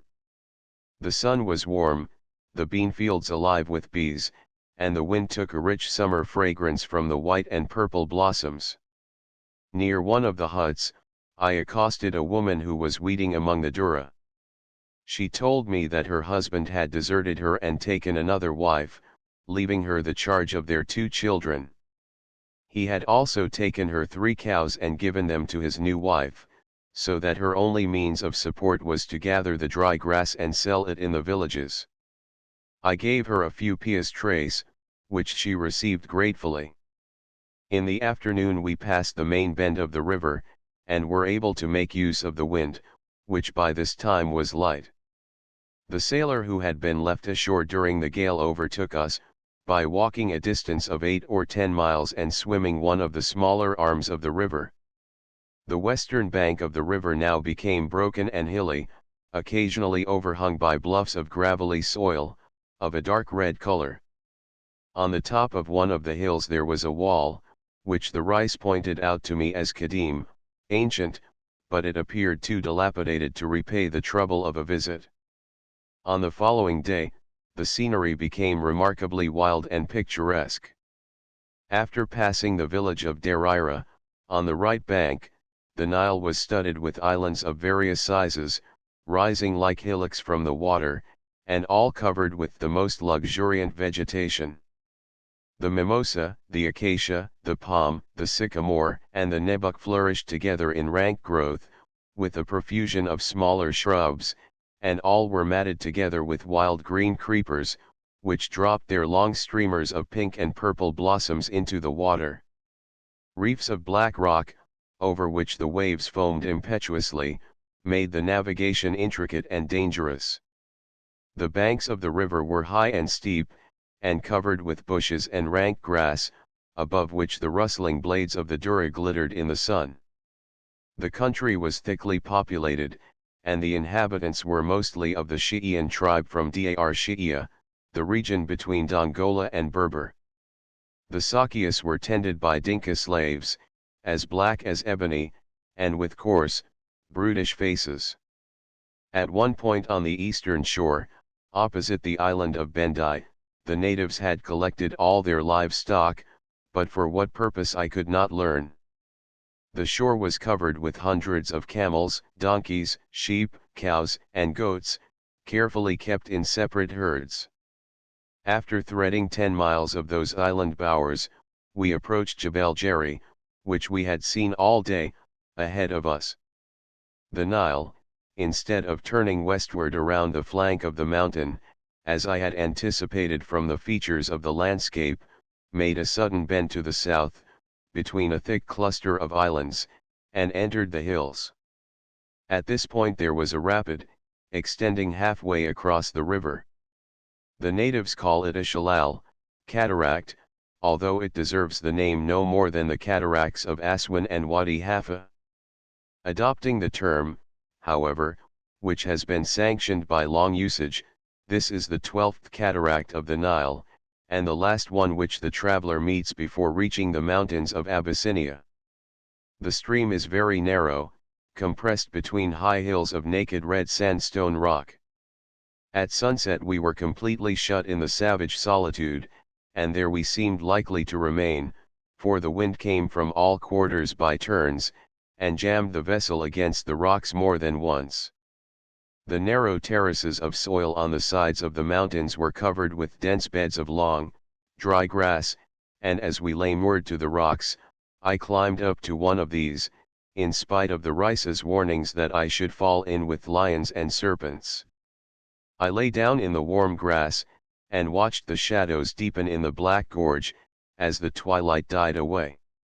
The zigzag or crocodile bird twittered along the shore, and, after it became quite dark, the stillness was occasionally broken by the snort of a hippopotamus, as he thrust his huge head above water, or by the yell of a hyena prowling among the hills.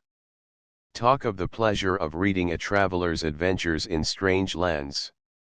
There is no pleasure equal to that of living them, neither the anticipation nor the memory of such a scene as I witnessed that evening, can approach the fascination of the reality.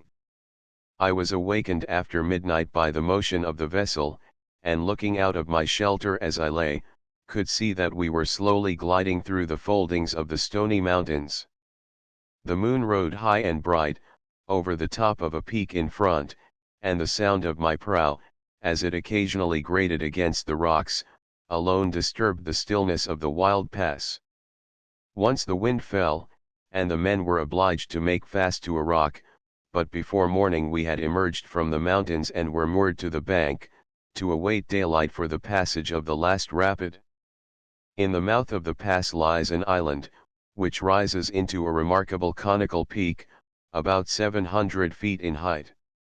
It is called the Royan, thirst-assuaged, while a lofty summit of the range of Jerry bears the name of Jebel Achin, the mountain of thirst. The latter stands on a basis of arid sand, whence its name, but the Royan is encircled by the arms of the Nile. In the Wadi Bait Naga, some 3 or 4 hours' journey eastward from the river, are the ruined temples of Naga and Mesoerat, described by Hoskins. The date of their erection has been ascertained by Lepsius to be coeval with that of Miro. We here saw many crocodiles, basking on the warm sandbanks. One group of 5 were enormous monsters, 3 of them being at least 15, and the other 2 20 feet in length. They lazily dragged their long bodies into the water as we approached, but returned after we had passed. The zigzags were hopping familiarly about them, on the sand, and I have no doubt that they do service to the crocodiles in the manner related by the Arabs. The river was still studded with islands, some mere fragments of rock covered with bushes, and some large level tracts, flourishing with rich fields of cotton and durra. About noon, we passed a village on the eastern bank, and I sent Ali and Bashir ashore to procure supplies, for my ram was finished. Ali found only 1 fowl, which the people did not wish to sell, but, Turk-like, he took it forcibly and gave them the usual price. Bashir found some mariessa, a fermented drink made of durra, and for 2 piastres procured 2 jars of it, holding 2 gallons each, which were brought down to the boat by a pair of sturdy Dinka women, whose beauty was almost a match for Bakata. The mariessa had an agreeable flavor and very little intoxicating property. I noticed, however, that after Bashir had drunk nearly a gallon, he sang and danced rather more than usual, and had much to say of a sweetheart of his, who lived in El Metama, and who bore the charming name of Gamero Betajero. Bakata, after drinking an equal portion, complained to me bitterly of my white sheep, which had nibbed off the ends of the woolly twists adorning her head, but I comforted her by the present of half a piastra, for the purpose of buying mutton fat. As the wind fell, at sunset, we reached a long slope of snowy sand, on the island of Aussie. Achmet went to the huts of the inhabitants, where he was kindly received and furnished with milk. I walked for an hour up and down the beautiful beach, breathing the mild, cool evening air, heavy with delicious odors.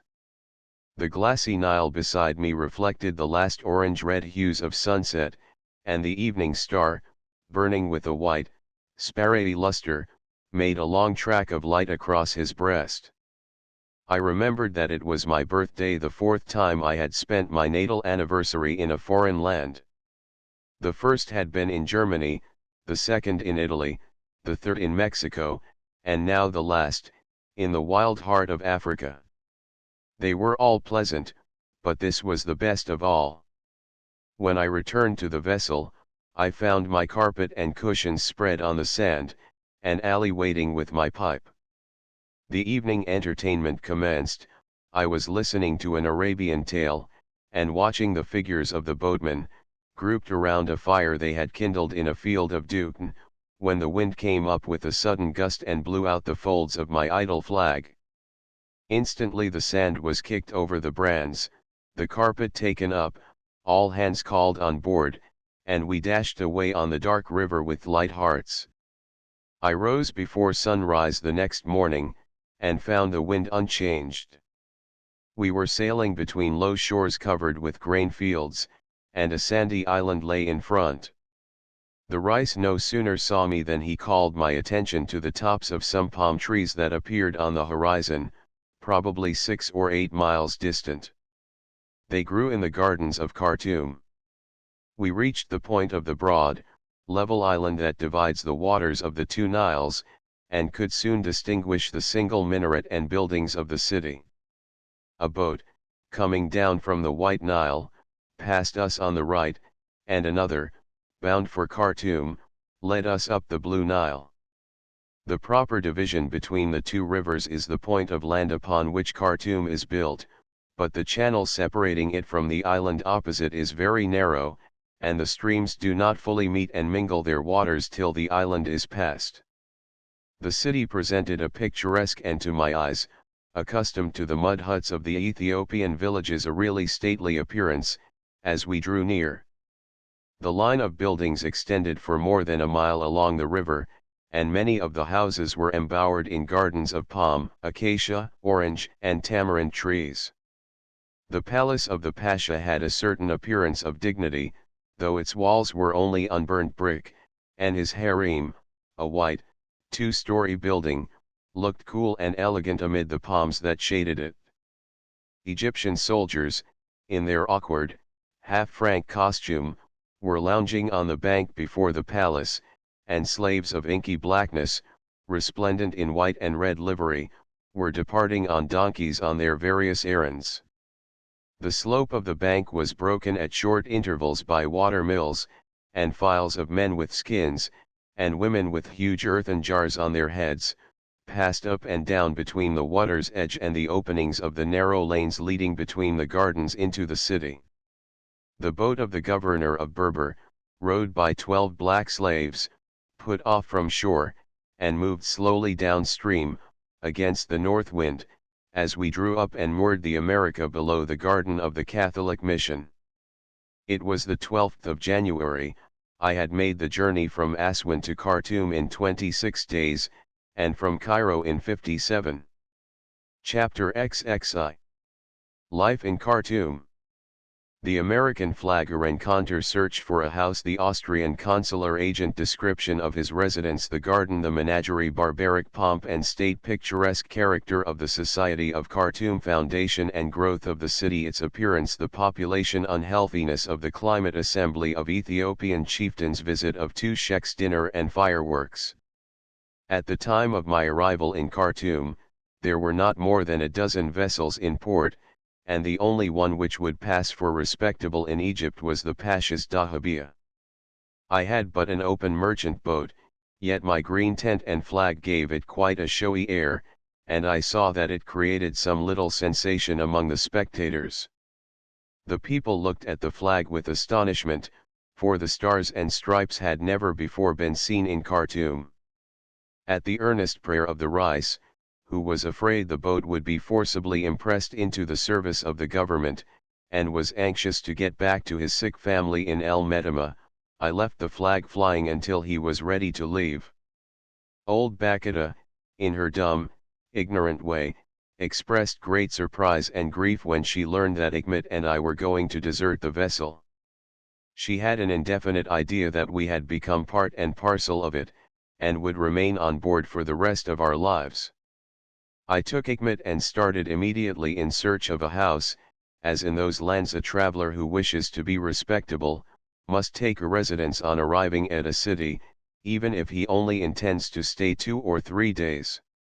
Over the mud walls on either side of the lane leading up from the water, I could look into wildernesses of orange, date, fig, and pomegranate trees, oleanders in bloom and trailing vines. We entered a tolerable street, cleanly swept, and soon came to a coffee house. 2 or 3 persons were standing at the door, one of whom, a fat, contented-looking Turk, eyed Ikmet sharply. The two looked at each other a moment in mutual doubt and astonishment, and then fell into each other's arms. It was a Syrian merchant, whom Ikmet had known in Cairo and Beirut. "Oh, master," said he, his dark face radiant with delight, as he clasped the hand of the Syrian. There never was such a lucky journey as this. The merchant, who had been 2 years in Khartoum, accompanied us in our search. We went first to the residence of the sheikh of the quarter, who was not at home. 2 small boys, the sons of one of a detachment of Egyptian physicians, who had recently arrived, received me. They complained bitterly of Sudan, and longed to get back again to Cairo. We then went to the governor of the city, but he was absent in Kordofan. Finally, in wandering about the streets, we met a certain Ali Effendi, who took us to a house which would be vacant the next day. It was a large mud palace, containing an outer and inner divan, 2 sleeping rooms, a kitchen, storerooms, apartments for servants, and an enclosed courtyard and stables, all of which were to be had at 100 piastres a month, an exorbitant price, as I afterwards learned. Before engaging it, I decided to ask the advice of the Austrian consular agent, Dr. Reitz, for whom I had letters from the English and Austrian consuls in Cairo. He received me with true German cordiality, and would hear of nothing else but that I should immediately take possession of an unoccupied room in his house. Accordingly, the same day of my arrival beheld me installed in luxurious quarters, with one of the most brave, generous, and independent of men as my associate. As the consul's residence was the type of a house of the best class in Khartoum, a description of it may give some idea of life in the place, under the most agreeable circumstances. The ground plot was 130 paces square, and surrounded by a high mud wall. Inside of this stood the dwelling, which was about half that length, and separated from it by a narrow garden and courtyard. Entering the court by the gate, a flight of steps conducted to the divan, or reception room, in the 2nd story. From the open antechamber one might look to the south over the grey wastes of Sennar, or, if the sun was near his setting, see a reach in the White Nile, flashing like the point of an Arab spear. The divan had a cushioned seat around 3 sides, and matting on the floor, and was really a handsome room, although its walls were mud, covered with a thin coating of lime, and its roof palm logs overlaid with coarse matting, on which rested a layer of mud a foot thick. In the 2nd story were also the consular office and a sleeping room. The basement contained the kitchen, storerooms, and servants' rooms. The remainder of the house was only 1 story in height, and had a balcony looking on the garden, and completely embowered in flowering vines. The only rooms were the dining hall, with cushioned divans on each side and a drapery of the Austrian colors at the end, and my apartment, which overlooked a small garden court, wherein 2 large ostriches paced up and down, and a company of wild geese and wild swine made continual discord. The court at the entrance communicated with the stables, which contained the consul's horses, a white steed, of the pure Arabian blood of Nejd, and the red stallion appropriated to my use, which was sent by the king of Darfur to Latif Pasha, and presented by him to the consul. A hedjin, or trained dromedary, of unusual size, stood in the court, and a tame lioness was tied to a stake in the corner. She was a beautiful and powerful beast, and I never passed her without taking her head between my knees, or stroking her tawny hide until she leaned against me like a cat and licked my hand. Passing through a side door into the garden, we came upon a whole menagerie of animals. Under the long arbors, covered with luxuriant grapevines, stood 2 surly hyenas, a wild ass from the mountains of the Atbara, and an Abyssinian mule. A tall marabout, a bird of the crane species, with a pouch bill, stalked about the garden, occasionally bending a hinge in the middle of his long legs, and doubling them backwards, so that he used half of them for a seat. Adjoining the stable was a large sheepyard, in which were gathered together gazelles, strange varieties of sheep and goats from the countries of the White Nile, a virgin crane, and a large Antilopus leucoryx, from Kordofan, with curved horns 4 feet in length. My favorite, however, was the leopard, which was a most playful and affectionate creature except at mealtime.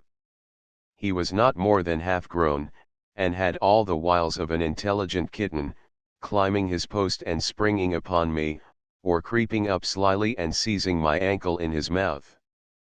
The garden, which was watered by a well and string of buckets turned by an ox, had a rich variety of fruit trees.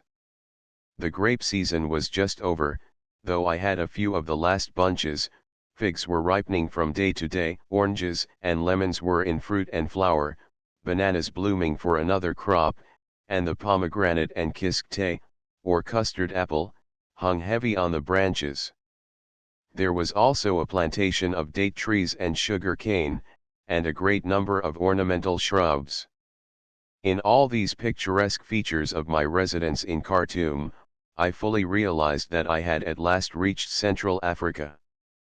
In our mode of life, also, there was a rich flavor of that barbaric pomp and state which one involuntarily associates with the name of Sudan. We arose at dawn, and at sunrise were in the saddle. Sometimes I mounted the red stallion, of the wild breed of Darfur, and sometimes one of the consul's tall and fleet dromedaries.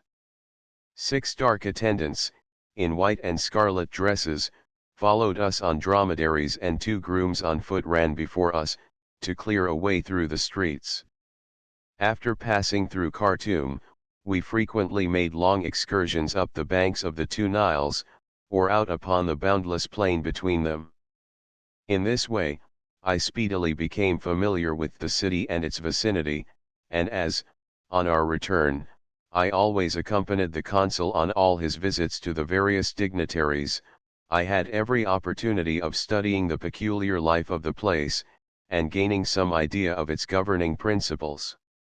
As the only city of Central Africa which has a regular communication with the Mediterranean, by which it occasionally receives a ray of light from the civilized world beyond, it has become a capital on a small scale, and its society is a curious compound of Christian, Turk, and barbarian. On the same day, I have had a whole sheep set before me, in the house of an Ethiopian princess, who wore a ring in her nose, taken coffee and sherbet with the pasha, and drank tea, prepared in the true English style, in the parlor of a European.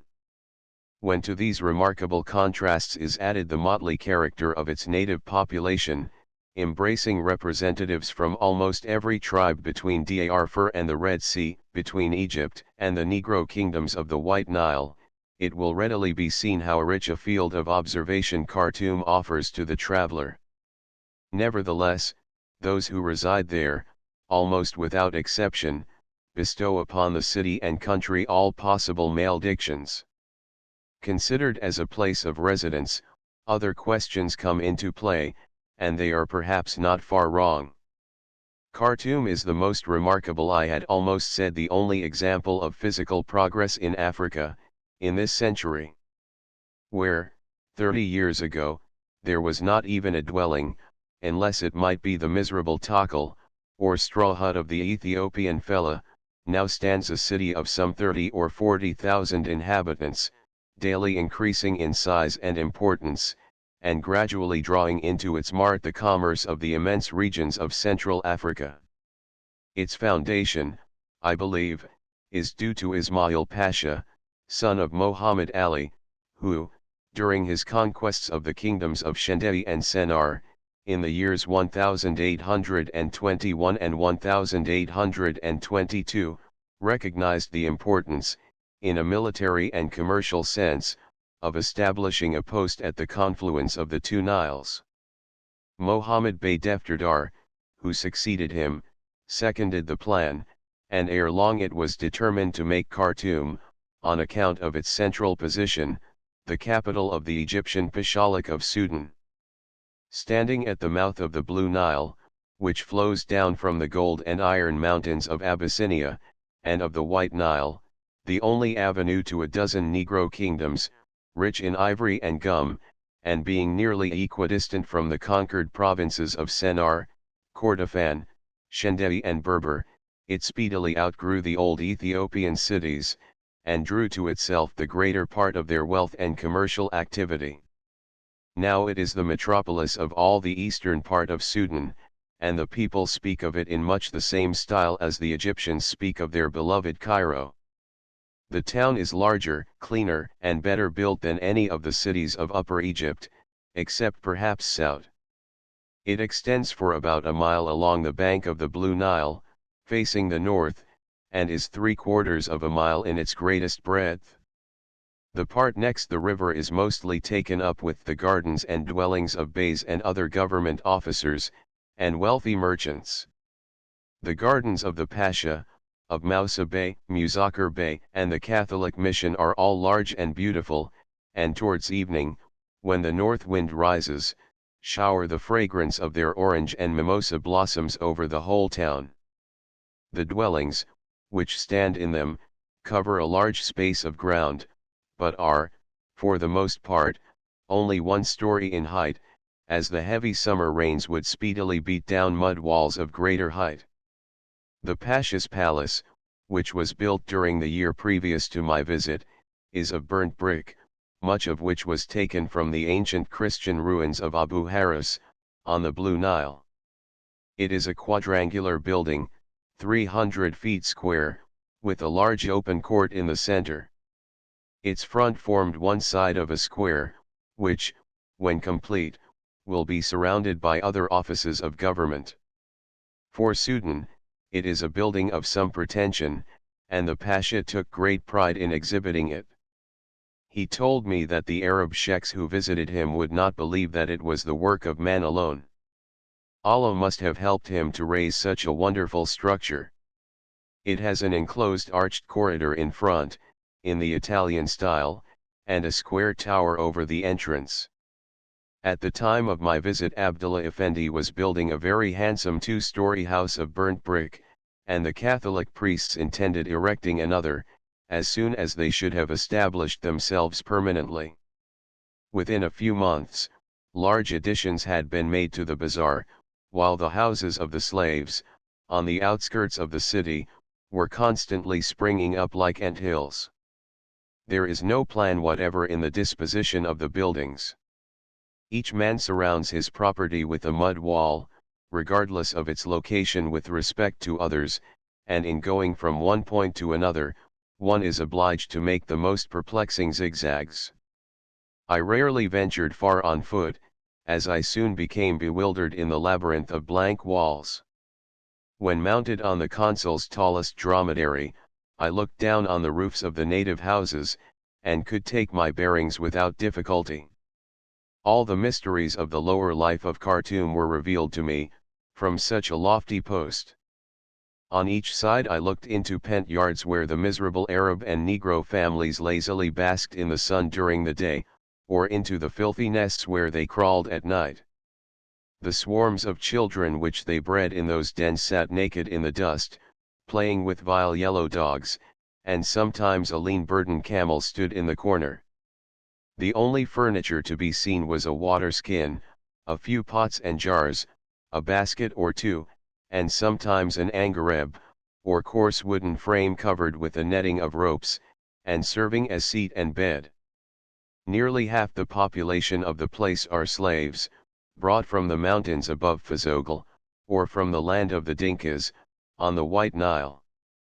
One's commiseration of these degraded races is almost overcome by his disgust with their appearance and habits, and I found even the waste plain that stretches towards Sennar a relief after threading the lanes of the quarters where they live.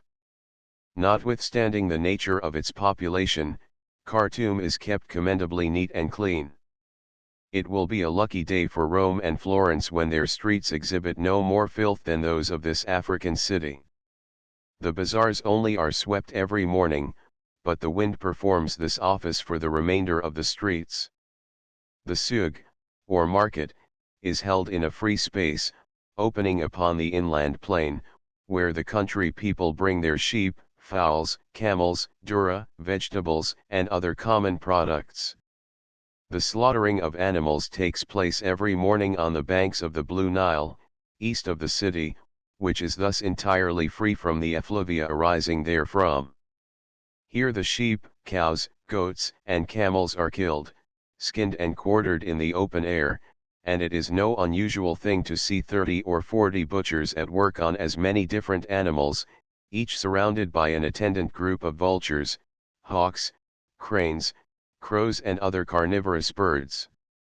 They are never molested by the people, and we sometimes rode through thousands of them, which had so gorged themselves that they scarcely took the trouble to move out of our way. The place labors under the disadvantage of being the most unhealthy part of one of the most unhealthy regions in the world. From the southern frontier of Nubia, where the tropical rains begin to fall, to the tableland of Abyssinia on the south, and as far up the White Nile as has yet been explored, Sudan is devastated by fevers of the most malignant character. The summers are fatal to at least one half of the Turks, Egyptians, and Europeans who make their residence there, and the natives themselves, though the mortality is not so great among them, rarely pass through the year without an attack of fever. I arrived during the most healthy part of the year, and yet of all the persons I saw, 3/4 were complaining of some derangement of the system.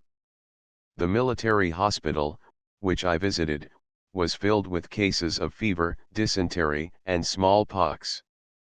I was in such good bodily condition from my journey through the desert that I could scarcely conceive the sensation of sickness, and the generous diet and invigorating exercise I enjoyed secured me from all fear of an attack. Travelers are not agreed as to the cause of this mortality in Sudan. Some attribute it to the presence of infusoriae in the water, yet we drank the pure, mountain-born flood of the Blue Nile, and filtered it beforehand. I am disposed to side with Russ Egger, who accounts for it entirely by the miasma arising from decayed vegetation, during the intense heats. The country around Khartoum is a dead level, the only mountain to be seen is the long ridge of Jebel Gerari, 12 miles to the north. Behind the town, the White Nile curves to the east, and during the inundation his waters extend even to the suburbs, almost insulating the place. The unusual sickness of the winter of 1852 might be accounted for by the inundation of the previous summer, which was so much higher than ordinary that the people were obliged to erect dikes to keep the water out of the streets. The opposite bank of the river is considered more healthy, and in the town of Hafe, only 10 miles distant, the average mortality is much less. I was fortunate in reaching Khartoum at a very interesting period. All the principal sheikhs of the different tribes between the Nile and the Red Sea were then collected there, and as Dr. Wrights was on friendly terms with all of them, I had the opportunity of making their acquaintance, and could have readily procured a safe conduct through their territories, if I had been disposed to make explorations in that direction. During the summer there had been trouble in the neighborhood of Sennar, and a general movement against the Egyptian rule was feared. In October and November, however, Moussa Bey made a campaign in the regions about and beyond the Atbara, and returned with the chief malcontents in chains. They were afterwards liberated, but had been retained in Khartoum until some disputed questions should be settled. On the night of my arrival, the consul received a visit of ceremony from the two principal ones, Hamed, the chief sheikh of the Bisharis, and Al-Delkirim, son of the great sheikh of the Shukouris, which inhabit the wide territory between the Atbara and the Blue Nile. They were accompanied by several attendants, and by Mohammed Kir, the commander of the Shi'ian cavalry employed in the late expedition. The latter was a fierce-looking black in rich Turkish costume. Hamed was a man of middle size, black, but with straight features and a mild, serious expression of face. He was dressed in white, as well as his attendant whose bushy hair was twisted into countless strings and pierced with a new wooden skewer. The Shukori sheikh arrived last. We were seated on the divan, and all rose when he entered. He was a tall, powerful man, with large, jet black eyes and a bold, fierce face. He wore a white turban and flowing robes of the same color, with a fringe and stripe of crimson around the border. The consul advanced to the edge of the carpet to meet him, when the sheikh opened his arms and the two fell upon each other's necks. Coffee and pipes were then served, and water was brought for the washing preparatory to dinner. Hamd and the Shi'ian captain washed only their hands, but the great Abd-el-Karim washed his hands, face, and feet, and occupied nearly a quarter of an hour at his devotions, bowing his head many times to the earth and repeating the name of Allah with deep emphasis. We passed through the garden to the dining room, where the sheikhs were greatly amazed at seeing a table set in European style. They all failed in managing the knives and forks, except Abd-el-Karim, who watched the consul and myself, and did his part with dignity. Ahmed had made a vermicelli soup, which they eyed very suspiciously, and did not venture to take more than a few mouthfuls. They no doubt went away with the full belief that the Franks devour worms. They were at a loss how to attack the roast mutton, until I carved it for them, but did such execution with their fingers among the stews and salads that the dishes were soon emptied. After they had again partaken of coffee and pipes in the divan, the consul ordered 2 or 3 rockets, which had been left from his Christmas celebration, to be sent up in order to satisfy the curiosity of his guests, who had heard much of those wonderful fires, which had amazed all Khartoum, 3 weeks before. The sheikhs and attendants were grouped on the balcony, when the first rocket shot hissing into the air, drew its fiery curve through the darkness, and burst into a rain of yellow stars. Wallah, and Mashallah, were echoed from mouth to mouth, and the desert chiefs could scarcely contain themselves, from astonishment and delight. The second rocket went up quite near to us, and sooner than was expected. Hamd, the Bishari sheikh, was so startled that he threw both his arms around the consul and held fast for dear life, and even the great Abd-el-Karim drew a long breath and ejaculated, "God is great." They then took their leave, deeply impressed with the knowledge and wisdom of the Franks. Chapter XXII. Visits in Khartoum. Visit to the Catholic mission Dr. Nablechair, the Apostolic Vicar Mousa Bey. Visit to Latif Pasha. Reception the Pasha's Palace. Lions we dine with the Pasha. Ceremonies upon the occasion. Music the guests the Franks in Khartoum. Dr. Pini. Visit to the Sultana Nusra. An Ethiopian dinner. Character of the Sultana. On the day of my arrival, Dr. Wrights proposed a visit to Dr. Nablechair, the Apostolic Vicar of the Catholic missions in Central Africa, who had returned to Khartoum about 20 days previous. The vicar's name was already familiar to me, from the account of his voyage up the White Nile in 1850, which was published in the German journals during his visit to Europe, and it had been my design to propose joining his party, in case he had carried out his plan of making a second voyage in the winter of 1852. He ascended as far as lat. 4 degrees north, or about 60 miles beyond the point reached by D'Arnaud and Wern, and therefore stands at the head of Nilotic explorers. Preceded by 2 attendants, we walked through the town to the Catholic mission, a spacious 1-story building in a large garden near the river. Entering a court, in the center of which grew a tall tamarind tree, we were received by an Italian monk, in flowing robes, who conducted us into a second court, enclosed by the residence of the vicar. Here we met 2 other priests, a German and a Hungarian, dressed in flowing oriental garments. They ushered us into a large room, carpeted with matting, and with a comfortable divan around the sides. The windows looked into a garden, which was filled with orange, fig, and banana trees, and fragrant with jasmine and mimosa blossoms. We had scarcely seated ourselves, when the monks rose and remained standing, while Dr. Nablechair entered. He was a small man, slightly and rather delicately built, and not more than 35 years of age. His complexion was fair, his eyes a grayish blue, and his beard, which he wore flowing upon his breast, a very decided auburn. His face was one of those which wins not only kindness but confidence from all the world.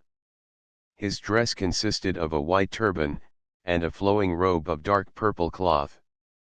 He is a man of thorough cultivation, conversant with several languages, and possesses an amount of scientific knowledge which will make his future explorations valuable to the world. During my stay in Khartoum I visited him frequently, and derived from him much information concerning the countries of Sudan and their inhabitants. On our return we called upon Moussa Bey, the commander of the expedition sent into the lands of the Shukouris and the Halinas, the foregoing summer. He was then ill of a fever and confined to his bed, but we entered the room without ceremony, and found with him the new governor of Berber and Abd el-Kader Bey, the governor of Kordofan, besides several secretaries and attendants. Moussa Bey was a Turk, perhaps 50 years of age, and had a strong, sturdy, energetic face. Several Arab sheikhs, some of whom had been taken prisoners in the late expedition, were lounging about the courtyards.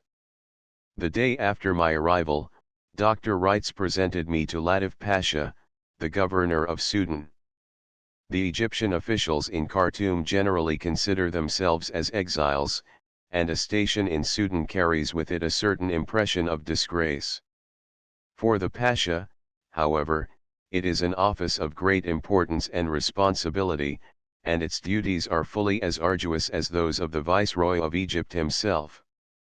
The provinces under his rule constitute a territory of greater extent than France, and there are as many factions among the native tribes as parties among the French politicians. It is moreover, in many respects, an independent sovereignty.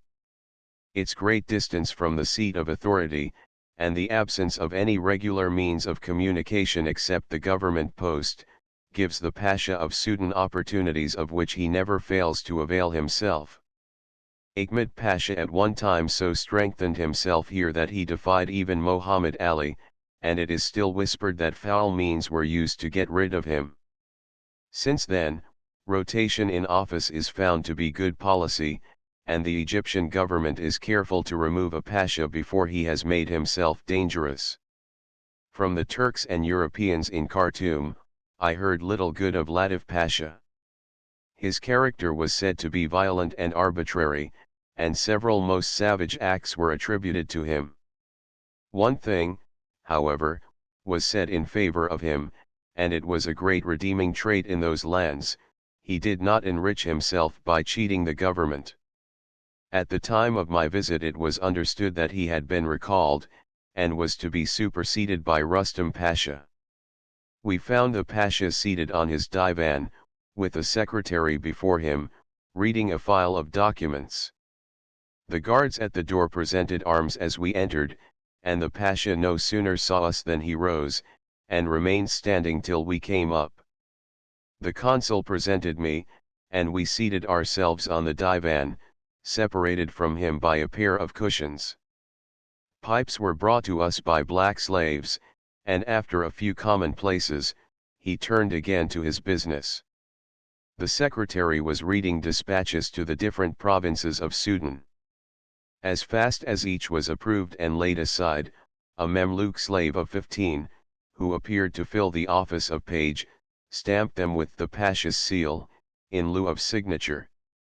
When the affairs were concluded, the Pasha turned to us and entered into conversation. He was a man of 45 years of age, of medium height, but stoutly built, and with regular and handsome features. His complexion was a pale olive, his eyes large and dark, and he wore a black beard and mustaches, very neatly trimmed. His mouth was full, and when he smiled, showed a perfect set of strong white teeth, which gave a certain grimness to his expression. His manner was refined, but had that feline smoothness which invariably covers sharp claws. If I had met him in London or Paris, in frank costume, I should have set him down as the primo basso of the Italian opera. He was plainly dressed in a suit of dark blue cloth, and wore a small tarbouch on his head. Our conversation first turned upon America, and finally upon steam navigation and maritime affairs in general. He took an interest in such subjects, as he was formerly admiral in the navy of Mohammed Ali. An engraving of the Turkish frigate Sultan Mahmud, which was built by the American Eckford, hung on the wall opposite me. Over the divan was a portrait of Sultan Abdul Mejid, and on each side 2 Arabic sentences, emblazoned on a ground of blue and crimson. The apartment was spacious and lofty, the ceiling was of smooth palm logs, and the floor of cement, beaten hard and polished with the trowel. I expressed my surprise to the Pasha that he had erected such a stately building in the short space of 9 months, and he thereupon proposed to show it to me more in detail. He conducted us to a reception room, covered with fine carpets, and furnished with mirrors and luxurious divans, then the dining room, more plainly furnished, the bath with Moorish arches glimmering in steamy twilight, and his private armory, the walls of which were hung with a small but rich assortment of Turkish and European weapons. The doors of the apartments were made of a dark red wood, of very fine grain, closely resembling mahogany. It is found in the mountains of Fazogl, on the southwestern border of Abyssinia. It is susceptible of a fine polish, and the Pasha showed me a large and handsome table made from it. The Pasha then led us into the courtyard, where the workmen were still busy, plastering the interior of the corridors surrounding it. A large leopard and a lion whelp of 6 months old, were chained to 2 of the pillars. A younger whelp ran loose about the court, and gave great diversion to the Pasha, by lying in wait behind the pillars, whence he pounced out upon any young boy slave, who might pass that way. The little fellow would take to his heels in great terror, and scamper across the court, followed by the whelp, who no sooner overtook him than he sprang with his 4 paws against the boy's back, threw him down, and then ran off, apparently very much delighted with the sport. He had the free range of the palace, but spent the most of his time in the kitchen, where he would leap upon a table, deliberately lie down, and watch the movements of the cooks with great interest. The Pasha told us that this whelp had on one occasion found his way to the harem, where his presence was first proclaimed by the screams of the terrified women. The leopard was a large and fierce animal, but the other lion was a rough, good-humored fellow, turning over on his back to be played with, and roaring frequently, with a voice that resembled the low notes of a melancholy trombone.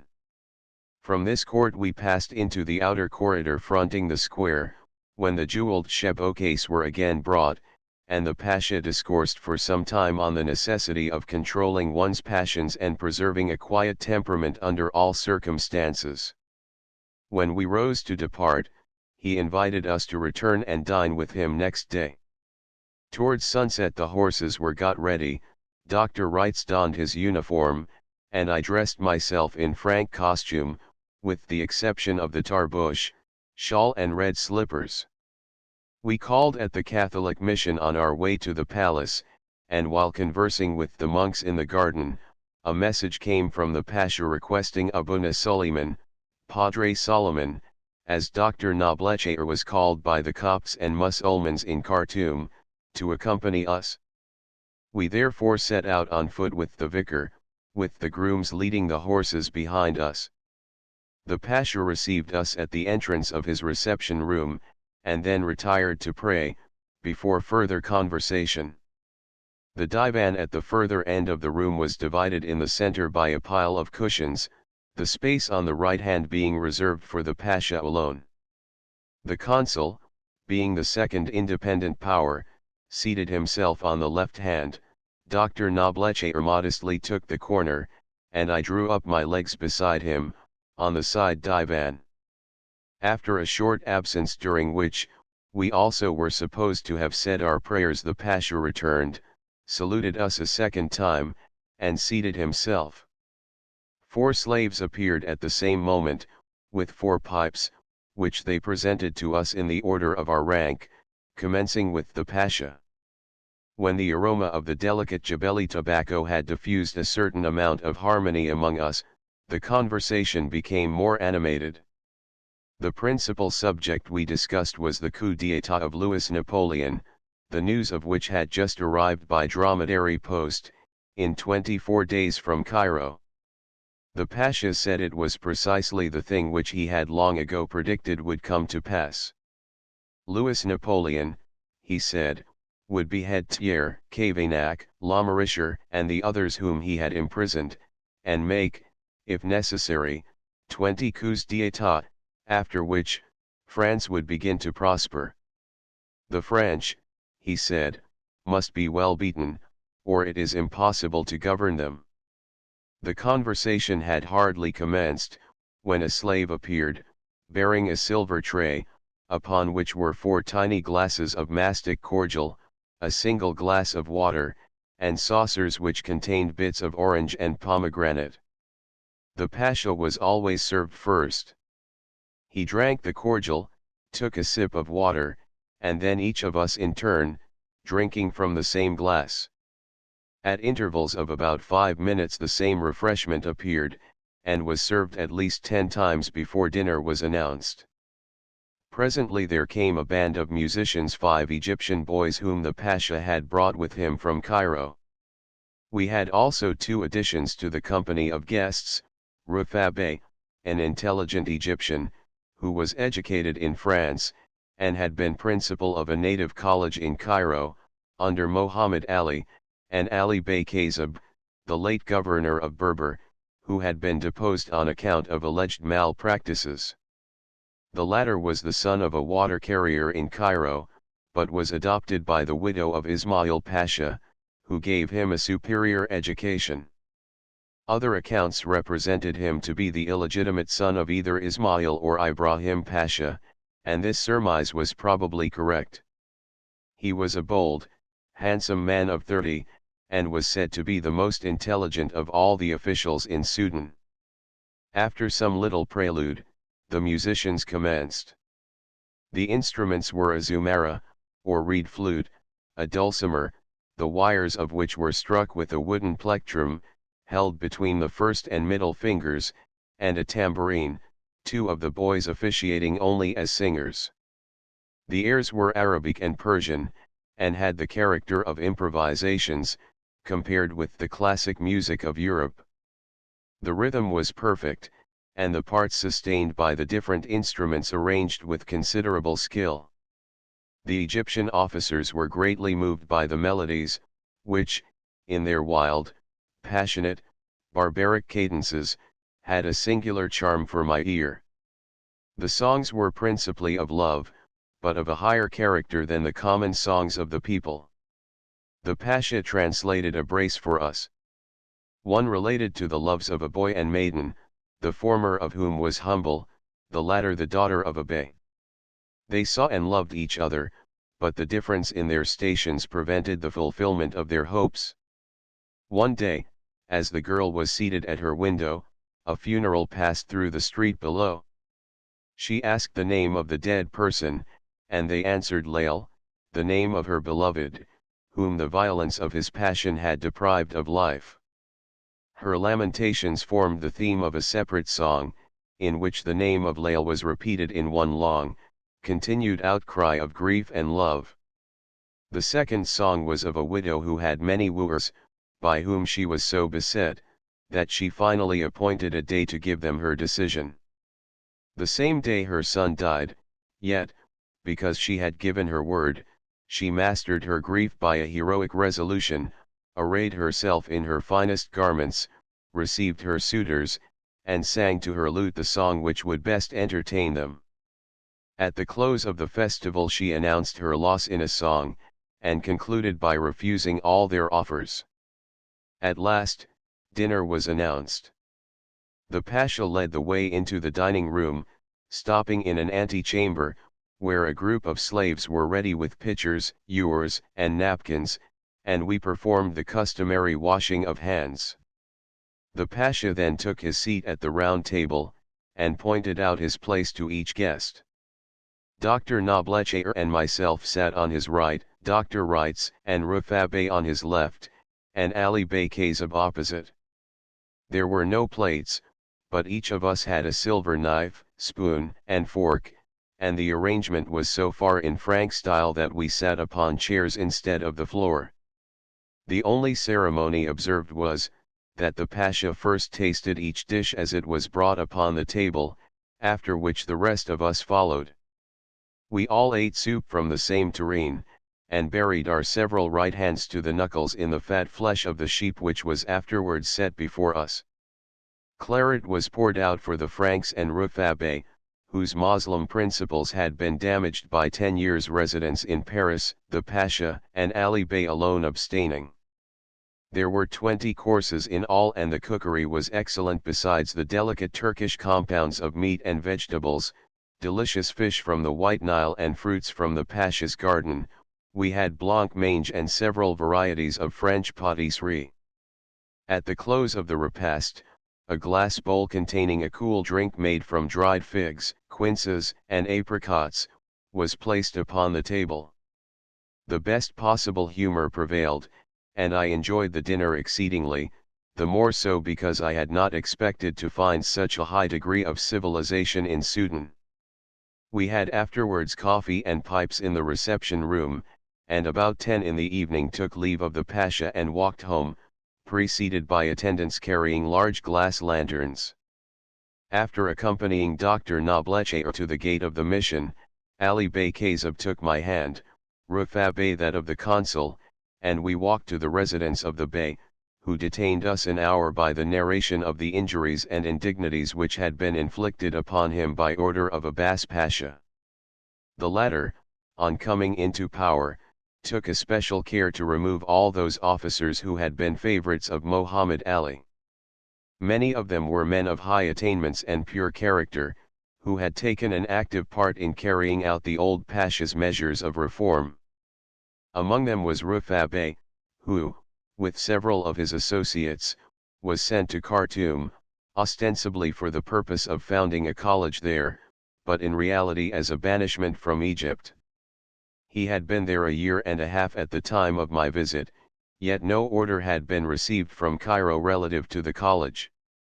This state of inaction and uncertainty, combined with the effect of the climate, had already terminated the lives of 2 of his fellow professors, and it was no doubt the design of Abbas Pasha to relieve himself of all of them by the same means. When I heard this story, the truth of which Dr. Wrights confirmed, I could readily account for the bitterness of the curses which the venerable old Bey heaped upon the head of his tyrannical ruler. The Frank population of Khartoum was not large, consisting, besides Dr. Wrights and the priests of the Catholic mission, of Dr. Pini, a French physician, Dr. Bayard, a German, and an Italian apothecary, the 2 former of whom were in the Egyptian service. Dr. Pini had been 10 years in Sudan, and knew the whole country, from the mountains of Fazogl to the plains of Taka, on the Atbara River, and the Shangala forests on the Abyssinian frontier. He was an exceedingly intelligent and courteous person, and gave me much interesting information, concerning the regions he had visited and the habits of the different tribes of Sudan. I had afterwards personal opportunity of verifying the correctness of many of his statements. There were a few Coptic merchants in the place, and on the second day after my arrival I had an opportunity of witnessing the New Year ceremonies of their church, which, like the Greek, still retains the old style. The service, which was very similar to a Catholic Mass, was chanted in musical Arabic, and at its close we were presented with small cakes of unleavened flour, stamped with a cross. At the conclusion of the ceremonies coffee was given to us in an outer court, with the cordial Hainian, a wish equivalent to the Latin prosit, or may it benefit you. To which we replied, Allah Hainik. May God give you benefit. Dr. Wrights took me one day to visit the celebrated Sid, Lady, Nusra, the daughter of the last king of Sennar and brother of the present Sheikh of that province. She is a woman of almost masculine talent and energy, and may be said to govern Sennar at present. All the Arab sheikhs, as well as the population at large, have the greatest respect for her, and invariably ask her advice, in any crisis of affairs. Her brother, Idris Wed Adlan, notwithstanding his nominal subjection to Egypt, still possesses absolute sway over several hundred villages, and is called King of Kul. The Lady Nusra retains the title of Sultana, on account of her descent from the ancient royal house of Sennar. She has a palace at Saraba, on the Blue Nile, which, according to Lepsius, exhibits a degree of wealth and state very rare in Sudan. She was then in Khartoum on a visit, with her husband, Mohammed Dafali, the son of a former vizier of her father, King Adlan. We found the Lady Nusra at home, seated on a carpet in her audience hall, her husband and Sheikh Abd el-Kader the Sheikh of Khartoum, who married her daughter by a former husband occupying an adjacent carpet. She gave the consul her hand, saluted me, as a stranger, with an inclination of her head, and we seated ourselves on the floor opposite to her. She was about 45 years old, but appeared younger, and still retained the traces of her former beauty. Her skin was a pale bronze color, her eyes large and expressive, and her face remarkable for its intelligence and energy. All her motions were graceful and dignified, and under more favorable circumstances she might have become a sort of Ethiopian Zenobia.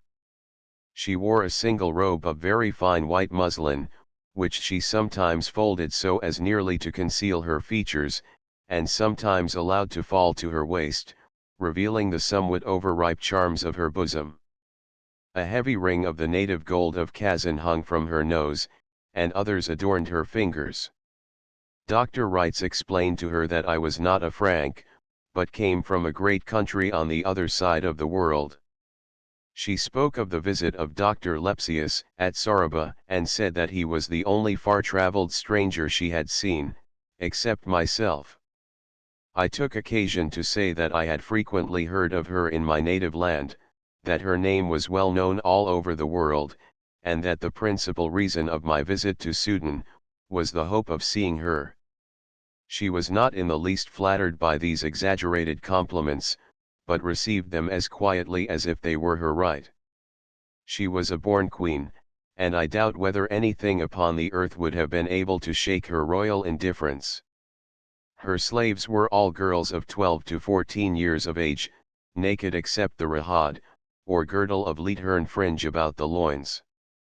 They had evidently been chosen for their beauty, and two of them, although as black as cast iron statues, were incomparable for the symmetry of their forms and the grace of their movements. They brought us pipes and coffee, and when not employed, stood in a row at the bottom of the room, with their hands folded upon their breasts. Dinner was just ready, and we were invited to partake of it. The Sultana had already dined in solitary state, so her husband, Sheikh Abd el-Kader, the consul, and I, seated ourselves cross-legged on the floor, around a huge bowl containing an entire sheep stuffed with rice. We buried our fingers in the hot and smoking flesh and picked the choicest pieces from the ribs and flank, occasionally taking a handful of rice from the interior. The only additional dish was a basket of raw onions and radishes. Before each of us stood a slave with a napkin and a large glass of Bilbil, the mother of nightingales. After drinking we returned the glass to the slave's hand, she standing all the while immovable as a statue. After we had eaten our fill of roast mutton and raw onions, they brought a dish of prepared dura, called abri, which strongly resembles the pinole of Mexico. The grain is pounded very fine, sifted, mixed with a little sugar and water, and made into thin, dry leaves, as white and delicate as cambric. It is considered very nourishing, especially on a journey, for which purpose it is used by the rich sheikhs of Sudan. As we took our leave, the Sultana, observing that our cane batons, which we had just purchased in the bazaar, were of very indifferent quality, ordered two others to be brought, of a fine yellow wood, resembling box, which is found in the mountains on the Abyssinian frontier, and gave them to us. Chapter XXIII. The countries of Sudan.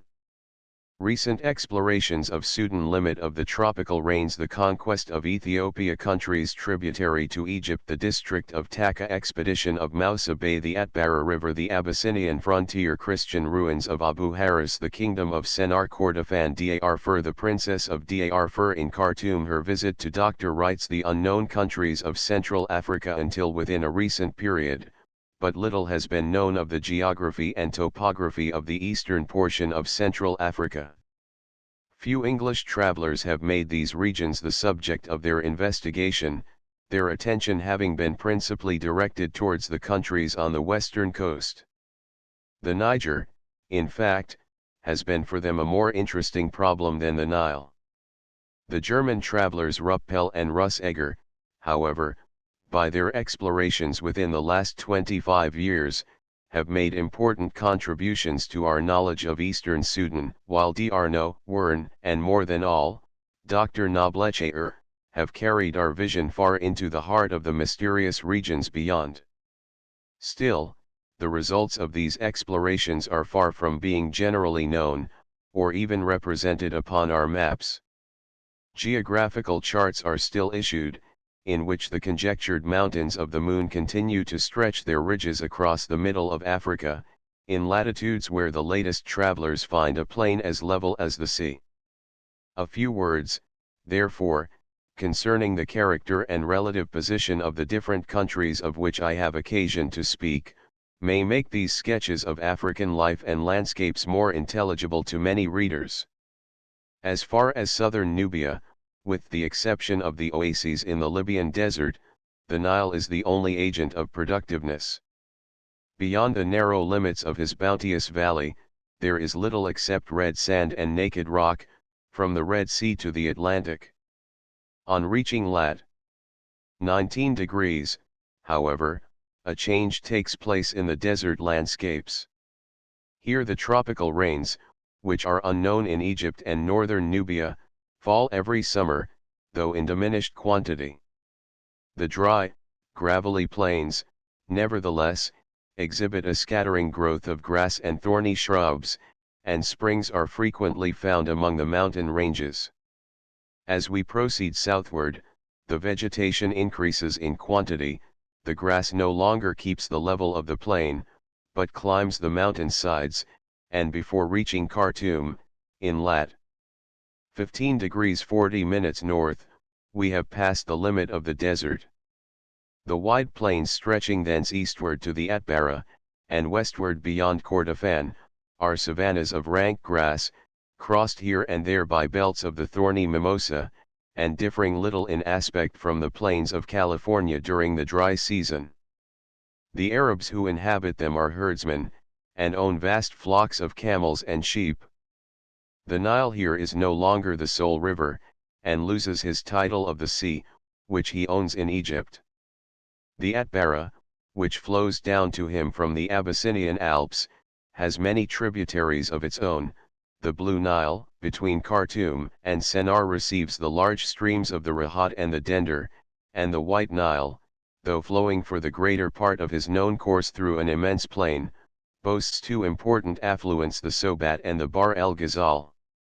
The soil, climate, productions, and character of the scenery of this region are therefore very different from Egypt. Before the conquest of Sudan by Muhammad Ali, little was known of the country between the Ethiopian Nile and the Red Sea, or of Central Africa south of the latitude of Kordofan and Sennar.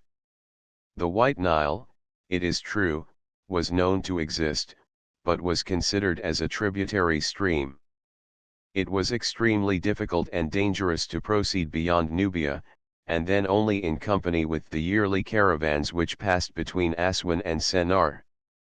Ibrahim Pasha, Ismail Pasha, and Mohammed Bey Defterdar, between the years 1820 and 1825, gradually subjugated and attached to the rule of Egypt the countries of Berber, Shendei and Sennar, as far as the mountains of Fazogl, in lat. 11 degrees, on the southwestern frontier of Abyssinia, the wild domains of the Shuk-Oris, the Bisharis, the Halinas, and Hadendoas, extending to the Red Sea, and embracing the seaport of Soakin, and the kingdom of Kordofan, west of the Nile, and bounded by the large and powerful Negro kingdom of Darfur. The Egyptian possessions in Sudan are nearly as extensive as all Egypt, Nubia not included, and might become even richer and more flourishing under a just and liberal policy of government.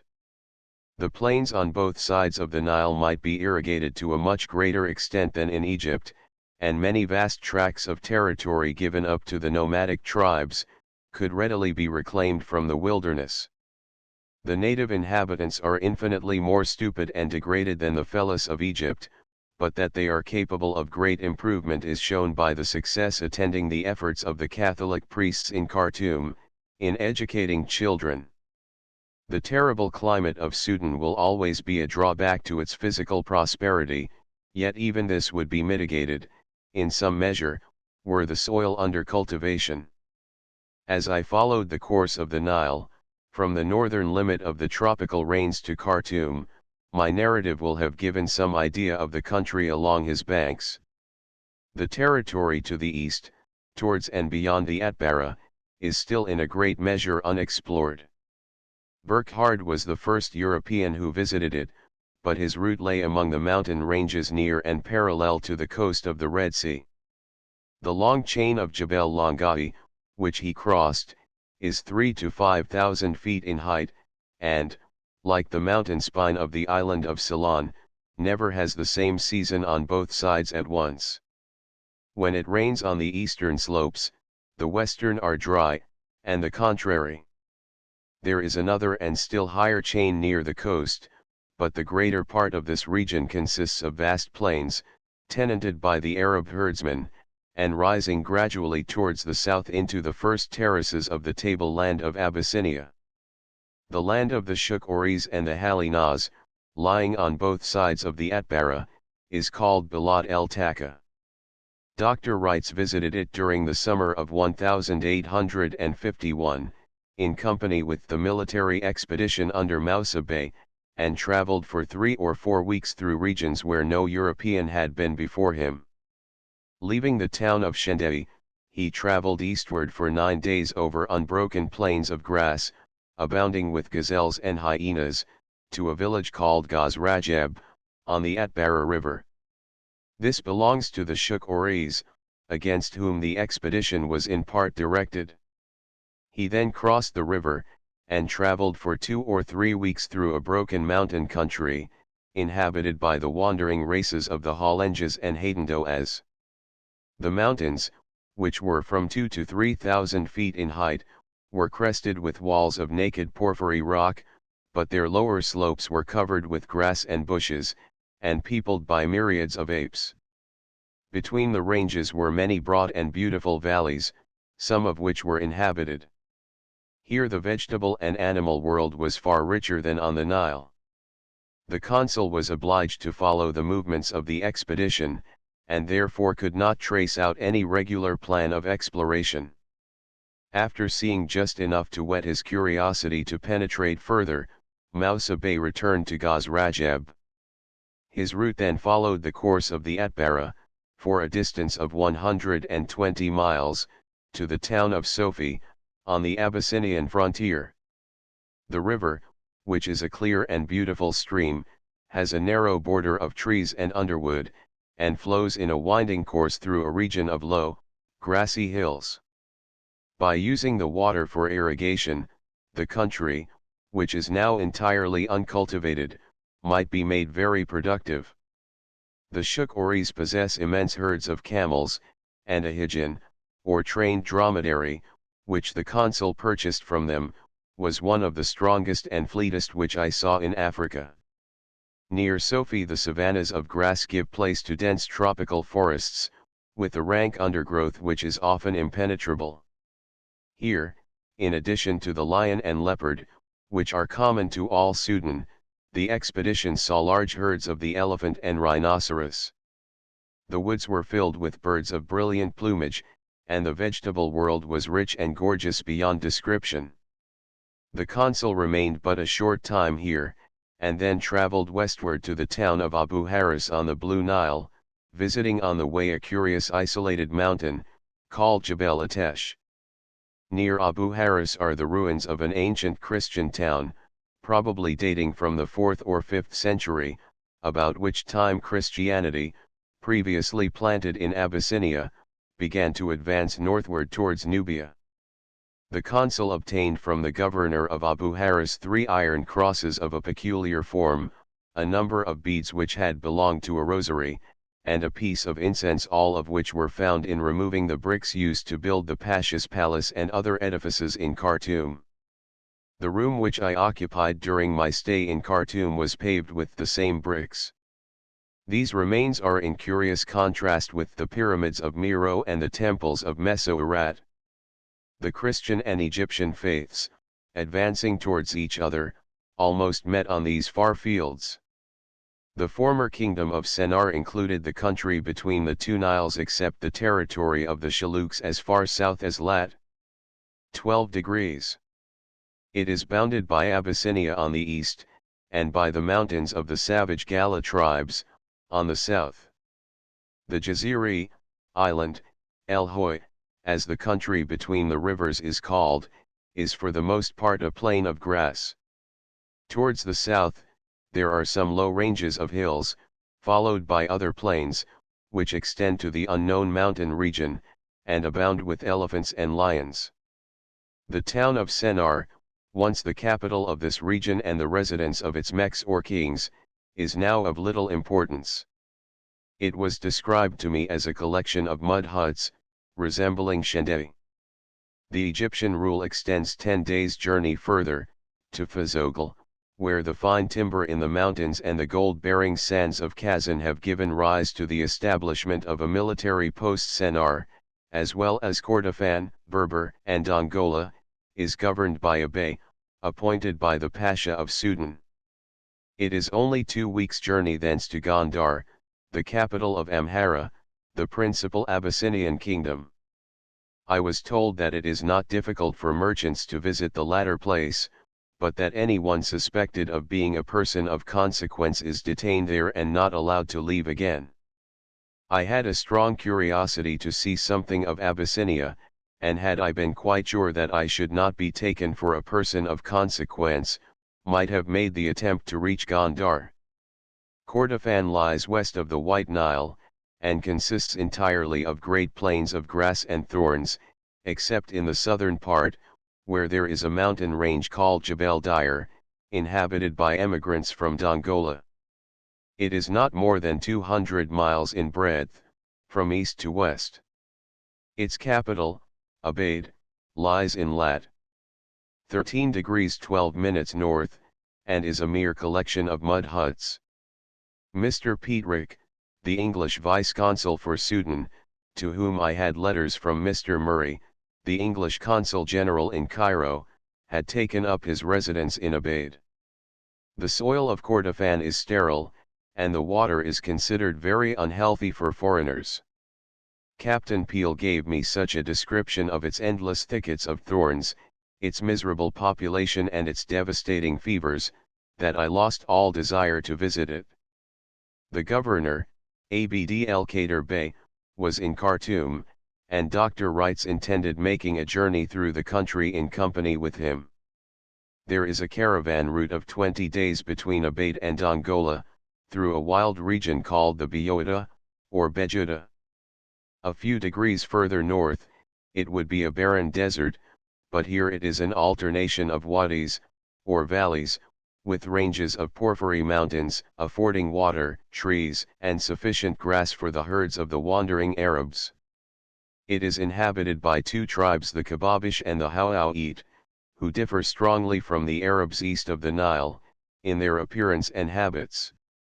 The latter, by their superior intelligence and their remarkable personal beauty, still attest their descent from the tribes of Hijaz and Yemen.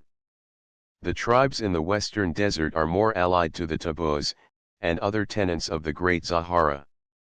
The caravans on this road are exposed to the danger of attacks from the Negroes of Darfur, who frequently waylay small parties, murder the individuals and carry off the camels and goods. The great kingdom of Darfur offers a rich field for some future explorer. The extensive regions it encloses are supposed to furnish the key to the system of rivers and mountain chains of Central Africa. Through the fear and jealousy of its rulers, no stranger has been allowed to pass its borders, since the visit of Mr. Brown, half a century ago. Of late, however, the relations between the Egyptian rulers in Sudan and the Sultan of Darfur have been quite amicable, and if nothing occurs to disturb this harmony there is some hope that the ban will be removed. Latif Pasha informed me that he had written to the Sultan on behalf of Captain Peel, who wished to pass through Darfur and reach Bornu. He had at that time received no answer, but it had been intimated, unofficially, that the Sultan would reply, giving Captain Peel permission to enter the country and travel in it, but not to pass beyond it. There is an almost continual war between the sultans of Bornu and Darfur, and the Pasha was of the opinion that it would be impossible to traverse Africa from east to west, in the line of those states. A circumstance occurred lately, which may help to open Darfur to Europeans. The Cit, Lady, Soakin, the aunt of Sultan Ada, the present monarch of that kingdom, is a zealous Moslem, and lately determined to make a pilgrimage to the grave of the Prophet.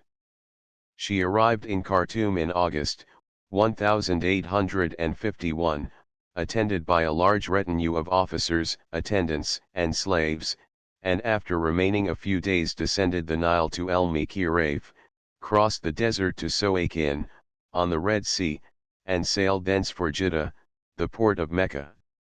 During her stay Latif Pasha was exceedingly courteous to her, introducing her to his wives, bestowing upon her handsome presents, and furnishing her with boats and camels for her journey. Dr. Wrights availed himself of the occasion to make the people of Darfur better acquainted with Europeans. All the Frank residents assembled at his house, in Christian costume, and proceeded to the residence of the Lady Soakin. They found her sitting in state, with two black slaves before her on their hands and knees, motionless as sphinxes. On each side stood her officers and interpreters. She was veiled, as well as her female attendants, and all exhibited the greatest surprise and curiosity at the appearance of the Franks. The gifts they laid before her: silks, fine soaps, cosmetics, bonbons, and she examined with childish delight, and when the consul informed her that the only object of the Europeans in wishing to enter Darfur was to exchange such objects as these for gum and elephant's teeth, she promised to persuade Sultan Ada to open his kingdom to them. The next day her principal officers visited the consul's house, and spent a long time examining its various wonders. The pictures, books, and furniture filled them with astonishment, and they went from one object to another, like children, uttering exclamations of surprise and delight. What most startled them was a box of lucifer matches, which was entirely beyond their comprehension. They regarded the match with superstitious awe, and seemed to consider that the fire was produced by some kind of magic. Their relation of what they saw so excited the curiosity of the Lady Soakin, that she came on the following day, with her women. She was no less astonished than her attendants had been, but was most attracted by the consul's large mirror. She and her women spent half an hour before it, making gestures, and unable to comprehend how they were mimicked by the reflected figures. As she was unacquainted with its properties, she threw back her veil to see whether the image would show her face.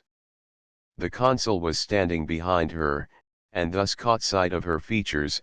She was black, with a strongly marked but not unpleasant countenance, and about 45 years of age. He had a breakfast prepared for the ladies, but on reaching the room the attendants all retired, and he was informed that the women of rank in Darfur never eat in the presence of the men.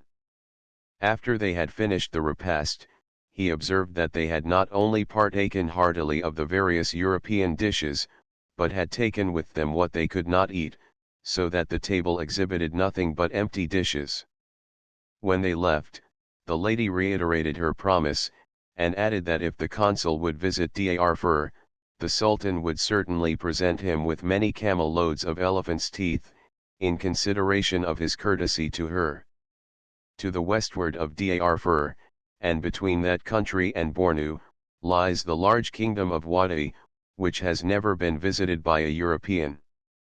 I learned from some Kordofan merchants, who had visited the frontiers of Darfur on their trading expeditions, that Sultan Ada had conquered a great part of Wadi, and would probably soon become involved in war with the Sultan of Bornu.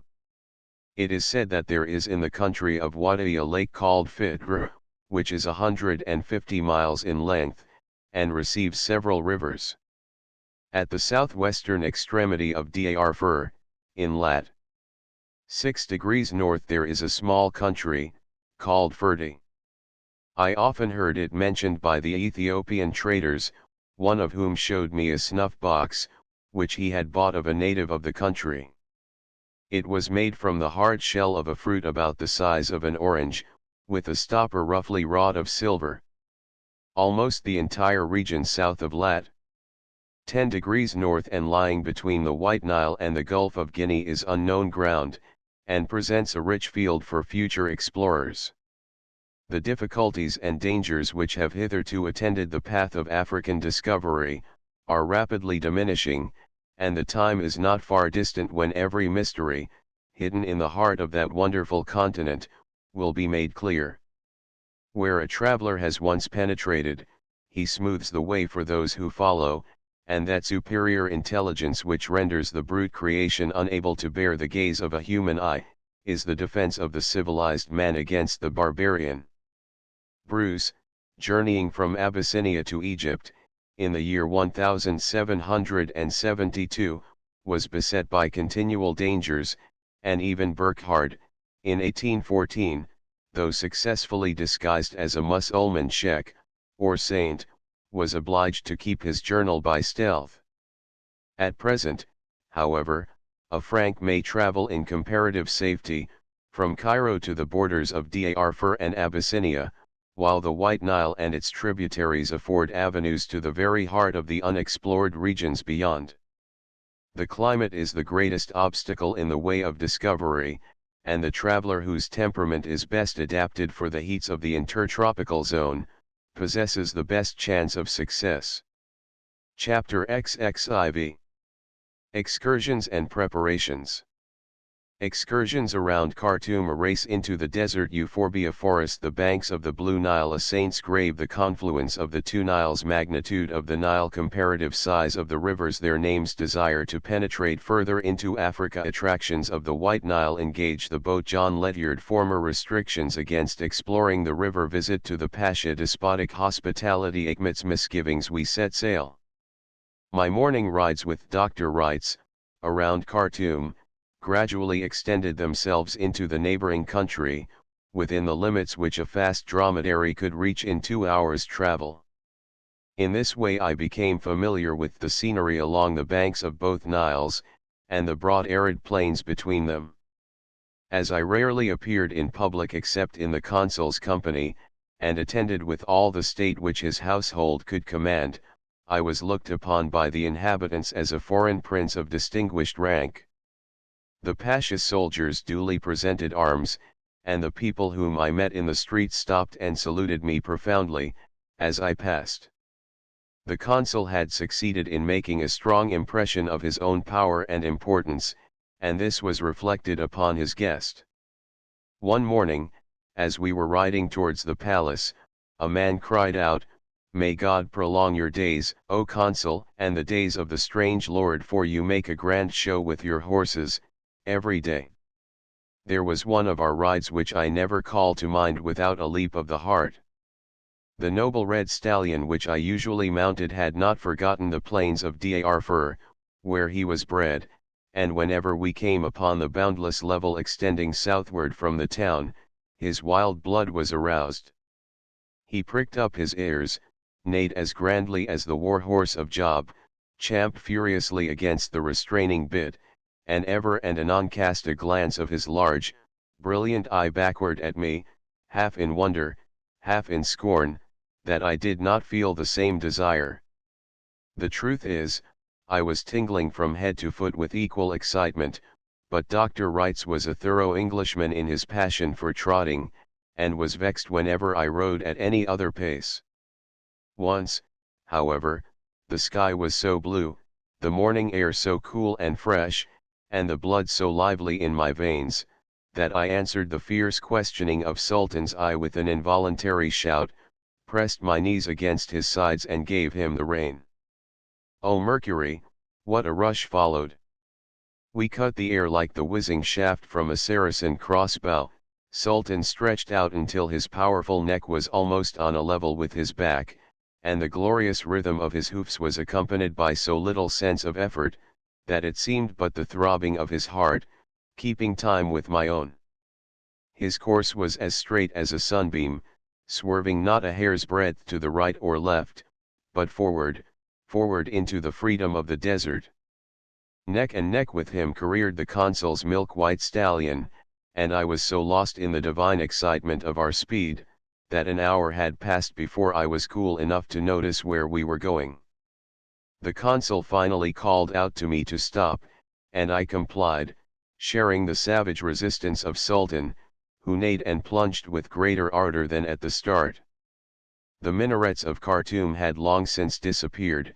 We were in the center of a desolate, sandy plain, broken here and there by clumps of stunted mimosas, a dreary landscape, but glorified by the sunshine and the delicious air.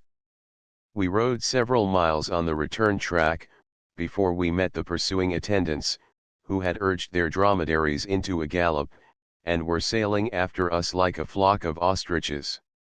A few days after my arrival, we had the dromedaries saddled and rode to Kiref, a village on the Blue Nile, about 2 leagues distant. The path was over a wide plain, covered with dry grass, and resembling an Illinois prairie after a long drought. In the rainy season it is green and luxuriant with grass and a multitude of flowers. The only trees were the savage white thorn of the desert, until we approached the river, where we found forests of the large euphorbia, which I had first noticed as a shrub in Upper Egypt. It here became a tree, upwards of 20 feet in height. The branches bent over my head, as I rode through on the consul's tallest dromedary. The trees were all in blossom, and gave out a subtle, sickening odor. The flowers appear in whorls around the stem. At the base of the leaves, the corolla is entire, but divided into 5 points, white in the center, with a purple stain at the extremity. The juice of this plant is viscid and milky, and the Arabs informed me that if a single drop of it gets into the eye it will produce instant blindness. Beyond these thickets extended patches of wheat and cotton to the banks of the Blue Nile, where the hump-backed oxen of Sennar were lazily turning the creaking wheels of the sakis. The river had here a breadth of more than half a mile, and shone blue and brilliant in the morning sun. Before reaching Kiref, we visited 5 villages, all built of mats and clay. The inhabitants were warming themselves on the sunny side of the huts, where they still shivered in the cold north wind. At Kiref, 2 men brought a large gourd, filled with sour milk, which was very cool and refreshing. The principal wealth of the people consists in their large flocks of sheep and goats. They cultivate barely sufficient wheat and durra to supply them with a few cakes of coarse bread, and their favorite beverage of bilbil. On our return we passed the grave of a native saint, which was decorated with rows of pebbles and a multitude of white pennons, fluttering from the tops of poles stuck in the ground. Several women were seated at the head, apparently paying their devotions to the ghost of the holy man. The older ones were unveiled and ugly, but there was a damsel of about 18, who threw part of her cotton mantle over her face, yet allowed us to see that she was quite handsome. She had a pale yellow complexion, showing her Abyssinian descent, large, almond-shaped eyes, and straight black hair which diffused an odor of rancid butter. I found it most agreeable to admire her beauty from the windward side. An old beggar woman, whose grey hair, skinny face, and bleared eyes, flashing from the bottom of deep sockets, made her a fitting picture of a Lapland which, came up and touched our hands, which she could barely reach as we sat on the dromedaries, which saved us the horror of having her kiss them. We gave her a baksheesh, which she took as if it had been her right. After invoking the name of Allah many times, she went to the grave and brought each of us a handful of dirt, which we carefully put into our pockets, but as carefully emptied out again after we had reached home. The next morning I rode with the consul to the junction of the two Niles, about 1.5 miles to the west of Khartoum. The land all around is low, and the two rivers meet at right angles, but do not mingle their waters till they have rolled 8 or 10 miles in their common bed. The White Nile is a light brown, muddy color, the Blue Nile a dark bluish green. Both rivers are nearly of equal breadth at the point of confluence, but the current of the latter is much the stronger. There is a low green island, called Omdurman, in the White Nile, at its junction. The ferry boat had just brought over a party of merchants from Kordofan, with their packages of gum. A number of large vessels, belonging to the government, were hauled up on the bank, and several Arabs, under the direction of a Turkish shipbuilder, were making repairs. We rowed a short distance up the White Nile, over a beach which was deeply printed with the enormous footprints of a whole herd of hippopotami, and then home through the fields of blossoming beans. The Nile was to me a source of greater interest than all the Negro kingdoms between Khartoum and Timbuktu. There, 2,000 miles from his mouth, I found his current as broad, as strong, and as deep as at Cairo, and was no nearer the mystery of his origin. If I should ascend the western of his two branches, I might follow his windings 1,200 miles further and still find a broad and powerful stream, of whose source even the tribes that dwell in those far regions are ignorant. I am confident that when the hidden fountains shall at last be reached, and the problem of 20 centuries solved, the entire length of the Nile will be found to be not less than 4,000 miles, and he will then take his rank with the Mississippi and the Amazon, a sublime trinity of streams. There is, in some respects, a striking resemblance between the Nile and the former river. The Missouri is the true Mississippi, rolling the largest flood and giving his color to the mingled streams. So of the White Nile, which is broad and turbid, and pollutes the clear blue flood that has usurped his name and dignity. In spite of what geographers may say, and they are still far from being united on the subject, the Blue Nile is not the true Nile. There, at the point of junction, his volume of water is greater, but he is fresh from the mountains and constantly fed by large, unfailing affluents, while the White Nile has rolled for more than 1,000 miles on nearly a dead level, through a porous, alluvial soil, in which he loses more water than he brings with him. The Blue Nile, whose source the honest, long-slandered Bruce did actually discover, rises near lat. 11 degrees north in the mountains of Gotjam, on the southwestern frontier of Abyssinia. Thence it flows northward into the great lake of Dambia, or Zana, near its southern extremity. The lake is shallow and muddy, and the river carries his clear flood through it without mixing. He then flows to the south and southeast, under the name of Zana, along the borders of the kingdom of Shoa, to between lat. 9 degrees and 10 degrees, whence he curves again to the north and finds his way through the mountains of Fazogl to the plains of Sennar. His entire length cannot be less than 800 miles. The stream is navigable as far as the mountains, about 300 miles from Khartoum, where it is interrupted by rapids. The Arabic name El Bahr el Azraq means rather black than blue, the term Azraq being used with reference to objects of a dark, blue-black color, and besides, it is called black, in contradistinction to the Bahr el Abyad, the White Nile. The boatmen here also frequently speak of the Black River as he, and the White as she. When I asked the reason of this, they replied that it was because the former had a stronger current. It is remarkable that the name Nile, which is never heard in Egypt, where the river is simply called El Bar, the sea, should be retained in Ethiopia. There the boatmen speak of El Bar El Nil, which name they also sometimes apply to the Blue Nile. It is therefore easy to understand why the latter river should have been looked upon as the main current of the Nile. After I had been 8 or 10 days in Khartoum, I began to think of penetrating further into the interior. My intention, on leaving Cairo, was to push on as far as my time and means would allow, and the White Nile was the great point of attraction.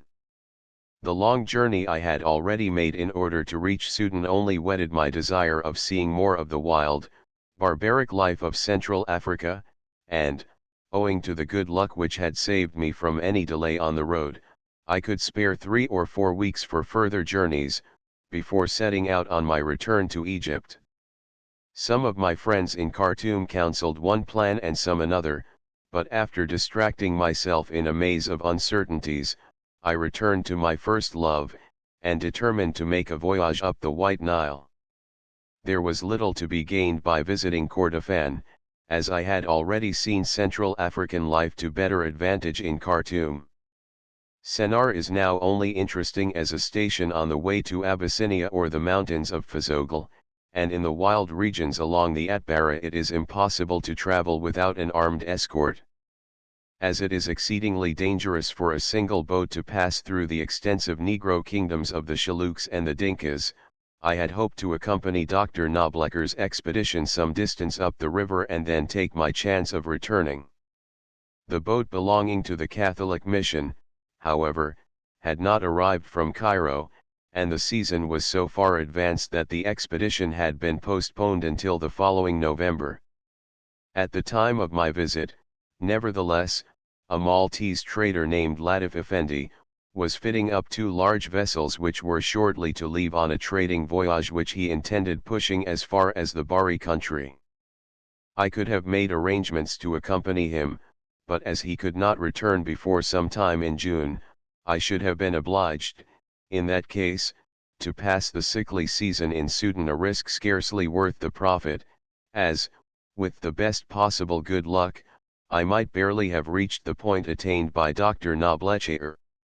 The consul proposed my going with Latif Effendi until I should meet the yearly expedition on its return, and then come down the river with it. This would have enabled me to penetrate to lat. 9 degrees, or perhaps 8 degrees, but after passing the islands of the Shaluks, one sees little except water, grass, and mosquitoes, until he reaches the land of the Kyks, in lat. 7 degrees. After weighing carefully all the arguments on both sides, I decided to take a small boat and ascend as far as the islands. Here the new and rich animal and vegetable world of the magnificent river begins to unfold, and in many respects it is the most impressive portion of his stream. I was fortunate in finding a small vessel, of the kind called sandal, the only craft in port, except the Pasha's dahabeah, which would have answered my purpose. It belonged to a fat old Turk, named Abu Balda, from whom I engaged it for 325 piastres. The crew consisted of a Rais, 5 strong Dongolese sailors, and a black female slave, as cook. The Rais knew the river, but positively refused to take me further than the island of Abba, somewhere between lat. 12 degrees and 13 degrees, on account of the danger of venturing among the Shaluks, without an armed force. I named the boat the John Ledyard, in memory of the first American traveler in Africa. The name was none the less appropriate, since Ledyard was buried beside the Nile, at the outset of a journey undertaken for the purpose of discovering its sources. Dr. Wrights gave me 2 sheep as provision for the voyage, and the remainder of my outfit cost me about 120 piastres in the bazaars of Khartoum. I reached Khartoum at a favorable season for making the voyage. Formerly, it had been very difficult for any European to obtain permission to sail on the White Nile, owing to the trade of the river having been completely monopolized by the Pasha of Sudan, in defiance of the Treaty of 1838, which made the river free to merchants of all nations. No later than the previous winter, Count Dandolo, an Italian traveler who visited Khartoum, encountered much opposition before he succeeded in obtaining a boat for the islands of the Chaluks. Owing to the vigorous efforts of Dr. Wrights, the monopoly had at last been broken down, and the military guard formerly stationed at the confluence of the two rivers, no longer existed. I did not even inform the Pasha of my intention to make the voyage until after I had taken the boat and completed my preparations. I then paid him a visit of ceremony, in company with the consul. He was very affable, and insisted on our remaining for dinner, although we had invited 2 friends to help us eat a roasted ram. We urged this in excuse, but he cut us off by exclaiming, "I am ruler here, and my commands dare not be disobeyed," and immediately sent a servant to order our guests, in his name, to eat the ram themselves. He then dispatched messengers for Abd el-Kader Bey, governor of Kordofan, and Rufa Bey, who were brought to the palace in the same arbitrary manner. Having thus secured his company, he retired for the usual prayers before dinner, leaving us to enjoy the preparatory pipe. Among the manifold dishes served at dinner, were 3 or 4 kinds of fish from the White Nile, all of them of excellent flavor. The Pasha continued his discussion of Louis Napoleon's coup d'état, taking delight in recommending a sanguinary policy as the only course, and could not enough praise Sultan Mahmud I for his execution of 40,000 Janissaries in one day. Finally, on the morning of the 22d of January, my effects were all on board, and my rice and sailors in readiness. Achmet and Ali preceded me to the boat with many misgivings, for we were now going into regions where the Pasha's name was scarcely known, where the Egyptian sway had never reached a land of Kafirs, or infidels, who were supposed to be nearly related to the terrible Niamniams, the anthropophagi of Central Africa. Achmet could not comprehend my exhilaration of spirits, and in reply to my repeated exclamations of satisfaction and delight, observed, with a shake of the head, "If it were not that we left Cairo on a lucky day, oh my master, I should never expect to see Khartoum again." Fat Abu Balta, who had promised to accompany me as far as the first village on the White Nile, did not make his appearance, and so we pushed off without him. Never was name more wrongly applied than that of Abu Balta, the father of hatchets, for he weighed 300 pounds, had a face like the full moon, and was the jolliest Turk I ever saw. Dr. Wrights, whose hospitality knew no bounds, sent his dromedaries up the river the day previous, and accompanied me with his favorite servants, 2 ebony boys, with shining countenances and white and scarlet dresses. The White Nile. Chapter XXV. Voyage up the White Nile. Departure from Khartoum. We enter the White Nile mirage and landscape. The consul returns. Progress. Loss of the flag. Scenery of the shores. Territory of the Hassaniyes. Curious conjugal custom. Multitudes of waterfowls. Increased richness of vegetation. Apes. Sunset on the White Nile. We reach the kingdom of the Shilluk Negroes. At night he heard the lion roar and the hyena scream, and the river horse as he crushed the reeds beside some hidden stream, and it passed like a glorious roll of drums through the triumph of his dream. Longfellow. The men pushed away from shore with some difficulty, as a violent north wind drove the boat back, but the sail once unfurled, we shot like an arrow between the gardens of Khartoum and the green shores of the island of Tuti. Before reaching the confluence of the rivers, a jut of land obliged the sailors again to take to their poles and oars, but a short time sufficed to bring us to the turning point. Here the colors of the different streams are strongly marked. They are actually blue and white, and meet in an even line, which can be seen extending far down the common tide. We tossed on the agitated line of their junction, but the wind carried us in a few minutes past the island of Omdurman, which lies opposite. The first American flag that ever floated over the White Nile, fluttered gaily at the masthead, pointing to the south to those vast, mysterious regions out of which the mighty stream finds its way. A flock of the sacred ibis alighted on the sandy shore of the island, where the tall king heron, with his crest of stately feathers, watched us as he walked up and down. In front, over the island of Mousa Bay, a broad mirage united its delusive waters with those of the true river and lifted the distant shores so high above the horizon that they seemed floating in the air.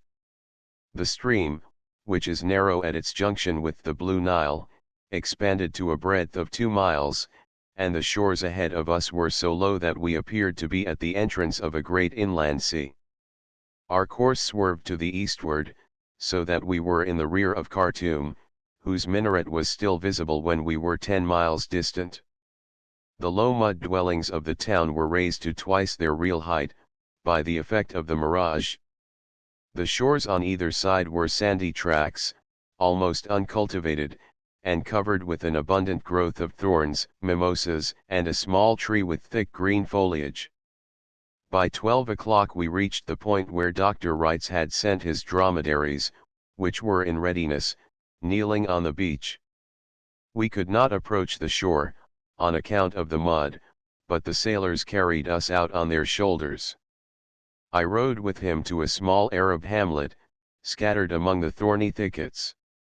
There were but 2 mud houses, the other dwellings being merely rude tents of grass matting. Few of the inhabitants were at home, but those few were peaceable and friendly.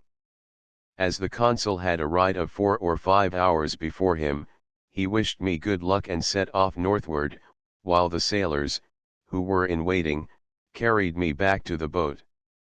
All the afternoon I sped before a strong wind up the magnificent river.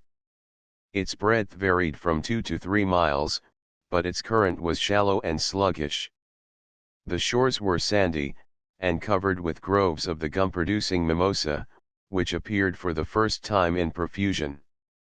About 4 o'clock I passed a low, isolated hill on the eastern bank, which the sailors call Jar en Nebi, and near sunset, a long ridge on the right, 2 miles inland, broke the dead level of the plains of Kordofan. The sand banks were covered with wild geese and ducks in myriads, and here and there we saw an enormous crocodile lounging on the edge of the water. The sun went down, the short twilight faded, and I was canopied by a superb starlit heaven. Taurus, Orion, Sirius, and the Southern Cross sparkled in one long, unbroken galaxy of splendor. The breeze was mild and light, and the waves rippled with a pleasant sound against the prow. My sailors sat on the forward deck, singing doleful songs, to which the baying of dogs and the yells of hyenas made a fit accompaniment. The distant shores of the river were lighted with the fires of the Mohammedan Arabs, and we heard the men shouting to each other occasionally. About 9 o'clock we passed their principal village, and approached the territories of the Hassaniyes. The wind fell about 10 o'clock, and the boat came to anchor. I awoke an hour or 2 after midnight and found it blowing again fresh and strong, whereupon I roused the Rice and sailors, and made them hoist sail. We gained so much by this move, that by sunrise we had passed the village of Sheikh Mousa, and were entering the territories of the Hassaniya Arabs, the last tribe which is subject to the Pasha of Sudan. Beyond them are the primitive Negro kingdoms of Central Africa, in almost the same condition now as they have been for thousands of years past. About sunrise the Rice ordered the sails to be furled, and the vessel put about. The men were rowing some time before I discovered the cause. Whilst attempting to hoist my flag, one of them let it fall into the water, and instead of jumping in after it, as I should have done had I seen it, suffered the vessel to go some distance before he even announced the loss. We were then so far from the spot, that any attempt to recover it would have been useless, and so the glorious stars and stripes which had floated thus far triumphantly into Africa, met the fate of most travelers in those regions. They lay embedded in the mud of the White Nile, and I sailed away from the spot with a pang, as if a friend had been drowned there. The flag of one's country is never dearer to him than when it is his companion and protector in foreign lands. During the whole forenoon we sailed at the rate of 6 or 7 miles an hour, in the center of the river, whose breadth varied from 2 to 3 miles. The shores no longer presented the same dead level as on the first day. They were banks of sandy soil, 10 or 12 feet in height, and covered with forests of the gum-bearing mimosa, under which grew thickets of a dense green shrub, mixed with cactus and euphorbia. The gum is a tree from 20 to 30 feet in height, with a thick trunk and spreading branches, and no Italian oak or chestnut presents a greater variety of picturesque forms to the painter's eye. The foliage is thin, allowing the manifold articulations of the boughs and twigs to be seen through it. It was most abundant on the Kordofan side, and the greater proportion of the gum annually exported to Egypt comes from that country. The broad tide of the river and the wild luxuriance of the continuous forests that girdled it, gave this part of its course an air of majesty, which recalled the Mississippi to my mind. There was not a single feature that resembled Egypt. Towards noon we reached the more thickly populated districts of the Hassaniyeh. The town of Damas, on the east, and Tura, on the west, not very distant from each other, were the first I saw since leaving Khartoum. They were merely clusters of takals, or the straw huts of the natives, built in a circular form, with a conical roof of matting, the smoke escaping through an opening in the top. At both these places, as well as at other points along the river, the natives had ferries, and appeared to be busy in transporting men, camels, and goods from one bank to the other. On account of the breadth of the river the passage was long, and the boatmen eased their labor by making a sail of their cotton mantles, which they fastened to 2 upright sticks. The shores were crowded with herds of sheep and goats, and I saw near Damas a large drove of camels which were waiting an opportunity to cross. The Hassaniyehs own no camels, and this was probably a caravan from Khartoum, bound for Kordofan. In some places the people brought donkeys laden with water skins, which they filled from the river. I noticed, occasionally, a small patch of beans, but nothing that looked like a regular system of cultivation. The Hassaniyehs are yellow, with straight features, and resemble the Felis of Lower Egypt more than any other Central African tribe. Those whom we saw at a distance from the villages retreated with signs of fear as my vessel approached the shore. Dr. Pini, the medical inspector of Sudan, described to me, while in Khartoum, some singular customs of these Arabs. The rights of women, it appears, are recognized among them more thoroughly than among any other savage people in the world. When a woman is married, her father states that 1/4 of her life thenceforth is reserved for her own use, and the husband is obliged to respect this reservation. Every 4th day she is released from the marriage vow, and if she loves someone else better than her husband, he can dwell in her tent that day, obliging the husband himself to retire.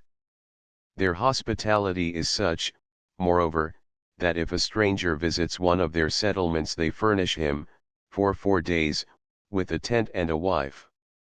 They should add a family of children, and then their hospitality would be complete. No reproach whatever attaches to the woman, on account of this temporary connection. The Hassaniyeh, in other respects, are not more immoral than other tribes, and these customs appear to be connected with their religious faith. After passing Tura, the terminus of a short caravan route of 4 days to Abaid, the capital of Kordofan, a mountain range, some distance from the river, appeared on the right bank.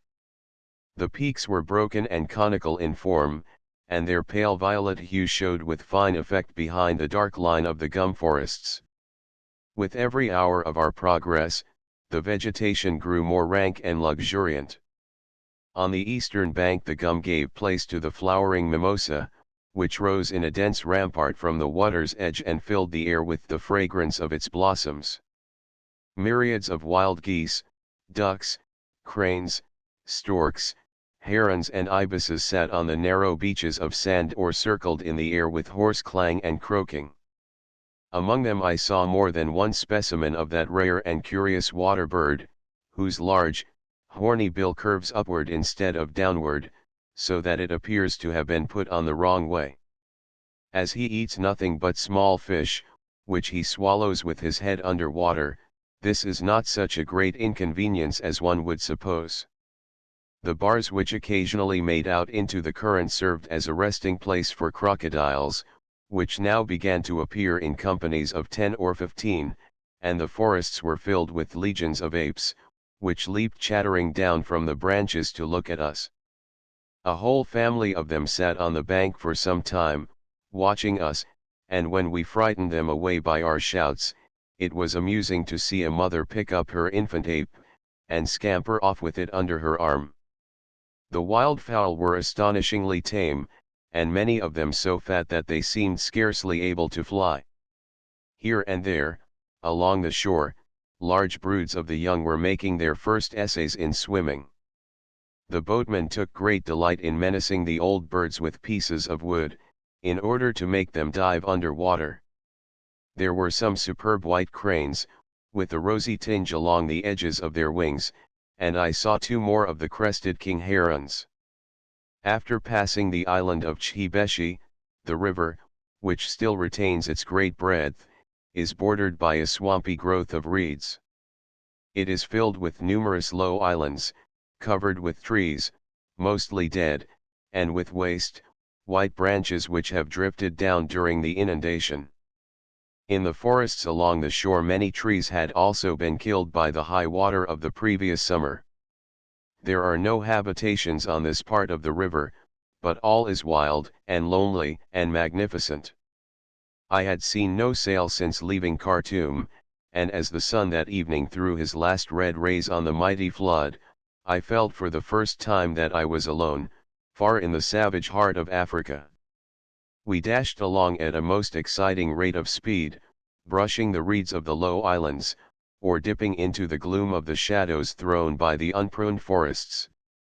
The innumerable swarms of wild birds filled the air with their noise, as they flew to their coverts, or ranged themselves in compact files on the sand. Above all their din, I heard at intervals, from the unseen thickets inland, the prolonged snarling roar of some wild beast. It was too deep-toned and powerful for a leopard, and we all decided that it was a lion. As I was watching the snowy cranes and silvery herons that alighted on the bows within pistol shot, my men pointed out a huge hippopotamus, standing in the reeds, but a short distance from the vessel. He was between 5 and 6 feet high, but his head, body, and legs were of enormous bulk. He looked at us, opened his great jaws, gave his swine-like head a toss in the air, and plunged hastily into the water. At the same instant an immense crocodile, perhaps 20 feet in length, left his basking place on the sand and took refuge in the river. Soon afterwards 2 hippopotami rose in the center of the stream, and, after snorting the water from their nostrils, entertained us with a peculiar grunting sound, like the lowest rumbling note of a double bass. The concert was continued by others, and resumed from time to time through the night. This was Central Africa as I had dreamed it, a grand though savage picture, full of life and heat, and with a barbaric splendor even in the forms of nature. As the new moon and the evening star went down together behind the mimosa forests on the western bank, we reached the island of Hassanieh, having sailed upward of 140 miles since the evening before. I had every prospect of reaching my destination, the island of Abba, in the archipelago of the Chaluks, before noon the next day, or in 2 days from Khartoum, a distance of more than 250 miles. Better sailing than this was never made on the Nile. 4 more days of such wind would have taken me to the Bahr el Ghazal, in lat. 9°, the land of lions, elephants, and giraffes, where the Nile becomes a sea of grass. It became more difficult for me to return, the further I advanced. At 9 o'clock we passed the island of Hassanieh, and saw the fires of the Shilluk Negroes burning brightly on the western bank. The wind blew more briskly than ever, and I dashed onward in the starlight with the painful knowledge that I was fast approaching the point beyond which I dared not go. Chapter XXVI. Adventures among the Shilluk Negroes. Morning magnificence of the island scenery, birds and hippopotami, flight of the natives, the island of Abbas, signs of population, a band of warriors, the Sheikh and the Sultan, a treaty of peace, the robe of honor, suspicions. We walk to the village, appearance of the Shilluks, the village, the Sultan gives audience, women and children, ornaments of the natives, my watch, a jar of honey, suspicion and alarm, the Shilluk and the Sultan's black wife, character of the Shilluks, the land of the lotus, population of the Shilluk kingdom, the turning point of view from the masthead. We sailed nearly all night with a steady north wind, which towards morning became so strong that the men were obliged to take in sail and let us scud under bare poles. When I rose, in the grey of early dawn, they were about hoisting the little stern sheet, which alone sufficed to carry us along at the rate of 4 miles an hour. We had passed the frontier of Egyptian Sudan soon after sunset, and were then deep in the Negro kingdom of the Shilluks. The scenery had changed considerably since the evening. The forests were taller and more dense, and the river more thickly studded with islands, the soil of which was entirely concealed by the luxuriant girdle of shrubs and water plants, in which they lay embedded. The ambak, a species of aquatic shrub, with leaves resembling the sensitive plant and winged, bean-like blossoms of a rich yellow hue, grew on the edge of the shore, with its roots in the water and its long arms floating on the surface. It formed impenetrable ramparts around the islands and shores, except where the hippopotamus and crocodile had trodden paths into the forests, or the lion and leopard had come down to the river's margin to drink. Behind this floating hem of foliage and blossoms appeared other and larger shrubs, completely matted together with climbing vines, which covered them like a mantle and hung from their branches dangling streamers of white and purple and yellow blossoms. They even stretched to the boughs of the large mimosa, or sunt trees, which grew in the center of the islands, thus binding all together in rounded masses. Some of the smaller islands resembled floating hills of vegetation, and their slopes and summits of impervious foliage, rolling in the wind, appeared to keep time with the rocking of the waves that upheld them. The profusion of vegetable life reminded me of the Chagres River. If not so rich and gorgeous, it was on a far grander scale. The river had still a breadth of 1.5 miles, where his current was free, but where island crowded on island in a vast archipelago of leafy shores, he took a much wider sweep. The waves danced and glistened in the cool northern wind, as we glided around his majestic curves, and I stood on deck watching the wonderful panorama unfold on either side, with a feeling of exultation to which I gave free vent. In no other river have I seen landscapes of larger or more imposing character. All the rich animal world of this region was awake and stirring before the sun. The wild fowls left their roosts, the zigzags flew twittering over the waves, calling up their mates, the sleepy crocodiles, the herons stretched their wings against the wind, the monkeys leaped and chattered in the woods, and at last whole herds of hippopotami, sporting near the shore, came up spouting water from their nostrils, in a manner precisely similar to the grampus. I counted 6 together, soon after sunrise, near the end of an island. They floundered about in the shallows, popping up their heads every few minutes to look at us, and at last walked out through the reeds and stood upon the shore. Soon afterwards 5 more appeared on the other side of the river, and thenceforth we saw them almost constantly, and sometimes within 50 yards. I noticed one which must have been 4 feet in breadth across the ears, and with a head nearly 5 feet long. He opened his mouth wide enough to show 2 round, blunt tusks, or rather grinders, one on each side. They exhibited a great deal of curiosity, and frequently turned about after we had passed, and followed for some time in our wake. Soon after sunrise the Rice observed some Shillooks in the distance, who were sinking their canoes in the river, after which they hastily retreated into the woods. We ran along beside the embowering shores, till we reached the place. The canoes were carefully concealed and some pieces of driftwood thrown over the spot, as if left there by the river.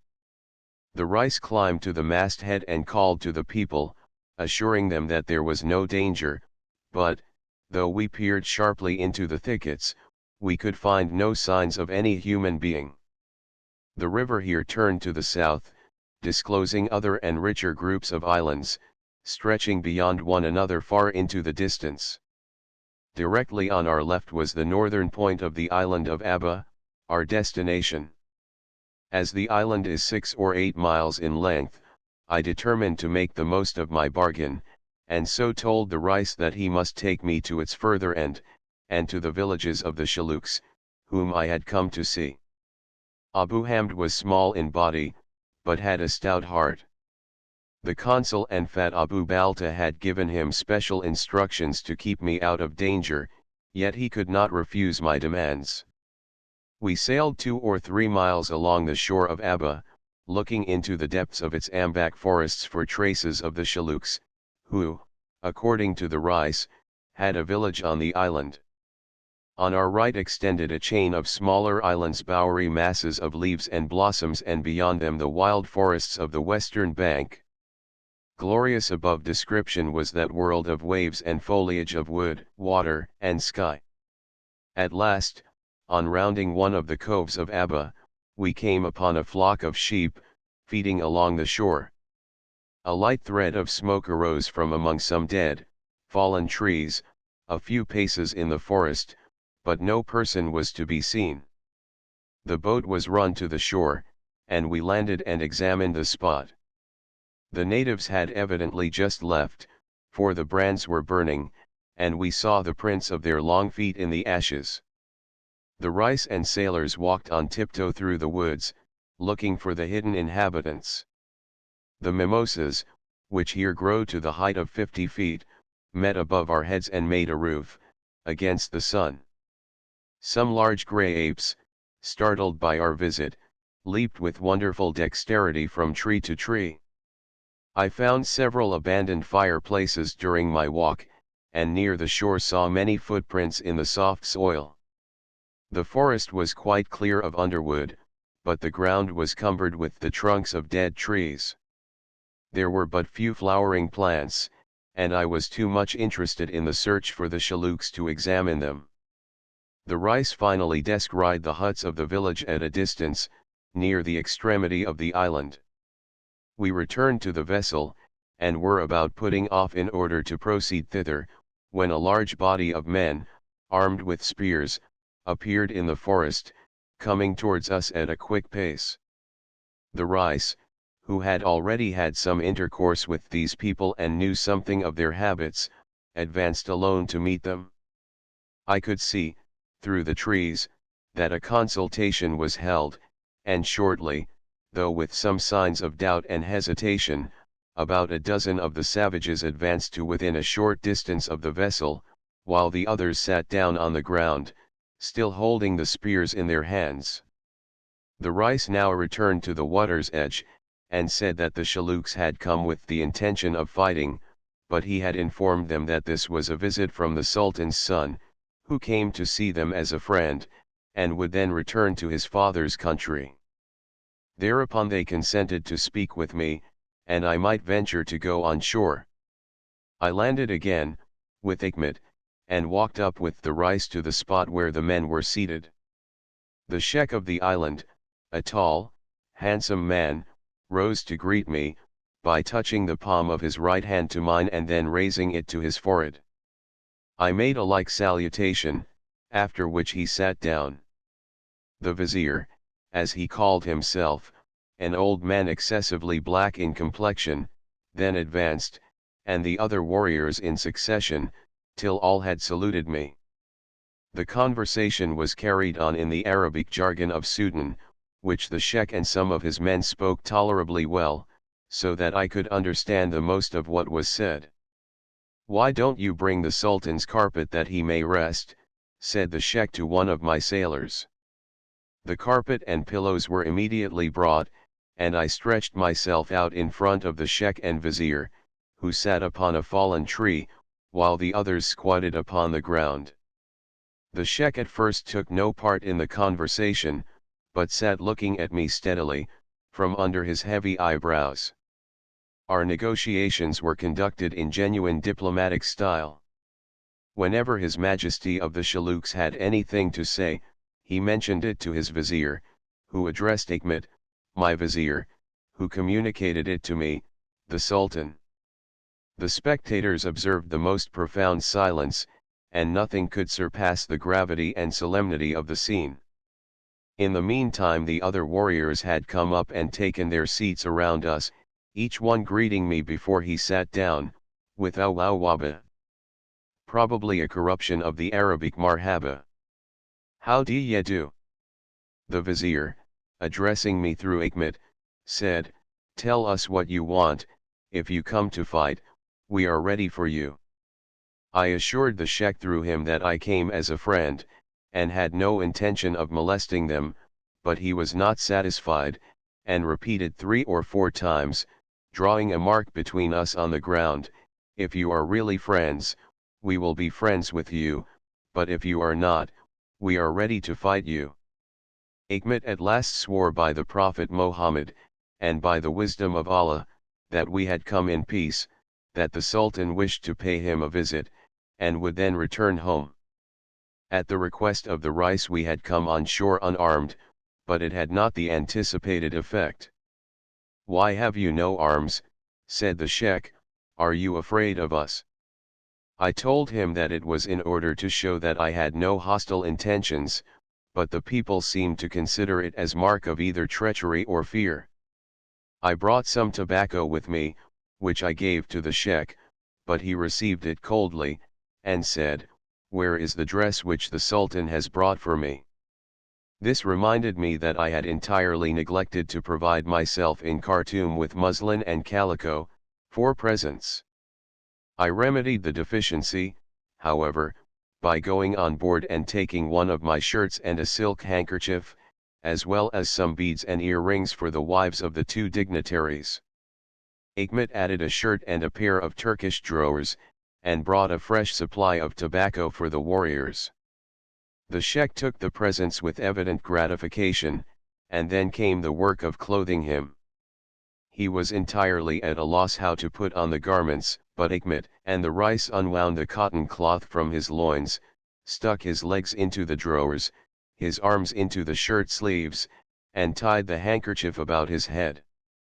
Once clothed, he gave no more attention to his garments, but wore them with as much nonchalance as if he had never possessed a scantier costume. The Vizier, who had shown manifest ill humor at being passed by, was quieted by the present of a shirt, which was put upon his shoulders in like manner. He gave me his name as Ajab Sidu, he pleases his master, a most appropriate name for a Vizier. The Sheikh's name, Abd Noor, the slave of light, was hardly so befitting, for he was remarkably dark. I was much amused at my servant Ali, who had shown great terror on the first appearance of the savages. He had already become so familiar, that when the Sheikh did not seem to understand the use of the beads and earrings, Ali pinched his ears very significantly, and took hold of his neck to show how they must be worn. By this time coffee had been prepared and was brought to them.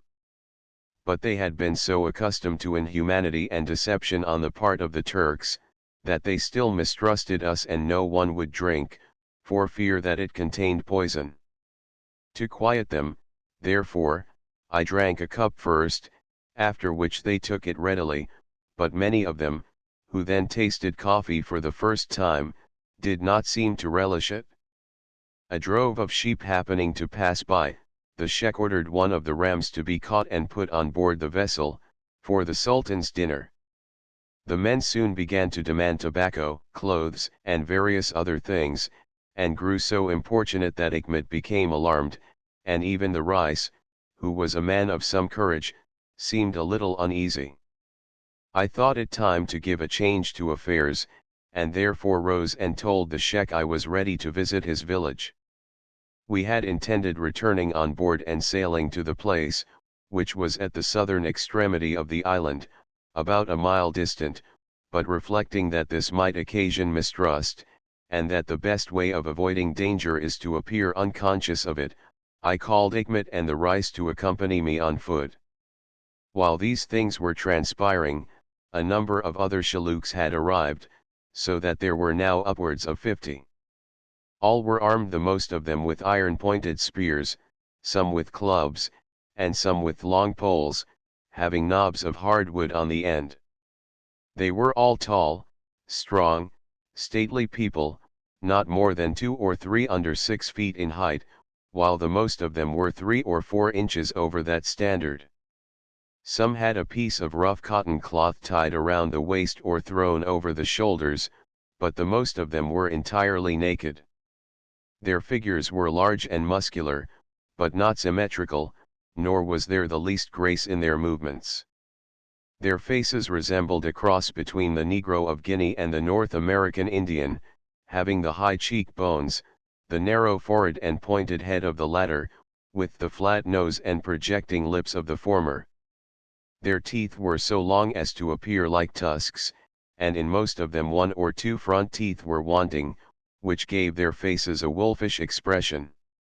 Their eyes were small and had an inflamed look, which might have been occasioned by the damp exhalations of the soil on which they slept. Every one wore an armlet above the elbow, either a segment of an elephant's tusk, or a thick ring of plaited hippopotamus hide. The most of them had a string of glass beads around the neck, and the Sheikh wore a necklace of the large white variety, called pigeon eggs by the traders on the White Nile.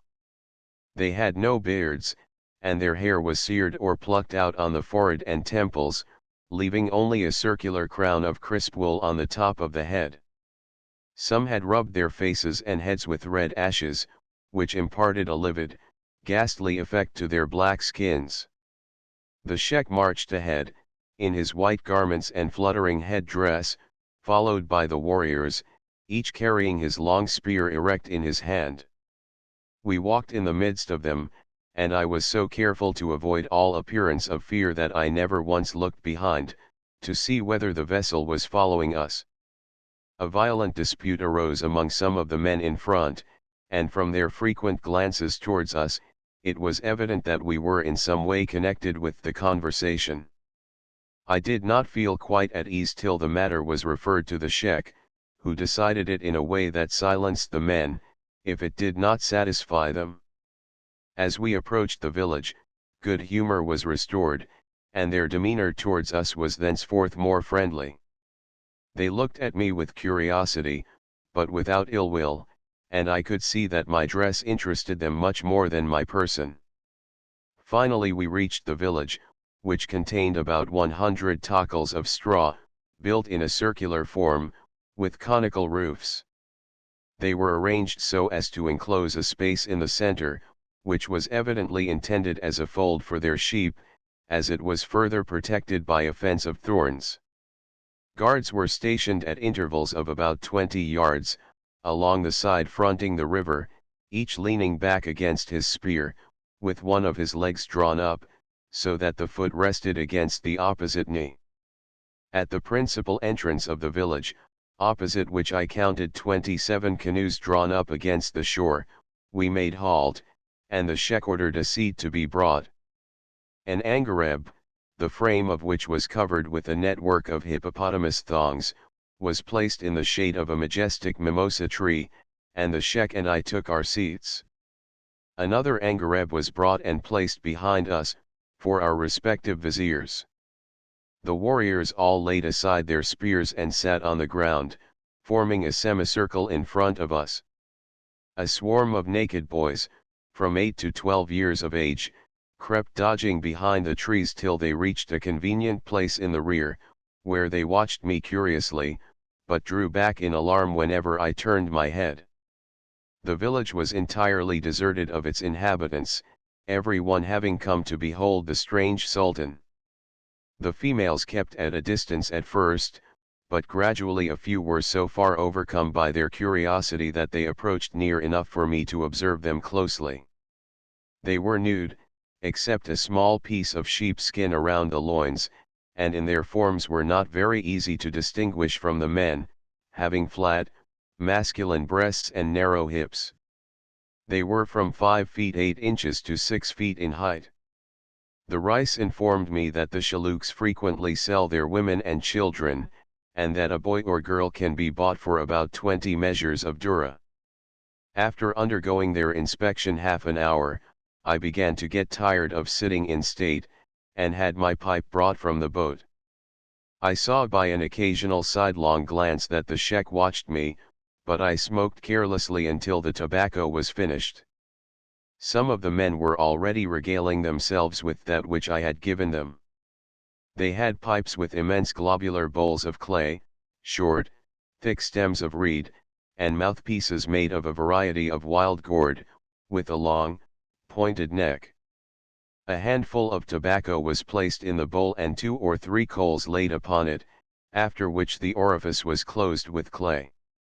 The vizier, Ajab Sidhu, who had something of the Yankee in his angular features and the shrewd wrinkles about the corners of the eyes, chewed the tobacco and squirted out the saliva between his teeth in the true down east style. I bargained for his pipe at 2 piastres, and one of the ivory arm rings at 5, but as I had no small silver money, the only coin current among them, did not succeed in getting the former article. I obtained, however, 2 of the arm rings of hippopotamus hide. While these things were going on, the Sheikh, who had been observing me closely, saw the chain of my watch, which he seized. I took out the watch and held it to his ear. He started back in surprise, and told the men what he had heard, imitating its sound in a most amusing manner. They all crowded around to listen, and from their looks and signs seemed to think the case contained some bird or insect. I therefore opened it, and showed them the motion of the balance wheel and of the hand on the smaller dial of the face. Their astonishment was now changed to awe, and they looked at it silently, without daring to touch it. I profited by this impression to make a move for starting, before their greed for presents should grow into a resolve to rob us by force. I had asked the Sheikh 2 or 3 times to have a cup of water brought for me, but he seemed to pay no attention to the request. Soon, however, one of the men brought a large earthen jar, stopped with clay, and placed it at my feet. Thereupon the Sheikh turned to me, saying, "There is plenty of water in the river, and here I give you honey to mix with it." The jar was taken on board, and contained, in fact, nearly a gallon of wild honey, which had a rich, aromatic taste, like the odor of the mimosa flowers. The trading vessels on the White Nile purchase this honey, but as the natives, in their hatred of the Turks, frequently mix with it the juice of poisonous plants, they are obliged to taste it themselves before they can sell it. I did not require this proof at their hands, preferring to trust them unreservedly, at least in my demeanor. Trust always begets a kindred trust, and I am quite sure that my safety among those savages was owing to my having adopted this course of conduct. I went on board to get the money for the arm rings, and after Ahmed had paid the men, directed him and the Rais to return. Several of the Shaluks followed, offering articles for sale, and the vizier, who had waded out, holding up his new shirt so that it might not be wet, climbed upon the gunwale of the boat and peered into the cabin. I changed my position so as to stand between him and the door, gave him 2 onions which he saw on deck and had an appetite for, and hurried him away. The Sheikh and all the warriors had come down to the shore, but without their spears, and were seated on the ground, holding a consultation. By this time, however, the Rais was at the helm, and the sailors had begun to shove the bow of my boat into the stream. I called out, O Sheikh Abd and Noor, in a familiar way, and waved my hand as a token of parting. He rose, returned the salute, made a gesture to his men, and they all went slowly back to the village. As we were leaving, the sailors informed me that one of the shallooks, who had come down to the boat while I was seated with the sheikh on shore, took a fancy to the fat black slave who cooks for them, and expressed his determination to take her. They told him she was one of the Sultan's wives, and that as His Majesty was now the Sheikh's friend, he dare not touch her. "Oh," said the Shalouk, "if she is the Sultan's wife, that is enough," and he immediately returned to the shore. I forgave the impertinence of the sailors in passing off such a hideous creature as one of my wives, in consideration of the adroitness with which they avoided what might have been a serious difficulty. The Shalooks have not the appearance of men who are naturally malicious. The selfish impudence with which they demand presents, is common to all savage tribes. But the Turks and even the European merchants who take part in the annual trading expeditions up the river, have dealt with them in such a shameful manner that they are now mistrustful of all strangers, and hence it is unsafe to venture among them. I attribute the friendly character of my interview with them as much to good luck as to good management. The Rais afterwards informed me that if the Sheikh had not been satisfied with the dress I gave him, he would certainly have attempted to plunder the vessel. He stated that the Shalooks are in the habit of going down the river as far as the country of the Hassaniyes, sinking their boats and concealing themselves in the woods in the daytime, while by night they venture into the villages and rob the people of their dura, for which they have a great fondness. They cultivate nothing themselves, and their only employment is the chase of the elephant, hippopotamus, and other wild beasts. All the region east of the river abounds with herds of elephants and giraffes, but I was not fortunate enough to get sight of them. Here is the true land of the lotus, and the Shalooks, if not the Lotofagoi of the Greeks, are, with the exception of the Chinese, the only modern eaters of the plant. I was too late to see it in blossom, and there were but few specimens of it among these islands, but not far beyond Aba it appears in great profusion, and both the seeds and roots are eaten by the natives. Dr. Noblechaer, who ate it frequently during his voyage, informed me that the root resembles the potato in consistence and taste, with a strong flavor of celery. These islands are inhabited only by the hunters and fishers of the tribe, who abandon them in summer, when they are completely covered by the inundation. At lat. 12 degrees, or about 30 miles south of Aba, both banks of the river are cultivated, and thence, for upwards of 200 miles, the villages are crowded so close to each other all along the shores, that they almost form two continuous towns, fronting each other. This part of the White Nile is the most thickly populated region in Africa, and perhaps in the world, China alone excepted. The number of the Shalooks is estimated at between 2 and 3 millions, or equal to the population of all Egypt. As we weighed anchor, I found that the men had taken down both sails and shipped the oars for our return to Khartoum. We had reached the southern point of the island, in about lat. 12 degrees 30 minutes north, and the north wind was still blowing strongly.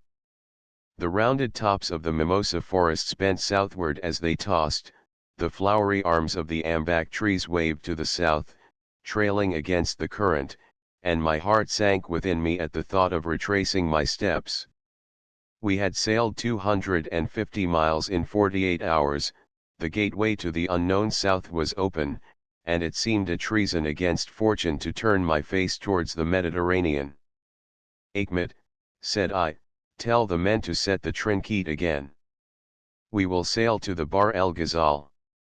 The Theban's face became ghastly at the bare idea. "Oh master," he exclaimed, "are you not satisfied with your good fortune? We are now nearly at the end of the earth, and if we go further, it will be impossible to return." Rais Abu Ham declared that he had kept his word, and that he should now return, as it had been agreed, before we left Khartoum. I knew there was certain danger in going further, and that I had no right to violate my agreement and peril others as well as myself, but there lay the great river, holding in his lap, to tempt me on, isles of brighter bloom and spreading out shores of yet richer foliage. I was in the center of the continent. Beyond me all was strange and unknown, and the Gulf of Guinea was less distant than the Mediterranean, which I left not 3 months before. Why not push on and attempt to grasp the Central African secret? The fact that stronger, braver, and bolder men had failed, was one lure the more. Happily for me, perhaps, my object on commencing the voyage had been rest and recreation, not exploration.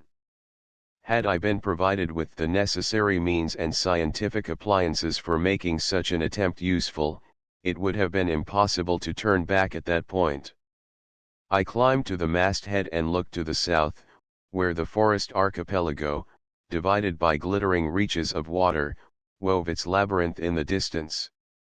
I thought I saw, but it may have been fancy, beyond the leafy crown of the farthest isles, the faint blue horizon of that sea of water and grass, where the palm again appears and the lotus fringes the shores. A few hours of the strong north wind, now blowing in our faces, would have taken me there, but I gave myself up to fate and a pipe, which latter immediately suggested to me that though I was leaving the gorgeous heart of Africa, I was going back to civilization and home. Chapter XXVII. The White Nile. Explorations of the White Nile. Dr. Nobleker's voyage in 1849-50. The lands of the Shaluks and Dinkas. Intercourse with the natives. Wild elephants and giraffes. The Sobat River. The country of marshes. The Gazelle Lake. The Nuers. Interview with the chief of the KYKS. The Zahir country. Land of the Baris. The rapid surmounted. Arrival at Logwek, in LAT 4 degrees 10 minutes north. Panorama from MT Logwek. Sources of the White Nile. Character of the Bari nation. Return of the expedition. Fascination of the Nile. Let me here pause a moment, at the turning point of my journey, and cast a glance up the grand and wonderful vista which the White Nile opened to my view. The exploration of this river within the last 15 years constitutes the most interesting chapter in the annals of African discovery. It has been ascended to lat. 4 degrees north, 8 degrees of latitude, or 480 geographical miles and at least 800 miles, following the course of the stream beyond the island of Aba. Of the Europeans who at different times accompanied the exploring fleets of Muhammad Ali or the annual trading expeditions, 3 kept journals and made scientific observations, and 2 D'Arnaud and Wern have published accounts of the voyage. Wern's book, however, is taken up with peevish comments on the conduct of D'Arnaud and Sabatier, and the report of the former, as I learned from Dr. Noblecher himself, is incorrect in many particulars. The most satisfactory account is that of Dr. Noblecher, who ascended about 50 miles beyond the point reached by previous expeditions. During my stay in Khartoum, I received from him full particulars of his adventures, and was allowed to inspect his journals and sketchbooks. His reports are exceedingly curious and interesting, and I herewith present a brief outline of them. Dr. Noblecher was specially educated, in the propaganda at Rome, as a missionary for Central Africa. After studying the Arabic language for a year in Syria, he proceeded to Khartoum, where a Catholic mission had already been established. There, however, the mission found its sphere of operations circumscribed by the jealousy of the government, as all attempts to make proselytes of Mussulmen are forbidden, and the highest ambition of the slaves who are brought from the interior is to be considered faithful followers of the Prophet. Dr. Noblecher was therefore directed to accompany the annual trading expedition up the White Nile, for the purpose of ascertaining the practicability of establishing a missionary station among some of the native Negro tribes near the equator. He experienced much difficulty at the outset, on account of the jealousy of the Egyptian traders, who find the company of a European a restraint upon their violent and lawless practices, but through the influence of the Pasha, who was at last brought to give his consent, the missionaries secured a place in the expedition, and on the 13th of November, 1849, set sail from Khartoum. There were 7 vessels in the flotilla, and that of Dr. Noblechaer, though the smallest, proved to be the best sailor and usually kept the lead. He had on board a faithful and experienced Nubian pilot, named Suleiman Abu Zaid. After 14 days sailing, the expedition passed the islands of the Chaluks and reached that part of the river where the banks are covered with continuous villages. The number of these is estimated at 7,000. It is worthy of notice that their circular tackles of mud and reeds are precisely similar in form and construction to those of the tribes on the Niger and Senegal rivers, with whom the Chaluks have no communication, and from whom they differ in language, appearance, and character. While threading the mazes of the archipelago, a violent whirlwind passed over the river and completely dismasted one of the boats. Beyond the islands the river expands so that the marshy shores are barely visible in some places. The lotus grows abundantly in the shallows, and the appearance of the thousands of snowy blossoms as they flash open at sunrise, is described as a scene of vegetable pomp and splendor, which can be witnessed in no other part of the world. The forests of sunt trees which cover the islands give place to dum palms and immense tamarinds, and beyond lat. 10 degrees, in the land of the Dinkas, the beautiful Deleb palm is first seen. It has a tall, graceful trunk, thick in the middle, but tapering towards the top and bottom, and a rich crown of large, fan-like leaves.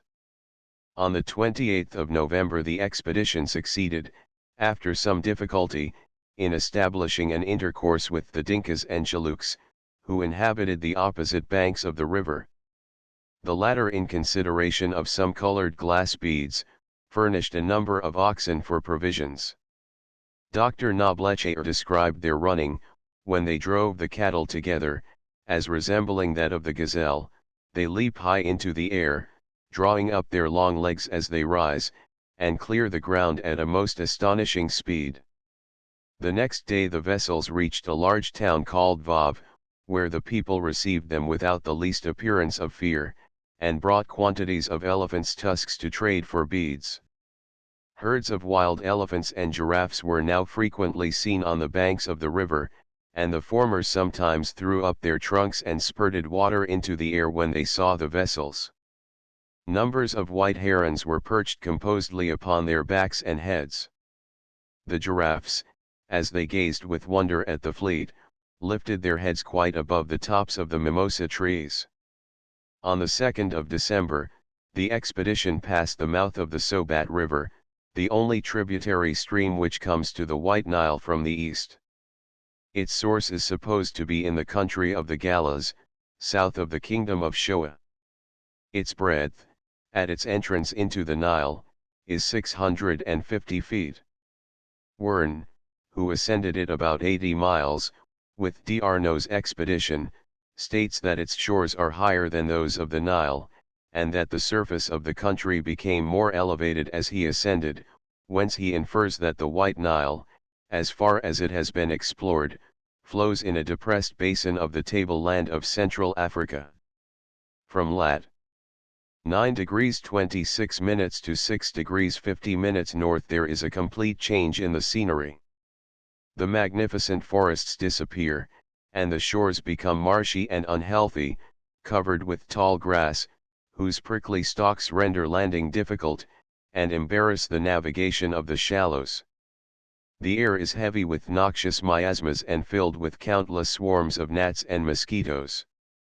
The water of the river is partially stagnant, and green with vegetable matter, occasioning serious disorders to those who drink it. Dr. Noblechaer clarified it by means of alum, and escaped with a sore mouth. In order to sleep, however, he was obliged to wear thick gloves and muffle up his face, almost to suffocation. The Bahr el Ghazal, or Gazelle Lake, lies in lat. 9 degrees 16 minutes north. It is thus named from the Gazelle River, which flows into it on the western side, and which has never yet been explored. Its depth is about 9 feet, but the reeds and water plants with which it is filled reach to the surface, and render the navigation difficult. Its shores are inhabited by the Nuer Negroes, a stupid, imbruted race, many of whom are frequently carried off by the traders and sold as slaves. For this reason it is now very difficult to procure elephants' teeth from them. After leaving the Gazelle Lake, the course of the White Nile becomes exceedingly tortuous, and its current sluggish. Innumerable estuaries, or blind channels, which lose themselves among the reeds, perplexed the pilots, and delayed the progress of the expedition. The land of the Kyks succeeded to that of the Nuers, which terminated about the 8th parallel of latitude. The former are a race of herdsmen, who have great numbers of cattle and sheep. Dr. Noblecher found them exceedingly shy, on account of the threats of one of their Kajiers, or soothsayers, who had warned them against holding any intercourse with the traders. On the 22nd of December they reached the village of Angwin, where the king of the Kyks resided.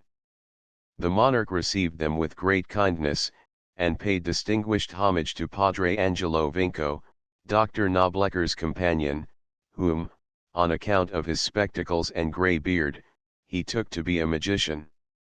He begged the Padre to grant him 4 favors, viz. Abundance of children, the death of the enemy who had slain his father, victory in all his fights, and a cure for the wound in his head.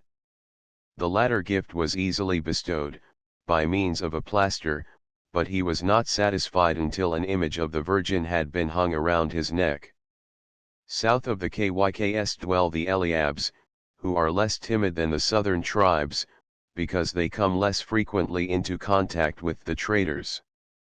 In their country the White Nile divides into 2 branches, and here the expedition separated, each division taking a different channel. The water was so low that the vessels stuck fast in the mud, but were relieved by the friendly natives, who dragged them through the shallows by means of long tow ropes. For this service they were paid in glass beads. The further the vessels went into regions where intercourse with the Egyptian traders is rare, and therefore fewer outrages are perpetrated, the more friendly, confiding and unconcerned was the behavior of the natives. On the 31st of December the expedition reached the country of the Zhirs. The people came down to the water's edge to greet them, the women clapping their hands and singing a song of welcome.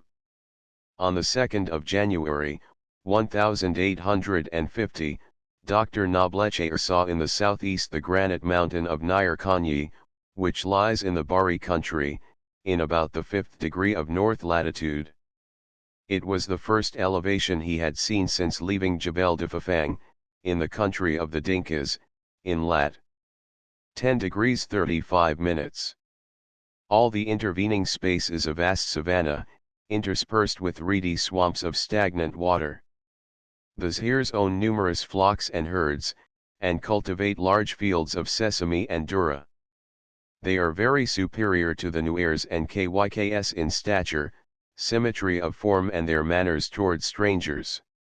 In all these tribes, the men go entirely naked, while the women wear a narrow girdle of sheepskin around the loins. Dr. Noblecher, however, confirmed the statement of Wern as to the modesty of their demeanor and the evident morality of their domestic life.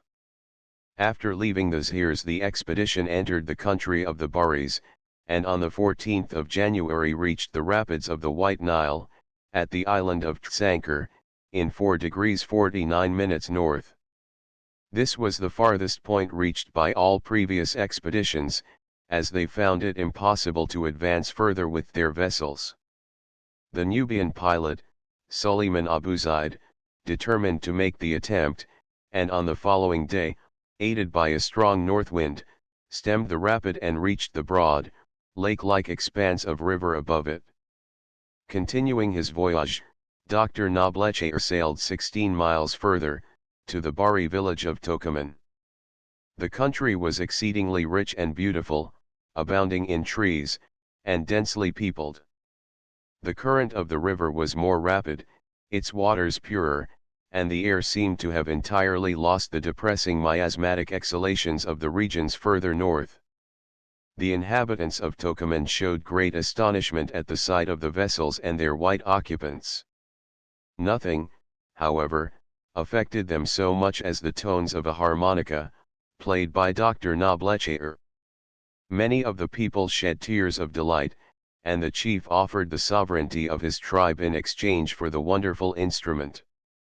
On the 16th, the expedition reached the village of Logwek, which takes its name from a solitary granite peak, about 600 feet high, which stands on the left bank of the Nile.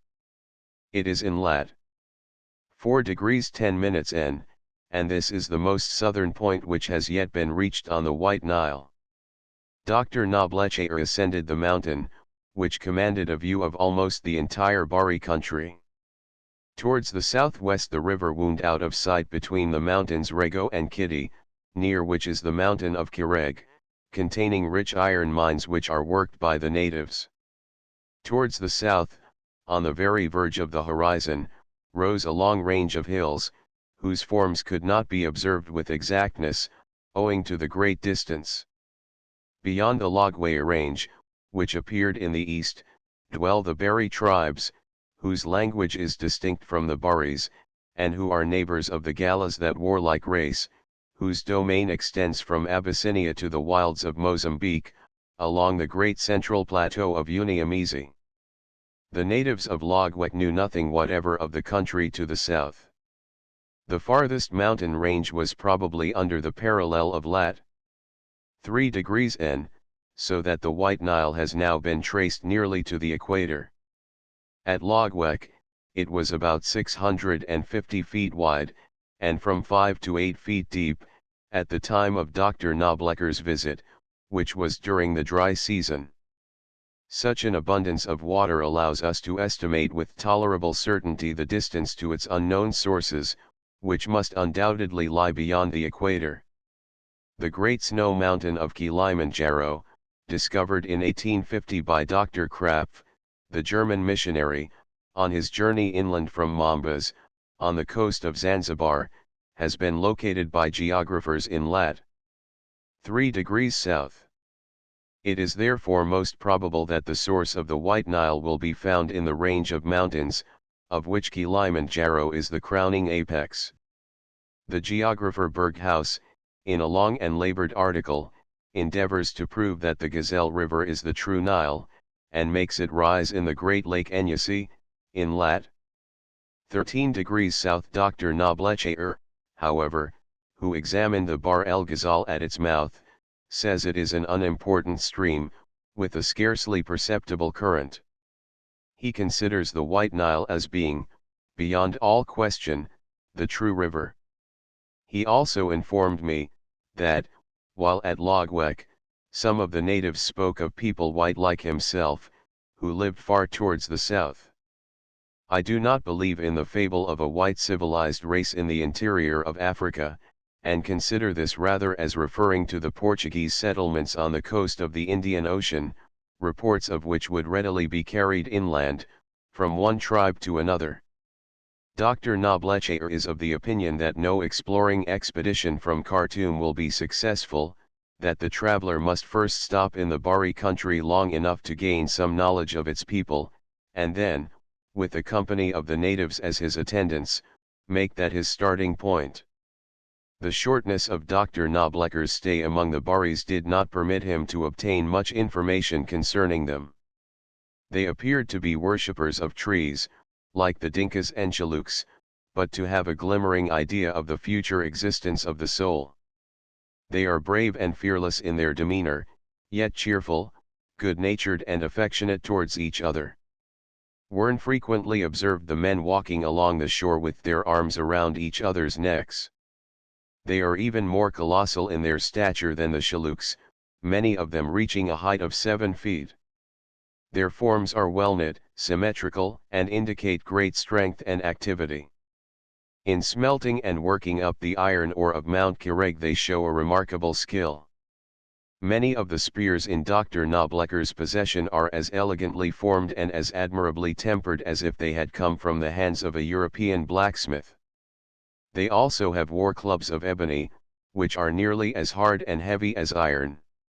One end is of a sloping, oval form, and the other sharp, and they are said to throw them a distance of 50 or 100 yards with such precision that the sharp point strikes first and the club passes through the body like a lance. I have in my possession some of these clubs, which were presented to me by Dr. Knoblecher. On the 17th of January the expedition left Logwek on its return to Khartoum, the traders having procured all the ivory which the natives had collected since the previous year. The missionaries were prevented from accomplishing their object by the jealousy of the traders, who persuaded the Bari chiefs that they were magicians, and that if they were allowed to remain, they would bewitch the country, prevent the rains from falling and destroy the crops of Dura. In consequence of these reports the chiefs and people, who had been on the most friendly terms with Dr. Knoblecher and Padre Angelo, suddenly became shy and suspicious, and refused to allow the latter to take up their residence among them. The design of the mission was thus frustrated, and the vicar returned with the expedition to Khartoum. He designed leaving for the Bari country in November, 1852, but up to the present moment no account has been received of the fulfillment of his plans. The pictures which these recent explorations present to us, add to the stately and sublime associations with which the Nile is invested, and that miraculous flood will lose nothing of his interest when the mystery which veils his origin shall be finally dispelled. Although in standing upon the threshold of his vast central realms, I felt that I had realized a portion of my dream, I could not turn away from the vision of those untrodden solitudes, crowned by the flashing snows of Kilimanjaro, the monarch of African mountains, without a keen pang of regret. Since Columbus first looked upon San Salvador, the earth has but one emotion of triumph left in her bestowal, and that she reserves for him who shall first drink from the fountains of the White Nile, under the snowfields of Kilimanjaro. Chapter XXVIII. The Hassaniya Arabs. We leave the islands of the Shalouk's tropical jungles a whim and its consequences layers of wild beasts arrival among the Hassaniyas a village the woman and the sultan a dance of salutation my Arab sailor a swarthy Cleopatra salutation of the saint miraculous fishing night view of a Hassaniya village Wad Shalaya a Sheka's residence an ebony cherub the cook attempts suicide evening landscape the natives and their cattle a boyish governor we reach Khartoum at midnight. After we parted from the Shalouks the men rowed lustily, and, taking to the western side of the river, soon put an island between us and the village. It was about 2 o'clock when we left, and the wind fell sufficiently before night to allow them to make considerable progress. We swept along, under the lee of the islands, brushing the starry showers of yellow blossoms that trailed in the water, and frightening the ibises and herons from their coverts among the reeds. The hippopotami snorted all around us, and we had always a convoy of them following in our wake. The sun sank, and a moon, 4 days old, lighted the solitude of the islands, but the men still rowed vigorously, until we had passed the spot where the Shalouks buried their canoes in the morning. They then deemed it safe to come to anchor in the middle of the stream, though the watchfires of the savages were still blazing brightly in the distance. During the night the wind blew violently, and the river was rough and agitated. We all went to sleep, therefore, feeling certain that no predatory canoes would venture to follow us. In the morning there was a strong headwind, and the temperature was so cold that I was obliged to wear my thick capote of camel's hair while I sat on deck, looking regretfully at the beautiful islands I was leaving behind me. Achmet heated and strained the honey given me by the Shalouks, which yielded between 3 and 4 quarts of rich liquid. While the men made fast to the bank for breakfast, I went on shore to get a glimpse of the country behind the forest's paths trodden by wild beasts led through the walls of tangled vines that elsewhere were impenetrable, and I crept along them, under the boughs of strange trees and through thickets of luxuriant shrubs. At length I reached an open patch of grass 4 or 5 feet in height, and so dry and yellow that it snapped like glass under my feet. It was dotted with clumps of high shrubs, knotted all over with wild, flowering vines, which formed admirable lairs for the lions and leopards. There was a strong smell of lions about the place, and I deemed it prudent not to venture far, since the rank animal odor peculiar to that beast grew more marked the further I went. The jungle in which I stood covered a tongue of land enclosed between 2 coves of the river, and through the openings in the thickets I saw that it led to other open tracts further inland. The wind was blowing towards the river, and as I stood in the midst, contemplating the wild, lawless grouping of the different trees and shrubs, some imp of darkness whispered in my ear what a magnificent conflagration this would make, and then, perhaps, you might have the satisfaction of burning out a brace of lions. Without more ado, I whipped out a box of matches, and struck fire in one of the thickest tufts. The effect was instantaneous, and so was my repentance. There was a crack and a crash, like the explosion of powder, and a sheet of red flame leaped into the air. In a few seconds it had spread to a broad swath of fire, rolling rapidly before the wind, and leaving the earth behind it as bare as the palm of my hand. The rank grass roared and snapped as the terrible power I had so thoughtlessly awakened, licked it away, and not the grass alone. It seized on the vines and tore them down, swung itself by them into the boughs of the trees, and found richer aliment in their gums and juices. It spread on both sides and against the wind, and soon the long spires of scarlet flame, twisting in the air, rose high and hot above the dome-like tops of the mimosa forests. Before we left the place, the volumes of smoke reached nearly to the other side of the Nile. As I heard its relentless feet trampling down the thickets, I tormented myself with pictures of the evil which I had perhaps originated. I fancied it spreading from day to day, lapping the woods in coils of flame and flinging their burning boughs from island to island, till of all the glory of vegetation which had filled me with such rapture, there was nothing but a few charred trunks standing in beds of ashes. I saw the natives with their flocks and herds flying before it, the wild beasts leaping into the flood for refuge from its red fangs, and all that glorious region given up to terror and desolation. As we moved slowly away, against the wind, I watched its progress with a troubled conscience and an anxious heart. Now it paused and I flattered myself that there was the end, but the next moment the black clouds rolled up denser than ever.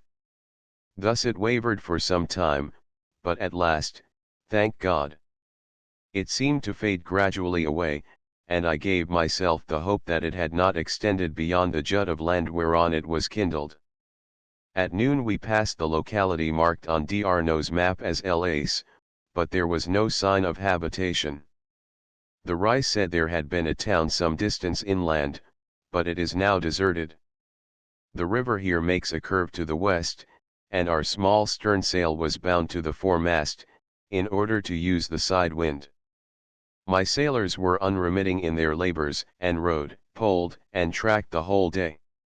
I sat in the sun all the while, looking on the incomparable shores. We saw multitudes of gazelles along the water's edge, on both sides. They were in companies of 40 or 50, and so little shy, that they often allowed us to approach within 50 yards. Wildfowl were as abundant as ever, and I greatly regretted having brought no rifle and fowling piece. When we reached the northern extremity of Hassanieh, at sunset, I went ashore on the eastern bank, hoping to find a gazelle. The thickets were almost impenetrable, and I made my way with difficulty into a more open space, where the trees grew in clumps and the lion paths had broken away between them. Each of these clumps was woven into a single mass with vines, forming coverts of deepest shade, wherein a beast might crouch unobserved, even at midday. The ground was covered with dry burr grass, whose heads pierced through my clothes. One of the sailors accompanied me with a club, but was in such deadly fear of lions that he obliged me to return to the shore. Certainly, this is the paradise of wild beasts. Such convenient lairs they can find in no other part of the world, and the thousands of gazelles and antelopes that range through the wilderness furnish them with a choice bill of fare. The trees and vines were nearly all new to me. I noticed in particular, a succulent vine, resembling the cactus and cereus families, but with square, fluted joints. It grew so thickly as frequently to conceal entirely the tree that supported it. I also saw a shrub with leaves like the ivy, but a large, purple, bell-shaped flower, and another with delicate, fern-like leaves of a dark green color, and white, fragrant blossoms. There was a greater variety in the vegetable world than I had yet seen. What must be the splendor of the land during the rainy season? I found a peculiar fascination in tracing the wild paths through the thickets. It was a labyrinth to which there was no end, and the sense of danger gave a spice to its richness and novelty. Occasionally, I saw large holes in the ground, which my attendant said were those of serpents. No gazelle was to be seen, and when I reached the shore again, the wild geese had left. The wind fell at sunset, and the sailors rowed cheerily downstream, singing the while a barbaric chorus, which they had learned from the slaves brought from Fazogl. The sun, next morning, showed us a very different landscape from that of the previous 2 days. The river was broader, but the shores were clothed with a more scanty vegetation, and the few islands in the stream were but beds of sand. When the men stopped for breakfast we were in the neighborhood of a village of Hassaniyez, as I had previously conjectured, from the camels and donkeys grazing among the thorns. Leaving the sailors to kill one of our sheep, I took Achmet and the rice, and followed the paths inland through a wood of scattering mimosas. After a walk of 10 minutes we came to the village, or rather encampment, since the dwellings were mere tents of sticks and reeds. They were barely large enough to cover the 2 or 3 angarebs, which served as a bed for the whole family. Although the sun was an hour high, not more than half the inhabitants were stirring. The others, men and women, thrust their heads from under their dirty cotton mantles and looked at us with astonishment not unmixed with fear. The women who had already risen sat on the ground kindling the fires, or spinning with a rude distaff the raw cotton which these people cultivate. We found 2 or 3 men, whom we saluted with the usual "Peace be with you," and the Rais informed them that the Sultan's son, returning from a visit to the Shaluks, with whom he had made a treaty of peace, had come to see them. Thereupon one of them brought an angareb and set it in the shade for me, while another caught a she-goat that was browsing among the bushes, and soon returned with a gourd half full of warm milk, which he gave me. As sour milk is considered a great delicacy among these people, a gourd of it was also procured for me. The woman who brought it knelt and placed it at my feet, but as I could not drink it and did not wish to refuse their gift, I asked one of the men to take it to the boat. He hesitated, evidently afraid to trust himself with us, whereupon the woman said, "I am not afraid to go with the Sultan, I will take it." As we started to return, the man, whose sense of bravery, and perhaps his jealousy also, was touched by this remark, came likewise and accompanied us to the river. When we reached the vessel I sent the milk on board for the sailors' use, and gave the woman 2 piastres in copper money and a handful of tobacco. She immediately put her hand to her mouth and uttered a piercing, prolonged cry, which the Rais said was intended as an expression of great joy. After repeating this 2 or 3 times she dropped on her knees, and before I could divine her intention, kissed my red slipper. In a short time I received word that the women of the village would come to perform a dance of welcome and salutation, if I would allow them. As the wind was blowing strongly against us and the sailors had not finished skinning the sheep, I had my carpet spread on the sand in the shade of a group of mimosas, and awaited their arrival. Presently we heard a sound of shrill singing and the clapping of hands in measured beat, and discerned the procession advancing slowly through the trees. They came 2 by 2, nearly 30 in all, singing a shrill, piercing chorus, which sounded more like lamentation than greeting. When they had arrived in front of me, they ranged themselves into a semicircle with their faces towards me, and, still clapping their hands to mark the rhythm of the song, she who stood in the center stepped forth, with her breast heaved almost to a level with her face, which was thrown back, and advanced with a slow, undulating motion till she had reached the edge of my carpet. Then, with a quick jerk, she reversed the curve of her body, throwing her head forward and downward, so that the multitude of her long twists of black hair, shining with butter, brushed my cap. This was intended as a salutation and sign of welcome. I bowed my head at the same time, and she went back to her place in the ranks. After a pause the chorus was resumed and another advanced, and so in succession, till all had saluted me, a ceremony which occupied an hour. They were nearly all young, between the ages of 14 and 20, and some were strikingly beautiful. They had the dark olive Arab complexion, with regular features, teeth of pearly whiteness, and black, brilliant eyes. The coarse cotton robe thrown over one shoulder left free the arms, neck, and breasts, which were exquisitely molded. Their bare feet and ankles were as slender as those of the Venus of Cleomenes. Owing to the skirts worn by the American women, I have no recollection of ever having seen an entire foot belonging to them, and therefore can make no comparison, but I doubt if 1 in 1,000 stands on so light and beautiful a pedestal as those wild African girls. There were 2 or 3 old women in the company, but they contented themselves with singing and did not venture into the lists with the younger ones. Several of the men, who had followed in the rear of the women, came and sat near us, on the sand. They were all evidently delighted with the occasion, and encouraged the more timid of the dancers by their words. One of them was an old man, with a long grey moustache and beard, carrying in his hand a spear, pointed with iron.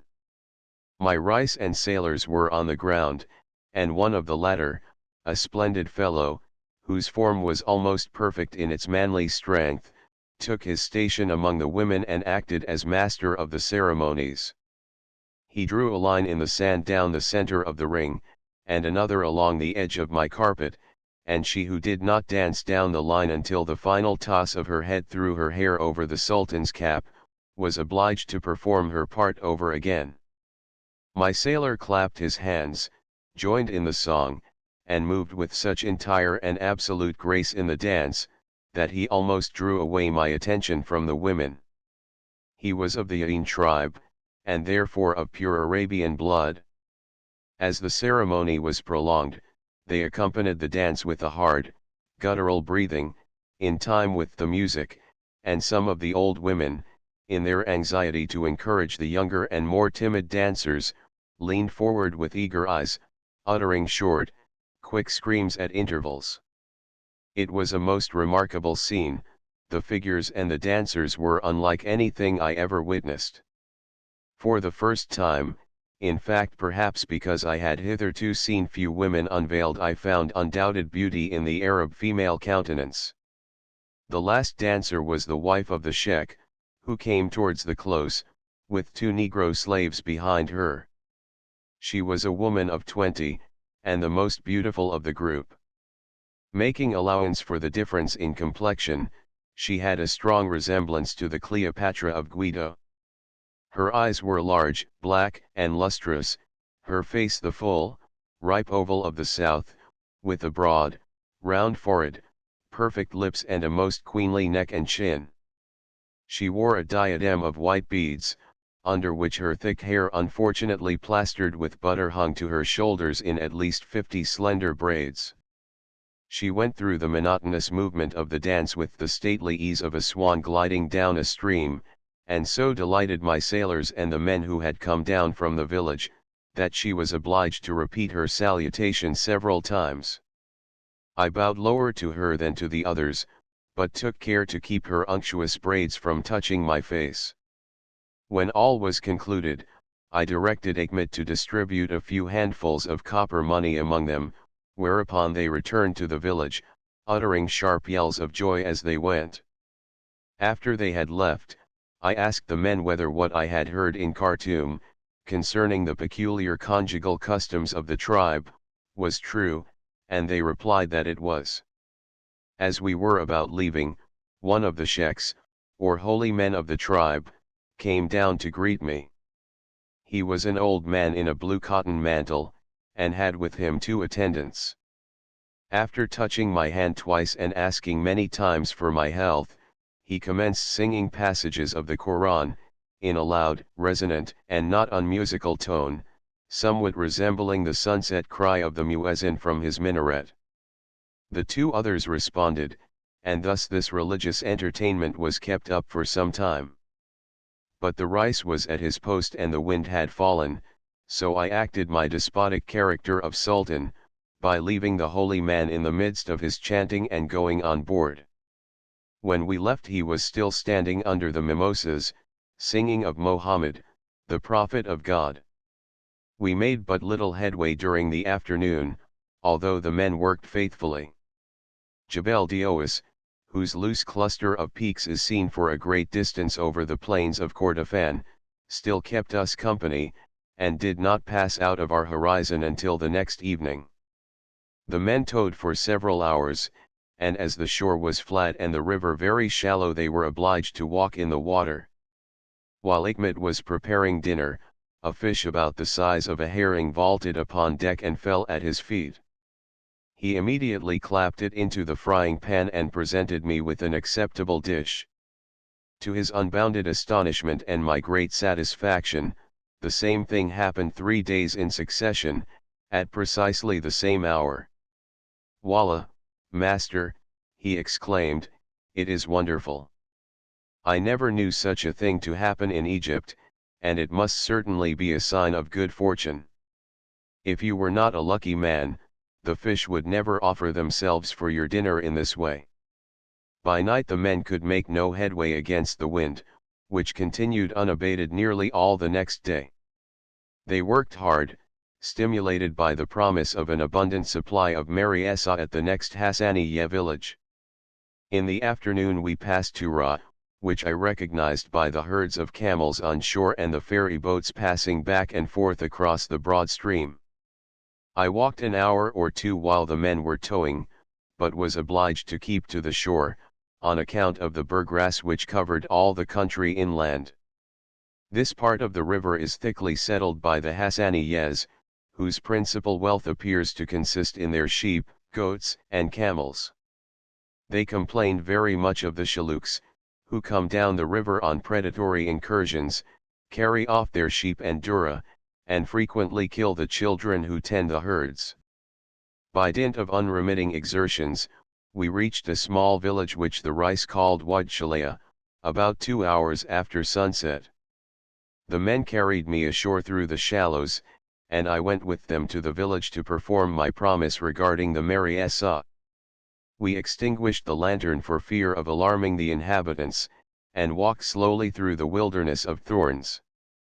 The village lay half a mile inland, between 2 low hills of sand. The dwellings were mere takals, like those of the Shaluks, and made of the long grass of the desert. Each house was surrounded with a fence of thorns.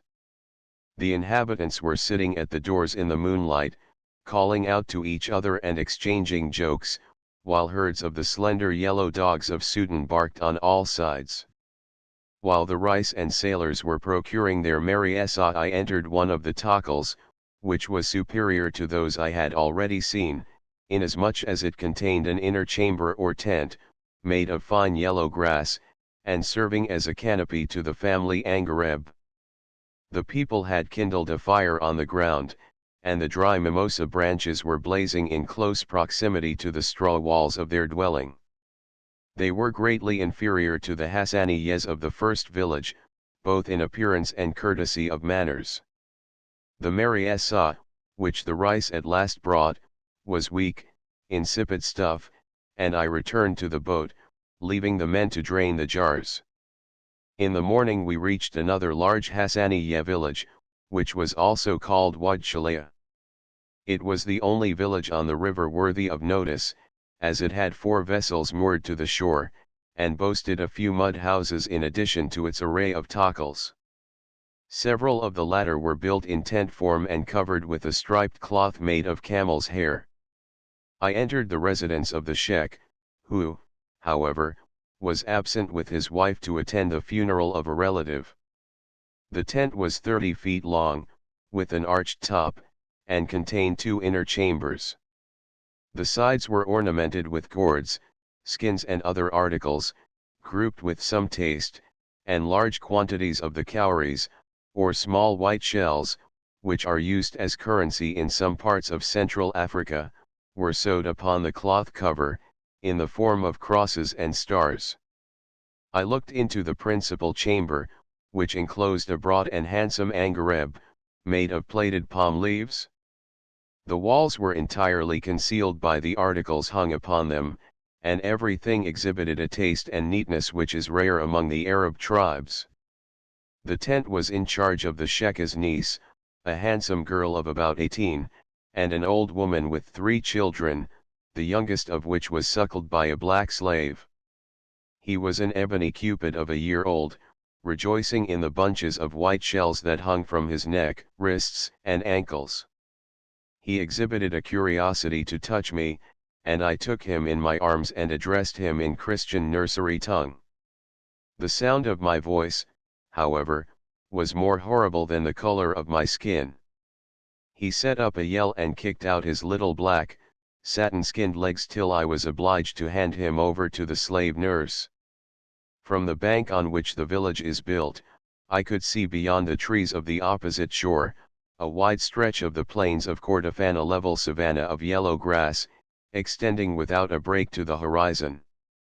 During the afternoon, while the men were resting from their rowing, Bar, the Dinka cook, got into a dispute with one of them, and finally worked herself into such a rage that she jumped overboard with the intention of drowning herself, and would have done so, had not one of the sailors plunged after her and hauled her ashore, in spite of her violent struggles and endeavors to thrust her head under water. When she found she could not indulge in this recreation, she sat down on the ground, burst into a paroxysm of angry tears, and in a quarter of an hour went back to grind her durra, in the best possible humor. Her name, Bar, signifies the sea, but she was an Undine of the Black Sea, and the White Nile refused to receive her. We went gloriously downstream that evening, with a light west wind filling the little sail and the men at their oars, singing shrill choruses in the Dongalese and Yain dialects. The White Nile, which is here 3 miles broad, was as smooth as glass, and glimmered far and bright under the moon. The shores were still, in all their dead level expanse, and had it not been for the uneven line which their belts of thorn trees drew along the horizon, I could have imagined that we were floating in mid-ocean. While the men halted for breakfast the next morning, I landed and walked ahead, hoping to shoot a wild duck with my pistol. Notwithstanding there were hundreds along the shore, I found it impossible to get within shooting distance, as they invariably made into the river on my approach. An attempt to gain something by running suddenly towards them, terminated in my sticking fast in the mud and losing my red slippers.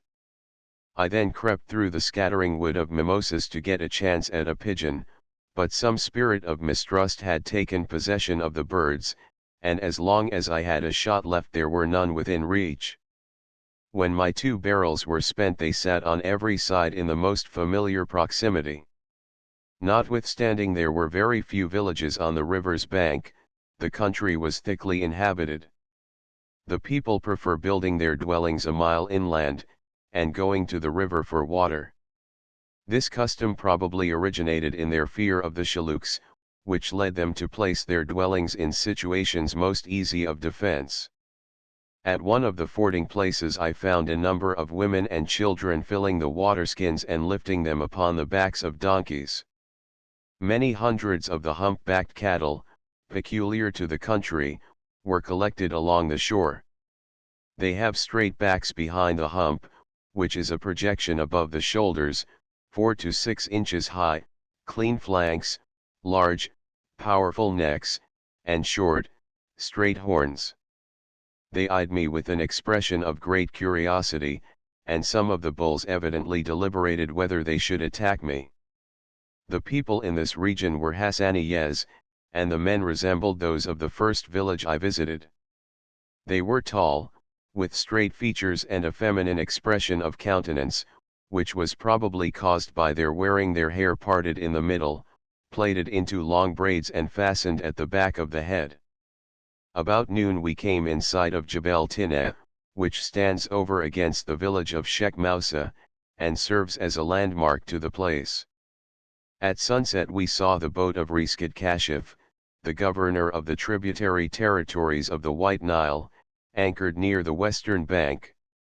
2 of my sailors had previously been employed by him, and as they had not received all their wages, they asked permission to cross the river and apply for the money. This Riskid Kashif was a boy of 12 or 13 years of age, son of the former governor, Suleiman Kashif, who was so much esteemed by the tribes on the river that after his death the Pasha invested his young child with the office.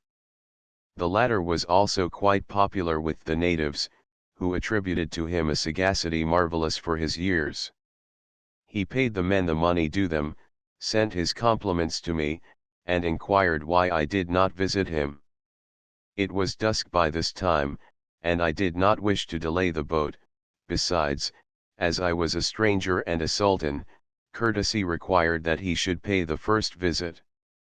We made the remainder of the voyage without further incident than that of slaughtering one of our sheep, near Jebel Ali. The wind was so light that our progress down the stream was rapid, and at sunset on Friday, January 30th, I recognized the spot where Dr. Wrights took leave of me, on the upward voyage. The evening on the broad river was glorious, the half-moon, being just overhead, was unseen, yet filled the air with light, and my natal planet burned white and clear in the west. At 10 o'clock we reached the island of Omdurman, and wheeled into the Blue Nile. The campfires of Kordofan merchants were gleaming on the western bank. The barking of the dogs in Khartoum and the creaking wheels of the Sakias were welcome sounds to our ears, as we slowly glided past the gardens. Ere long, the minaret of the city glimmered faintly in the moonlight and we recognized the buildings of the Catholic mission. God is great, said Hikmet, devoutly, since we have been so near the end of the world, Khartoum appears to me as beautiful as Cairo. It was nearly midnight when we came to anchor, having made a voyage of about 500 miles in 9 days. My friends were all abed, and I lay down for the night in the little cabin of my boat, exclaiming, like Hikmet, God is great. Chapter XXIX. Incidents of life in Khartoum. The departure of Abd el-Kader Bey, an illuminated picture. The breakfast on the island, horsemanship. The Pasha's stories. Departure of Latif Effendi's expedition. A night on the sand. Abu Sin and his Shukori warriors. Change in the climate, intense heat and its effects. Preparations for returning. A money transaction. Farewell visits. A dinner with royal guests. Jolly King Diabashaluk dance. Reconciliation. Taking leave of my pets. I arose at sunrise, and leaving Hikmet to have my baggage removed, walked through the town to my headquarters at the consular residence. I found Dr. Wrights's horses saddled in the court, and himself walking in the garden. He was greatly surprised to see me, not having expected me for another week. After the first greetings were over, he informed me that Abd el-Kader Bey, the governor of Kordofan, was about leaving for Abade, and his friends intended to accompany him as far as the island of Moussa Bay, in the White Nile. During my absence, Mohammed Kir had presented Dr. Wrights with a fine Dongolese horse, which he offered to me, that I might participate in the festivities. While I was at the Catholic mission, relating my adventures to Dr. Noblechair, a messenger came to announce that Abd el-Kader's boat had left, and that he, with the other chiefs of Khartoum, were ready to set out on horseback for the White Nile. We rode at once to the house of Moussa Bey, who had quite recovered from his illness. The company was already mounted in the square before the house, and only awaited our arrival. We dashed through the lanes of the slave quarter, raising such a cloud of dust that little except red caps and horses' tails was visible, until we came out upon the open plain, where our cavalcade made a showy and picturesque appearance. The company consisted of Abd el-Kader Bey, Moussa Bey, Muzakkar Bey, Ali Bey Kazib, Abu Sin, and Oud el-Kirim, the Shukori chiefs, Ali Effendi, Mohammed Kir, Dr. Wrights, Dr. Pini, and myself, besides a number of inferior officers and at least 50 attendants, in short, everybody of consequence in Khartoum except the Pasha, who was represented by one of his secretaries. The Beys were mounted on fine Arabian stallions, Dr. Pini on a tall dromedary, and the Arab chiefs on mules and donkeys, while the grooms and pipe-bearers ran behind on foot. I shall long remember the brilliant picture of that morning. The sky was clear and hot, and the palms rustled their shining leaves in a light wind. The fields of beans lay spread out between us and the river, their purple blossoms rolling in long drifts and flakes of color, and warm, voluptuous perfume.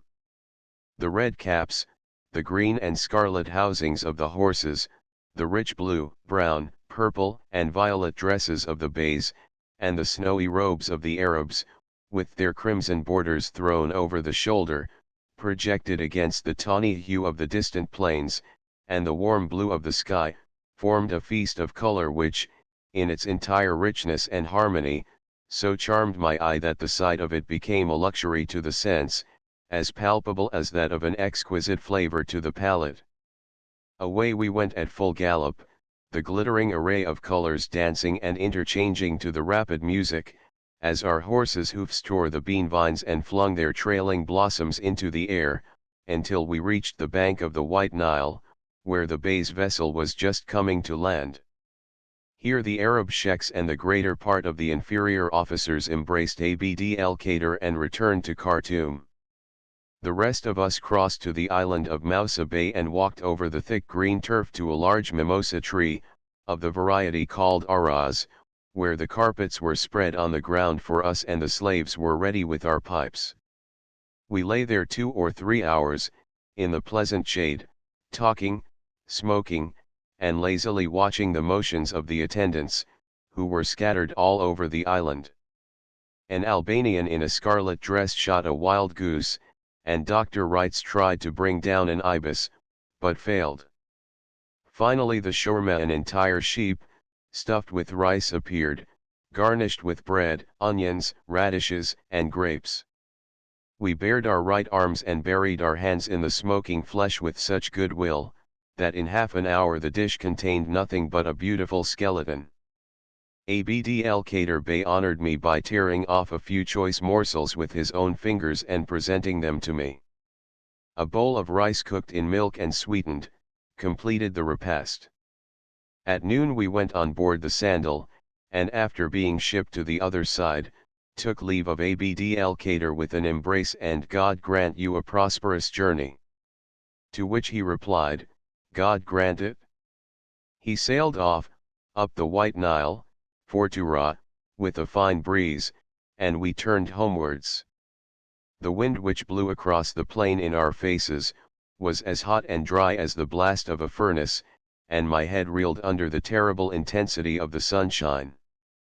The Beys took every opportunity of displaying their horsemanship, dashing over the bean fields in wild zigzags, reining up in mid-career, throwing their crooked canes into the air after the manner of a Bayard, and describing circles and ellipses at full gallop. The finest of all was my handsome Albanian friend, Muzakkar Bey. I called upon the Pasha the same afternoon, to give him an account of my voyage up the White Nile, and was obliged to remain and dine with him. He was very much interested in my adventures with the Shillooks, but gave me to understand that the negroes had great fear of his power, and that if they had not known I was under his protection they would certainly have killed me. When I spoke of the giant stature of the Shillooks he confirmed what I had already heard, that the Kyks and Baris are full 7 feet in height. He also stated that his predecessor, Ahmed Pasha Menekli, had captured in the regions beyond Fazogl 30 blacks, who were 9 feet high and terrible to behold. They were brought to Khartoum in chains, he said, but refused to eat, howled like wild beasts, and died in paroxysms of savage fury. When I remembered that the Pasha had already told me that there was a subterraneous passage from Alexandria to the Fayum, a distance of 200 miles, made by Alexander the Great, and that the Sultan at Constantinople had an ape which grew to be 20 feet in height, I received this last communication with a grain of allowance. He fully believed in the existence of the Enyams, a horribly suggestive name, or cannibals, who I have no doubt, are a fabulous race. Dr. Barth heard of them in Adamoa, south of Lake Sad, and Dr. Noblechair in the Bari country, but no one has ever yet seen them. The expedition of Latif Effendi had met with many delays, but on Monday, the 2nd of February, everything was ready for its departure. It consisted of 2 large neckers or trading vessels, each armed with a cannon, and carrying 6 soldiers in addition to the crew. It was also provided with interpreters, who spoke the languages of the different tribes. Fat Abu Balta,